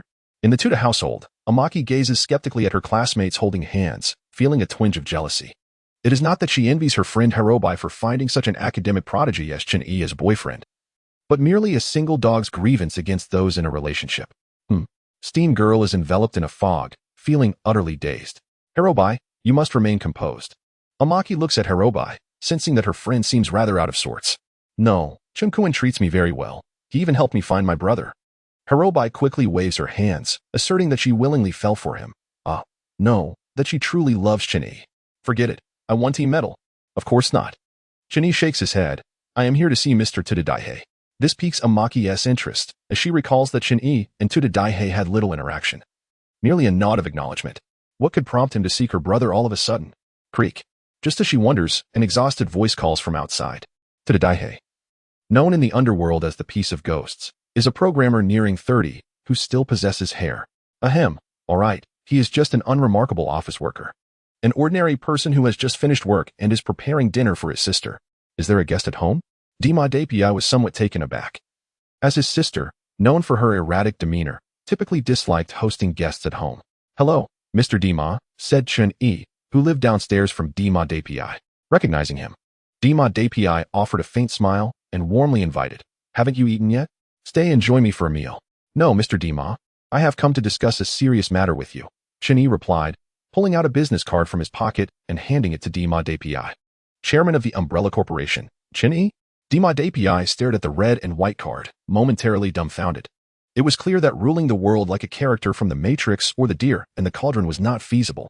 Not only was it a troublesome endeavor, but more importantly, this was a modern world, and the inhabitants were unlikely to acquiesce to such aspirations. Thus, the most prudent course of action was to swiftly establish a company that spanned various fields of technology and medicine, enlisting scientists to assist in deciphering the technology of the arriving spacecraft. The arriving spacecraft could manufacture units but required energy, and the predicament of merely creating without understanding the principles was rather uncomfortable. Furthermore, the spacecraft did not belong to him, although he shared a name with Chen-Yi.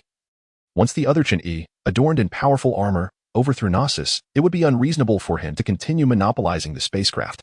Knowledge could be shared through the Chen-Yi of the Matrix world, yet the crux lay in practical application. For instance, the small elixirs that Chen-Yi and others consumed daily were abundant and satisfying. In such times, collective effort was essential. Relying solely on one Chen-Yi was insufficient. And even the Chen-Yi in chat groups could not suffice. They required the talents of individuals from their own world for scientific breakthroughs. While they might not be able to consume the elixirs as freely, at the very least, they aimed to secure their own supply. The Umbrella Corporation? Is that the one that developed Super Mario Bros.? D-Mod API was still processing the information when Yuman excitedly interjected. As a gaming enthusiast, her passion for games was evident. Super Mario Bros. Had only been released in the past 2 months but had already dominated the gaming industry. She owned a copy and had already completed it. "Indeed, that is a game I developed," Chen-Yi confirmed.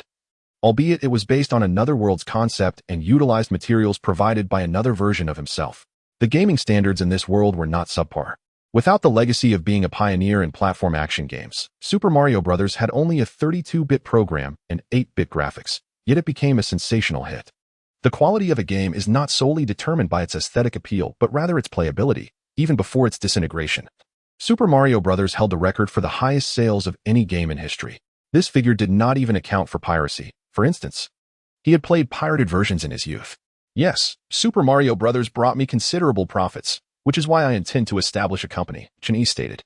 While starting a gaming company was a secondary objective, he could not perpetually extract wealth without consequence. Setting aside whether he possessed sufficient funds like the character from The Deer and the Cauldron, it would be foolish to treat the entire world as naive, as he could easily find himself in dire straits. Thus, Chen-Yi resolved not only to establish a research company but also a profitable one. He would pursue any venture that promised financial gain, setting a modest goal of becoming the world's richest person before pursuing his ideals. That's impressive. Even Yuman, typically straightforward, was astonished to learn that Chen-Yi was the founder of the Umbrella Corporation. Although the company consisted solely of Chen-Yi, it was incredibly lucrative. When compared to her own life, where she spent her days gaming, sipping cola, and munching on chips, she felt increasingly disheartened. "I must have a bucket of cola tonight to lift my spirits." In contrast, the gaming novice, Hanami, was perplexed. Though she knew Chun-Yi had developed a game that was quite enjoyable, she had little interest in playing games, as her studies left her no time for such distractions. "I never imagined you were so accomplished," she said, as D-Mod API, surprised by his sister's enthusiastic recounting of Chen-Yi's achievements, inquired. "What serious matter did you wish to discuss?" "I would like to invite you to be the president of my company," Chen-Yi stated candidly. In establishing a company, the most crucial factors are trustworthy and capable personnel. Having seen the anime Himoto, Omara-chan, Chen-Yi understood D-Mod API well. He was a diligent worker with a kind heart. Most importantly, D-Mod API lacked strong opinions, which explained why he had joined the company as a mere cog in the machine alongside the academically challenged Keita. Although Japanese society is notoriously competitive, D-Mod API could potentially rise to a managerial position with his academic performance if he prepared adequately.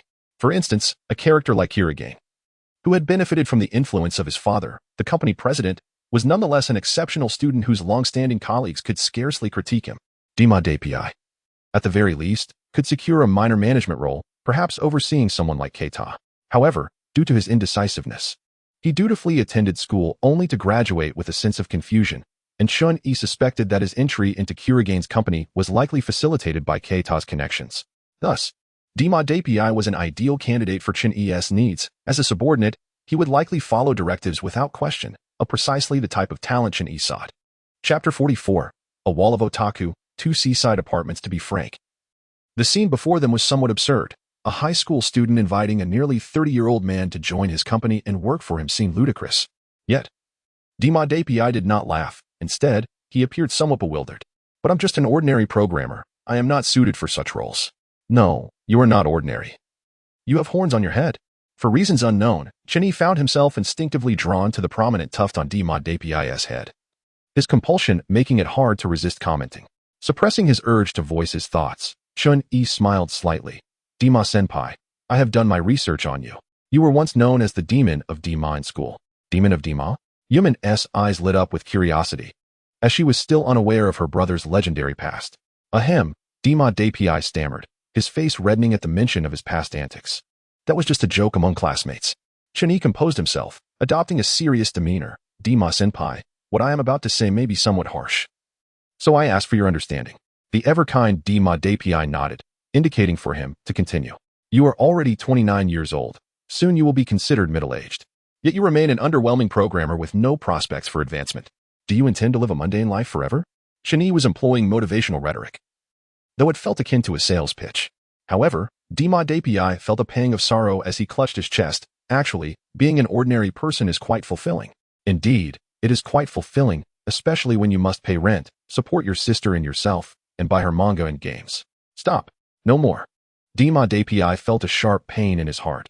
If their family were truly wealthy, he would not be sharing a room with Yuman. The inconvenience of their living conditions was apparent, especially considering many children had their own rooms by elementary school. Shut up. How do you know that? Suddenly, a small creature leaped onto Chen-Yi's face, cutting off his speech. Upon closer inspection, he was amazed. You can truly change size at will. However, unlike the transformation seen in anime, Yuman's metamorphosis in reality resembled a once proud girl now slouching like a disheveled otaku, appearing several centimeters shorter. It was no wonder the artist at the recent event had misidentified her. Quickly, Chen-Yi removed the creature from his face, exasperatedly stating, Did you think I was as naive as Hanami? Hanami? Yuman gasped, glancing at the equally astonished Hanami, realizing her image as a model student had been irrevocably shattered. Chen-Yi had no interest in the collapse of Xiaomai's character, but instead continued to unveil the defenses of Deping. You may not know. This is merely the novice form of an otaku. Soon, Xiaomai will develop a fondness for figurines, and a decent one will cost at least 10,000 yen. As the saying goes, an otaku's wall is worth 2 seaside villas. You speak nonsense. I don't have any.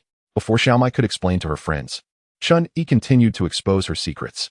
In a sudden leap, he attempted to embrace her face, while pulling the nearby Hai Laoming along, causing the two girls to collide in an embrace. Yuri is truly delightful, Chen-Yi exclaimed. Wait a moment, isn't Hai Laoming my girlfriend? Chen-Yi activated his financial ability. Strong genetic armor. Everyone, I have deciphered the genetic structure of Chen-Yi from the Time Planning Bureau. Image. The Matrix, indeed. Is it a form of genetic programming? I wondered why the scarecrow twitched just before dying. It was clearly not a matter of time, but rather cardiac arrest. Time Planning Bureau. Is it possible to develop a serum devoid of time programming? Strong genetic armor. No. Because I discovered that your clone can only be sustained until the age of 25. Beyond that, it will collapse genetically and perish. Moreover, your clone does not exhibit a countdown of time. I suspect it is a hormone that can prolong your lifespan. Time Planning Bureau. Clone? What on earth have you done with my blood, you scoundrel? Strong genetic armor. That is not the crux of the matter. The essential point is that your mode of survival resembles that of a robot. Charged, you thrive. Drained, you perish. Therefore, I require a time storage device. Time Planning Bureau. So, I still have to rob a bank? The deer in the cauldron. Could you not aim higher? Why not boldly consider becoming the Scarecrow's son-in-law instead of merely robbing banks? Time Planning Bureau. What utter nonsense. The Scarecrow's name is Raymond. And since when did being a son-in-law become an esteemed profession? Player 1. Hasn't it always been? Amano Yukihira, Kiriyama Kizuto, Yatsuka Mihiro, Sakai Yuji, Natsuki Subaru. Chinese Paladin 4. Wait a moment. While others may be understandable, why is Natsuki Subaru included? He has it rough enough as it is. The 9 Songs of the Sky, because he relies on the Witch of Jealousy to resurrect. Harry Potter, well-reasoned, indeed. Never expect the topics in a chat group to maintain continuity, for you never know which Chen-Yi might suddenly digress. Upon closing the chat group, Chen-Yi picked up his suitcase and, alongside Hermione, ventured to that haven cherished by all Harry Potter fans, Platform 9 3/4 at King's Cross Station in London.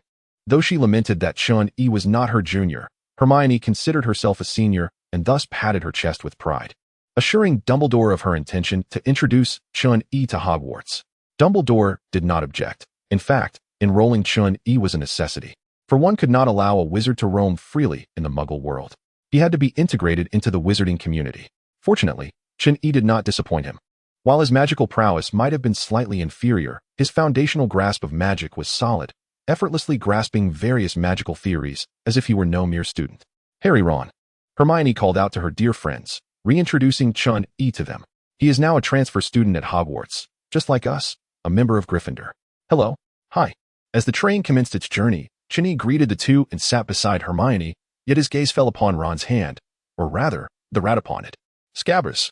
The mastermind behind the demise of Harry's parents, a rat that had transformed and spent over a decade in rodent form, a true master of survival. Should I eliminate him? Chun-Yi pondered. At that moment, the train suddenly came to an abrupt halt, a colossal figure burrowing its way into the compartment. Dementor. Chapter 45. Oh no. I've become a substitute. The magical world had not been particularly tranquil lately, or rather, it had been tumultuous since Harry's entrance into that realm. To summarize, Voldemort sought resurrection, and as the protagonist, Harry often inadvertently thwarted his plans, inciting his ire. However, this particular disturbance was not linked to Voldemort's revival, but rather to the rat in Ron's possession. During the summer vacation, Ron had won a lottery and traveled to Egypt, resulting in a family photo featuring him and Scabbers published in the Daily Prophet. This was fortuitously recognized by Sirius Black, currently imprisoned in Azkaban, for he had known during his student days that Scabbers was, in fact, Peter Pettigrew. Previously, he had believed Peter was deceased, thus willingly enduring punishment in Azkaban for the death of Harry's parents. But now, with Peter alive, he grasped the situation's intricacies. However, he bore the burden of guilt for Harry's parents' demise, prompting his escape from Azkaban to seek vengeance. The Ministry of Magic, feeling humiliated by Sirius's escape, dispatched a multitude of Dementors to hunt him down. The train jolted to a halt, causing those worried about Sirius potentially harming Harry to be thrown off balance. With Hermione falling into Chun-Yi's embrace.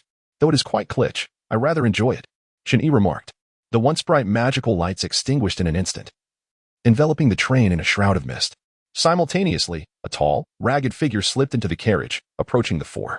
It was unsurprising for a Dementor to target Harry, as he had indeed interacted with Sirius. When Harry departed from his uncle's house, he had glimpsed a gigantic black dog in the darkness, the very same dog that was Sirius in his animagus form. Yet, Dementors are creatures of low intelligence. Although they serve the Ministry of Magic, they prefer to drain human joy. Most prisoners in Azkaban have succumbed to madness due to their presence. Thus, the magical world is truly in disarray, Chun-Yi silently lamented. They could easily dispense justice on the spot or compel labor. Yet the Ministry chose to imprison and torment them in Azkaban. Some individuals undoubtedly deserve severe punishment, but others have committed crimes for various reasons, such as unintentional murder or excessive self-defense. Originally, these individuals needed rehabilitation, yet they are subjected to torment. Does this not drive them further towards villainy? If I rob a bank out of desperation, why should I be confined in Azkaban and tortured day and night? Wouldn't it be more logical to resort to murder and theft, knowing that 9 out of 10 who enter Azkaban go mad? What difference does a few years make? Wait a moment, where is Professor Lupin? Chun-Yi blinked. There were precisely 4 seats in the compartment, and one was clearly absent. Suddenly, the Dementor peered through the glass of the compartment, its gaze fixated on them, or rather, on Harry. Chun-Yi felt a powerful grip on his arm. He turned to Hermione, whose face was pale with fear. Expecto Patronum. Chun-Yi's wand glimmered with blue light, conjuring a figure of ice and snow that illuminated the entire compartment. It was a stunning girl, had it not been for her icy form. Everyone would have assumed she was alive. She slowly extended her hand and gently pointed at the Dementor. Crack, crack, crack. In an instant, the ice enveloped the Dementor, encasing it in a solid sculpture. Crack. Suddenly, the entire ice sculpture shattered into fragments, the chilling air prompting everyone to shiver. Impressive. Yes, even Chun-Yi, the one who had unleashed it, felt astonished, for it was his first time employing the modified Patronus charm. Indeed, a modified version. In Frozen, Chun-Yi, as a disgraceful teacher, completely gives up after Elsa discovers the truth and begins to learn magic from her. Elsa is rather pleased with this, for although Chun-Yi deceived her, he harbored no ill intentions and provided her with numerous magical tomes, enabling her to master her own powers. However, being a prodigy capable of creating life from ice and snow without formal training, Elsa quickly grasps the nuances of magic and Upon noticing that Chun-Yi cannot even perform the most fundamental Patronus charm, she unveils an improved version of it. Achieving this feat is notoriously challenging, as most individuals struggle to understand and confront their inner selves. As if sensing the death of one of their own, the Dementors withdraw from the train, their faceless forms trembling in fear. Are they truly afraid? Chun-Yi scoffs, and as the Dementors disperse, the magical lights within the train illuminate the compartment, bringing a collective sigh of relief from those present. Is that the Patronus charm? While this charm is indeed a highly advanced magic within the wizarding world, it is not a closely guarded secret, as it serves to protect against Dementors and is essentially non-lethal. Yet now, the Patronus charm has inexplicably caused the demise of a Dementor. Until this day, the magical community had been uncertain if there was any way to vanquish them, but now, it seems there truly is. This is not the Patronus charm. A man with graying hair and a patched coat emerges from the compartment, exclaiming in admiration. Though this magic bears a striking resemblance to it, could it be an extension of the Patronus charm? Chun-Yi assesses the individual, realizing he must be their defense against the dark arts teacher, Remus John Lupin. The duty of saving Harry should rightfully belong to you. Chun-Yi disregards him, patting Hermione's arm in reassurance. It's all right, with me here, there's nothing to fear. Hermione, however, ignores him, gazing curiously at the ice and snow figure, asking, why is your Patronus a girl? Perhaps because this girl embodies his ideal companion, Ron speculates. At this, Hermione's expression darkens, feeling inexplicably upset. Could it be that Ron has discerned my feelings for Chun-Yi? But aren't they yet to develop any mutual affection? Chapter 46, Another Me. I entrust you upon hearing that Chun-Yi's ideal partner is not her. Hermione feels a wave of despondency and releases her grip on his arm. Professor Lupin, noticing her reaction, interjects, not necessarily. Since this is an improved version of the Patronus charm, it is not the traditional one. Observe the girl. Her eyes lack vitality, clearly indicating she is a puppet-like creation. Normally, the Patronus charm conjures animals, though there are exceptions, such as Dumbledore's phoenix, which retains some animal instincts, like Luna's rabbit that hops about or Hermione's otter that occasionally looks around. Yet this ice girl exhibits none of these instincts, perfectly executing Chun-Yi's commands. Hearing this, Hermione's gloom lifts, and her spirits brighten. But that does not imply that this girl is the perfect lady in Chun-Yi's heart. Ron's comment rekindles Hermione's anxiety. Indeed, it is a possibility, as the Patronus charm is derived from one's innermost feelings. Professor Lupin nods, acknowledging Ron's insight. Chun-Yi rolls his eyes, waving his wand to disperse the Patronus Elsa, stating irritably, regardless of who casts this spell, the summoned figure will always be this girl. Upon hearing Chun-Yi's explanation, Hermione's mood improves once more, but she soon realizes her own odd behavior, appearing somewhat distracted as they continue their journey. The train continues towards Hogwarts, and Chun-Yi, noticing Hermione's preoccupied demeanor, assumes she is anxious about attending all her classes this term. Hermione is indeed the quintessential overachiever, eager to absorb every bit of knowledge available. However, similar to elective courses in university, not all classes at Hogwarts are mandatory. Students can choose their subjects, allowing for specialization and alleviating the teacher's burdens. Yet, due to Hermione's acquisition of a time turner, the teachers can proceed as usual, while she likely attends classes for over 10 hours a day. Chun-Yi wishes to advise her that adequate rest would enhance her learning, but he cannot disclose his knowledge of the time turner, a secret within the magical community. With all existing devices housed in the Ministry of Magic, how could he explain the existence of the time turner? Time magic, he muses. It's time to journey to Camartage and become the Sorcerer Supreme. Frozen, what nonsense. I'm trying to avoid the Ancient One. What if she decides to eliminate me? The Ancient One safeguards the peace of Earth's dimensions and is indifferent to terrestrial conflicts, as she has no intention of ruling the world. In the Marvel Universe, Chun-Yi is undoubtedly an outsider. Don't we need to merge? No way. I just found a girlfriend. Are you foolish? After merging, that Sea Elder is my wife. And Elsa is also my wife. I must respectfully decline to merge with a beast. Rest assured, the Ancient One won't eliminate you. If she intended to, she would have acted long ago. You'd merely be sent away. Isn't that even more frustrating? As the saying goes, sticking your neck out is as perilous as withdrawing it. Traversing the Marvel Universe, the Ancient One is an unavoidable obstacle, as she, like the audience, has witnessed the events of Avengers Endgame. No, rather, she is aware of the original timeline, knowing that Chun-Yi has taken the Space Stone and the Mind Stone, a significant disruption to the timeline. A simple inquiry could reveal the anomalies. If possible, Chun-Yi wishes for the Ancient One to inspect whether his soul harbors any issues. In Hell Teacher, New York Yamikage had previously examined his soul at Chun-Yi's request, finding no discrepancies. Thus, the question arises, from where do all these versions of Chun-Yi emerge? He recalls the battle between the Ancient One and Doctor Strange, where she split him into two individuals. This thought makes Chun-Yi anxious. Merging is something he could reluctantly accept, given their similar life experiences, treating it as if he were repeatedly traversing other worlds. With those versions of Chun-Yi merely fragments of his memory. However, the fear remains that some versions of Chun-Yi might resemble the Dark Sorcerer, intent on consuming everyone. Currently, they cannot traverse worlds together, but what if one day they could visit each other's realms? This is why every time Chun-Yi joins, others inquire about his origins. What if someone intends to imitate the universe's bounty and eliminate their counterpart for personal gain? Go for it. We support you. If you don't learn magic, how can you expect to be worthy of Scarlet Witch? In web novels, the Ancient One is often portrayed as benevolent, appearing with the frequency of a novice village chief to bestow blessings upon the protagonist. Another me, I entrust you with the duty of saving Nezuko. You can exchange magic from the Harry Potter universe with her. I recall that magic in Camartage requires a cost, while magic in the Harry Potter universe merely consumes magical energy. Indeed, I remember someone mentioning that Doctor Strange once perforated his stomach while casting a spell. Time Planning Bureau. It is not a gastric perforation. Rather, it has been corroded, rendering a significant portion of the stomach absent. Marvel, spare me the details. That's merely a comic book premise. Who knows what the cinematic adaptation entails? Regardless, I did not witness Doctor Strange paying any price in the film. Chun-Yi sighed, reflecting on the fact that he was, indeed, not easily deceived.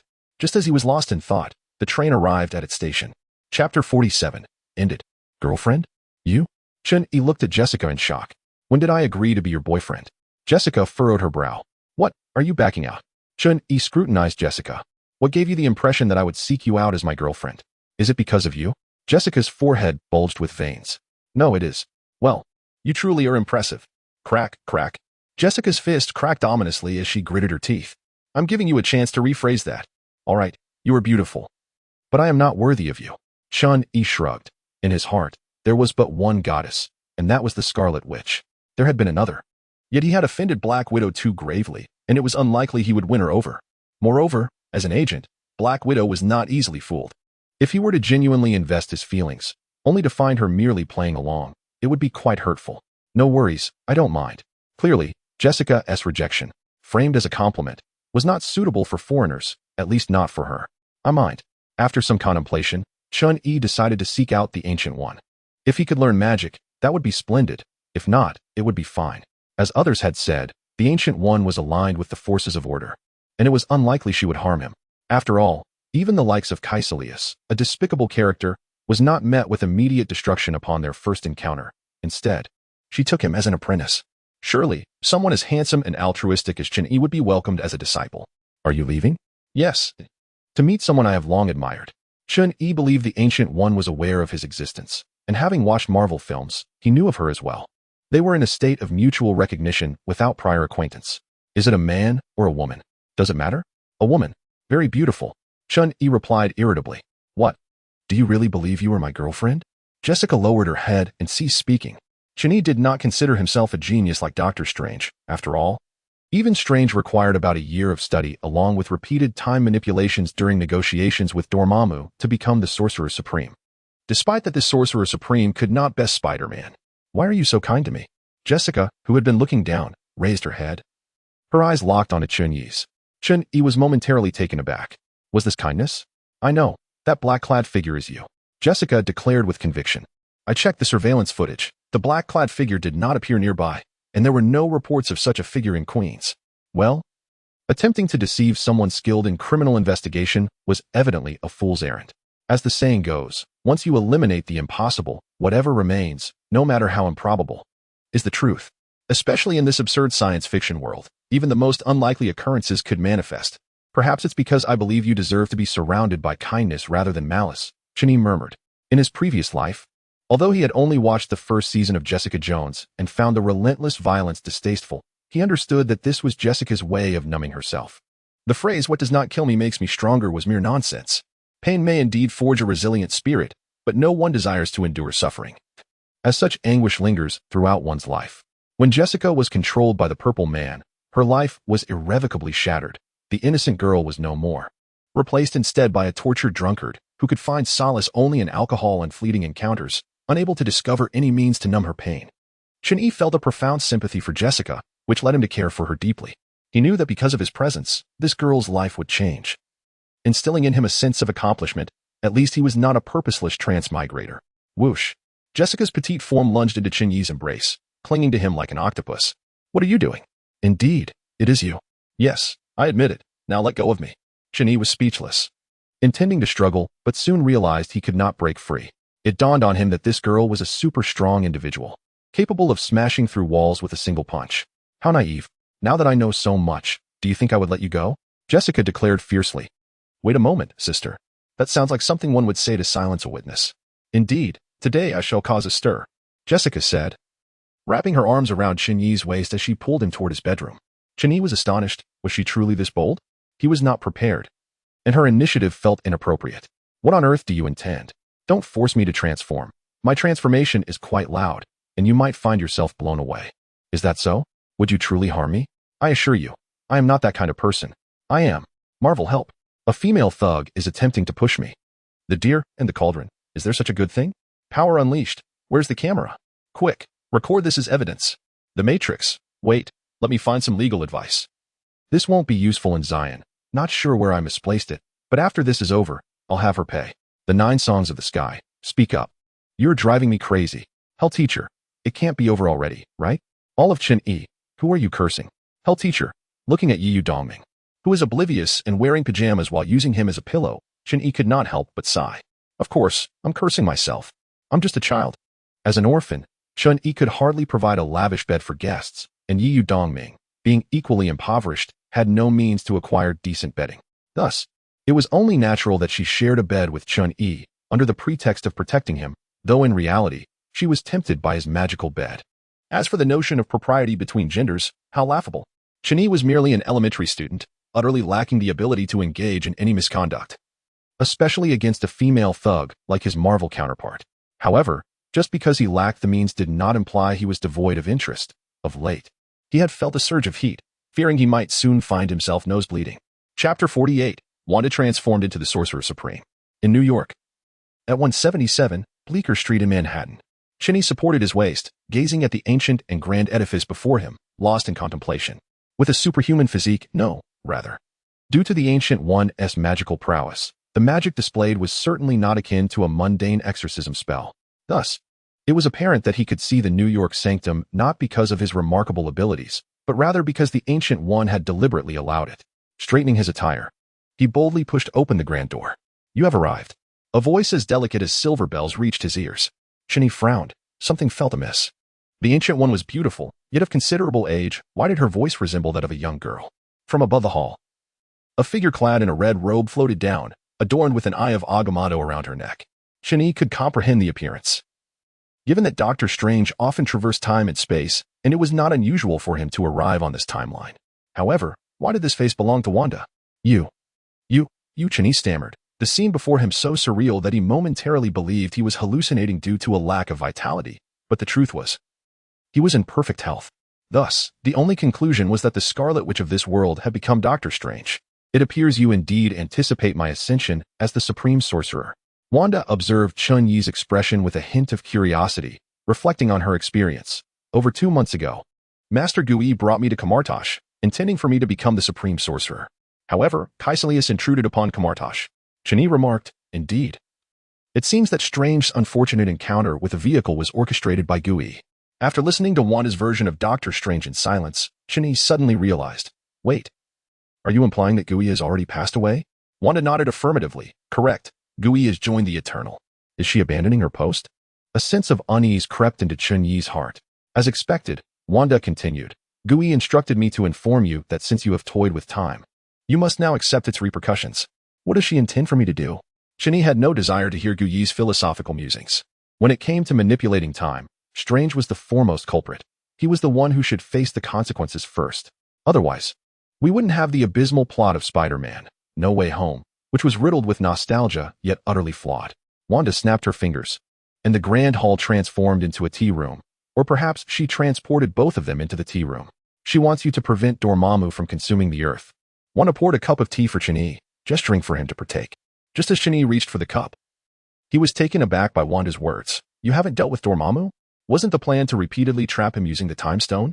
I merely managed to momentarily repel him. but I cannot banish him indefinitely.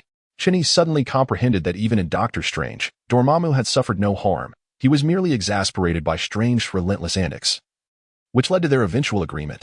So, Scarlet Witch confronted Dormammu directly?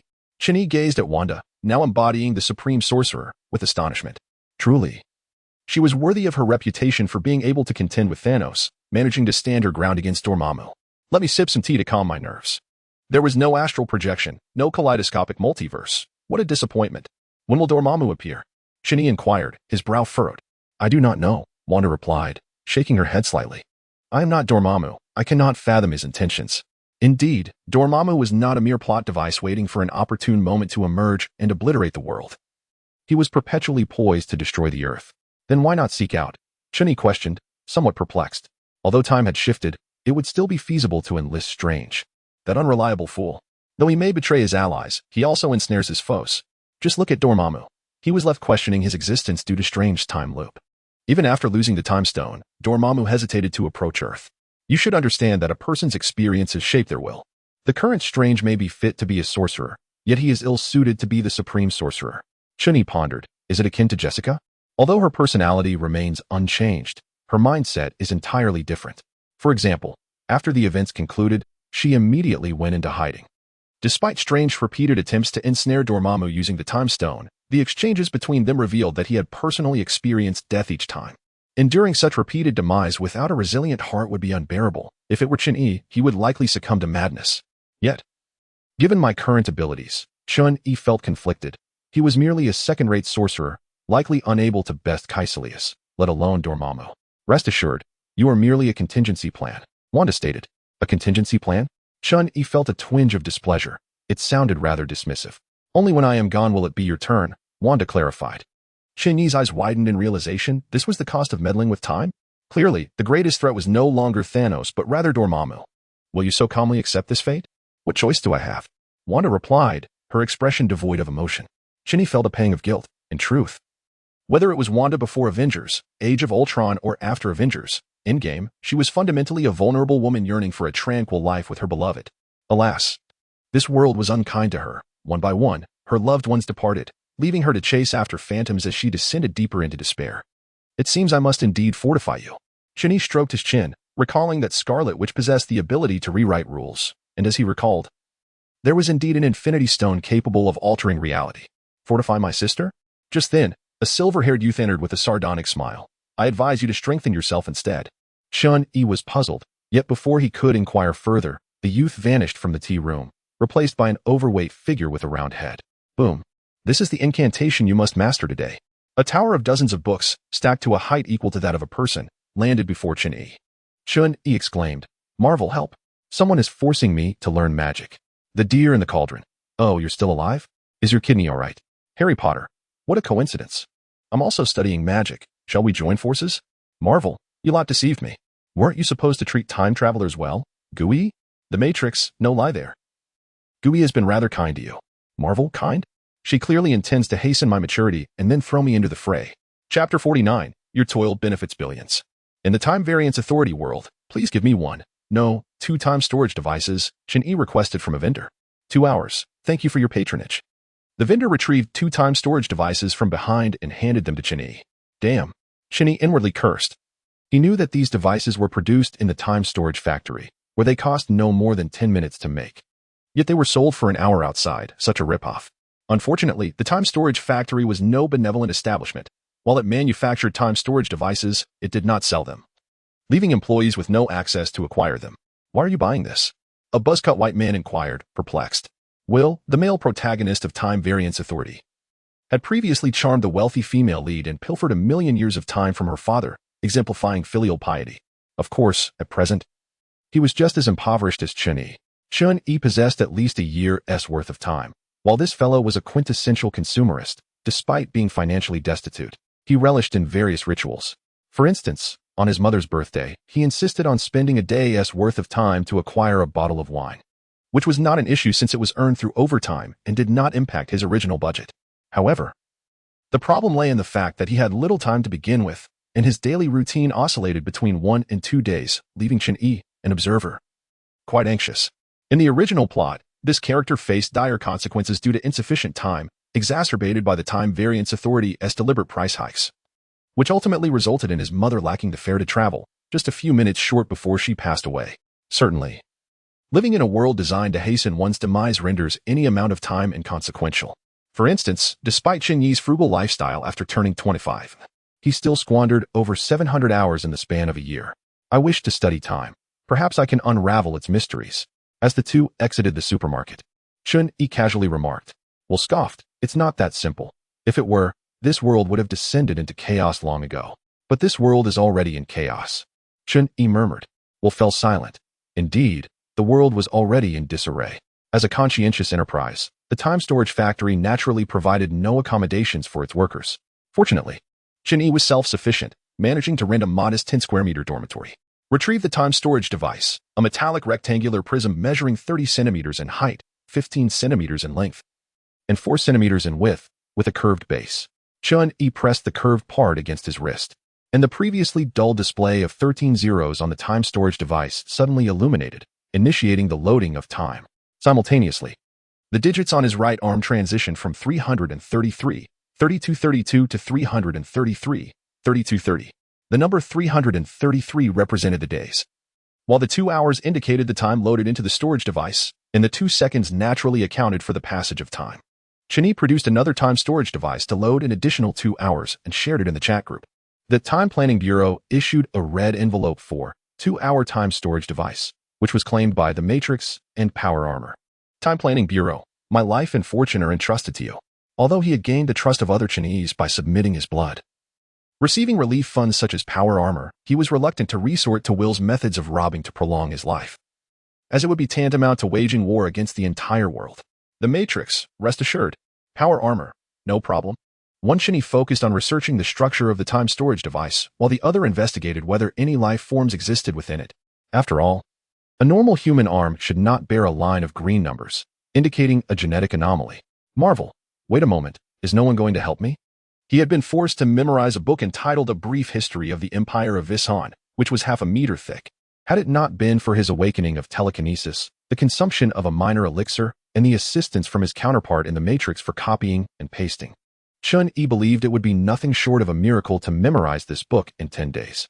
It is worth noting that the copying and pasting from the Matrix does not equate to permanent memory. Although the loaded memories are vivid, they will fade over time, requiring the individual to reinforce them. Nevertheless, this was sufficient for the Chinese. If necessary, they could simply copy another version. As for resistance, that was a joke. Even if Chen Yi utilized the Titan armor, Wang Fatty could easily banish him to the mirror space with a mere slap. No amount of power armor could contend with air in a battle of wits. Skywalker, keep going, you can do it. Harry Potter, let's encourage each other and study together. The Deer and the Cauldron to marry Aome, and now with Jessica added to the mix, what is this little hardship compared to that? While everyone outwardly sympathized with Chen Yi's predicament in the Marvel world, the reality was that without diligent study, how could they replicate magic? Your hardship benefits billions. Marvel, you scoundrels, we are all Chen Yi. Don't think I don't know what you're thinking. This prompted an uproar among the Chinese. We kindly deceived you. So why don't you believe us? Thus, the conversation shifted topics. Power Armor, the Ascendant's ship, can now produce biological vibranium. Although it is slightly inferior to the authentic version, it will at least withstand a stab from General Deathblade, and the new Kaaba is about to be born. Harry Potter, congratulations. I have also begun reading the books from Hogwarts, and we all have bright futures ahead. Frozen, haha. My apprentice is becoming increasingly formidable. Now she's teaching me, and I feel quite embarrassed. These are her latest achievements. Frozen issued a Matrix exclusive red envelope for Ice Magic. Matrix claimed Ice Magic, red envelope. Ready Player One. Since loading your martial arts memories, my reflexes have improved significantly, and I am prepared to start acquiring keys. Resident Evil Power Armor, have you made progress on my zombie blood research? I'm still waiting for your Kaaba to save me. Power Armor, Resident Evil apologies. I've been quite busy lately. Power Armor issued a Resident Evil exclusive red envelope for Unit. Power Armor, use this for now. I will gift you a set once the Vibranium armor is completed. Resident Evil claimed Unit. Resident Evil, great job. Harry Potter, great job. The Deer and the Cauldron, great job. Marvel, the joys and sorrows of individuals vary, and similarly, the experiences of Chen Yi among themselves differ significantly. The Chen Yi of the Marvel world yearned to vocally denounce the shamelessness of these scoundrels, Yet gritting his teeth, he ultimately chose to copy and paste. Marvel, great job. Let's hunker down for now. Once I rise, you'll all be in for it. Chapter 50. Hurry up and dominate the world. Power armor. I have deciphered what is inside the world's storage device. Images. To the astonishment of the Chinese. The next day, the Chun-Yi in power armor uploaded a photograph. Matrix. This looks a bit like telomeres, doesn't it? Power armor. Precisely. The reason humans age is due to the shortening of telomeres. Therefore, theoretically, as long as the telomeres can infinitely replicate, humans can achieve immortality. Time Planning Bureau, but isn't that just a hypothesis? Power armor. You have traversed to a world where time is currency. What absurd premise wouldn't exist? Time Planning Bureau, it is logical and persuasive. The deer and the cauldron. If that's the case, can we all achieve immortality? The Chinese from the deer and the cauldron felt a surge of excitement. Compared to most Chinese, his world was merely a martial arts realm, where thoughts of immortality were futile. Even with constant training, one might only live a few hundred years, and there was a risk of counterproductive outcomes, such as falling into madness. Power armor, I advise against pursuing this, as it is substitutive. Once it replaces the telomeres in our bodies, we will forever rely on this for survival. Ready Player One. What's wrong with that? Don't we all need to eat and drink every day? Power armor, no. If that happens, our bodies will only adapt to this artificial telomere and will not be able to replicate on their own. Simply put, our power will become fixed. Whether it's internal energy or magical power, the former refines the blood energy within the body, while the latter nurtures the spirit. All of this relies on the body, which is the foundation of everything. However, artificial telomeres control cellular division. While immortality can be achieved, it prevents the host from transcending. Time Planning Bureau. So that's why I haven't cultivated internal energy until now. I thought it was due to my lack of intellect. All the Chinese. Thank you. That was quite offensive. Superpower out of control. But didn't he activate telekinesis? He also learned magic in the young god technique. Harry Potter. Could it be that life force and magical power are divided equally? Time Planning Bureau. Wait a moment. I just had a bold idea. Chun-Yi took out his wand and cast a disillusionment charm on himself, then flew to the outskirts. After stowing away his wand, Chun-Yi glanced at his time, which read 79:88, 26:47, before he focused on a boulder taller than a person and began to move it with telekinesis. The stone slowly levitated and hovered in midair. Chun-Yi touched his nose. No nosebleed. He extended his right hand, and the numbers changed to 790-82623. Remarkably, he had lost 80 hours, equivalent to nearly 3 days of life. However, this also doubled his magical power. Time Planning Bureau. Power armor. Can you replicate that artificial particle? Power armor. Simple. How many years do you need? Time Planning Bureau. Quickly give me 100 million, and I will become the supreme mage today. Frozen. Marvel. Power armor. What is going on? Time Planning Bureau. You have forgotten that our magical essence is equal to our vitality, and at this moment, I possess boundless vitality. All Chun-Yi. Is there really such a method? Upon further reflection, it indeed makes sense. If there exists a Chun-Yi with eternal life, does that not imply he wields infinite magical power? Harry Potter, esteemed one, as we share the name Chun-Yi. Might you grant me 100 years of magical power? The deer and the cauldron, esteemed one, considering our shared name Chun-Yi. Tianxing Jiogu, esteemed one. All Chun-Yi began to copy and paste, jesting that as long as this brother consents, they would all rise. Time Planning Bureau, quite so. As long as there is ample time, magical power will be sufficient. Strongly enhanced armor, while I hesitate to dampen your spirits. The tasks required by the descendant spacecraft are too numerous. It is impractical to specifically produce artificial telomeres, hence I believe some distribution is necessary. The collective Chun-Yi found this reasoning quite sound.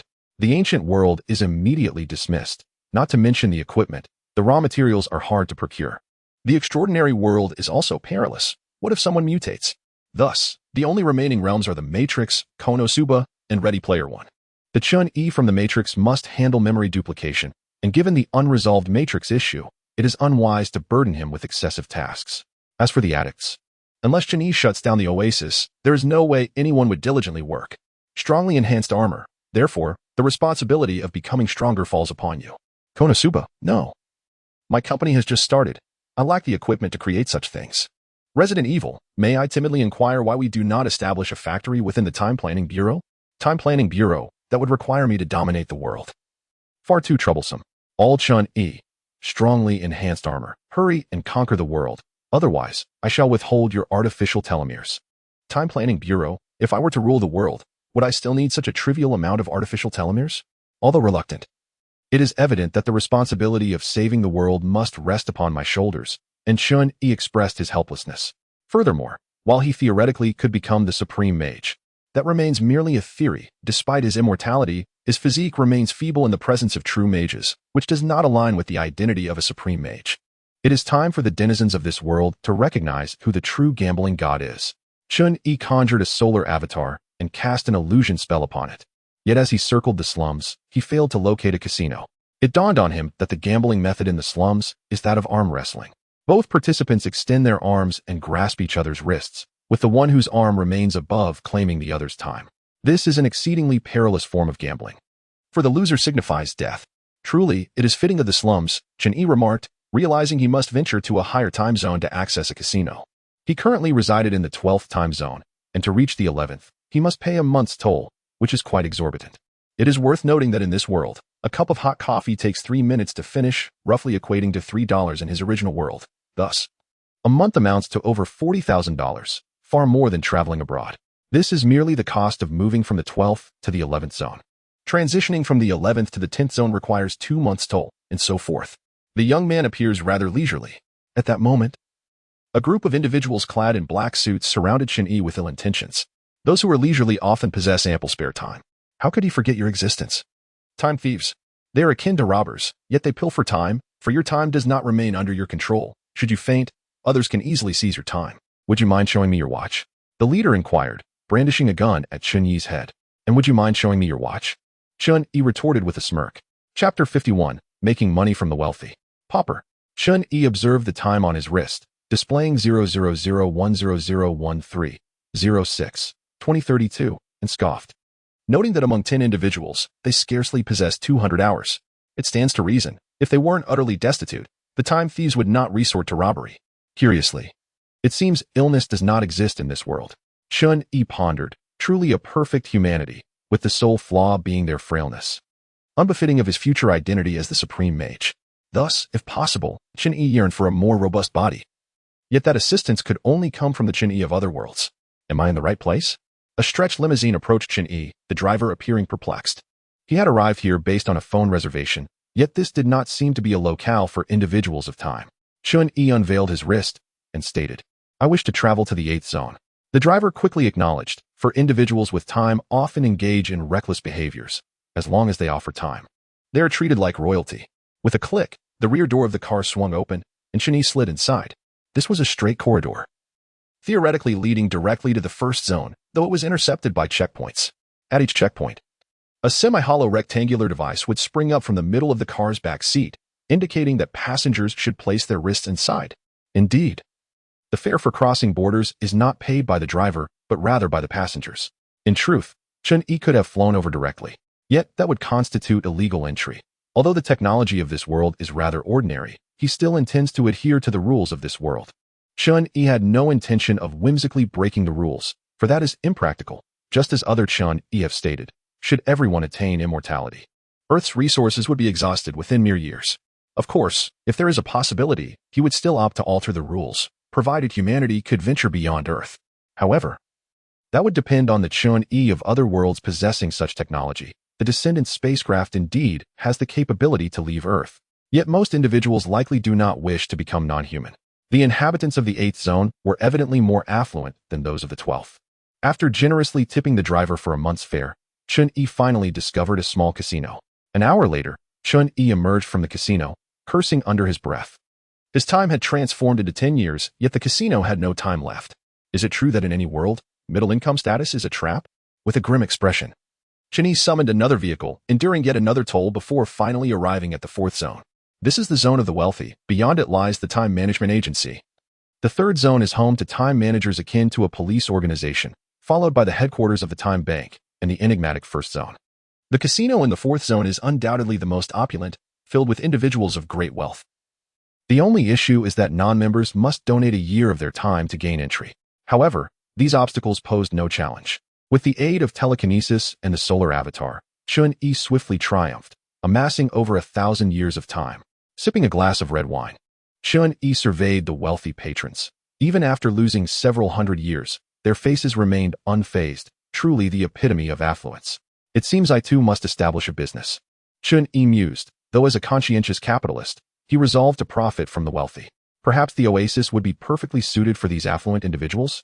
Shin-Yi recalled the calamity that befell the entire Ready Player One world due to the oasis. Perhaps it could similarly ensnare these individuals, compelling them to spend recklessly.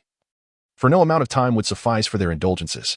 In this world, humanity, or rather the elite, has entirely lost its ambition, indulging instead in the ephemeral pleasures of immortality. Their days are spent either gambling or hosting lavish banquets, with even the simple act of swimming becoming a source of trepidation, as they fear a moment's carelessness might lead to their demise. The oasis is undoubtedly a fitting refuge for them. Time Planning Bureau, I have conceived a splendid idea. Let the inhabitants of the fourth time zone engage with the oasis. The 9 songs of the sky, my goodness. You are truly advocating for capitalism, a stance that will be abhorred for eons to come. The deer in the cauldron, you lazy fool, what do you know? Every regime relies on subordinates to enact its will. He is now but a solitary figure. Should he not devise a means to establish a company and recruit some loyal followers? Is he to continue fighting alone? The Matrix, exactly. Having subordinates makes tasks manageable. When they realize their lives and fortunes are entwined with yours, they will serve you with unwavering loyalty. Hell teacher, I can't shake the feeling that your discourse is perilous. Time Planning Bureau, Ready Player One. So the question arises, what of the oasis? Ready Player One, not so fast. I am still navigating the second level. The deer in the cauldron. What is the second level again? Hell teacher, The Shining. Suddenly, all fell silent. They recalled that the second level involved inviting the game's creator, James Halliday's goddess, to dance. Yet the challenge lay in the fact that she was surrounded by a horde of half-decayed corpses. Players had to catch their bodies to reach her. It is essential to note that while the Oasis is not a neuralinked game like Sword Art Online, it is still a virtual reality game, with sensations of touch and smell rendered extraordinarily lifelike. For players, this experience is akin to mingling with genuine corpses.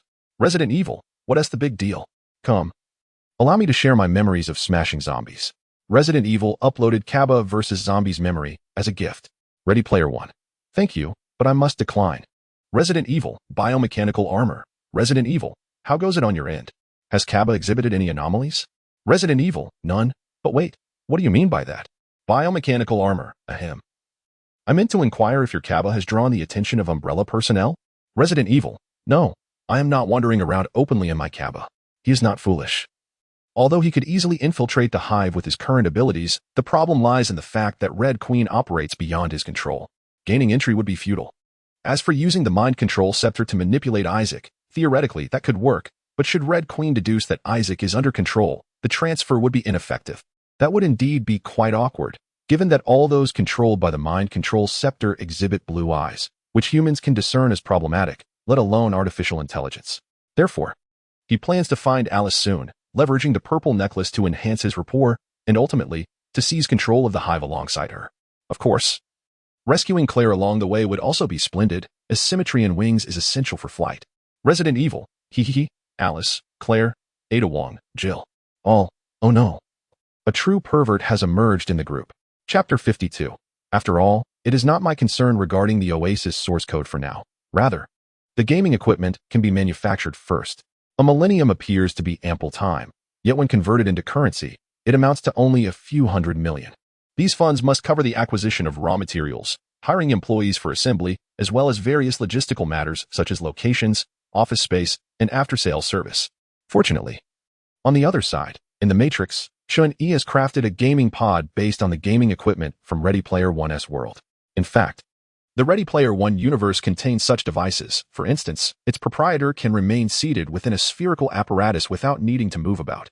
With preparations complete, Chun-Yi summoned employees to commence the production of gaming pods, eagerly awaiting the day he could obtain the Oasis source code himself. With time to spare, Chun-Yi donned his Kaba and cast a concealment spell, quietly soaring into the first time zone. Contrary to his expectations, he anticipated the first zone to be occupied by officials or a gathering of shadowy conspirators, perhaps even extraterrestrials, certainly not a benevolent lot. Yet, the first time zone was utterly deserted, void of any human presence, save for a few dilapidated structures. The Time Factory? Chun-Yi gazed at the largest building, entering with cautious steps. Inside, the machinery lay in ruins, ravaged by the passage of time, but he still managed to spot a few familiar devices on the conveyor belt. Time storage units. Chun-Yi realized that this was not a factory for creating time storage units, but rather one designed for loading time itself. As for its abandonment, it was clear that people no longer required time factories, Or rather, the wealthy no longer had such needs. In this world, individuals receive 1 year of time upon turning 25. For a single person, this may seem inconsequential, but for 100 or 1,000,000, the implications are profound. Time serves as currency, and ultimately, currency flows to the affluent, resulting in the rich accumulating ever more time. Should time factories continue to load time, its value would inevitably diminish. What a madcap bunch. Cheney pieced together the original history of this world. Perhaps the government initially did not intend for everyone to become slaves to time, yet the dilemma of immortality necessitated a solution, thereby transforming time into currency. The notion that humanity should refrain from reproduction may seem idyllic, yet such a society would stagnate, forever trapped in the present. As an individual's mindset is difficult to alter, age breeds stubbornness, after all. Furthermore, if one were to achieve immortality, they might very well lose their drive. The allure of perpetual enjoyment is far more seductive than the pursuit of endless struggle. Thus, time must be currency, and indeed, it must be. However, capitalists do not share this perspective. Their reasoning is that if they possess ample time, why produce more? Consequently, they concluded that it was unnecessary for most people to live long lives, as excessive longevity would lead to overpopulation. How the capitalists managed to persuade the government to close the time factories remains a mystery, yet they clearly triumphed, leaving only the Time Planning Bureau in existence, a true breeding ground for humanity. Chun-Yi sighed, realizing why the resources in the 12th time zone increase every 25 years. Ultimately, it serves to seize the scant time remaining for ordinary individuals, akin to harvesting chives. Once the children of the impoverished districts reach the age of 25, another wave of time will be reaped. Wait a moment. Perhaps I can acquire these factories and establish an automated time production line. With a flash of inspiration, Chin-Yi retrieved his wand and began shrinking the factories, storing them within his magical box. Although these facilities were severely dilapidated, he believed that his counterpart in the Matrix could restore them. Ready Player One issued a dedicated red envelope for Time Planning Bureau containing the Oasis source code. Just then, the chat group buzzed with activity. Clearly, for the extraordinarily empowered Chin-Yi, acquiring 3 keys posed little challenge, especially with the strategies in mind. The Deer and the Cauldron. The Matrix. Could we create a single-player game, perhaps something akin to The Legend of the Sword and Fairy 4? The Legend of the Sword and Fairy 4. The 9 Songs of the Sky. That sounds delightful, a live-action portrayal of Han Ling Sha. Heh. The Matrix. Get lost. Do you think I have the luxury of idling about like you all? Harry Potter. Don't you have Flame Spirit Girl? The 9 Songs of the Sky. A thorny rose is hard to handle. What if she stabs me while I sleep? The Deer and the Cauldron. Then subdue her in slumber, rendering her incapable of wielding a blade. The 9 Songs of the Sky. The issue is, she won't be easily subdued. Zhong Chinny. Although reluctant to admit it, the current Chinnies are indeed mere mortals. Even if the Chinny from the Time Planning Bureau possesses boundless magical prowess in the future, he remains an inadequate sorcerer. It appears that amidst a conversation devoid of any nutritional value, Chinny received a red envelope. Time Planning Bureau has acquired Oasis source code. Now, everything is in place to begin amassing wealth from the affluent. Chinny, brimming with enthusiasm, must also deliver the enchanted box containing the time factory to the Chinny of the hacker empire for repairs. As for producing time for personal use, don't jest. The Time Planning Bureau meticulously monitors the flow of time across the globe. Missing even a century would incite their relentless scrutiny. Other Chinny need not worry about the Time Planning Bureau, but he must navigate this world carefully. Until he ascends to the status of a super financial magnate and rules this realm, it is prudent to avoid conflict with those in power. Hacker Empire. The machines can be constructed without issue, yet the raw materials for artificial particles require a significant number of biological specimens. Chinny suddenly comprehended. The scarcity of animals in this world is due to human exploitation. Bioarmored, thus. We necessitate a dedicated realm for breeding animals to furnish magical energy for the Chinny of the Time Planning Bureau. This world must undoubtedly be modernized. Otherwise, large-scale breeding is unattainable. Time Planning Bureau. This is for all Chinny. Do not speak as if it is solely for personal gain. Bioarmored, very well. But which world shall we choose? Superpower out of control. I shall undertake the breeding. However, what type of animal should we cultivate? Hacker Empire. The most suitable would naturally be chimpanzees, as they are genetically closest to humans. Superpower out of control. You're not suggesting I breed them, are you? That would get me hunted by animal protection organizations worldwide. Hacker Empire.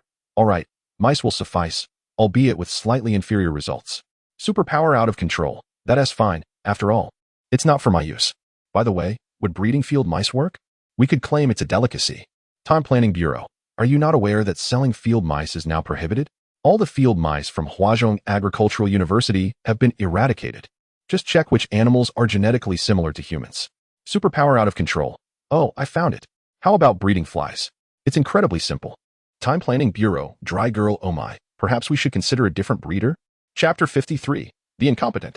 Daring to vie with the Sorcerer for the Awakened. Resident Evil World. Ridiculous. Chinny scoffed, regarding the actions of the superpower out of control's Chinny, who aimed to establish a breeding farm for them to enhance their magical energy. No farm, no matter how expansive, could rival his dominion over the entire world. Once he conquers the hive, not only will he be able to breed animals, but he could also clone humans. However, cloning humans is inhumane. Cloning telomeres would be swifter, wouldn't it? Resident Evil has received Kung Pao chicken set. Admittedly, due to the chat group, Chinny rarely ventured out to seek food. Isn't it more satisfying to fend for oneself? As for locating Alice, he was oblivious to his current timeline, so who knows where Alice might be. Dining on rice accompanied by Kung Pao chicken and occasionally sipping jade white soup, perfect. Resident Evil. Today's chef has displayed remarkable culinary skills. Time for a reward. Duke of Deer. You certainly know how to be generous with others' fortunes. Resident Evil. How can that be deemed generosity? What else yours is mine? Clang. While dining and engaging in the chat group, Chinny was startled. Hastily grabbing the handgun from the table and peering out the window, he witnessed the villa's entrance being violently breached by a mercenary-like figure wielding a submachine gun, slowly approaching. With several vehicles trailing behind him, this individual appeared somewhat familiar. Who is he? Ah, he should be the mercenary from Resident Evil 2, appearing in subsequent installments. A recurring character. Although technically, the later appearances are not the original, but rather clones, the face remains unchanged. Well, even though he had watched all 6 Resident Evil films, aside from remembering the female lead named Alice and those attractive actresses, he could not recall a single name, not even Alice's original name. What sane person would remember the names of supporting characters in a film? Although this was the first person he encountered in this world, one must remain vigilant.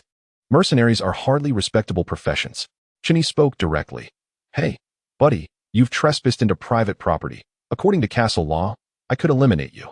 Chinny's words startled the man, who quickly retreated several steps, seeking refuge against the wall. Calm down, friend.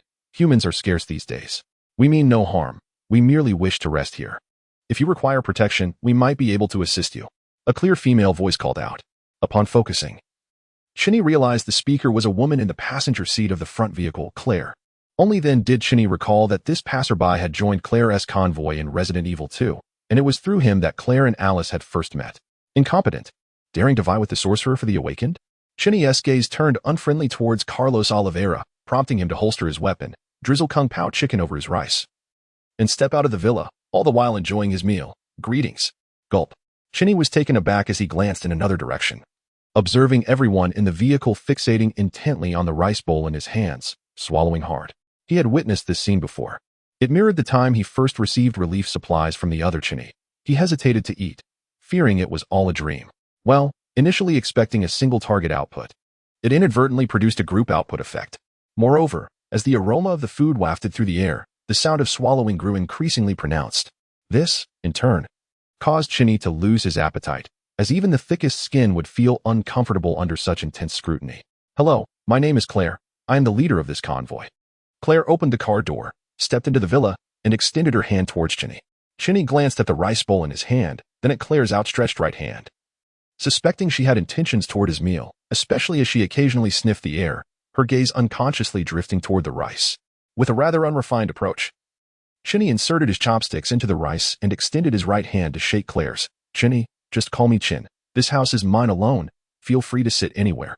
There was nothing soft or fragrant about the handshake, only rough hands and a hint of sweat. Survival in a post-apocalyptic world brings the pressing issue of water scarcity, let alone bathing, as no one can guarantee that the water they consume is free from viral contamination. If a single zombie has swum in it, one is likely not far from infection. Before acquiring any special abilities, Chinny typically bathed with a cloth, soaked in water, wiping himself down. This was only possible because he had discovered bottled mineral water in a supermarket. Otherwise, he could not afford such extravagance. Given that Claire and her group would consider themselves fortunate to bathe once a week, if it were a convoy of unfamiliar survivors, Chinny would undoubtedly worry about their intentions. However, Claire and her group belonged to the lawful faction. The presence of those 10 or so children in the convoy is a clear indication of their nobility. No need We will remain outside. Claire shook her head, partly to prevent any potential misunderstandings with Chinny, and partly because she could maintain control over her convoy. If her people entered Chinny's villa and discovered food, it could lead to a fray. You could argue that this reflects moral decay. But it is also a matter of survival. In the apocalypse, food equates to life. Chinny shrugged, withdrawing his chopsticks. Observing the hustle and bustle of the convoy while continuing to enjoy his meal, Claire engaged in conversation with Chinny, primarily inquiring about his survival strategies in this apocalyptic world and whether he would be willing to join her convoy. It must be said, you are the most astute survivor I have encountered. However, you should be aware that your movements are confined to a limited area, and one day, the zombies will inevitably encircle you. Claire pointed out the flaws in Chinny's method of rotating residences in a clockwise manner. In a sense, their mobility is an enhanced version of his approach, albeit they are traversing around the globe.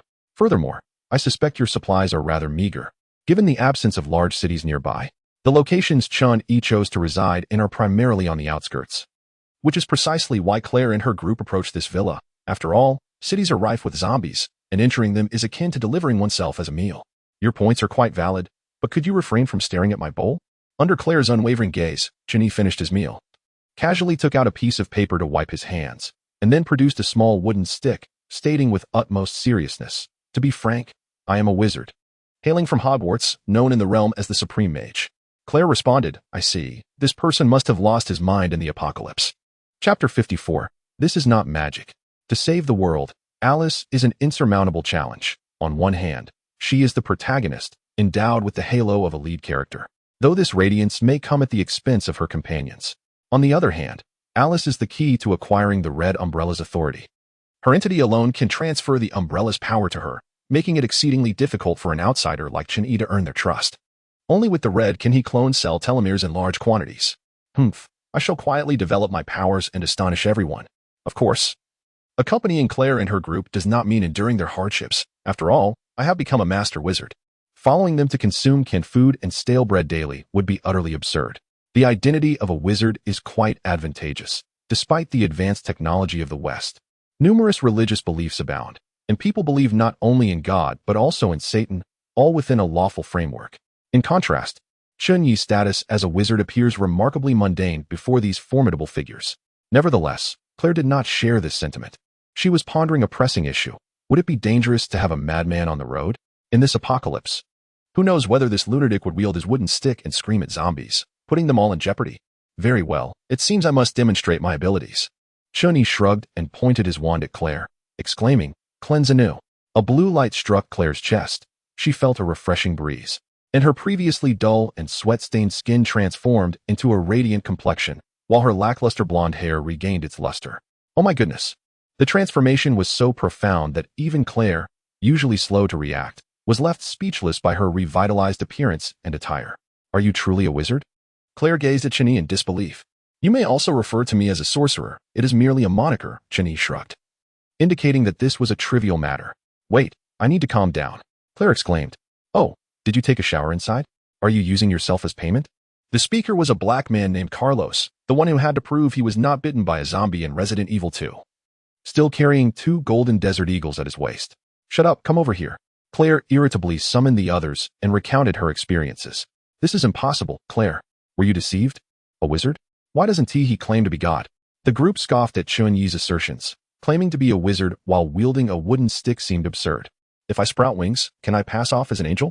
Claire's assertions were indeed ludicrous, but she felt compelled to believe her, for her clothes, even if washed, could not have dried so quickly.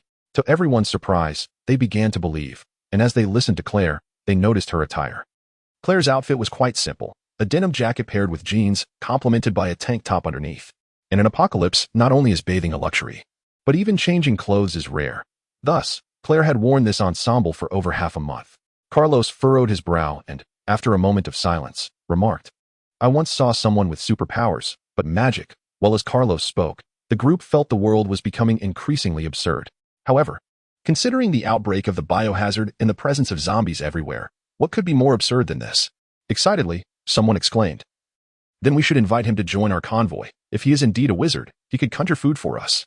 Just imagine the food he could produce." Yet, they could not ascertain his intentions regarding joining them. Carlos shrugged, stating that if he were an ordinary person, an invitation to join the convoy would surely elicit gratitude. Even if he harbored ulterior motives, the numerical advantage would compel him to comply. But he is a wizard. Who knows if he might turn them into toads? If he had malicious intent, he would have acted already. Claire shook her head, believing there was room for negotiation if he could indeed conjure food. She might even consider offering herself as a reward, not just for her own sake but for the entire convoy. Hello, Mr. Wizard, would you be willing to join our convoy? We can offer you protection. In contrast to her earlier casualness, Claire now appeared somewhat restrained. Having realized that this extraordinary young man's inclusion in their convoy would bring about profound changes. As for the protection she mentioned, it was not mere boasting. After all, even a powerful being like Chen Yi was alone, and what if he were to be devoured by zombies while sleeping? In comparison, their convoy possessed warning systems. Should zombies approach, they would be swiftly alerted. Regarding the protection Claire spoke of, Chen Yi scoffed. Had it not been for Alice's timely arrival in the original plot, this group would have long been devoured by zombies. Although Claire's convoy was friendly, their excessive camaraderie was concerning. Relying solely on a few machines for nighttime alerts without a single watchman was tantamount to courting death. Nevertheless, he still had the opportunity to seek out Alice through Claire. So he nodded, saying, "That sounds fine. After all, I would be quite bored at home alone." Claire was overjoyed and immediately began introducing Chen Yi to the members of the convoy. "Oh, so this guy is named Carlos. Why does that sound like a villainous name?" Chen Yi pondered maliciously, contemplating whether he should find an opportunity to eliminate him. "Hey, buddy, I heard you're a wizard. Could you demonstrate some magic and conjure us a mountain of food?" said one person who was known for being overly familiar. Reaching out to clasp Chen Yi on the shoulder, Chen Yi hurriedly brushed him off, not out of racial bias, but because the odor emanating from him was far more pungent than Claire's. It was a bit of an exaggeration to say it could be smelled 10 miles away, but it certainly dulled the senses. Cleanse anew. Chen Yi swiftly cast the spell on him, and then, contemplating, he decided to extend the cleansing effect to the other members of the convoy as well. The effects of the spells were evident. The group's fondness for him increased significantly. Even if he could not conjure food, having a master of cleanliness among them would undoubtedly elevate the quality of the convoy. In truth, you may have some misconceptions about magic. Are you familiar with the law of conservation of energy? Chen Yi reflected on the matter.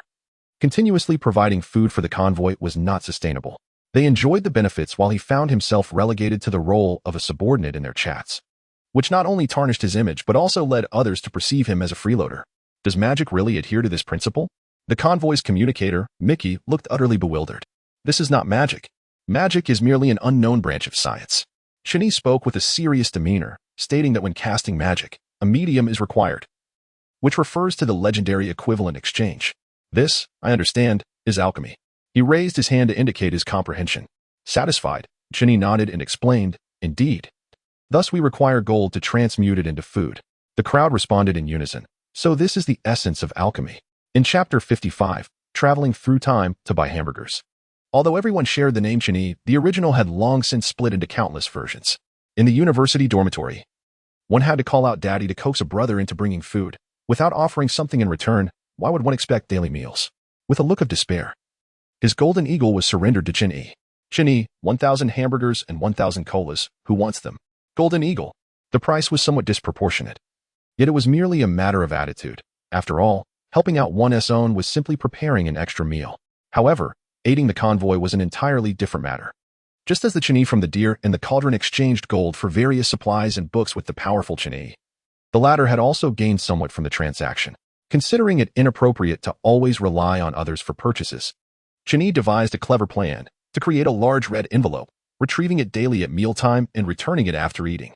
Though this was a bit cumbersome, it was preferable to the hassle of requesting items each day. The Deer and the Cauldron. Why hamburgers? Do you look down on our great Chinese Rujiamo? Resident Evil. It can't be helped. Hamburgers are what they are accustomed to.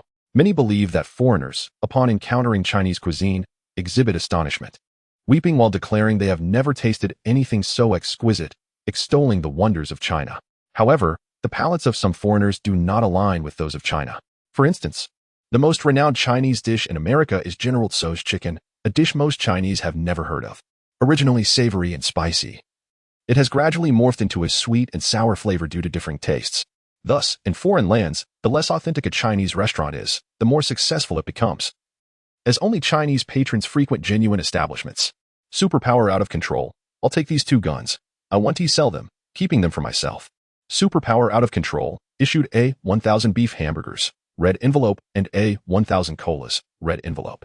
Soon, A mountain of food appeared before everyone. Damn it. I've longed for this flavor for 3 whole years. Instantly, he found a new companion, with a hamburger in one hand and a cola in the other. Sitting beside him, devouring a hamburger in a few bites and finishing a cola in one gulp before reaching for another hamburger. The others cheered and rushed over to seize their share, indulging heartily. Although I suspect your explanation may be far-fetched, I still wish to inquire why these foods are hamburgers and why the packaging is in English? Claire couldn't help but ask.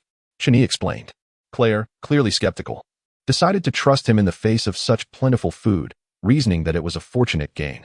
Claire's convoy comprised a considerable number of people, 50 in total, and they had consumed 200 portions of food. I can't eat another bite, he exclaimed in despair. Gazing at the remaining hamburgers, which resembled small mountains, nearly moved to tears. As someone who once subsisted on hamburgers, he knew they could only be stored for a day at most, and he was acutely aware that after this meal, the next was uncertain. After all, in the apocalypse, gold held little value, and thus, no one had the habit of hoarding it. Yet, due to his flamboyant nature, he insisted on wielding those cumbersome golden eagles. Chani shook his head, transforming the remaining hamburgers back into red envelopes, explaining, "Rest assured, I can store these items permanently." This proclamation ignited cheers among the crowd. It was summer, and food spoiled easily. The prospect of preserving items indefinitely without requiring storage space made everyone regard Chun-Yi as though he were a deity. Chun-Yi, unceremoniously, ushered everyone off the vehicles, instructing them to enter the villa and rest, perhaps taking showers. Although a thorough cleaning would suffice, they would likely feel uncomfortable without a proper wash. The magic of the Harry Potter universe may lack lethality, but it is undoubtedly the most suitable for home use. A simple spell could summon abundant water, ensuring the villa had no shortage. Meanwhile, Chun-Yi began to modify the vehicles. He had no intention of being cramped like sardines within the convoy, making the application of the undetectable extinction charm necessary. In the magical realm, the undetectable extinction charm is strictly regulated, permitted only for luggage and family tents. However, Chun-Yi thought to himself, I'm not in the Harry Potter universe. Even if I impersonate the Supreme Mage, no one can touch me. They can only attempt to cross dimensions to apprehend me. After considerable effort, he expanded the originally bus-sized interior to 50 cubic meters. This was the limit of his capabilities. Fortunately, the convoy contained 5 vehicles, providing ample space of 250 cubic meters for the 50 individuals. All right, now I believe you are a wizard, Claire remarked, gazing at the transformed bus. Finally convinced of Chun-Yi's claim of traveling through time to procure hamburgers, she called upon others to assist in further modifying the vehicle, designating areas for rooms and restrooms. Do you know? You truly appear like an angel to us, Claire expressed with heartfelt sincerity. They toiled until nightfall, preparing to rest. As the leader and wizard, they each had their own small compartments, separated only by a thin metal partition for convenience and communication. By the way, where are we headed? Chun-Yi waved his hand dismissively, indicating this was trivial. Claire was astonished. Aren't you the one to decide? You are the leader, after all. Chun-Yi was taken aback. If you don't take the lead, how am I to know where Alice is?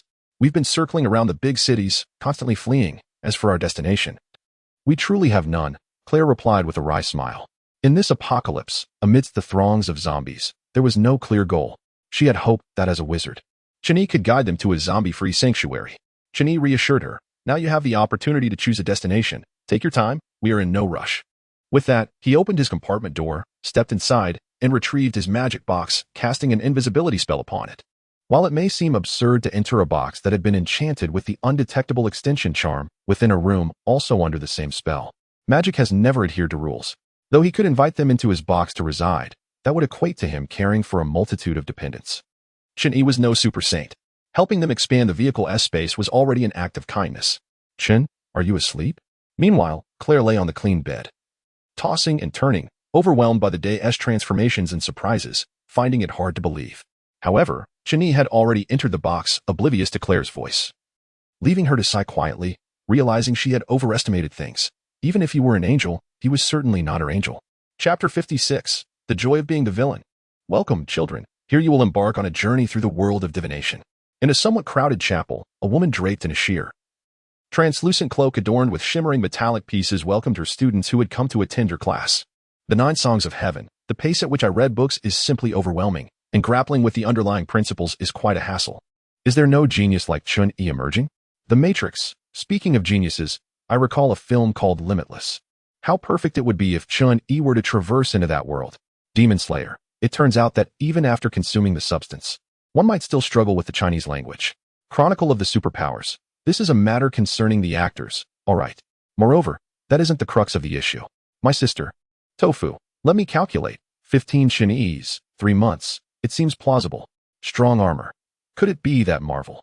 Perhaps the words simply 1T come forth? Ready Player One. Maybe we should exclude the first batch of individuals. Frozen. Are you suggesting that we are the official members who should be counting time? The Legend of Sword and Fairy 4. If that is the case, wouldn't we have to wait another month?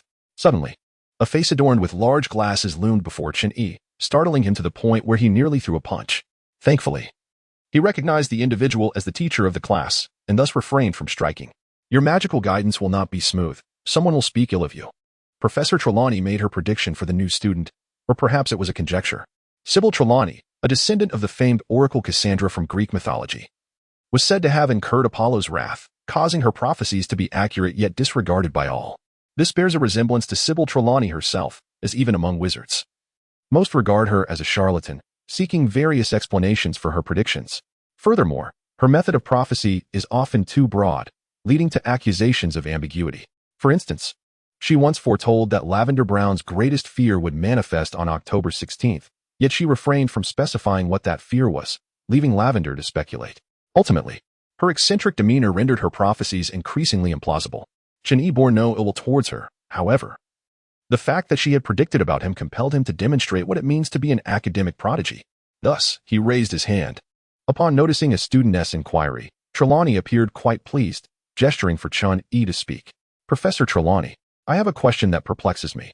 If I predict that a certain event will occur, but I intervene to alter that event, does that mean my prediction was accurate? Naturally, Trelawney instinctively leaned towards affirming its accuracy, but quickly realized that if it were accurate, why would it have been altered? This conundrum resembles the grandmother paradox. If you alter the future, yet you are a product of that future, theoretically, it should not exist. Trelawney fell into contemplation, murmuring to herself, no, prophecies are immutable. If prophecies cannot be changed, then what is the purpose of making them, as the events are bound to happen anyway? Chen-Yi pressed further with his inquiry. Trelawney's complexion turned pale. This question was quite lethal, so much so that she began to doubt the necessity of her profession. Hermione, feeling sympathetic, tugged at Chen-Yi's sleeve, signaling him to cease, lest they forfeit the class altogether. Although she too considered divination to be mere nonsense, as a diligent student, she held the belief that one should first learn before contemplating its utility. The remainder of the divination class saw Trelawney speak in a monotonous tone, as if eager to dispense all subjects and bid the students farewell. Cool. Ron gave Chen-Yi a thumbs up, perhaps by Dumbledore's design. Chen-Yi shared a dormitory with Ron and Harry. In truth, he preferred to share a room with Hermione, but considering the likelihood of her disapproval, he resigned to rooming with the two boys. Fortunately, the dormitories at Hogwarts were not akin to the bunk beds of his university days, but rather spacious magical beds. The next lesson was Hagrid's care of magical creatures class, an outdoor session shared between Gryffindor and Slytherin. One must admit that foreigners have a knack for simplicity in naming. For instance, today's featured creature was known as the Hippogriff, a name both lengthy and self-explanatory. Chen-Yi mused that had this magical creature been named in the East, it might have been dubbed the Little Ingzhao. Just then, an abrasive voice pierced Chen-Yi's ears.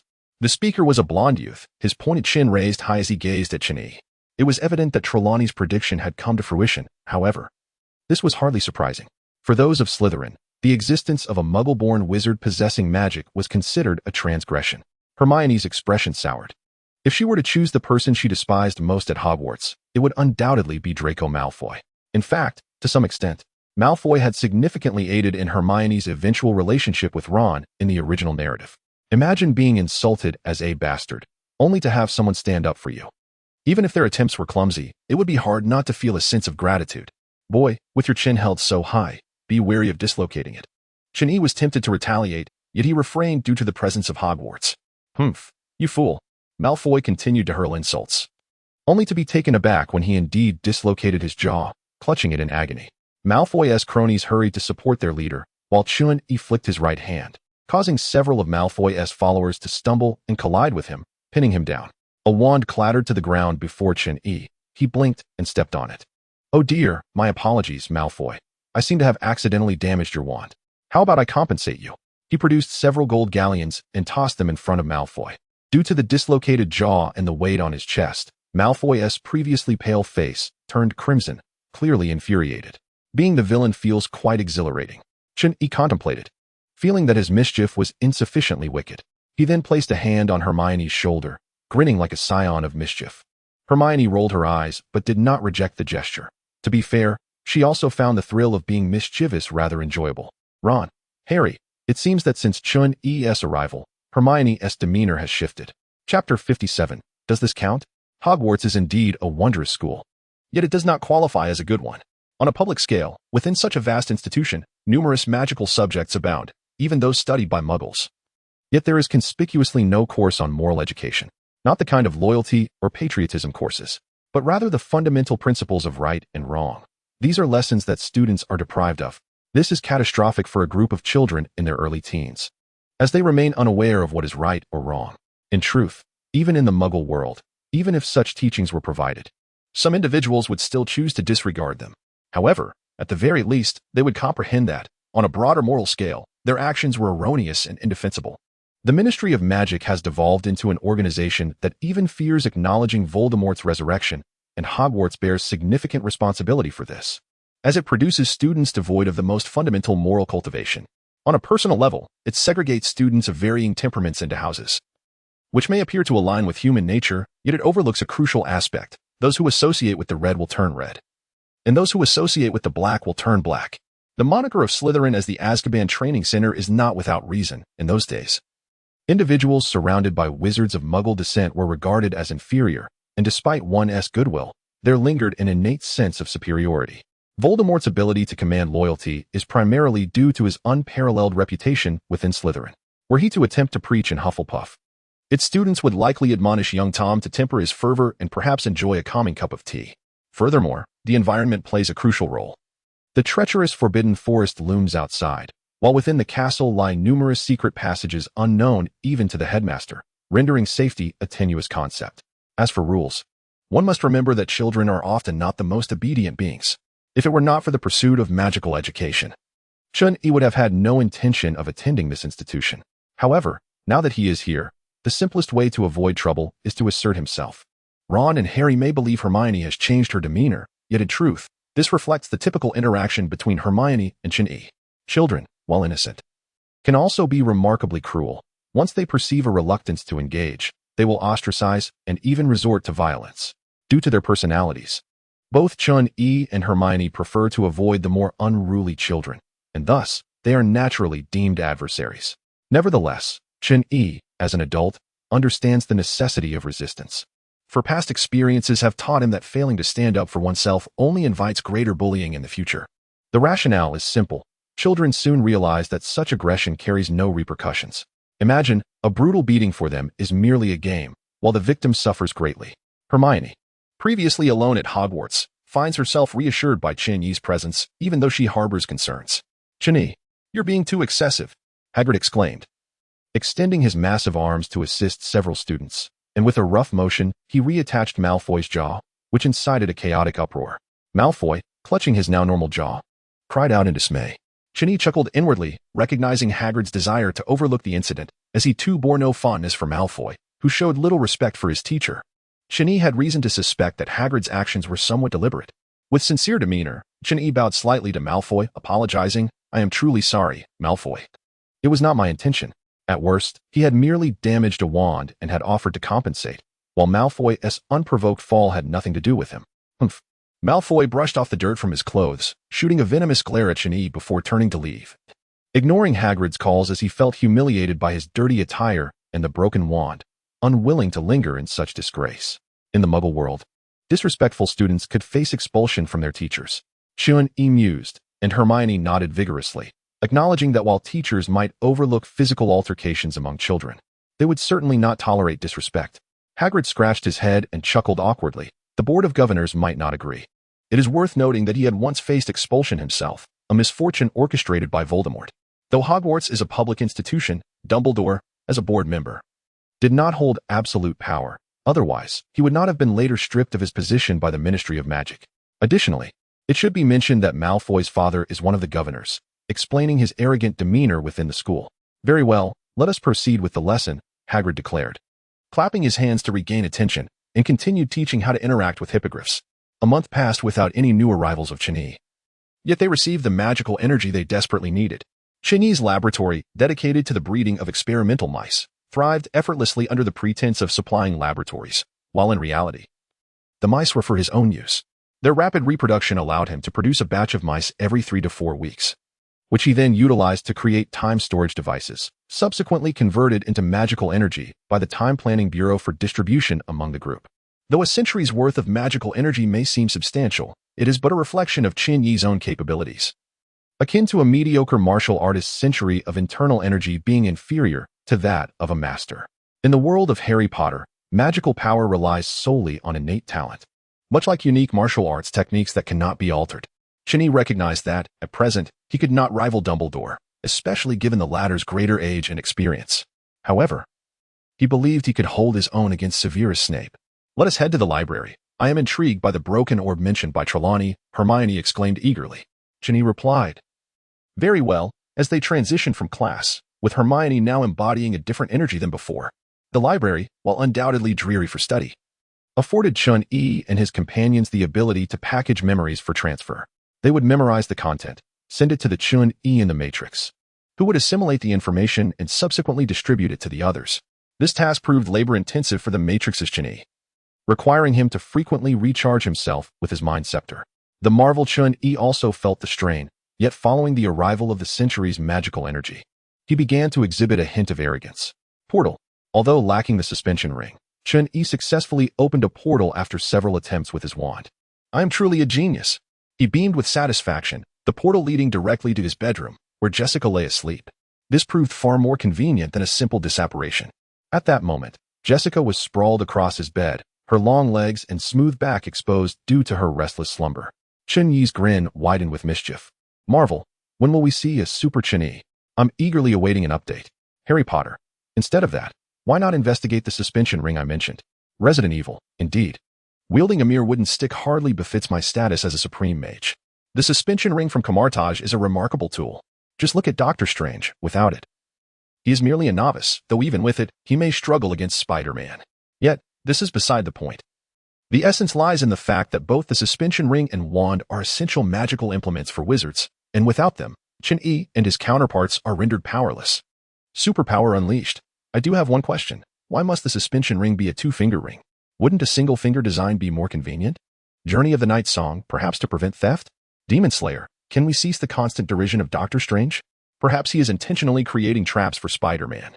Ready Player One. That would only worsen the situation. Poor Spider-Man has suffered enough, though I believe Aunt May's fate in this version was well-deserved. Marvel. This is because the Mystic Ring serves as a nexus for cosmic energy, much like a power rod that cannot remain activated at all times. This reasoning is sound and highly persuasive. Initially, Qin Yi and his colleagues envisioned shrinking a wand and embedding it within a ring, thereby completing the magical artifact. However, the outcome was quite poignant. While the wand could indeed be reduced in size, the magic that altered it rendered it a tool unsuitable for the spellcaster's needs. Similar to the comics, in the film, the sorcery of Camartage also harnesses the power of the cosmos. Naturally, such energy comes at a cost, typically drawing from life force or mental strength, while more extreme forms of payment might involve the soul, willpower, or even the physical body. Most sorcerers at Camartage draw upon the power of the Vishanti, which is not a singular entity but a trinity of ancient gods, the all-seeing Agamotto, the outer god Hoggoth, and the earthly deity of magic, Oshter. This may not sound particularly extraordinary, but they are referred to as the Vishanti due to their triune nature. Notably, Christianity also speaks of a triune deity. Hence, Qin Yi speculates that the Vishanti of the Marvel Universe could very well represent the divine in this world. However, the notion of a deity in the Marvel cosmos lacks gravitas. It does not embody an omniscient, omnipotent existence. In the comics, the original Beyonder has been depicted as a god. Captain America's Sword in the Stone claims that possessing it equates to divinity. And the creator of Ghost Rider is also considered a god, albeit one who refers to himself as the supplier of the universe. If we must designate a god, it would have to be said that he is merely an embodiment of the editor, wielding the authority to alter the rules at will. Nevertheless, that grand figure generally remains uninvolved, and Qin Yi feels unworthy of summoning his attention, even if he were to whimsically desire to annihilate the world. In the Marvel multiverse, parallel universes abound, and countless worlds have met their demise. What significance does he hold? The price for borrowing power from the Vishanti is not exorbitant. Overuse would lead to a fate akin to his current state. Indeed, it would expend significant mental and physical stamina. As for why employing magic depletes physical strength, it is due to the fact that this power does not inherently belong to them. The energy passing through their bodies inevitably inflicts some harm, exaggeratedly illustrated by Caecilius, who suffers from a blackened gaze, resembling someone who has overexerted their cultivation. Chun-Yi does not intend to emulate the sorcerers of Kamartaj. He is entirely capable of generating his own magical energy to cast spells. However, this is not an effortless endeavor. It is akin to refueling a vehicle. If one were to mistakenly fill it with diesel or water instead of gasoline, the vehicle would certainly struggle to operate. Thus, Chun-Yi requires a substantial collection of magical tomes to analyze the principles of magic and facilitate replacements. This is no simple task. Fortunately, Chun-Yi possesses great patience. Otherwise, what other recourse would he have? Go out and save the world? As his reservoir of knowledge deepens, Wanda occasionally visits to discuss magical theories and collaborate on constructing a form of magic that requires no cost. Marvel. I suspect that Ancient One tasked me with this for that very purpose. Hell teacher. No need for doubts. The pitfalls of Ancient One are part of Marvel's lore. Much like Deadpool's perpetual acid face. You should be grateful that this world's Ancient One is not a bearded old man. Password? Marvel. Never mind, considering she gifted me Wanda. I shall not hold it against her. Hikikomori girl Amar gift you? What a peculiar delusion. Does Wanda truly harbor feelings for you? Marvel, who do you think you're looking down upon? From now on, please refer to me as Marvel Canon King. Duke of Mount Deer, the one who gets canonied? Quite the reverse, I see. Truly a hallmark of the Marvel Universe. Marvel, Chun-Yi has joined the chat group. Chun-Yi has joined the chat group. Chun-Yi has joined the chat group. Chun-Yi has joined the chat group. Chun-Yi has joined the chat group. At last, a newcomer has joined. Power unleashed. Welcome, newcomer. Please refer to the group details for more information and feel free to change your name. Marvel, that Chun-Yi is Superman. Please be a bit more flamboyant. Chun-Yi, does being Superman's boyfriend count? All Chun-Yi. Oh no, yet another pervert has appeared in the group. Chapter 59. One should not, at least should not. Chun-Yi has traversed worlds. On the very day of his arrival, his parents perished. And he nearly laughed at the funeral. Not out of excessive filial piety, but because he had no memory of his parents, and more importantly, their demise catapulted him into the role of heir to their company. Overnight, he transformed from an ordinary worker into the CEO of a billion-dollar enterprise. It's hard not to find humor in that. While a billion-dollar fortune is rather insignificant in New York City, it is all about perspective, at least compared to his previous life as a wage slave. His existence has reached a pinnacle of fulfillment. Yet, a fulfilling life inevitably leads one to seek endeavors. Naturally, Chun-Yi lacks the courage to engage in illegal activities. So he resolves to bring glory to his country, pursue foreign beauties. As a wealthy individual, wooing women is quite straightforward. One simply needs to flawlessly enact Hu-Yifei's trinity of romantic phrases, and the ladies will readily succumb. However, gradually, Chun-Yi grew weary. He found that using money to charm women lacked sophistication, so he decided to pursue a more heartfelt and passionate approach.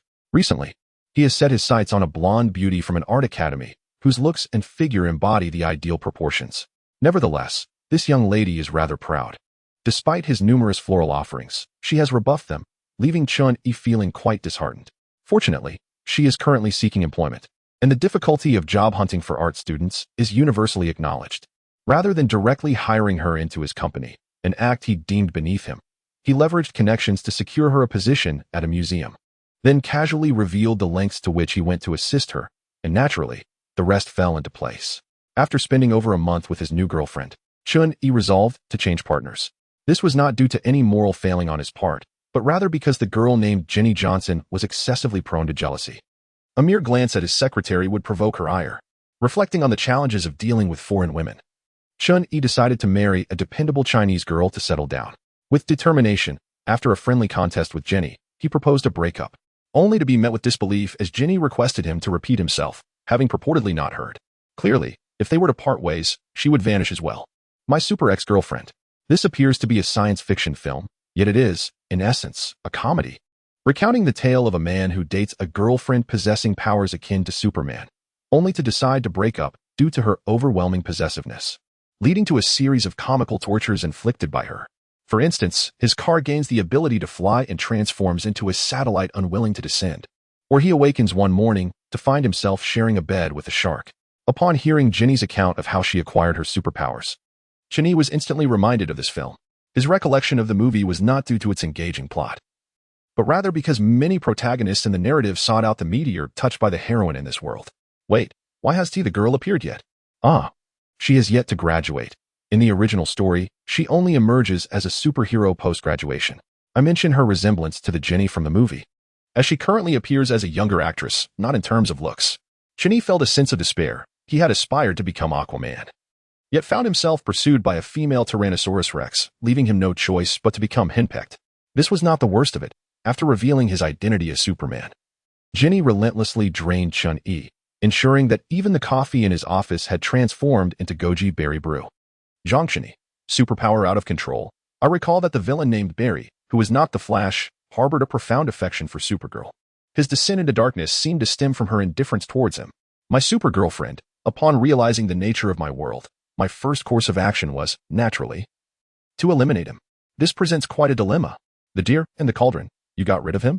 How ruthless. My Supergirlfriend, not quite. I merely imparted Batman's no-kill principle to her. Zhang Chun-Yi, as long as he isn't dead, it's fine to go all out, right? Having a Supergirl as a girlfriend isn't entirely a bad thing. At least there's a sense of security. Much like that reporter-esque superhero girlfriend who appears with just a phone call to eradicate any threats. Especially since this Supergirl lacks the overly saintly demeanor associated with Superman. She is simply a woman of justice. Thus, when she learned someone intended to harm her boyfriend, it was quite restrained of her not to incinerate Barry with heat vision. Initial D. My Supergirlfriend. I never expected our methods of crossing worlds to be so similar. Of course, isn't that how everyone crosses over? We're all Zhang Chun-Yi. How could it be otherwise? However, as the explanation from the Initial D Zhang Chun-Yi unfolded, Zhang Chun-Yi's expression grew increasingly peculiar. The Initial D version of Zhang Chun-Yi, like mine from my Supergirlfriend, shared a similar backstory. Both parents deceased, inheritor of vast wealth, and subsequently becoming a king of the seas. Yet, unlike the Zhang Chun-Yi from my Supergirlfriend, this one's gaze was fixated on the beauties of Japan. Marvel, Beast, Parasite. I refuse to acknowledge them as Zhang Chun-Yi. Hell Teacher. I believe it is the original personality that influenced Zhang Chun-Yi. 9 Songs of the Sky. Indeed, we Zhang Chun-Yi are noble gentlemen. There is absolutely no way we could devolve into such beings. The Zhang Chun-Yi collectively reject the notion that wealth could corrupt them, asserting that their character is undoubtedly a reflection of the original host, despite their appearances being identical post-crossing. The Deer in the Cauldron, Initial D. Wait a moment. How do you know you're in the Initial D world? Although Initial D is an anime, its settings are rooted in reality. Even Akina Mountain exists in the real world, at least in the realm where we Zhang Chun-Yi once resided. Initial D, ahem, I must admit. I once rode in a Mercedes with Natsuki. Zhang Chun-Yi. Good heavens, so you are the illustrious one? Resident Evil, no way. I recall that you were Takumi Fujiwara's father. The Deer and the Cauldron, clearly, he acted quite early. Zhang Chun-Yi. Parasite. A person cannot, at least should not. Initial D. After learning her name was Natsuki Magi, I conveyed the same to her. Zhang Chun-Yi. What gave you the confidence to counsel others towards virtue? 86. Come here quickly and run this rascal over. I initially thought the Zhang Chun-Yi from the Deer and the Cauldron was shameless enough. But I was astonished to find that this Zhang Chun-Yi was even more unprincipled. It seems that, in comparison, the one from the Deer and the Cauldron could only be deemed lecherous, while this one could truly be classified as a beast. Parasite, everyone. These two should be excluded from any relief efforts. After all, they are living quite well and do not require assistance. Marvel, I concur. Superpower out of control. I second that. The Matrix, agreed. My Supergirlfriend. I have completely settled down, and I can no longer flirt. If you do not rescue me soon, I fear I may perish in my bed. Initial D, please don't. I have been feeling a bit fatigued lately. I fear an untimely demise. Pacific Rim. I have bone-strengthening powder. Do you want some? Chapter 60. The group is growing increasingly crowded. Pacific Rim. This is a world where one can pilot mechs. A true man ought to confront monsters. What's the point of girls? The Zhang Chun-Yi began inquiring about the identity of the Zhang Chun-Yi in this world, whether he was piloting mechs to save the world, and how many monsters he had slain. Pacific Rim. Didn't I mention? I sell bone-strengthening powder. The Zhang Chun-Yi expressed concern upon arriving in the Pacific Rim world, but soon realized there was no need to panic. As long as he did not recklessly alter the plot, the Earth should remain safe. However, the safety of Earth does not guarantee his own safety. Due to the emergence of monsters, property prices in the interior skyrocketed.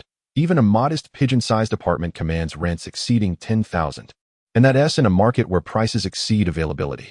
Unlike the other Zhang Chun-Yi, this one's parents did not leave him a vast fortune, and consequently, he had no choice but to engage in business, commonly referred to as smuggling. Naturally, smuggling arms in Huaxia is equivalent to courting death, and even if he wished to, he would find no avenues. What he smuggled were the local specialties, monster powder. For instance, does walnut, once crushed, still benefit the brain? If one indulges too much in pig brain, wouldn't they truly become a pig brain? The tiger's endurance lasts only a few seconds. Thus, the question arises, are tiger whips for humans, or? Of course, Zhang Chini is indifferent to whether those consuming these products genuinely experience any benefits. As long as wealthy individuals are willing to buy, he will continue to smuggle.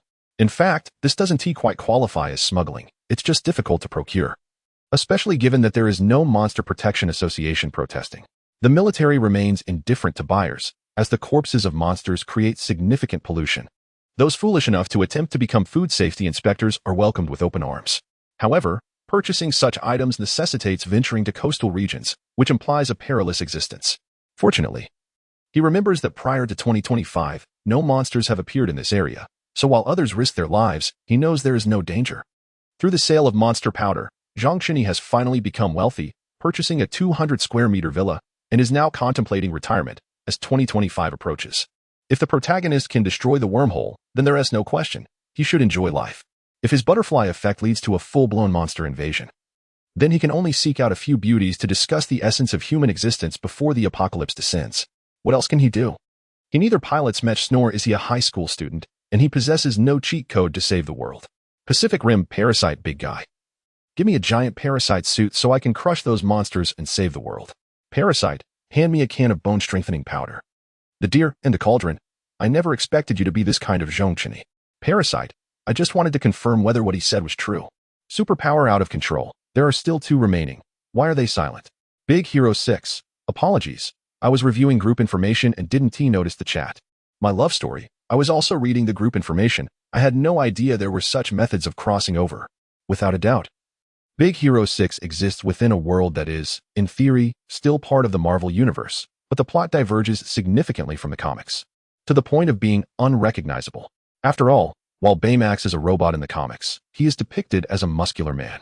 Naturally, none of this concerns Zhang Chini.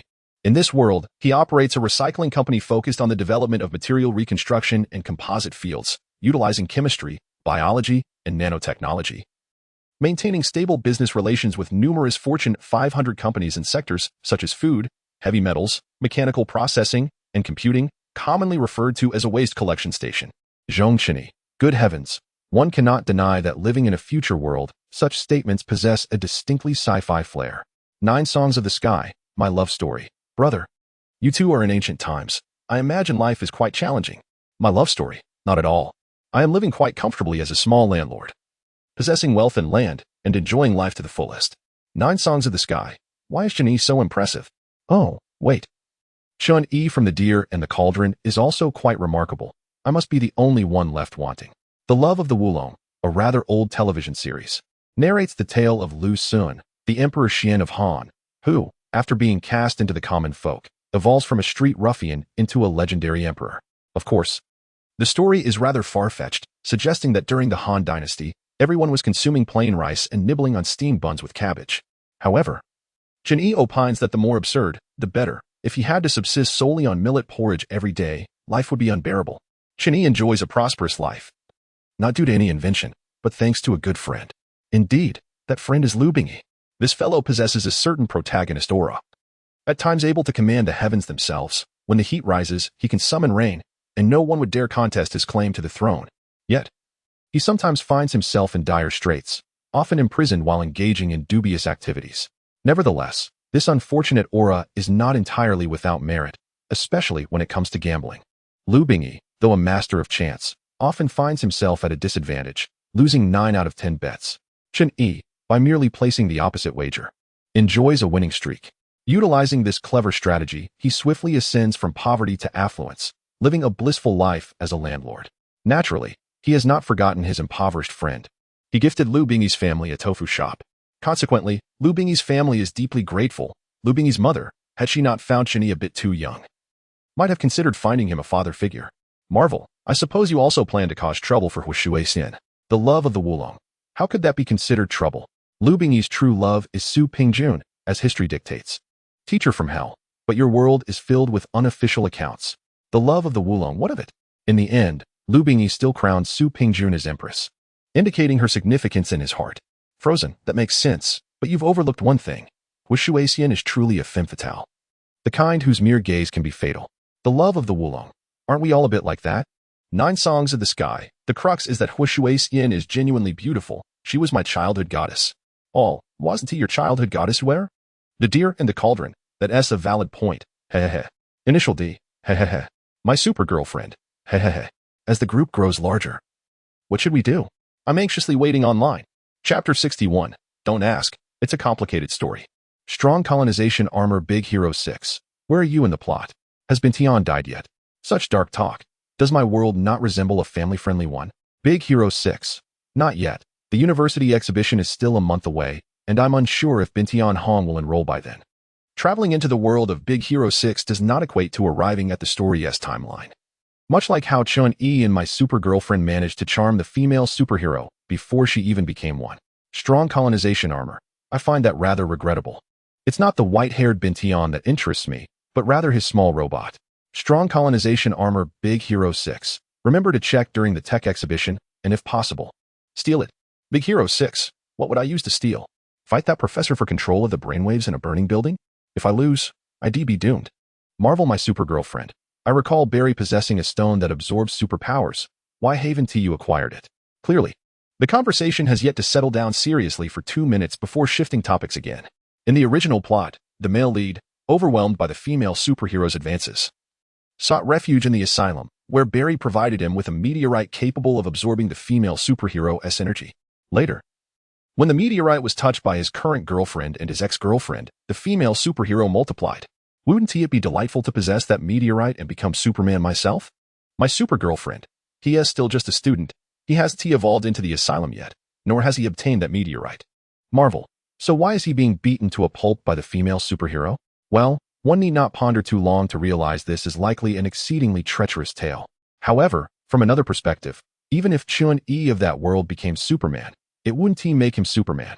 Constantly borrowing another's strength is hardly ideal, especially for undertaking unspeakable deeds. Strong colonization armor. Then help me snag a few strands of the female superhero's hair. I plan to conduct some research. My super girlfriend has posted female superhero hair, X5. 9 Songs of the Sky. So fast? My super girlfriend. Who doesn't shed a few hairs in their sleep? That's reasonable and quite convincing. Wait, something feels off about the timing. Teacher from hell, are you still in bed? The timelines for Chun-Yi and the others are synchronized. There is no discrepancy of early morning on your end and late evening on mine. It is now afternoon. And this Chun-Yi is still lounging in bed. My super girlfriend. Don't ask. It's a complicated story. Strong colonization armor has received female superhero hair, X5. Strong colonization armor has received bone strengthening powder. The once quaint courtyard has transformed into a brilliantly lit expansive research laboratory, teeming with dozens of researchers clad in white coats. Dr. Odatokita Yoshio, please examine this canister. Chun-Yi hands a canister labeled bone strengthening powder to a bespectacled man. I have good news. Dr. Odatokita Yoshio casually hands the canister to an assistant and leads Chun-Yi to a 3-meter-high incubator. The enhanced Cabra suit is complete, equipped with vibranium cells. It can withstand most energy attacks. I am even confident it can endure a nuclear explosion. Dr. Odatokita Yoshio is evidently thrilled, fully aware that he too benefits from this equipment. Most of the scientists rescued by Chun-Yi were kidnapped by Kronos, so they are inherently grateful to him. Coupled with the purple gemstone necklace, they naturally hold Chun-Yi in high esteem. However, times have changed. Once they mass-produce the giant colonization armor, Kronos will no longer pose a threat. In fact, they might even become the world's sovereigns. Chun-Yi gazes at the Cabra suit within the incubator. Its once insect-like shell now gleaming with metallic luster, resembling a creation of pure metal. Very well, our next step must be to develop our own power. Chun-Yi nods in satisfaction. As the saying goes, many ants can take down an elephant. The Kronos organization is vast, and he believes it necessary to cultivate his own influence. Living like a thief every day is simply untenable. Are you suggesting? Dr. Odatokita Yoshio's eyes widen in disbelief. Chun-Yi smiles. You have studied magic for a time. You should be familiar with the compound potion, right? Like Chun-Yi from the Matrix, this version of Chun-Yi also taught his subordinates magic. However, compared to the cheating copy-paste method from the Matrix, these individuals found it considerably arduous to learn, especially since they were originally scientists, which fundamentally conflicted with their established knowledge. Yet, conflict aside, They have witnessed the wonders of magic and understand the capabilities of the compound potion. Previously, your abilities were too weak for me to allow you to venture out. But now with the Vibranium Cabra, as long as you do not engage in an all-out war with Kronos, your safety is assured. Chun-Yi smiles. Thank you. Dr. Odotokita Yoshio's eyes glisten with gratitude. It is indeed the Vibranium Cabra, and he never anticipated Chun-Yi would so selflessly distribute it to them. Of course, just to be cautious, let us start the ordinary members with standard Cabra suits. Otojira Yoshio nodded vigorously as he understood this principle. After all, those within the magical box were far more trustworthy than outsiders. Chun-Yi patted Otojira Yoshio on the shoulder and proceeded to his private research laboratory, closing the door behind him. The giant biosuit was also completed. Chun-Yi surveyed the colossal biosuit within the lab, knowing full well that he could not entrust such a formidable weapon to other scientists. This creation was far too terrifying. Even the standard version of the giant biosuit possessed the power to obliterate an entire city. What if these scientists, in a moment of folly, decided to unleash destruction upon a city?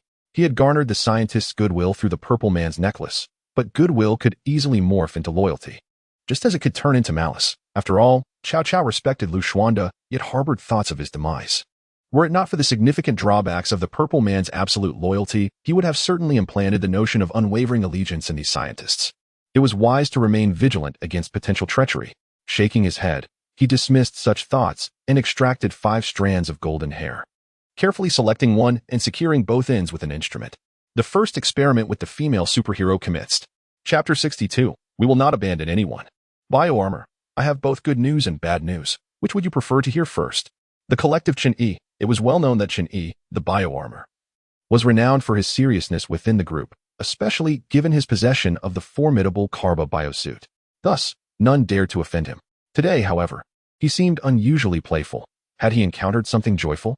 Had he found a girlfriend?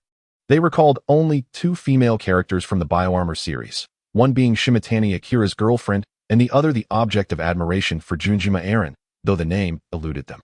The only memory they retained was of her beauty post-transformation and her gentle, elegant demeanor, regrettably diminished by Junjima Eren's concoction that rendered her a fleeting Glycera. Could it be that he had become deranged from prolonged suppression? After all, the transformed Glycera was indeed beautiful, yet bore no resemblance to a human. Head text, let us hear the bad news. Bioarmor. The bad news is that the female superhero's genes are entirely human, and thus, we cannot transform you into superheroes by studying her genetics. The collective Chun-Yi. Surely, this must be good news for you. They began to understand his playful demeanor. Such news was indeed despairing. Head text, cutting water with a knife only makes it flow more.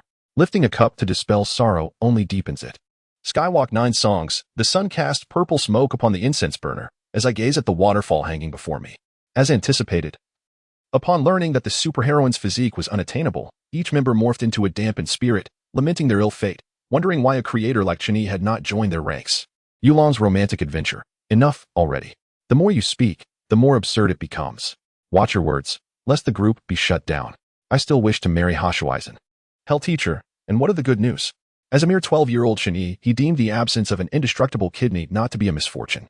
Bioarmor. I have discovered that the energy amplifying the female superhero is a form of radiation, one capable of enhancing human strength. Marvel. Much like the sun's radiation on Superman? A unique light that strengthens humanity? Remarkably, this premise holds considerable logic. Bioarmor, precisely. Matrix. The pressing question remains, can this be produced?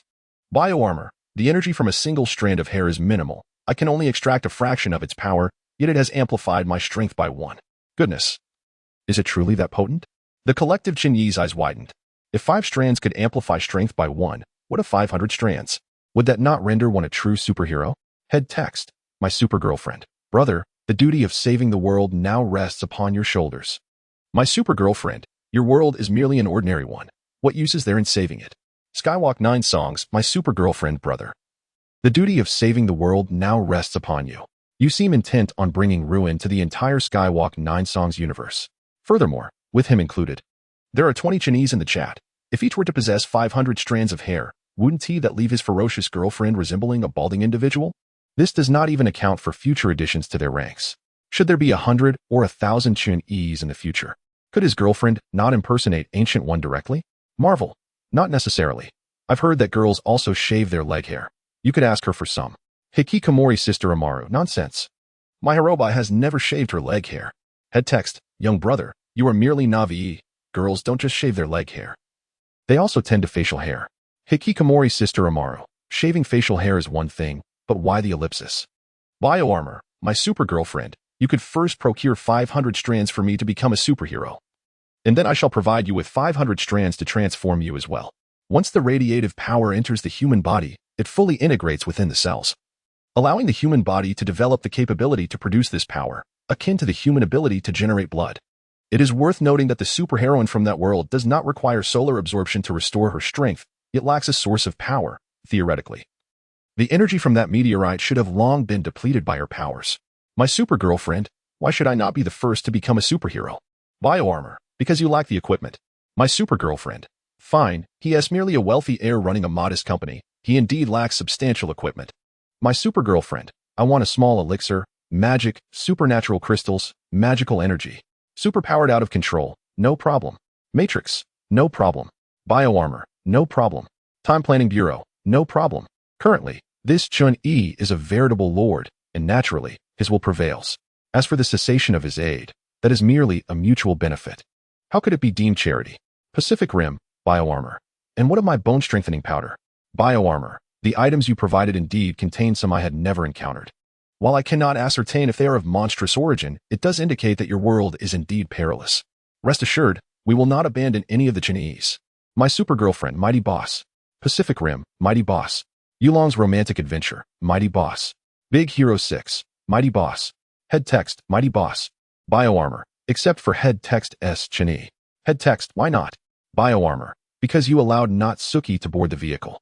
As a principled Chini, he asserted that while being a high school student is admirable, high school students can also commit crimes. Head text, nonsense. I have seen Natsuki's student ID. She is 18. The collective Chini, you seem rather proud of that. Bioarmor, very well, you shall also receive your share of aid. However, I must reiterate that your world is merely an ordinary one. Do not bring calamity upon others. Humph, who do you look down upon? I shall visit Akina Mountain tomorrow. Perhaps the one delivering tofu is not Takumi Fujiwara, but rather a squinty-eyed river god. Head text Eschini seethed with indignation. Yet considering that if it were truly a river god, this world would be even more abysmal. The thought of his world being constructed from memes sent a shiver down Chin-Yi's spine. How terrifying. Was he not then a walking meme himself? Head text, do you think it possible for a Chin-Yi to traverse into a comedic manga, such as Hell Teacher, for instance? Hell Teacher? A comedic character is Niyeno Munio. What is there to fear? Head text, no, I meant something akin to Tom and Jerry. The Matrix, that may not necessarily be the case. Perhaps you have assimilated into that world and have also become impervious to harm. That makes sense. After all, there is no reason to traverse into that realm only to remain an independent entity. Wouldn't that be a rather lonely journey? Marvel, but you might also transform into a fool. Now that makes even more sense. Chapter 63. I have returned after saving the world. Warning. Warning. Monsters are attacking. Please proceed to the nearest air raid shelter. Chun-Yi opened the window and gazed at the sky outside, murmuring, so soon? Armored suit. A brilliant white armor suddenly manifested behind Chin-Yi, enveloping him gradually. He cast an illusion spell upon himself, flung open the window, and soared into the night sky. Though it was already late, perhaps due to the trust in the hunters. The port city was ablaze with lights, and stealthy flight was the order of the day. Rushing towards the coastline, Chin-Yi spotted an enormous silver mecha, towering over 70 meters, patrolling along the shore. He recalled that this mecha was called the Striker, manufactured in Australia. It was said to be the last to be attacked by the monsters, hence it was the most recently constructed, touted as the mightiest mecha. However, one must note that the majority of Australia's military equipment is purchased from the United States, with a small fraction from France. Thus, the credibility of this so-called strongest mecha is questionable. Nonetheless, the intentions of the nation to protect its citizens are commendable. At that moment, the sky above the coastline was teeming with aircraft, each spotlight illuminating the water's surface. Not far off, two mecha, one red, one green, stood poised in the water, seemingly awaiting orders. The red one was the Crimson Storm, piloted by three triplet Huaxia individuals. Unlike other mecha, the Crimson Storm possessed 3 arms, granting it an extraordinary agility due to its tripartite control. The green one was the Russian Chernobyl Alpha, which embodied the robust and rugged characteristics for which Russians are renowned. Suddenly, the water churned violently, and a monstrous creature resembling a crocodile leapt from the depths, slamming its tail against the Crimson Storm. The impact sent the mecha flying, and it landed on its 3 arms, shaking its head to regain balance as it engaged the beast. In the Pacific Rim, controlling a mecha typically requires two pilots, and the connection between the pilots and the mecha allows for a synchronization of sensations, meaning that any damage inflicted on the mecha is also felt by its pilots. The Chernobyl Alpha, on the other hand, advanced closer, seizing the opportunity when the monster was thrown onto the surface by the Crimson Storm to leap onto its back and deliver a flurry of punches. The monster sprang up, tossing the Chernobyl Alpha aside before raising its claw-like tail to strike at the Crimson Storm's chest. Before the Crimson Storm could react, its nuclear reactor was snatched away. Just as it seemed destined for defeat, a crimson figure appeared beside it, wielding a blade. With a swift motion, the blade cleaved through the air. But instead of the expected sound of a knife slicing through flesh, there was only the sound of the monster's tail splashing into the water. Goodness, I've shrunk. In his giant state, Chen-Yi glanced at his height, then at the adjacent Crimson Storm, realizing he was shorter than the mecha. How could he command respect in such a state? Identifying a humanoid monster, the Crimson Storm, startled by Chen-Yi's sudden appearance, hastily reported to the shattered sky. Humanoid? I am human, Chen-Yi retorted irritably. Wait, you can speak? The Crimson Storm exclaimed in astonishment, realizing he was conversing with a Huaxia-speaking creature. I inadvertently let that slip. As the creature writhed in pain from the injury inflicted by Chen-Yi's blade, it opened its maw, glowing with a blue luminescence, unleashing a torrent of blue liquid towards them. Chen-Yi dodged effortlessly, but the Crimson Storm was not so fortunate, suffering a grievous wound to its chest. While the Pacific Rim mecha boasted impressive designs, one could not deny their sluggishness. Their massive forms, coupled with human control, rendered them cumbersome. In contrast, the Kaaba was designed to enhance its host, often responding to its will, unlike the mecha which required dual pilots. Just stay safe. Chen-Yi understood there was no time for explanations. With a swift thrust of his elbow, the high-frequency blade sliced the monster cleanly in half.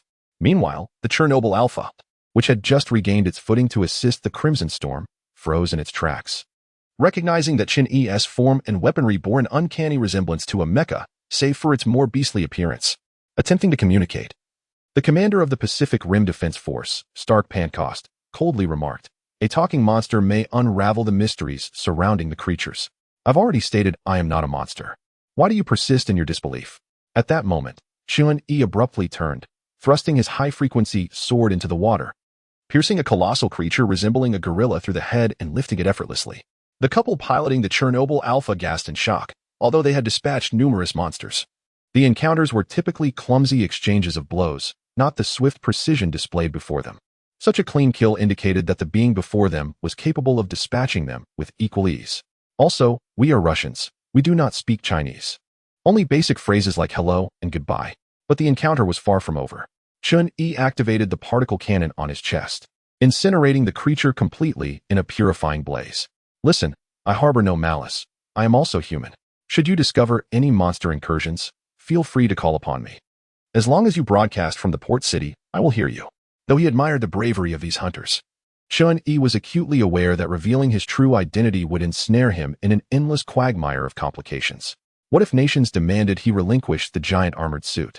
After a moment's contemplation, he added, furthermore, to transport a nuclear weapon via a wormhole, it must be scanned. Only monsters can enter the wormhole, so you will need to accompany the monster into it. In truth, if necessary, Chen-Yi could forcibly insert a nuclear weapon into a monster's body and hurl it into the wormhole. However, it was evident they would not readily trust him. So it would be prudent for them to execute the plan themselves, with him intervening only if absolutely required. Having said this, Chen-Yi dismissed the giant armored suit and, in their astonished presence, flew towards the port city. The reasoning behind this was simple, to substantiate his humanity. After all, a 50-meter-tall creature claiming to be human is far less credible than a 3-meter-tall one, especially when the latter sheds its peculiar armor. Armored suit, well done. What of the monster's remains? Pacific Rim, you didn't mention it. Armored suit, shouldn't you have considered that? Are you an imbecile? Your world is populated with monsters. The data from both Earth and the invaders' ships is starkly different. This holds significant research value. Don't you understand that one can learn from another's stone? Pacific Rim, I just informed them how to detonate the wormhole. Armored suit, Chapter 64. A transmigrator who doesn't care for the plot in Demon Slayer. Night. Chen-Yi strolled along the desolate streets, his nerves slightly frayed. Although endowed with a century's worth of magical and internal energy, and possessing vivid memories of battles fought by other versions of himself, he had merely existed as an ordinary person since his transmigration. The assistance from the chat group certainly granted him a carefree existence, perhaps even eternal life, yet it was far from sufficient. One must have aspirations in life. Even if one chooses to be a laid-back individual, one ought to strive to be the saltiest fish in the sea. Naturally, Chen did not wish to be a mere fish. He yearned to uncover the secrets of this world. Though Demon Slayer appeared to be a realm solely inhabited by extraordinary beings known as demons, there indeed existed true demons, such as the likes of Inmyu and Tamayo that Tanjiro encountered at the Kagaya household. Regardless of whether they were slain demons or deceased individuals, all could perceive the guides, their dearly departed loved ones. Even the leader of the Demon Slayer Corps, Kagaya Ubuyashiki, who suffered under a curse, suggested that this world was anything but ordinary. Moreover, if he could curse Ubuyashiki, why not target Muzan Kibutsuji directly? The true transgressor was Muzan, not the Ubuyashiki family. Perhaps the doctor was the source of significant trouble. The physician who prescribed medication to Muzan was said to be a kind-hearted individual. Yet Chen found this assertion somewhat dubious. It is common knowledge that chemotherapy results in hair loss, and side effects during treatment are to be expected. While Muzan may be paranoid, failing to inform patients about the side effects of their treatment seemed rather absurd. If the doctor was aware of the medication's effects, he must also know the consequences of halting treatment midway. Failing to inform Muzan would be tantamount to courting disaster. Thus, I need to find a fortunate soul for my research. A smirk graced Chen Yi's lips. Demons are not easily found, despite the Demon Slayer Corps daily hunts. Only Muzan intentionally creates new demons, while those who have already become demons view humans merely as sustenance, thus would never transform them into kindred. He learned of a particular demon during his time in the Corps, and upon discovering its lack of strength, he felt a surge of ambition. Arriving at a shrine, Chen halted, overwhelmed by a pungent scent of blood infusion. To prevent infection, he immediately donned his kabuto. With the group's aid, his original kabuto had been upgraded to vibranium kabuto. Not even a thunder god could breach their defenses, save for the formidable Hashira. Once adorned, Chen pushed open the dilapidated shoji door, revealing a green-haired youth squatting on the floor, gnawing on something. What is this? This is my territory. Such wretched creatures. Chen observed the numerous corpses sprawled across the tatami, his tone laced with disdain. Even vampires drink blood directly. Yet, this band of demons gnawed on human corpses like savages, inflicting harm while desecrating the bodies of their victims. Of course, neither party could be deemed virtuous. Kid, don't think I'll be intimidated just because you're clad in armor. The green-haired youth wiped the blood from his mouth, vanishing from Chen-E's sight in an instant.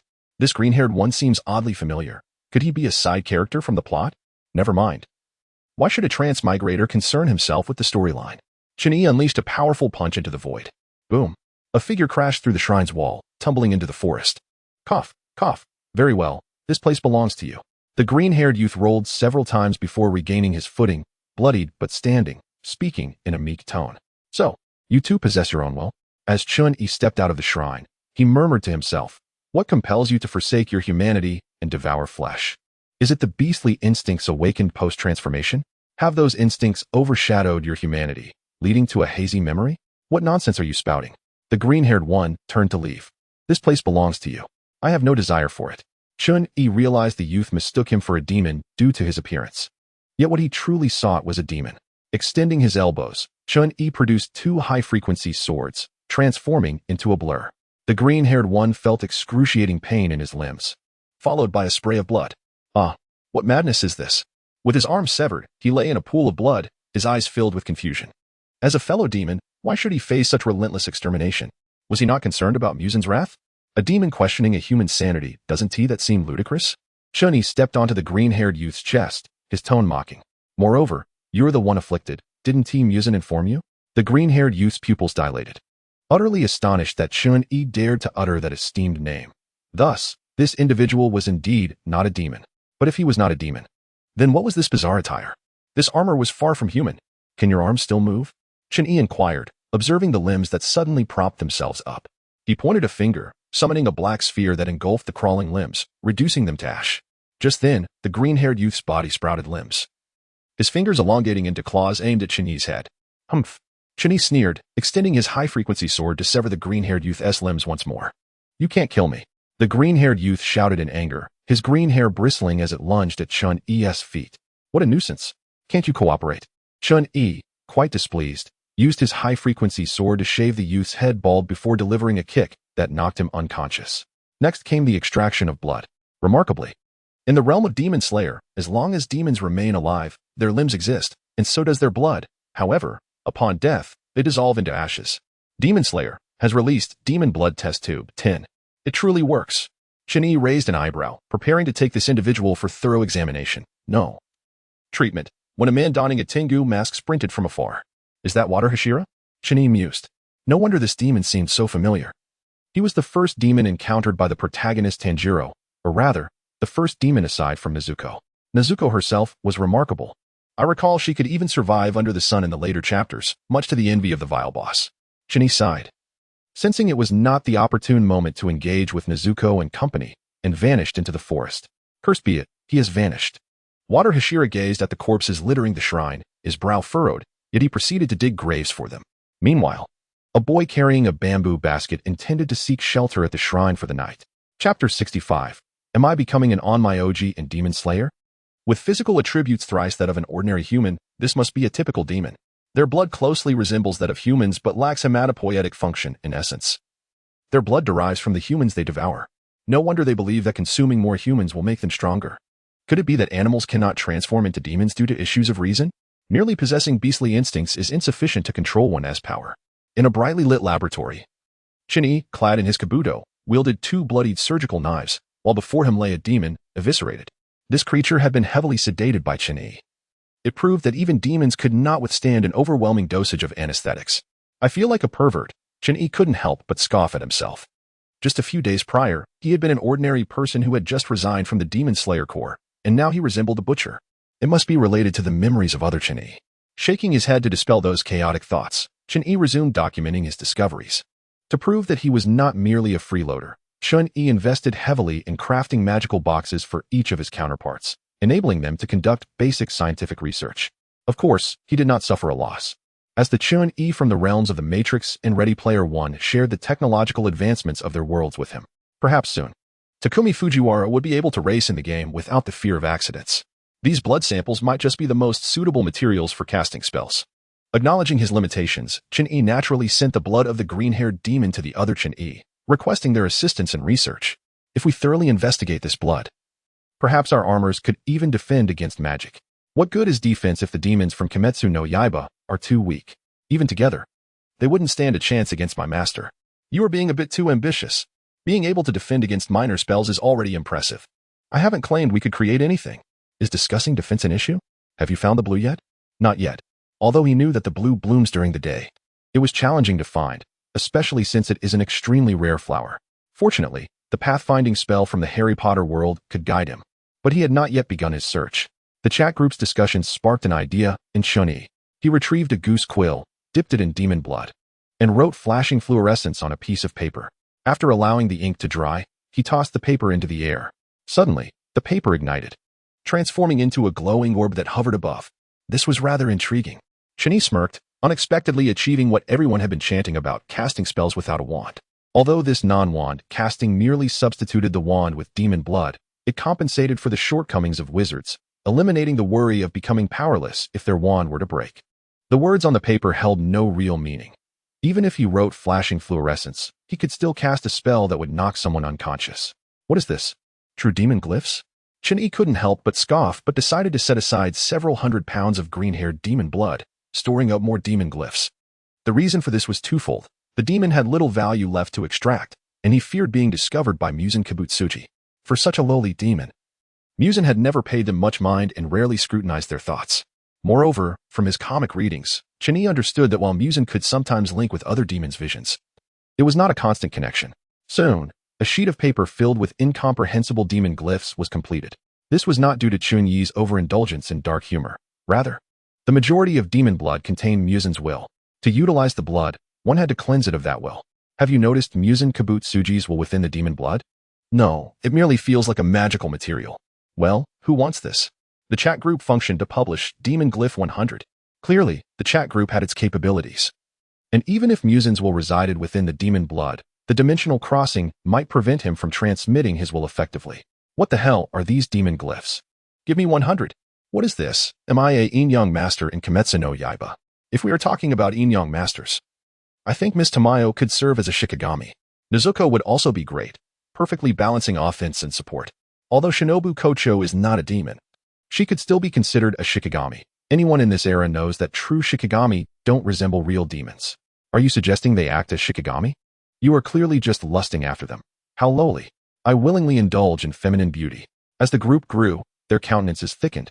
Apologies, you are no longer of use.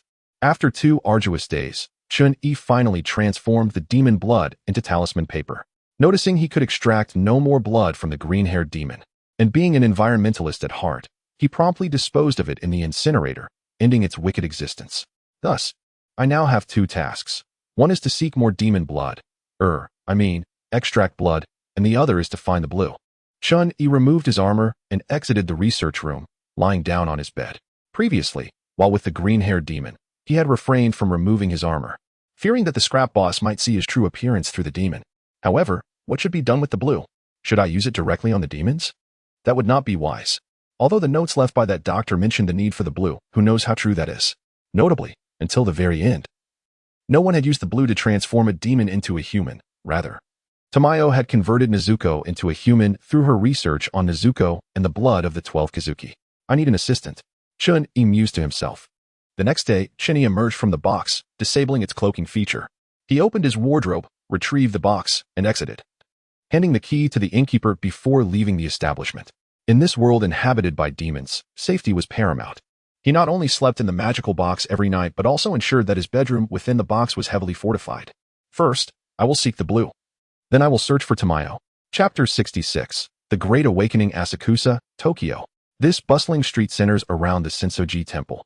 At this moment, Japan is in the Taisho era, a period of unprecedented prosperity following the Meiji Restoration. Thus, Asakusa appears exceptionally vibrant, with electric lights illuminating the streets, bustling with passers-by. The search for the blue was not particularly arduous. On one hand, he possessed a pathfinding spell, and on the other, he had no need to worry about the journey's difficulties, as he could simply fly over. However, locating Tamayo proved to be more challenging. Although he knew she resided in Asakusa, he was utterly lost regarding her exact location. Yashiro's blood demon art, hidden gaze, could obscure others' vision or reveal sights unseen, even activated through talismans. Here, Chun-Yi smirked, melding into a street corner, where the scenery shifted to a quaint 2-story wooden house. "Hello, is Miss Tamayo home?"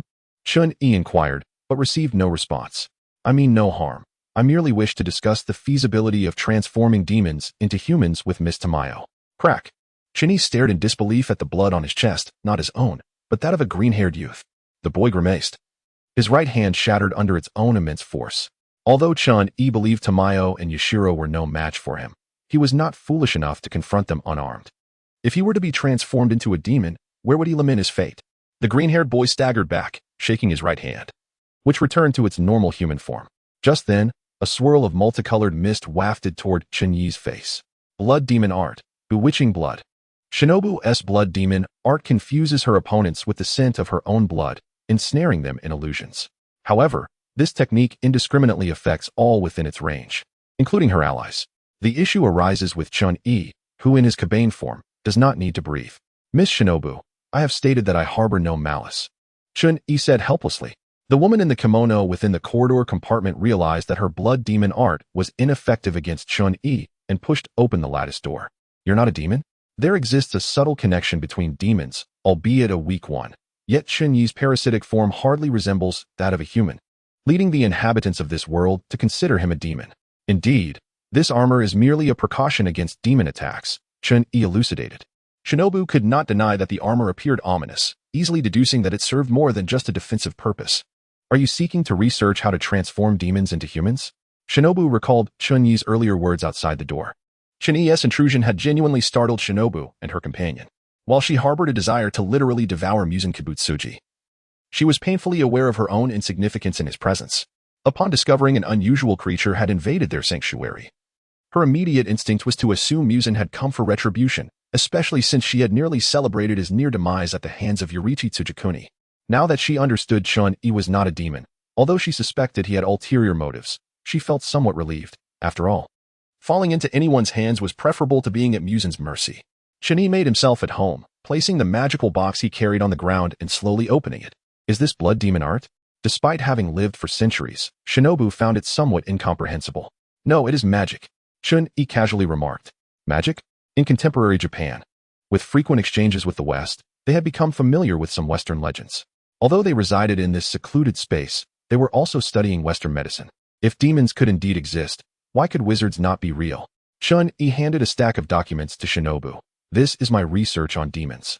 While my understanding might not be as profound as yours, we can share knowledge. Shinobu received the documents, momentarily lost in thought over Chun-Yi's words. However, she quickly redirected her attention to the papers in her hands, realizing the information contained within. Although puzzled as to why the Western wizard's notes were written in Chinese, Chun-Yi's writings captivated her, and she eagerly began to read. To be honest, I do not trust you. After finishing Chun-Yi's notes and touring his research facility, Shinobu's eyes were filled with astonishment. She was beginning to believe in Chun-Yi's identity as a wizard, recognizing that even in the West, such equipment was indeed rare.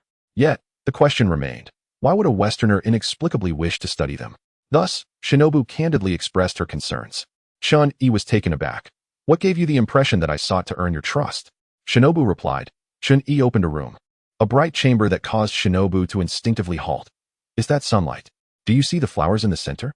Chun-Yi pointed to several blooms shimmering under simulated sunlight, speaking softly. Shinobu's pupils dilated, clearly recognizing that there was more to his words than met the eye. Indeed, those are blue spider lilies. As expected, Chun-Yi revealed the answer and chuckled. Though it may sound villainous, I must say that the first experimental subject will be Yashiro. Should he perish, I believe you would be quite sorrowful. You shall not threaten Miss Shinobu. Yashiro, ever the loyal admirer, declared his unwillingness to submit. Then I shall use Miss Shinobu as my test subject. Chun-Yi feigned exasperation, raising his hands. You. Yashiro's eyes reddened, ultimately gritting his teeth. Fine. I agree to be the first experimental subject. I haven't agreed to anything. What gives you the right to decide? Chapter 67. No money? Enter the world of Tianxing Jiugong. Chun-Yi played prototype while idly chatting in the group. Number 1 player. Damn, how dare you threaten me? Tianxing Jiugong. What happened? Number 1 player. The boss wants to collaborate with me, asking for help in placing ads on the player's game interface, claiming that refusal might lead to minor accidents. Harry Potter. How could you tolerate this? Number 1 player. Absolutely cannot. Last night, I snuck into his house and turned him into an idiot. Hell Teacher. 666. Tianxing Jiugong. Awesome. Superpower uncontrolled, as expected of me. With Chun-Yi's power increasing, some of them in the ordinary world began to indulge, as they were invincible and had little else to do. Marvel, I've always had a puzzling question. Wealthy individuals with memberships never watch ads, while those who watch ads won't even spend $20 on a membership. What gives advertisers the illusion that ad viewers will purchase cars, jewelry, and luxury watches? All Chinese. That makes so much sense. These Chinese were all business owners and might be able to solve their confusion. Hikikomori girl, you can borrow money. Time Planning Bureau, time is money. If you squeeze a little, there will always be some. Initial D, if you're broke, you can sell organs. My super girlfriend, if you're broke, you can pay in installments. Excellent. These 4 Chun-Yis have completely evolved into capitalists. Lord Giant Spirit, someone wishes to negotiate with you. While controlling the game on a simple difficulty level, Chun-Yi heard a knock at his door. He paused the game and opened the door to find Flame Spirit standing there, looking obedient. The room Chun-Yi currently occupied was not constructed in a day by Flame Spirit, but rather by Tianza. Although Tianza felt that doing so would undermine his boss's dignity, he decided to proceed, considering he had little dignity left in front of his subordinates. Perhaps out of mischief and revenge, Tianza sourced materials from far and wide, dismantling half of the Korean palace to build Chun-Yi a small palace. Chun-Yi was quite pleased with this, deciding to have Flame Spirit stay behind to help with laundry, cooking, and cleaning while Tianza and the others went out to promote. That guy from Marvel is truly a sycophant, even doing laundry and cooking for Jessica. Chun-Yi looked down on another version of himself, thinking, look at me. This is what it means to be treated like a true protagonist. With that dog-like demeanor, how can you even claim to be the protagonist? Suddenly, he noticed the bald elder in the hall looked somewhat familiar. Before him stood a man of indomitable spirit, with a mechanical left hand and clawed feet, clearly modified. Gong Shucho, the descendant of Luban, the master of the domineering mechanical arts among the various schools of thought. Gong Shucho appeared bewildered, questioning his existence. The emergence of a giant spirit in Korea had already spread among the 7 nations. Some scoffed at it, while others were skeptical, but the majority adopted a wait-and-see attitude. Until Tianza began to roam the 7 nations promoting, those who sought to capture him were terrified to discover they could not harm him in the slightest.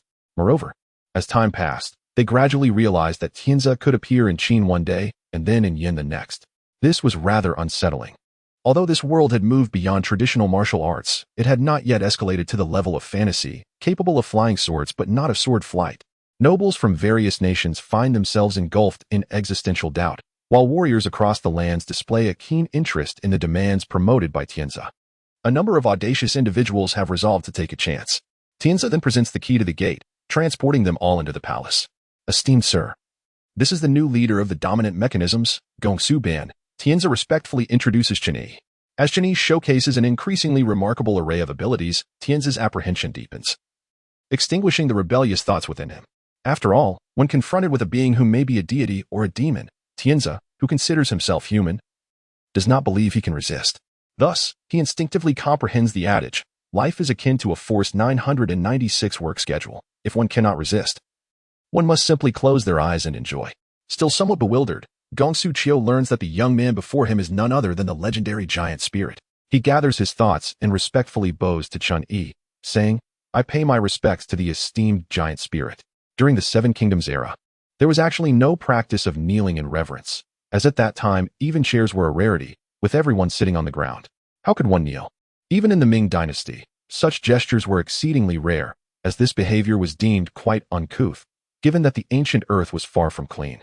Kneeling would likely leave one's knees dusty and, for the individual, it was a form of humiliation. The phrase a man's knees are worth their weight in gold originated from the Ming dynasty. Therefore, upon encountering Chen Yi, this so-called deity, Gongsu Qiu merely inclined his body in a respectful gesture. Chen Yi, lacking any perverse inclination for prostration, inquires curiously, what is it that you seek? And what price are you willing to pay? Gongsu Qiu, with a somber expression, replies, I wish to surpass the mechanisms of the Mo family.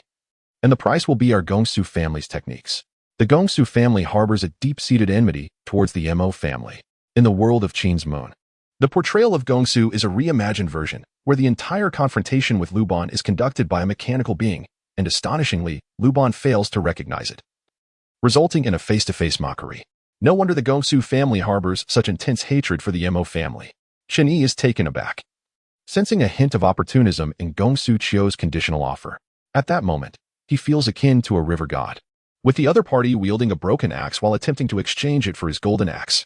I can offer you entirely new techniques of mechanisms, but the extent to which you comprehend them will depend on your own abilities, Chen Yi declares, snapping his fingers to summon a tome titled Principles and Methods of Mechanical Design. Initially, he intended to seek fortune with the Mo family, but now, having the Gongsu family's techniques is also quite advantageous. The mechanisms in the world of Qin's Moon have similarly diverged from the realm of technology. Pieces of wood can operate independently without any power source. If Newton were to witness it, he would surely need to eat an apple to calm his astonishment. Gongsu Qiu accepts the floating book, glancing at the text. While he can understand the illustrations, the words themselves elude him. He requests assistance in recognizing the characters, and asks for a translation of the techniques he provided. Tianzi silently expresses relief that he is not the one tasked with translation, as that would surely drive him to baldness. When did I unlock the superpower armor? As the clock strikes 5 in the afternoon, Chen Yi shuts down his computer. As a disciplined individual, he prepares to embark on his daily exercise. At this moment, Wu Shuanggue is already waiting for him outside the courtyard. However, upon seeing Chen Yi, he instinctively shudders, his expression becoming somewhat timid. What is that expression? You haven't suffered any loss, Chen Yi remarks with dissatisfaction, swiftly appearing before Wu Shuanggue. With a furious shout, Wu Shuanggue launches a punch the size of a sandbag towards Chen Yi. Chen Yi deftly tilts his head, raising his right leg to kick Wu Shuanggue in the chest. Wu Shuanggue counters with his left arm, blocking Chen Yi's kick, and retaliates with a kick of his own. The two engage in increasingly rapid movements, with the sounds of their clashes echoing continuously. The relief funds in their chat group may ensure Chen Yi and his companion's safety, but if not utilized effectively, true strength remains elusive. During their sparring, Chen Yi experiments with various martial arts he has learned: Tianzi's, Yanlingji's, the 100 Poisons Kings, the Yin-Yang families, and the Taoists. Humans are inherently driven by desire, and the various schools of thought are no exception. Some harbor aspirations for vengeance, while others seek wealth. Martial prowess is often of lesser concern. As for the worry of being discovered by their own sect, Tianzi's method of summoning is through the key, instantly transporting them 1,000 meters away. Provided they are prepared, the likelihood of being discovered is indeed minimal. Naturally, as a person with proper values, Chen Yi would never engage in acts that aid tyranny. Before fulfilling the conditions set by the other party, he will first employ a method to examine their memories and decide whether to allow Tianzi to act. What a joke! As a giant spirit, I cannot simply roll up my sleeves to fulfill promises made to others. Do you think I summon Bai Wefer simply because Yin Lingji is beautiful? There are certainly ulterior motives. These techniques may not be comprehensive, but they have been immensely beneficial to Chen Yi. At the very least, he no longer has to worry about being stabbed by Yin Lingji while sleeping. After a vigorous training session, Chen Yi feels elated, believing he has gained much. He tosses a bottle of minor healing elixir to the bruised Wushuang Gui for recovery and heads to the hot springs to bathe. Tomorrow I shall confront Yin Lingji. Just then, a pair of soft, fair hands rests upon Chen Yi's shoulders, beginning to knead. Esteemed sir, may I refrain from training? The voice is laced with charm and carries a hint of pleading, evoking a sense of compassion. Chen Yi closes his eyes, relishing the ministrations of the beautiful figure, and shakes his head. How can that be? Without training, how can one become a master? I have worked so hard. How can you afford to be idle? Yin Lingji does not comprehend the term idle. She knows well what it means to be a dead fish.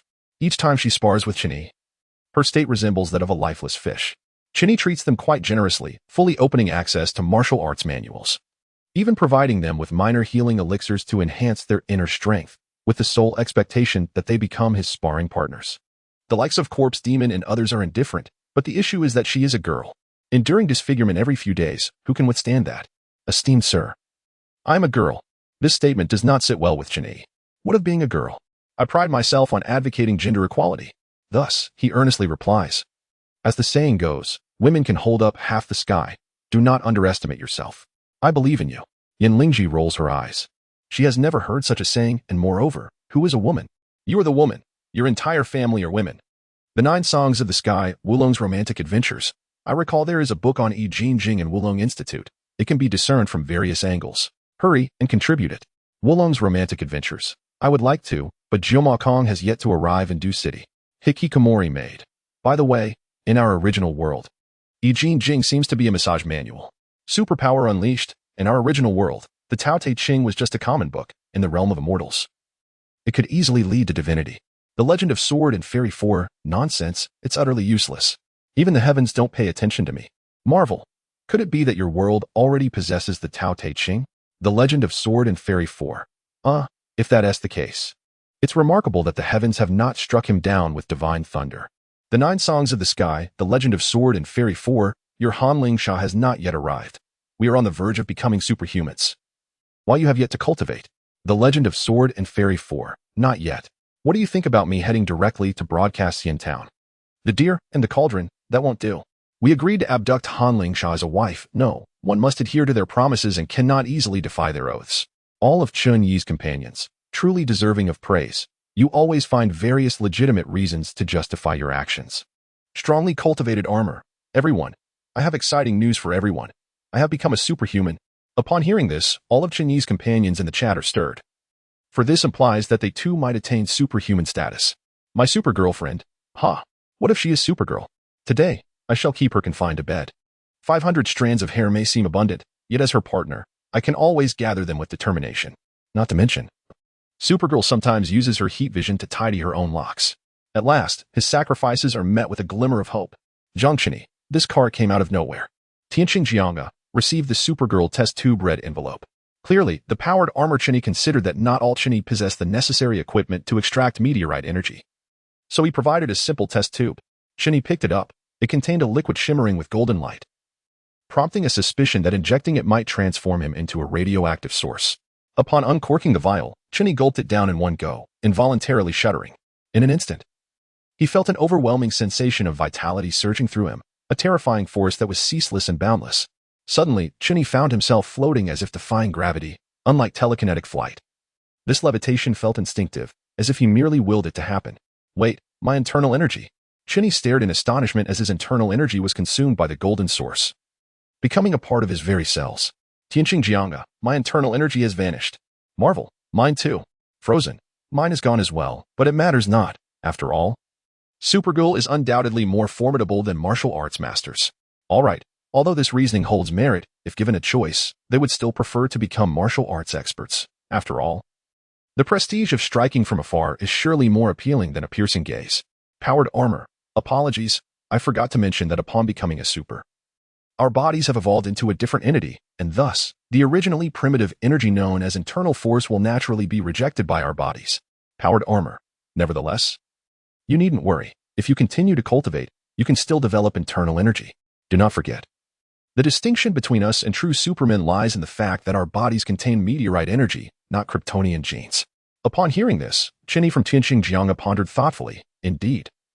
It made sense. Although their power levels were likely diminished compared to true supermen, after all. The destruction caused by two supergirls in movies was minimal. The advantage was that their bodies could generate meteorite energy autonomously, without needing sunlight to strengthen themselves like true supermen. Moreover, if they supplemented this with internal cultivation techniques, they could further refine the meteorite energy. My supergirlfriend, the term meteorite energy is rather unappealing. I propose we rename it. Duke of Deer, how about dynamic light wave? Initial D. No, I believe divine power is a better fit. Initial D. Apologies, I misspoke. It should be divine power. This chat group's input method is dreadful. Chapter 69. Who is the protagonist of Qin's Moon again? Ultimately, whether dynamic light wave or divine power. Both suggestions were swiftly dismissed by the other Chinyas, who deemed internal energy a more reliable term. Refining meteorite energy using martial arts internal techniques may seem disproportionate, but if rephrased, it becomes easily comprehensible. It is akin to juicing fruits. Regardless of the fruit, the juicing method remains fundamentally the same. Only the flavor differs based on the fruit. The essence of cultivating internal energy is to extract the vital force within, now that Chinny has transformed into a super. It merely shifts from extracting the vitality of ordinary humans to that of superhumans. However, the Chinya's hopes of achieving centuries' worth of internal energy through lesser elixirs are futile, as those elixirs cannot nourish a super. Tianqingjiang, I still do not fully grasp. Supermen replenish energy through sunlight. So how do we replenish ours? Powered armor. As stated, we have theoretically evolved to another level. You can think of us as enhanced superhumans. Marvel. So, a green Hulk without transformation? Frozen. We VE already traversed to another world. Are you still discussing science? Pacific Rim. You can conceptualize it as a transformation in energy absorption. The energy produced by coal in a steel mill differs entirely from that produced in a mud kiln. Superpower unleashed. What was that saying again? Even drinking cold water can lead to weight gain. Chinny, I feel something is amiss. Why is it that lesser elixirs remain ineffective, yet everything seems to fit perfectly? Shaking his head, Chinny resolved not to dwell on why a super requires sunlight for energy, while he can generate it himself. The following day, Chinny did not follow through on his earlier intention to confront Yenlingji. It was not out of pity. Rather, he feared that a single punch might end her life, leaving him without a sparring partner. Having just acquired superpowers, adaptation was essential, for in comparison to the internal energy he had previously cultivated, he now surpassed normal humans in both strength and perception. Boom. Chinny soared to a desolate mountain and struck down with his fist, driving it deep into the mountain's core with effortless ease. Zzz. A laser beam sliced through the mountainside, and Chinny emerged from within. Exhaling deeply, Chinny unleashed a fierce gust of wind, uprooting trees from the mountainside. The power of a super is evidently challenging to control, according to the Superman's own words. It feels as though he dwells in a world of paper, terrified that any contact might inadvertently puncture another. This explains why Clark appears so timid, not out of fear of foes, but rather a dread of causing unintended harm. Fortunately, the Chinyas had trained in martial arts, where mastering force is paramount. Thus, although it took several days, they ultimately managed to gain a tenuous grasp of their powers. Powered armor. Defense is certainly commendable. Armor-piercing rounds cannot penetrate, but it cannot withstand vibranium weaponry. In other words, it might still be unable to resist General Wong's lethal strikes, but that is of little concern. After all, he is not my enemy. Marvel. Chinny from Tianqingjiang began to adapt to his newfound abilities, while the other Chinyas were not left behind. Particularly the Chinny in powered armor, who had a dedicated research team at his disposal. Powered armor. Capable of generating winds of level 10, even capable of producing icy blasts. Powered armor. Vision, a series of data reveals that meteorite supermen are essentially a diminished version of Superman. Perhaps they can be compared to the television version of Supergirl, if not stronger, considering the initial struggles of the TV Supergirl to extinguish a fire. Then, Chinny noted that they seemed to lack a typical super ability. Initial D, how unfair. Why can't we possess X-ray vision? This is hardly super. My super girlfriend, disappointing. Tianqingjiang, this can't be right. Is there no justice? No law? The Chinyas erupted in a flurry of complaints within the chat group, yet ultimately had no choice but to accept this limitation and carry on. After all, the benefits of becoming supermen were numerous. Not to mention, their intellect had significantly amplified, photographic memory had become instinctual, allowing them to grasp various knowledge more effectively. Just as Chinny was voraciously consuming books and rapidly comprehending them, he was interrupted by a visitor. "Lord Giant Spirit, someone wishes to trade with you." Tianzi knocked on Chenyi's door, speaking respectfully. Chenyi opened the door, noticing that Tianzi seemed hesitant to speak, prompting him to raise an eyebrow. "What is it?" Currently, in the world of Tianxingjianga, no one could rival Tianzi except for Chenyi. Even the Sword Saint would not withstand a single blast of his particle cannon. Today, the individual in question is rather extraordinary. Tianzi, not daring to be negligent, explained, "He is Han Fei." Although the upper echelon of Korea has been devastated by Chenyi, if it weren't for his instigation, the king of Han would likely still be indulging in the company of beautiful women, rather than now being left with nothing. His initial decision to align with Chun-Yi stemmed from his fear of such a fate. "Rest assured, as long as you conduct yourselves well and strive for progress, I shall not seek trouble with you for no reason," Chun-Yi reassured Tianzi, easing his concerns. Upon entering the grand hall, Chun-Yi sat regally in the soul chair, curiously observing the unfamiliar yet familiar faces before him. There was Wei Zhuang, his white hair a testament to his age, exuding a proud demeanor despite his evident nervousness. Compared to the Wei Zhuang from Qin's moon, this one lacks a broad stature. Next was the graceful figure of Xinu, her enchanting presence accentuated by the violet butterfly designs at the corners of her eyes. Indeed, her figure surpasses even that of Yan Lingji. Had I known, I would have recruited the likes of Lu Shaoforth as my subordinate. Lastly, there was Han Fei, clad in a purple robe, his handsome features evoking a sense of intimidation. "Speak, what are your demands, and what is the price?" Chun-Yi was intrigued. Although he was not Han Fei's father's enemy, their relationship was not far removed, making it audacious for Han Fei to propose a transaction. "I seek governance strategies, and the price is the 7 stars of the Azure Dragon." Han Fei presented a copper box from his sleeve, offering it with both hands. The mention of the 7 stars of the Azure Dragon made Chun-Yi's pupils constrict. It was a narrative thread woven throughout Qin's moon, said to grant dominion over the world, perhaps even positioning it as the true protagonist of the tale. Initially, the Kingdom of Korea regarded Chun-Yi, the giant spirit god, with a mix of fear and trepidation, wary that this divine figure might unleash his wrath upon them at any moment. Coupled with Tianzi, who served as Chun-Yi's envoy, their anxiety was amplified. The enmity between Baiwei and Korea was profound, leading many Korean nobles, upon discovering a deity had graced their nation, to flee with their families to seek refuge in other lands. Although the 7 kingdoms were embroiled in conflict, their relationships resembled the interconnections of European nobility, wherein familial ties could be traced back 3 generations. During the Qin's conquest of the 6 states, they were merely gathered in Xianying rather than exterminated entirely. However, Korean nobles soon realized that the giant spirit god held no interest in them, and Tianzi was merely disseminating Chun-Yi's exchange principles without pursuing them with any intent of violence. This behavior stemmed from Chun-Yi's prohibition against indiscriminate slaughter and Tianzi's personal disdain for Baiwei. As the crown prince of Baiwei, he was still deemed inferior in this context. Remarkably, after weighing the pros and cons, the nobles quickly discovered that having a deity in their midst was, in fact, a fortuitous event. Tianzi's formidable prowess was evident. Even during his promotional efforts, he had not hesitated to take lives when provoked, for Chun-Yi had forbidden him from wanton killing. Yet he was not responsible for those who sought their own demise. Just imagine, should anyone dare to invade Korea and provoke the giant spirit god, a single blow could reduce the entire nation to rubble. Who could withstand such might? Thus, the Koreans decisively acknowledged Chun-Yi as their protected deity.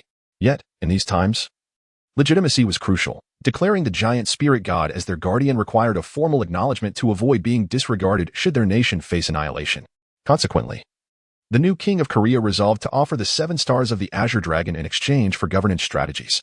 While the secrets of the 7 stars were known only to the royal families of the 7 kingdoms, their knowledge was limited, making it preferable to use this seemingly superfluous item as recompense. Furthermore, acquiring governance strategies would essentially serve as a validation, regardless of the effectiveness of said strategies. They could assert, "We acted according to the directives of the giant spirit god. If we fall, it would be tantamount to slapping the giant spirit god in the face, who would dare to act against us." Additionally, following King N's demise, the new ruler was not the ineffectual crown prince, but rather the 4th prince, who had been sidelined by the Korean nobility after King N's capture. Han Fei's presence was straightforward, his eloquence was commendable, and the newly crowned 4th prince required his support, thus entrusting him with significant responsibilities. Unbeknownst to Chun-Yi, the events unfolding in Korea led him to casually accept the copper box and share it within their chat group. Heavenly Journey of 9 Songs. What is the purpose of this item? The Deer and the Cauldron. I surmise it contains the 18 dragons subduing palms. Chun-Yi, It sounds absurd, yet there is a certain logic to it.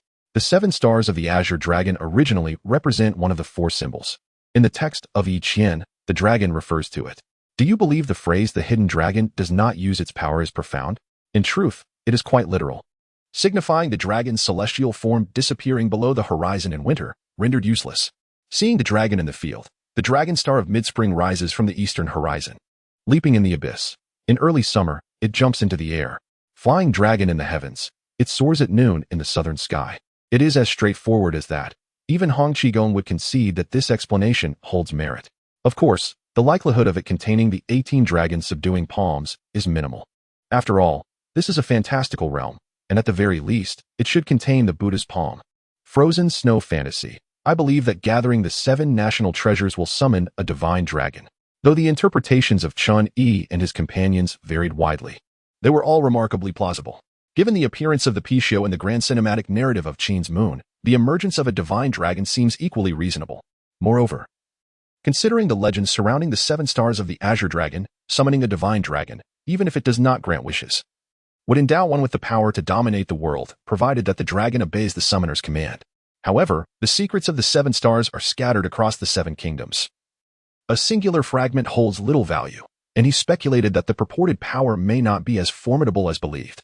Heavenly Journey of 9 Songs, The Deer and the Cauldron, provide me with a tome on governance. The Deer and the Cauldron, if I had one. Would I not be too busy to engage in this chat? Would I not prefer to revel with my wives? You tell him that building railways connects provinces. Yet he perceives it as mere frivolity. You suggest allowing women to work outside the home, and he believes it to be immoral. Thus, Chini realized what mattered was not the thoughts of those beneath him, but their willingness to comply. Fortunately, in the world of the Deer and the Cauldron, Chun Yi was already the regent of the Ming dynasty. Following his acquisition of the chat group, various miracles unfolded before his ministers, leading them to acquiesce to his demands. After all, those who opposed him had been swiftly dealt with. In essence, the Chun Yi of the Deer and the Cauldron had become a dictator. As the saying goes, a half step ahead is genius, a full step ahead is madness. His current actions were viewed as madness in the eyes of the Confucian scholars. Heavenly Journey of 9 Songs, could it be that you are the time traveler Wang Mang? The Deer and the Cauldron. No, I am the Superman Chun Yi. Anyone who defies me shall face dire consequences. Even Lu Xiu, should the resurrected Huang Taiji appear, I could dispatch him with ease. Pacific Rim, if you wish to govern. It is quite simple, just provide him with a tome spanning 5,000 years. Han Fei is intelligent enough to discern the wisdom within. Pacific Rim released a red envelope titled 5,000 Years. Chun Yi gazed at the tome in his hands, a conflicted expression crossing his face. To be frank, this should have been intended for Ying Zheng, as most time travelers aim to guide him towards the future. Forget it. Han Fei is not bad. At least he possesses half of the charm. If he were to unify the world, it could indeed be quite intriguing. Wait a moment. Wouldn't the people from another world consider Han Fei to be a Korean? Governance relies on individuals, not merely on texts, though I can present some illustrative cases. Chun Yi tossed the books in his hand to Han Fei and casually remarked, if you can't understand the characters, you might as well seek the corpse manipulator for a translation. The corpse manipulator was one of the 2 individuals not beaten by Chun Yi, as he had learned simplified characters and was needed for translations. As for the Poison King, due to his advanced age, Chun Yi refrained from laying a hand on him.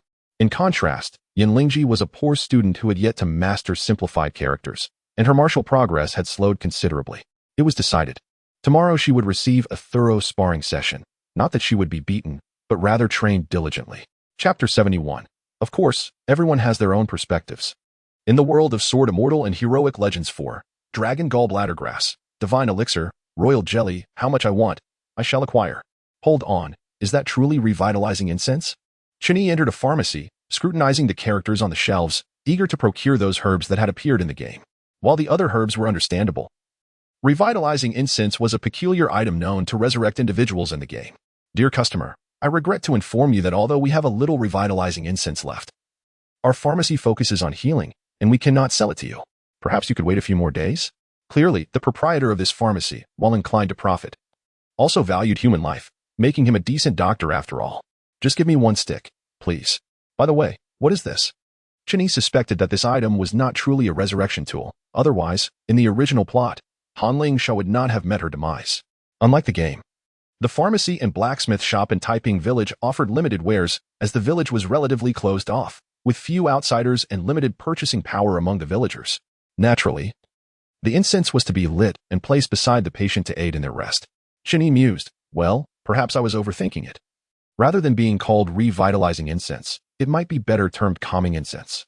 The wanted poster for Han Lingsha had yet to surface, indicating she had not yet arrived. After distributing the purchased herbs for the research of the powered armor, Chen Yi wandered the streets, but found no wanted posters for the girl with the bun hairstyle. In fact, near Shoyang City, there was a nesting state beneath Chaohu Lake. Acquiring herbs from there would undoubtedly yield numerous rare treasures. However, regrettably, that realm was inhabited by monsters, and as a human, he would likely be driven out by a flurry of sticks. Although he was now superhuman.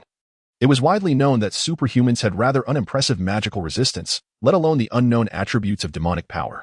Moreover, even disregarding resistance, some powerful demons could easily overpower a meteorite-level superhuman. Should he disguise himself in powered armor to pass off as a monster? Shaking his head, Chen Yi deemed it unwise and resolved to follow Yun Tianhe through the plot instead. This was also the reason he had refrained from using the powered armor to fly to Shoyang City. Who knew whether he would be struck down by righteous swordsmen? Disappointed by the absence of schematics, Chen Yi exited the blacksmith's shop. After all, it was a blacksmith's shop, not a divine weapon shop. How could they possibly possess forging schematics? Even if they did, they would hardly be sold. Clothing was, of course, another matter. Aside from being a touch pricey, aesthetically pleasing and comfortable, it bore no special functions. In truth, if he were to make an effort, he could visit the governor of Shoyang City, where he might even encounter Lu Mengli. However, considering Lu Mengli's formidable strength, her illusions could easily ensnare him. He decided against courting danger. Upon exiting Shoyang City, he slipped into a small grove, ensuring the area was deserted, just as he was about to cast a disguise spell and fly towards Taiping Village. A similarly stealthy figure approached. Their eyes met. Chen Yi, what a coincidence. Han Lingsha, are you a fellow traveler? Before him stood a youthful maiden, adorned in a form-fitting dark red garment that accentuated her slender waist. Beneath her flowing hem, her long legs were clad in red stockings. The girl was stunning, exuding a vibrant, youthful charm rather than an ethereal beauty, reminiscent of a lively neighbor. Is it you? Neza. All right.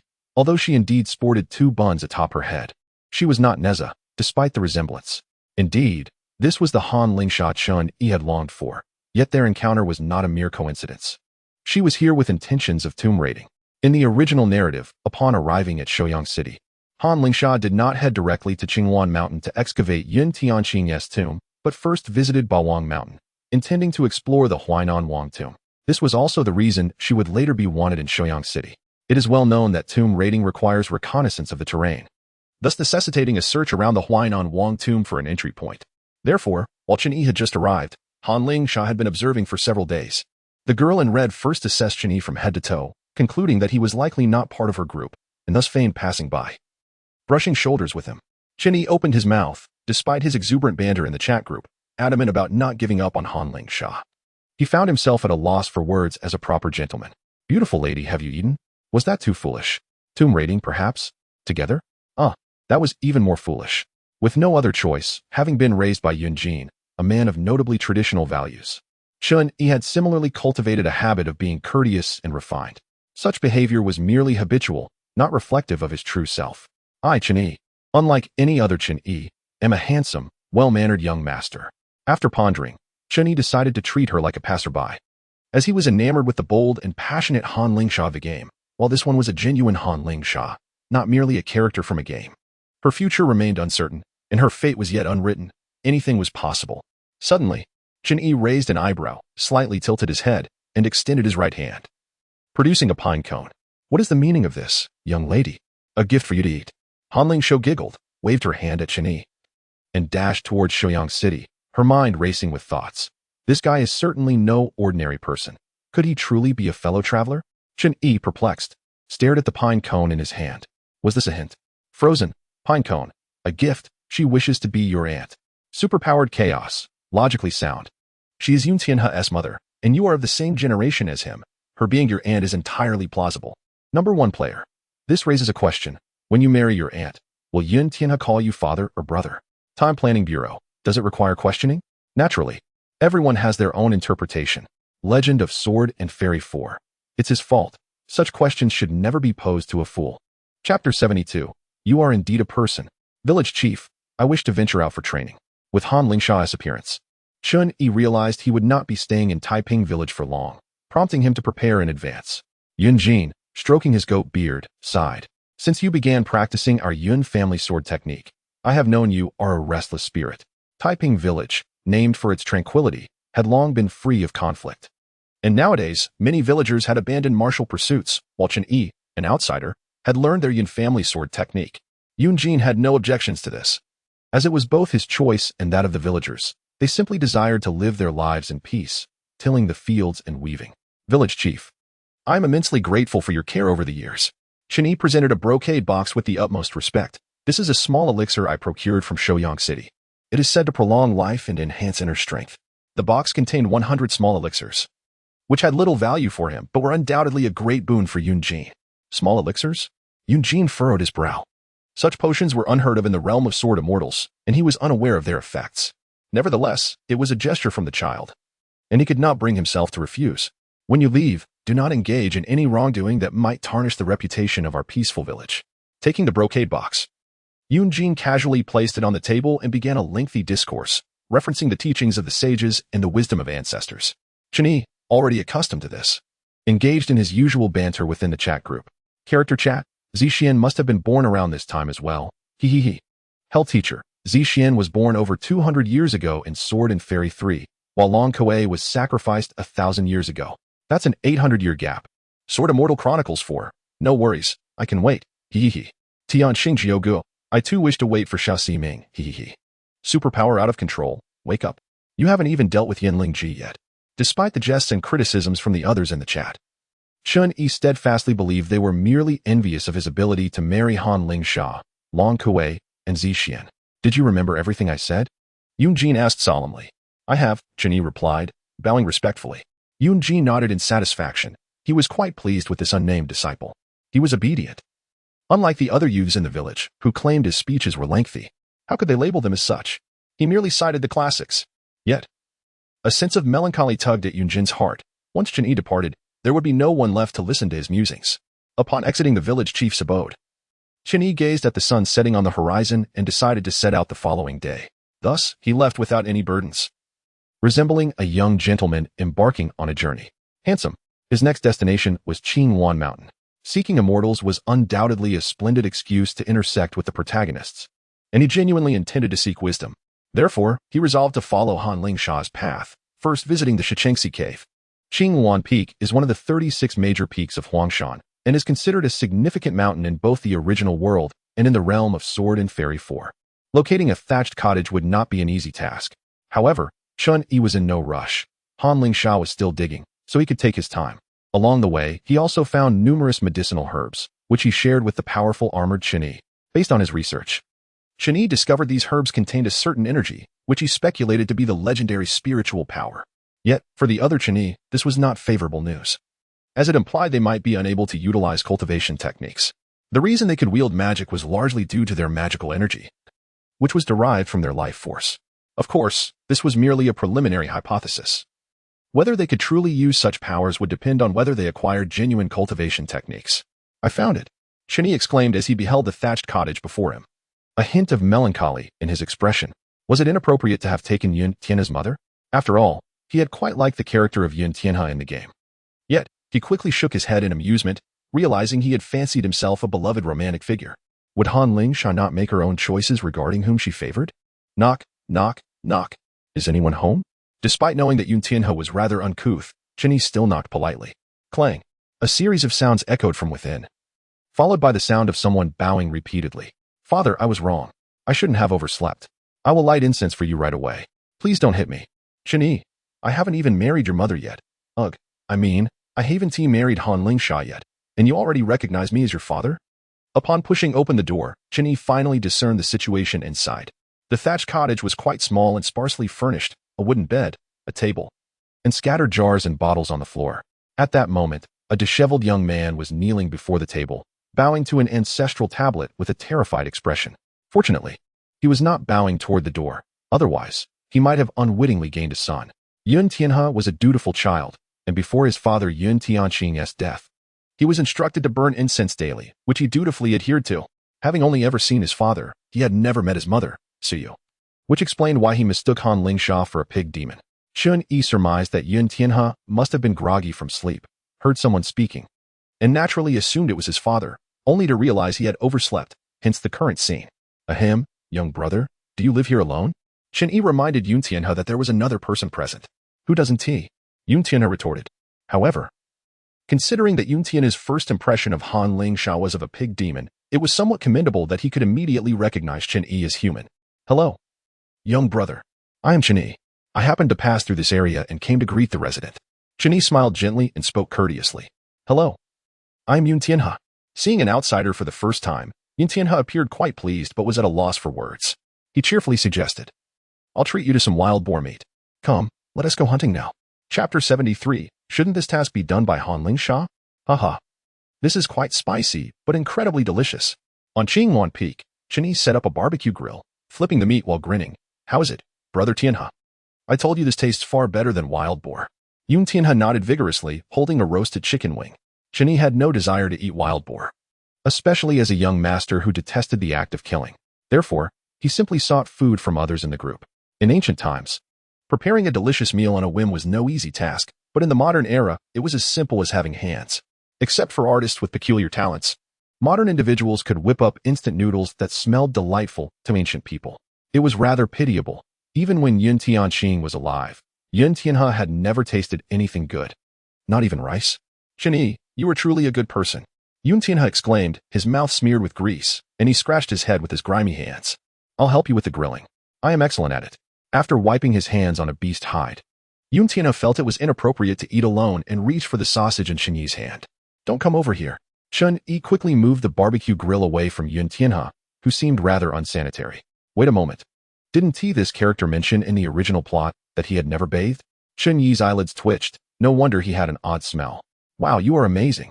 You aren't afraid of getting burned. Yun Tianhe marveled at Chun Yi, who held the grill without fear. This mountain dweller was impressive, able to transform into various things and apparently not afraid of heat. Setting down the grill, Chun Yi managed to smile. Tianhe, could you perhaps take a bath? Bathe? What is that? I will make you. Chun Yi swiftly kicked Yun Tianhe into the creek in front of the Shichengsi cave. Glub, glub, what are you doing?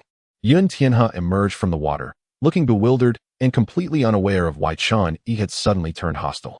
You mountain dwellers are truly peculiar. Why do you pinch your own flesh? Chun Yi could only helplessly explain. Do you sometimes feel a persistent itch all over your body? That is the consequence of neglecting to bathe. Moreover, do you not perceive an odor emanating from yourself? It was evident that Yun Tianhe could not detect it himself, for he had grown accustomed to it. However, the itchiness was indeed real, and Chun Yi's expression did not suggest deceit, prompting Yun Tianhe to decide to give it a try. After some commotion, Chun Yi tossed a set of clothes to Yun Tianhe and began instructing him on how to dress. It felt inherently wrong. Should this task not have been assigned to Han Lingsha? While rummaging through Yun Tianhe's belongings, Chun Yi stumbled upon a copy of 1,000-character essay, which had yet to be used as firewood by Yun Tianhe. He began to teach him that brothers are not merely brothers, but his expression suddenly froze. Though Yun Tianhe appeared to be of age, his personality and mentality were undeniably childlike, making it difficult for Chun Yi to regard him as an equal. Coupled with the fact that he had lived 2 lives, Chun Yi subconsciously adopted an approach akin to dealing with a mischievous child. Ultimately, with nothing else to do, he awaited Han Lingsha's arrival to plunder Yun Qingtian's tomb. Thus, Chun Yi spent the days teaching Yun Tianhe to read and write, while at night he slept in a small wooden cabin atop a tree, occasionally inspecting the Wangshu sword. Regrettably, lacking the aura of a protagonist and not being born on an auspicious day, the sword paid him no heed. Suddenly, a red figure appeared beneath the wooden cabin, circling the entrance to the stone sink cave before attempting to pry it open and swiftly slipping inside. Chun Yi immediately descended from the tree and roused the slumbering Yun Tianhe, exclaiming, "Trouble is afoot. Someone has breached your father's tomb." The logic was sound, yet overwhelming. In a state of urgency, he seized his longbow and the Wangshu sword and hurried to the stone sink cave. The once tightly sealed stone door had been opened wide, revealing a foreboding darkness within, causing Yun Tianhe to scratch his head in frustration. Why did he enter my father's tomb?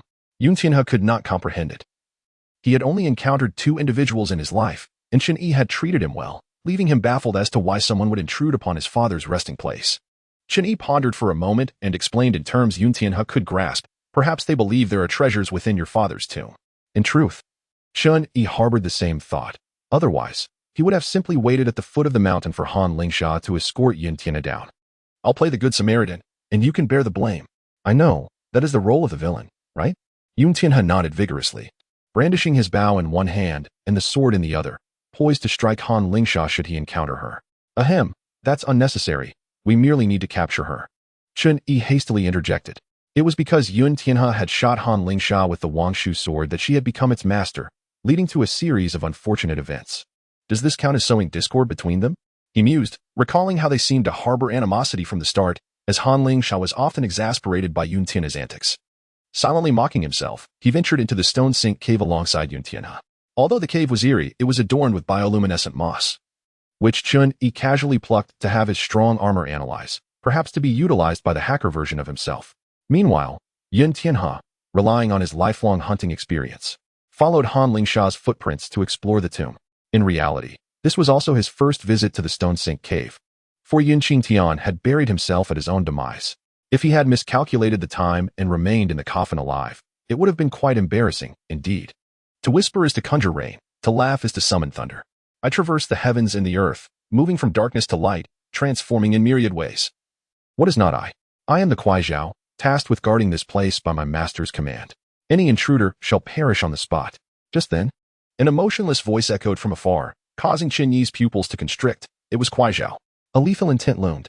Yun Tianhe, upon hearing this, turned anxiously to the front and drew the Wangshu sword, stringing his bow. However, what transpired next exceeded Chen Yi's expectations. Kuai Zhao, upon seeing Yun Tianhe draw his bow, did not retreat, but continued advancing towards them. Ahead, a woman clad in red stumbled toward them in haste. This is bad. The Wangshu sword has not truly been activated. And Kuai Zhao will not simply back down. Kuai Zhao, a spirit formed from the refining of spiritual talismans by the Kunlun Xianghua sect, while possessing a human form, lacked human thought and acted according to the will of its master.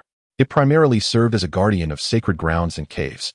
The most crucial aspect was that Kuai Zhao was immune to physical attacks, rendering Chen Yi's superhuman physique ineffective against it. Quick run. Upon suddenly spotting two individuals, Han Lingsha, though surprised, instinctively shouted, "Can we escape?" Chen Yi was at a loss, secretly producing his magic wand to test whether magic could affect Kuai Zhao. A fierce cold wind began to whip around the three, while Kuai Zhao remained expressionless. Suddenly, the Wangshu sword shot from Yun Tianhe's hand, piercing Kuai Zhao's chest. The Wangshu sword? Kuai Zhao glanced at the gaping wound in its chest. Although the sword had lost its master, it was no ordinary object. Kuai Zhao could not sense the Wangshu sword from afar. But upon being struck, it instinctively understood its situation. Dare to steal my master's possession? You shall pay dearly. The biting cold wind intensified, slicing through the air like blades aimed at the trio. Ah, how formidable! Yun Tianhe felt his stability waver, while Han Lingsha had already knelt on the ground. Meanwhile, Chen Yi realized that while superhumans have low magical resistance, they are not entirely devoid of it. Suddenly enlightened, Chen Yi recognized that Kuai Zhao, though powerful, was only formidable in comparison to ordinary humans. Does heat vision have any effect? Narrowing his eyes, he unleashed two beams of heat towards Kuai Zhao. Though Kuai Zhao lacked thought, it possessed the instinct to battle, quickly gathering the mixed elemental winds before itself. The flames ignited Kuai Zhao, reducing it to ashes. In that case, superhumans are not entirely without energy attacks. Chen Yi inwardly scoffed. Chen Yi, you are incredible. Your eyes can emit flames. That makes roasting wild boar quite convenient. Chen Yi replied, I had no idea heat vision had this ability. Han Lingsha, equally astonished, gazed at Chen Yi, then suddenly recognized him. It's you. Although they had only met once, Chen Yi's face was not one to be easily forgotten, leaving a lasting impression on Han Lingsha. Now, seeing him again, she instinctively reacted. Pondering, this person's eyes can emit flames. Could he be immortal? No, he does not quite embody the image of an immortal. Rather, he resembles a creature of myth. It is I. May I inquire as to what you are doing here? Chen Yi inquired. Han Lingsha suddenly realized she was being confronted by the tomb's master. With a quick thought, she produced a round sphere from her waist. Rain and Miss Soul Snatching. The name was grandiose, and the display was equally impressive, causing Yun Tianhe to be overwhelmed with tension. Then, cough, cough, cough. Yun Tianhe covered his nose, coughing incessantly, waving his hands in front of him. Yet the smoke refused to dissipate. Stop. At that moment, Yun Tianhe saw Chen Yi let out a loud shout, disappearing from his side. When the smoke finally cleared, he saw Han Lingsha grasping his sword, while Chen Yi held her hand with a rather displeased expression. It turned out that as Han Lingsha attempted to escape using the rain and Miss Soul Snatching, she had inadvertently attempted to steal the Wangshu sword while passing by. What Chun Yi had not anticipated was that merely touching the Wangshu sword caused it to emit a soft blue glow, indicating that it had already recognized Han Lingsha as its master. The recognition of the Wangshu sword by Han Lingsha as its master signifies that her already limited lifespan will become even more scarce. And it also indicates that she has embarked on the path predetermined by the original storyline. Damn, have I struggled in vain? Let me go. Chun Yi sighed, releasing Han Lingsha's hand, and remarked with a hint of nostalgia, "You should not have touched this sword." Yun Tianhe approached, coughing as he cast an irritated glance at Han Lingsha, exclaiming, "What a villain. How dare you smoke me out? If you don't want it, then fine. I'll return it to you." Realizing escape was impossible, Han Lingsha tossed the Wangshu sword aside, retreating a step and awkwardly smiling. May I leave now? Humph. Hurry and go. You are not allowed to enter again in the future." Yun Tianhe caught the longsword, his expression perplexed as he regarded the sword emanating a blue glow, recalling that it had never shone like this before. "She can indeed enter. At least your parents consented." Chun Yi shook his head, pointing at the Wangshu sword while looking at Han Lingsha. "Do you understand the concept of blood recognition? The master of the Wangshu sword can enter the tombs of Yun Tianqing and Su Yu, which aligns with the original storyline's premise. Considering the glowing jade and the alchemical sect's notes within the tomb, it seems Yun Tianqing had orchestrated this intentionally. While Yun Tianqing may not have anticipated Han Lingsha's entry into the tomb, he was aware that the Qianghua faction had been searching for them. Perhaps this was his preparation for the next generation of Wangshu sword masters. Unfortunately, through a twist of fate, the Wangshu sword acknowledged Han Lingsha as its master. Having pursued the path of immortality for years, Han Lingsha was well aware of the legend of blood recognition. She immediately gazed at the sword radiating blue light in astonishment. "It recognizes me as its master." Her face then lit up with joy. Could such fortune exist? This sword appeared neither gold nor jade, and it lacked a hilt and tassel, suggesting it was not meant for mere mortals. Could it truly be an immortal sword, recognized as master? Yun Tianhe was bewildered. Wasn't this sword left for him by his father? Why was it acknowledging another as its master? Could it be that using it daily for hunting, skinning beasts, chopping wood, cutting hair, shaving, slicing meat, and peeling radishes had angered it? How impressive, it can even get angry. Yun Tianhe gazed in shock at the Wangshu sword in his hand. "Can you talk?" Seeing Han Lingsha's expression, Chun Yi knew what the girl was contemplating and retorted, "This is not a good thing." The fate of the last Wangshu sword master did not end well. Han Lingsha's expression stiffened. This sword could curse its master?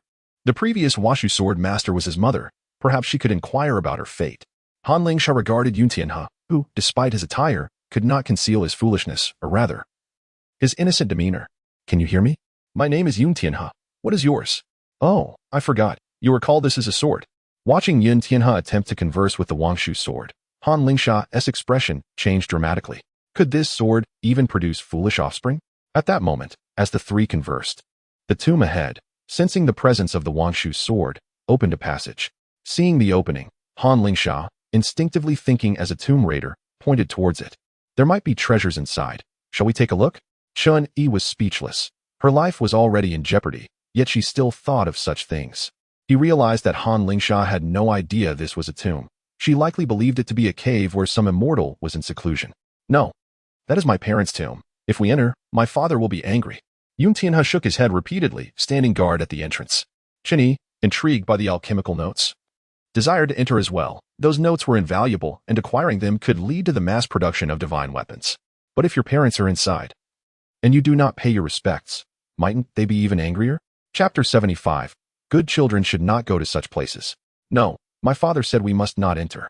Yun Tianhe was unusually resolute, refusing to go inside. Chun Yi pondered for a moment, deciding not to press Yun Tianhe further. He then vanished in an instant, reappearing shortly after. The entire process took less than a second. Yun Tianhe felt as if Chun Yi's form had suddenly blurred, then returned to normal, making him think he had imagined it. He instinctively rubbed his eyes. "I almost forgot I am superhuman without using super speed." Eventually, under the resolute gazes of Yun Tianhe and Chun Yi, Han Lingsha could only follow the two out of the Shurchen Creek cave and accompany them to Yun Tianhe's home. Soon, Han Lingsha extracted a wealth of information about the Shurchen Creek cave and the sword name. "This is a sword from the Na'vi Yun Tianhe." However, her gaze towards Chun Yi grew skeptical. Han Lingsha was no inexperienced novice like Yun Tianhe. While he was unfazed by Chun Yi's sudden appearance, she found it somewhat suspect. In this desolate wilderness, Yun Tianhe was here because he had lived here his entire life. But Chun Yi's inexplicable presence raised questions. Surely he is a fellow practitioner? Han Lingsha's eyes glimmered as she feigned innocence, asking, "How did you make your eyes spit fire earlier? Is that a celestial technique?" Chun Yi humbly replied, "It is hardly a celestial technique. It is merely a stroke of fortune I encountered during my travels. Brother Qin, you said good children should not go to such places, right?" Chun Yi replied, "It was fortune, not a brothel." He rubbed his forehead, lamenting, "I must have wasted my efforts teaching you to read." Han Lingsha nodded, feigning belief in Chun Yi's tall tale, pointing to the Wangshu sword in Yun Tianhe's hand. "Then is this sword my fortune?" "This is mine," Yun Tianhe retorted, somewhat annoyed. "How can you be so wicked? This is a sword left for me by my father." Chun Yi felt a headache coming on. He had not anticipated the situation would escalate to this point. It was imperative to prevent Yun Tianhe from using the Wangshu sword, as it would harm Han Lingsha's health. "Tianhe, have you forgotten your father's poor health? It is because of this sword." Yun Tianhe was taken aback. This sword was so dangerous? He immediately tossed the Wangshu sword to the ground, instantly forgetting it was their family sword. Han Lingsha, upon hearing this, turned pale. Their clan was already short-lived, and now it was doubling her misfortune. This hardly counted as fortune. It was worse than entering a brothel.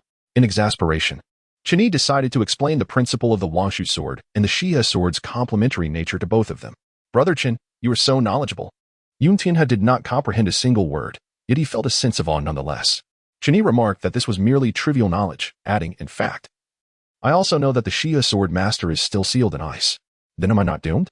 Yun Tianhe felt a sense of impending doom, while Han Lingsha grasped the implication. Without the suppression of the Xia sword, she would likely meet the same fate as Yun Tianhe's mother. Chun Yi shrugged. "I had advised you not to touch this sword, yet you insisted." Han Lingsha slumped helplessly to the ground, pondering her quest for longevity to ensure her clan's survival, only to find herself facing an even graver fate. Chun Yi reassured her, "Calm down.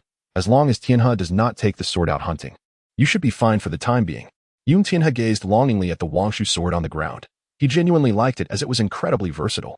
However, considering that using it could endanger lives, he nodded in agreement. "Rest assured, I will bury this sword and never use it again." Chun Yi felt overwhelmed, exclaiming, "You both have more ideas than I anticipated. Please, let me finish first." "First, this sword should be placed in this storage bag. You will carry it with you, as no one knows what might happen if you stray too far from it." Chun Yi produced a bag that had been enchanted with a concealment spell, placing the Wangshu sword inside and handing it to Han Lingsha. His mastery of magic has now reached a considerable depth. He is capable of crafting this storage bag without the assistance of others. However, upon handing it to Han Lingsha, he sensed the eager gaze of Yun Tianhe. With a sigh of resignation, decided to give him one as well. Xianshao is the master of the Xia sword. Theoretically, to cool him down, he should be separated from the Xia sword. Yet, in the original narrative, both the master and the sword were sealed away in the forbidden grounds of the back mountain, never to be apart. This likely indicates a connection between the sword master and the sword that Chun Yi is unaware of. Breaking it could lead to unforeseen consequences. Moreover, it is imperative not to disclose to anyone that you are the master of the Wangshu sword. "Why?" Yun Tianhe queried, puzzled. "Consider this. If someone learns that Han Lingsha is the master of the Wangshu sword, what if they attempt to seize it and harm her in the process?" Chun Yi elucidated. Upon hearing this, Yun Tianhe solemnly vowed, "I will never let anyone know." Han Lingsha rolled her eyes. If someone truly harbored such intentions, it would be far easier to eliminate her. Nevertheless, she recognized that despite his youth, Chun Yi possessed an impressive depth of knowledge regarding the secrets of the celestial realms, clearly indicating he had substantial life experience. There must be valid reasons for his insistence on secrecy. Moreover, one should never reveal their wealth. Vigilance against betrayal is essential. The next step is to devise a method to prevent you from being eroded by the cold aura of the Wangshu sword. Han Lingsha nodded repeatedly, finding every word of Chun Yi's reasoning sound, which made her view him with increasing favor. There are two solutions. Upon hearing this, Han Lingsha breathed a sigh of relief. The first, of course, is to locate the master of the Xia sword, although the likelihood of this is minimal. Furthermore, even if you find the master, they may not offer assistance. Chun Yi proposed a solution, only to dismiss it moments later. "Why not?" Han Lingsha inquired. "To perfectly control the powers of both, you must reside together continuously. It is unreasonable to expect someone to follow you around endlessly, is it not?" Han Lingsha's anger dissipated instantly, for he spoke the truth. However, Yun Tianhe cleverly raised his confusion, "But isn't the other person similar to Lingsha?" Chun Yi shook his head. "Perhaps they possess their own means to counteract the fiery aura." This leads us to the second solution. Since the Wangshu sword was crafted by a human, it stands to reason that if the first was forged, a second can also be created. Han Lingsha blinked. This idea sounded reasonable, Yet crafting such divine weapons is no simple task. Do you think this is as easy as growing cabbages? Thus, we need to visit the Chonghua sect to seek a master and learn the art of sword forging.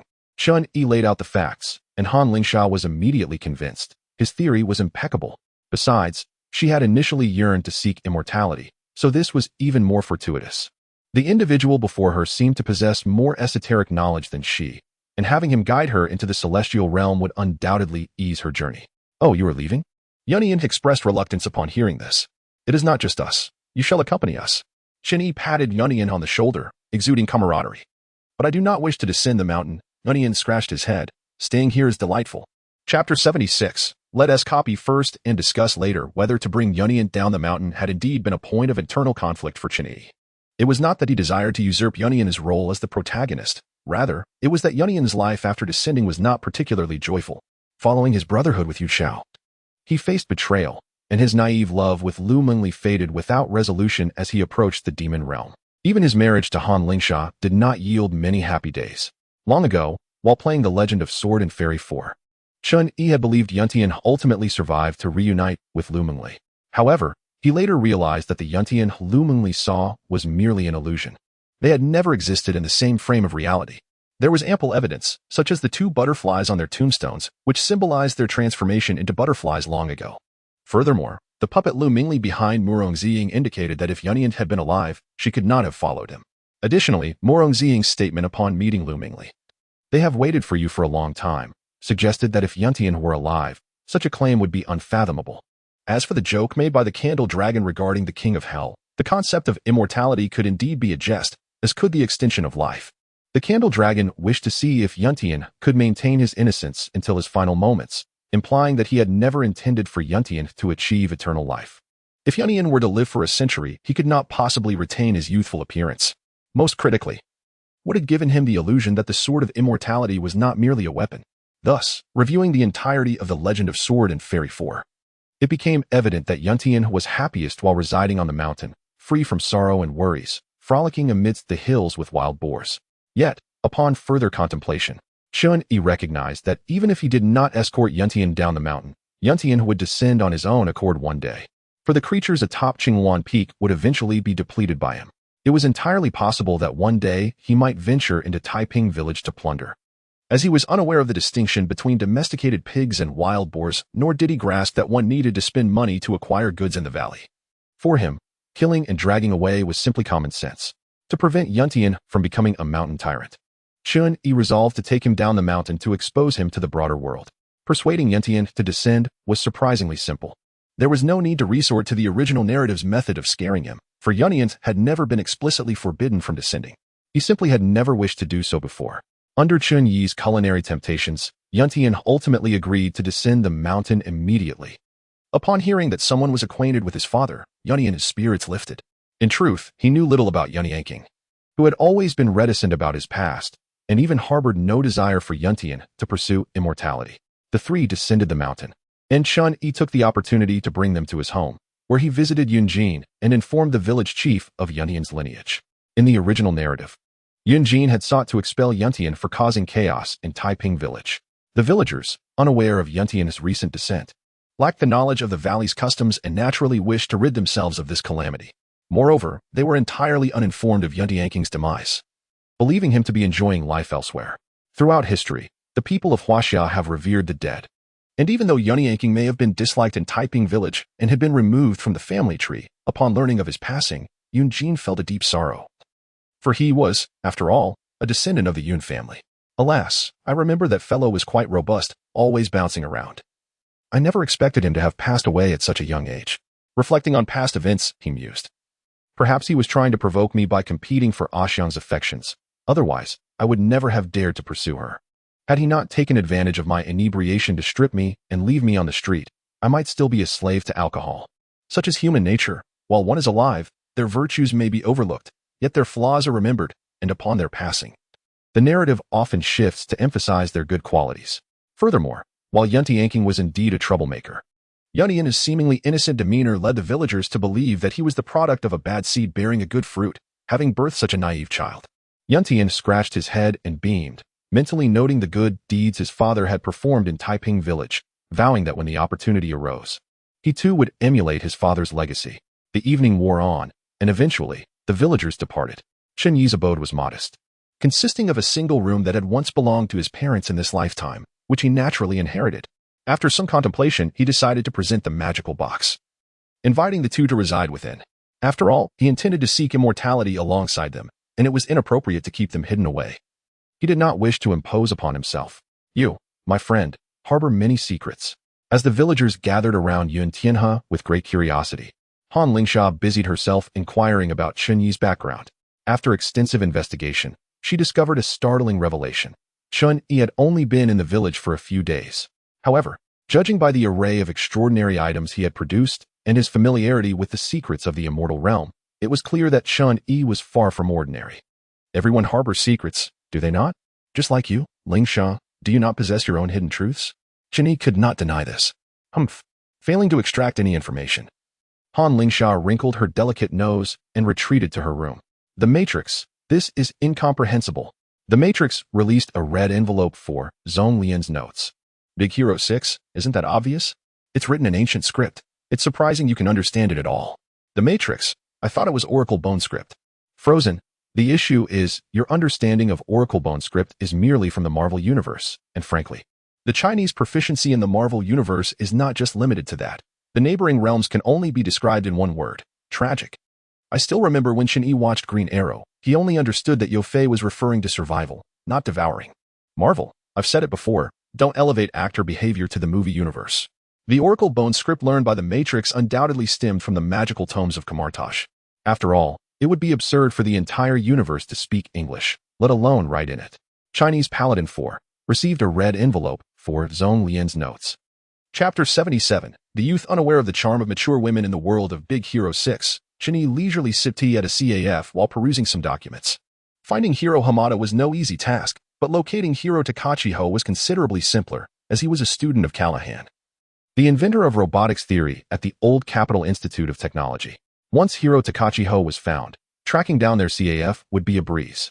Big Hero 6, by the way, I have some good news. I have located Hiro Hamada. What should we do next? My supergirlfriend. Of course, we should pursue Aunt Cass. Initial D. Youthful ignorance mistook mature women for girls. The deer and the cauldron. The swift and capable ladies are too slim. I really don't know what I found appealing about them in my youth. Big Hero 6. Is there nothing in your minds aside from women? Chen Yi took a sip of coffee and glanced at the CAF owner. Indeed, Aunt Cass was quite beautiful and had a splendid figure. Heavy armor. Let's have Hiro Hamada create a mind-controlled robot first. It would greatly benefit both your career and us. The king's avatar. So we should still pursue Aunt Cass, as this excuse is quite good. The Matrix released a red envelope for the 36 strategies of pursuing women. Big Hero 6, if this were useful. I wouldn't have remained single in my past life. Wait, perhaps I could approach Hiro Hamada under the pretense of courting Aunt Cass. I am quite clever. Setting down his coffee, Chen Yi waved to Hiro Hamada, who was assisting in serving coffee. Sir, is there something you need? Hiro Hamada, appearing earnest and polite, addressed Chen Yi. Chen Yi pointed toward Aunt Cass. May I ask the name of that lady? Hiro Hamada looked in the direction Chen Yi indicated, and his expression turned peculiar. Her name is Cassandra, and she is the owner of the CAF. If deceiving adults made Chen Yi feel a pang of guilt, fooling a child was a different matter altogether. What adult has tricked a child at some point? Youth, to be honest, I fell for her at first sight. Could we discuss her? Hiro Hamada replied. I thought you were a customer. You wish to become my uncle? And you want to talk about her? Talk about your sister. With a cold snort, Hiro Hamada turned and walked away. Chen Yi, Big Hero 6, what should I do? It seems I've offended Hiro Hamada. The king's avatar, no worries. Once you become his uncle, you can give him a beating. Big Hero 6, Aunt Cass seems to be starting to dislike me as well. Chen Yi glanced at Ms. Cass, who was brewing coffee, and it was evident that Hiro Hamada had rushed over to report. To avoid social embarrassment, Chen Yi hastily settled the bill and fled, experiencing an inexplicable failure in his initial attempt at engagement. Chinese Paladin 4 released a red envelope for 5 Spirit Immortal Arts. Big Hero 6, what on earth is this? The Wacky Adventures, ISNT this expected? Watch me. The Wacky Adventures released a red envelope for Eternal Muscle Change. Harry Potter, what on earth? Ready Player One, what on earth? That Chen Yi from Chinese Paladin 4 acquired the 5 Spirit Immortal Arts is understandable, as Han Lingsha is quite generous. Otherwise, later on, the entire group would not have obtained the 5 Spirit Immortal Arts. But why did Chun-Yi from the Wacky Adventures also gain the eternal muscle change? The Wacky Adventures, have you forgotten? Jilma Kongsen mentioned that if one wishes to learn, he can teach. All Chun-Yi, the era of the Wacky Adventures is still in the Han Dynasty, and Buddhist culture has yet to proliferate. Thus, for Jilma Kongsan, martial arts are not as important as imparting the teachings. Once Jilma Kongsan purchased the Wulong Institute, Chun-Yi approached him directly, offering to translate Buddhist scriptures in exchange for the eternal muscle change. The king's avatar. This martial art seems quite ordinary. Hell teacher, isn't that obvious? Although the world of the Wacky Adventures possesses its peculiarities, it remains fundamentally a typical martial arts realm, lacking in special effects. The Wacky Adventures, thank you, I feel insulted. The deer and the cauldron. It's acceptable. At least it's a method to enhance physical health, more suitable for us than our previous martial arts. Big Hero 6. I hope there won't be any mishaps. What if we end up spitting blood? The Wacky Adventures. No worries. I've already spent 10 taels of silver to have Lu Bingyi translated. Time Planning Bureau. So what if it's been translated? Xiao Yinyang still practices by reading it backward, and she can't master it either. The king's avatar. Then go seek Hua Shuixian. Why wait for her to come to Du City? Just go to her home and ask. Initial D Hihi, Hua Shuixian. You were much more charming when you were a mature woman. Returning to his company, Chun-Yi began to contemplate how to reconnect with Hiro Hamada. Although his company dealt with scrap, even in a vast city like San Francisco, running a company, even one dealing in scrap, made him a magnate in that field. With many subordinates under his command, perhaps I could first establish a research institute and then hire Hiro Takachiho to develop Baymax together? Chun-Yi wasn't particularly fond of Baymax. While he found it adorable and had dreamed of having one before crossing over, to him now, it was of little utility beyond its charm. Furthermore, whether it was Baymax or micro-robots, a facility needed to be established first to mass-produce these items. With this thought, Chun-Yi summoned his secretary to find a plot of land, preparing to construct a research institute and factory. He then began to study the 5 spirit immortal arts.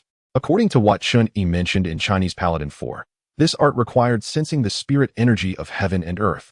However, after sensing for quite some time, he found nothing.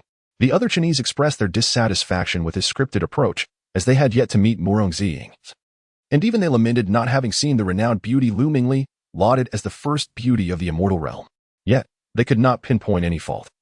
For after all, Chinese Paladin 4 does feature divine beings. If they wandered about recklessly, who knows which corner they might meet their demise. Clearly, Chun-Yi from Chinese Paladin 4 sensed nothing at all, let alone the Chun-Yi from Big Hero 6. After days of relentless research, Chun-Yi found himself at a standstill, ultimately resigning to fate and hoping for the arrival of new inspiration.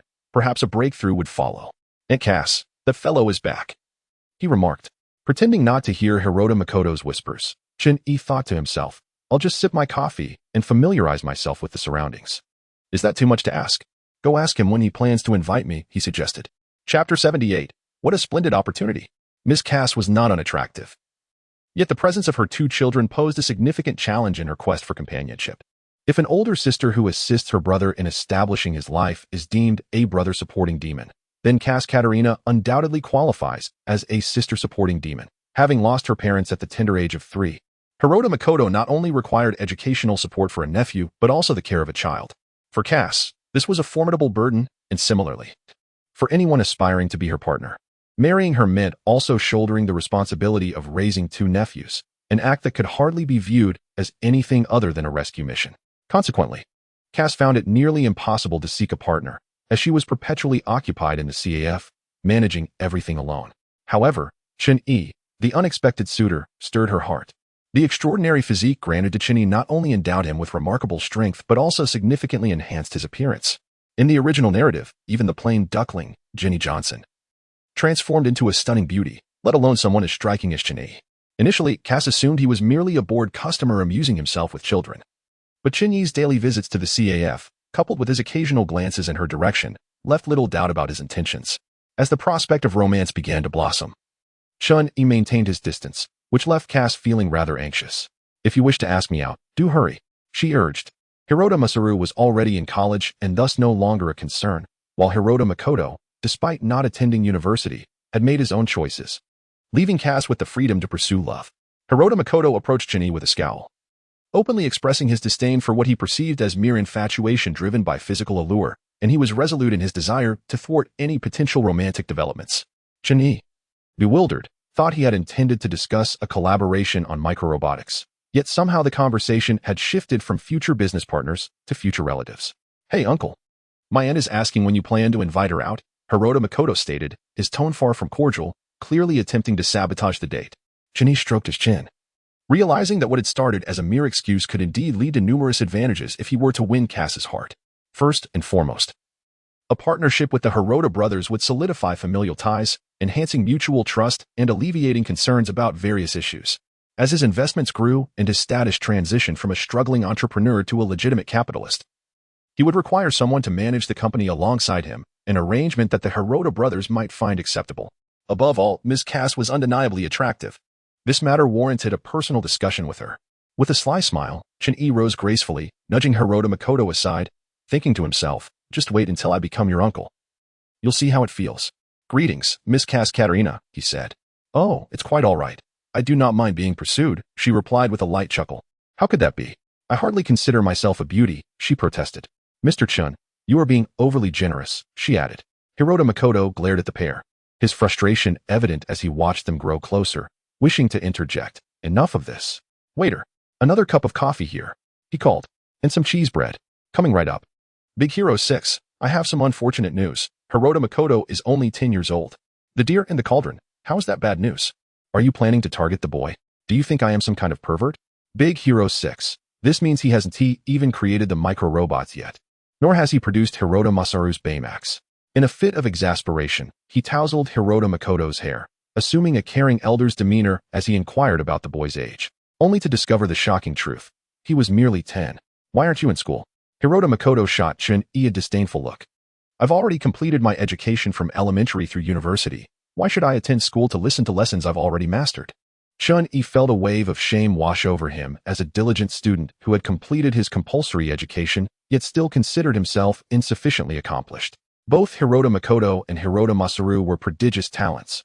One was exuberantly spirited, while the other was dutifully conformist. "Hey, kid, don't be too arrogant. Do you know about brainwave technology?" Hirota Makoto challenged. Chun-Yi responded, "Though I may not be particularly skilled, I possess certain advantages." "Of course I know. It's the brainwave link technology, right? With ample materials, I could create it," Hirota Makoto boasted, dismissing it as trivial. "You're quite impressive," Chun-Yi thought to himself, initially considering calling him boastful, but then recalling that Hirota Makoto had indeed developed a brainwave control device for micro-robots, albeit for gaming purposes, not for robotics. "Well, given your intelligence, I'll entrust you with this scholarly treasure of the scientific world," Chun-Yi declared, casually producing a guide on creating a gaming headset and pushing Hirota Makoto into his small attic. "Where did you acquire such a book? Did you buy it from a street vendor?" Hirota Makoto questioned incredulously. After closing the attic door, Chun-Yi turned to Cass with a smile. "Now, we are free from interruptions." Cass wrapped her arms around Chun-Yi's neck, her cheeks flushed. "You are truly wicked. I can be even worse."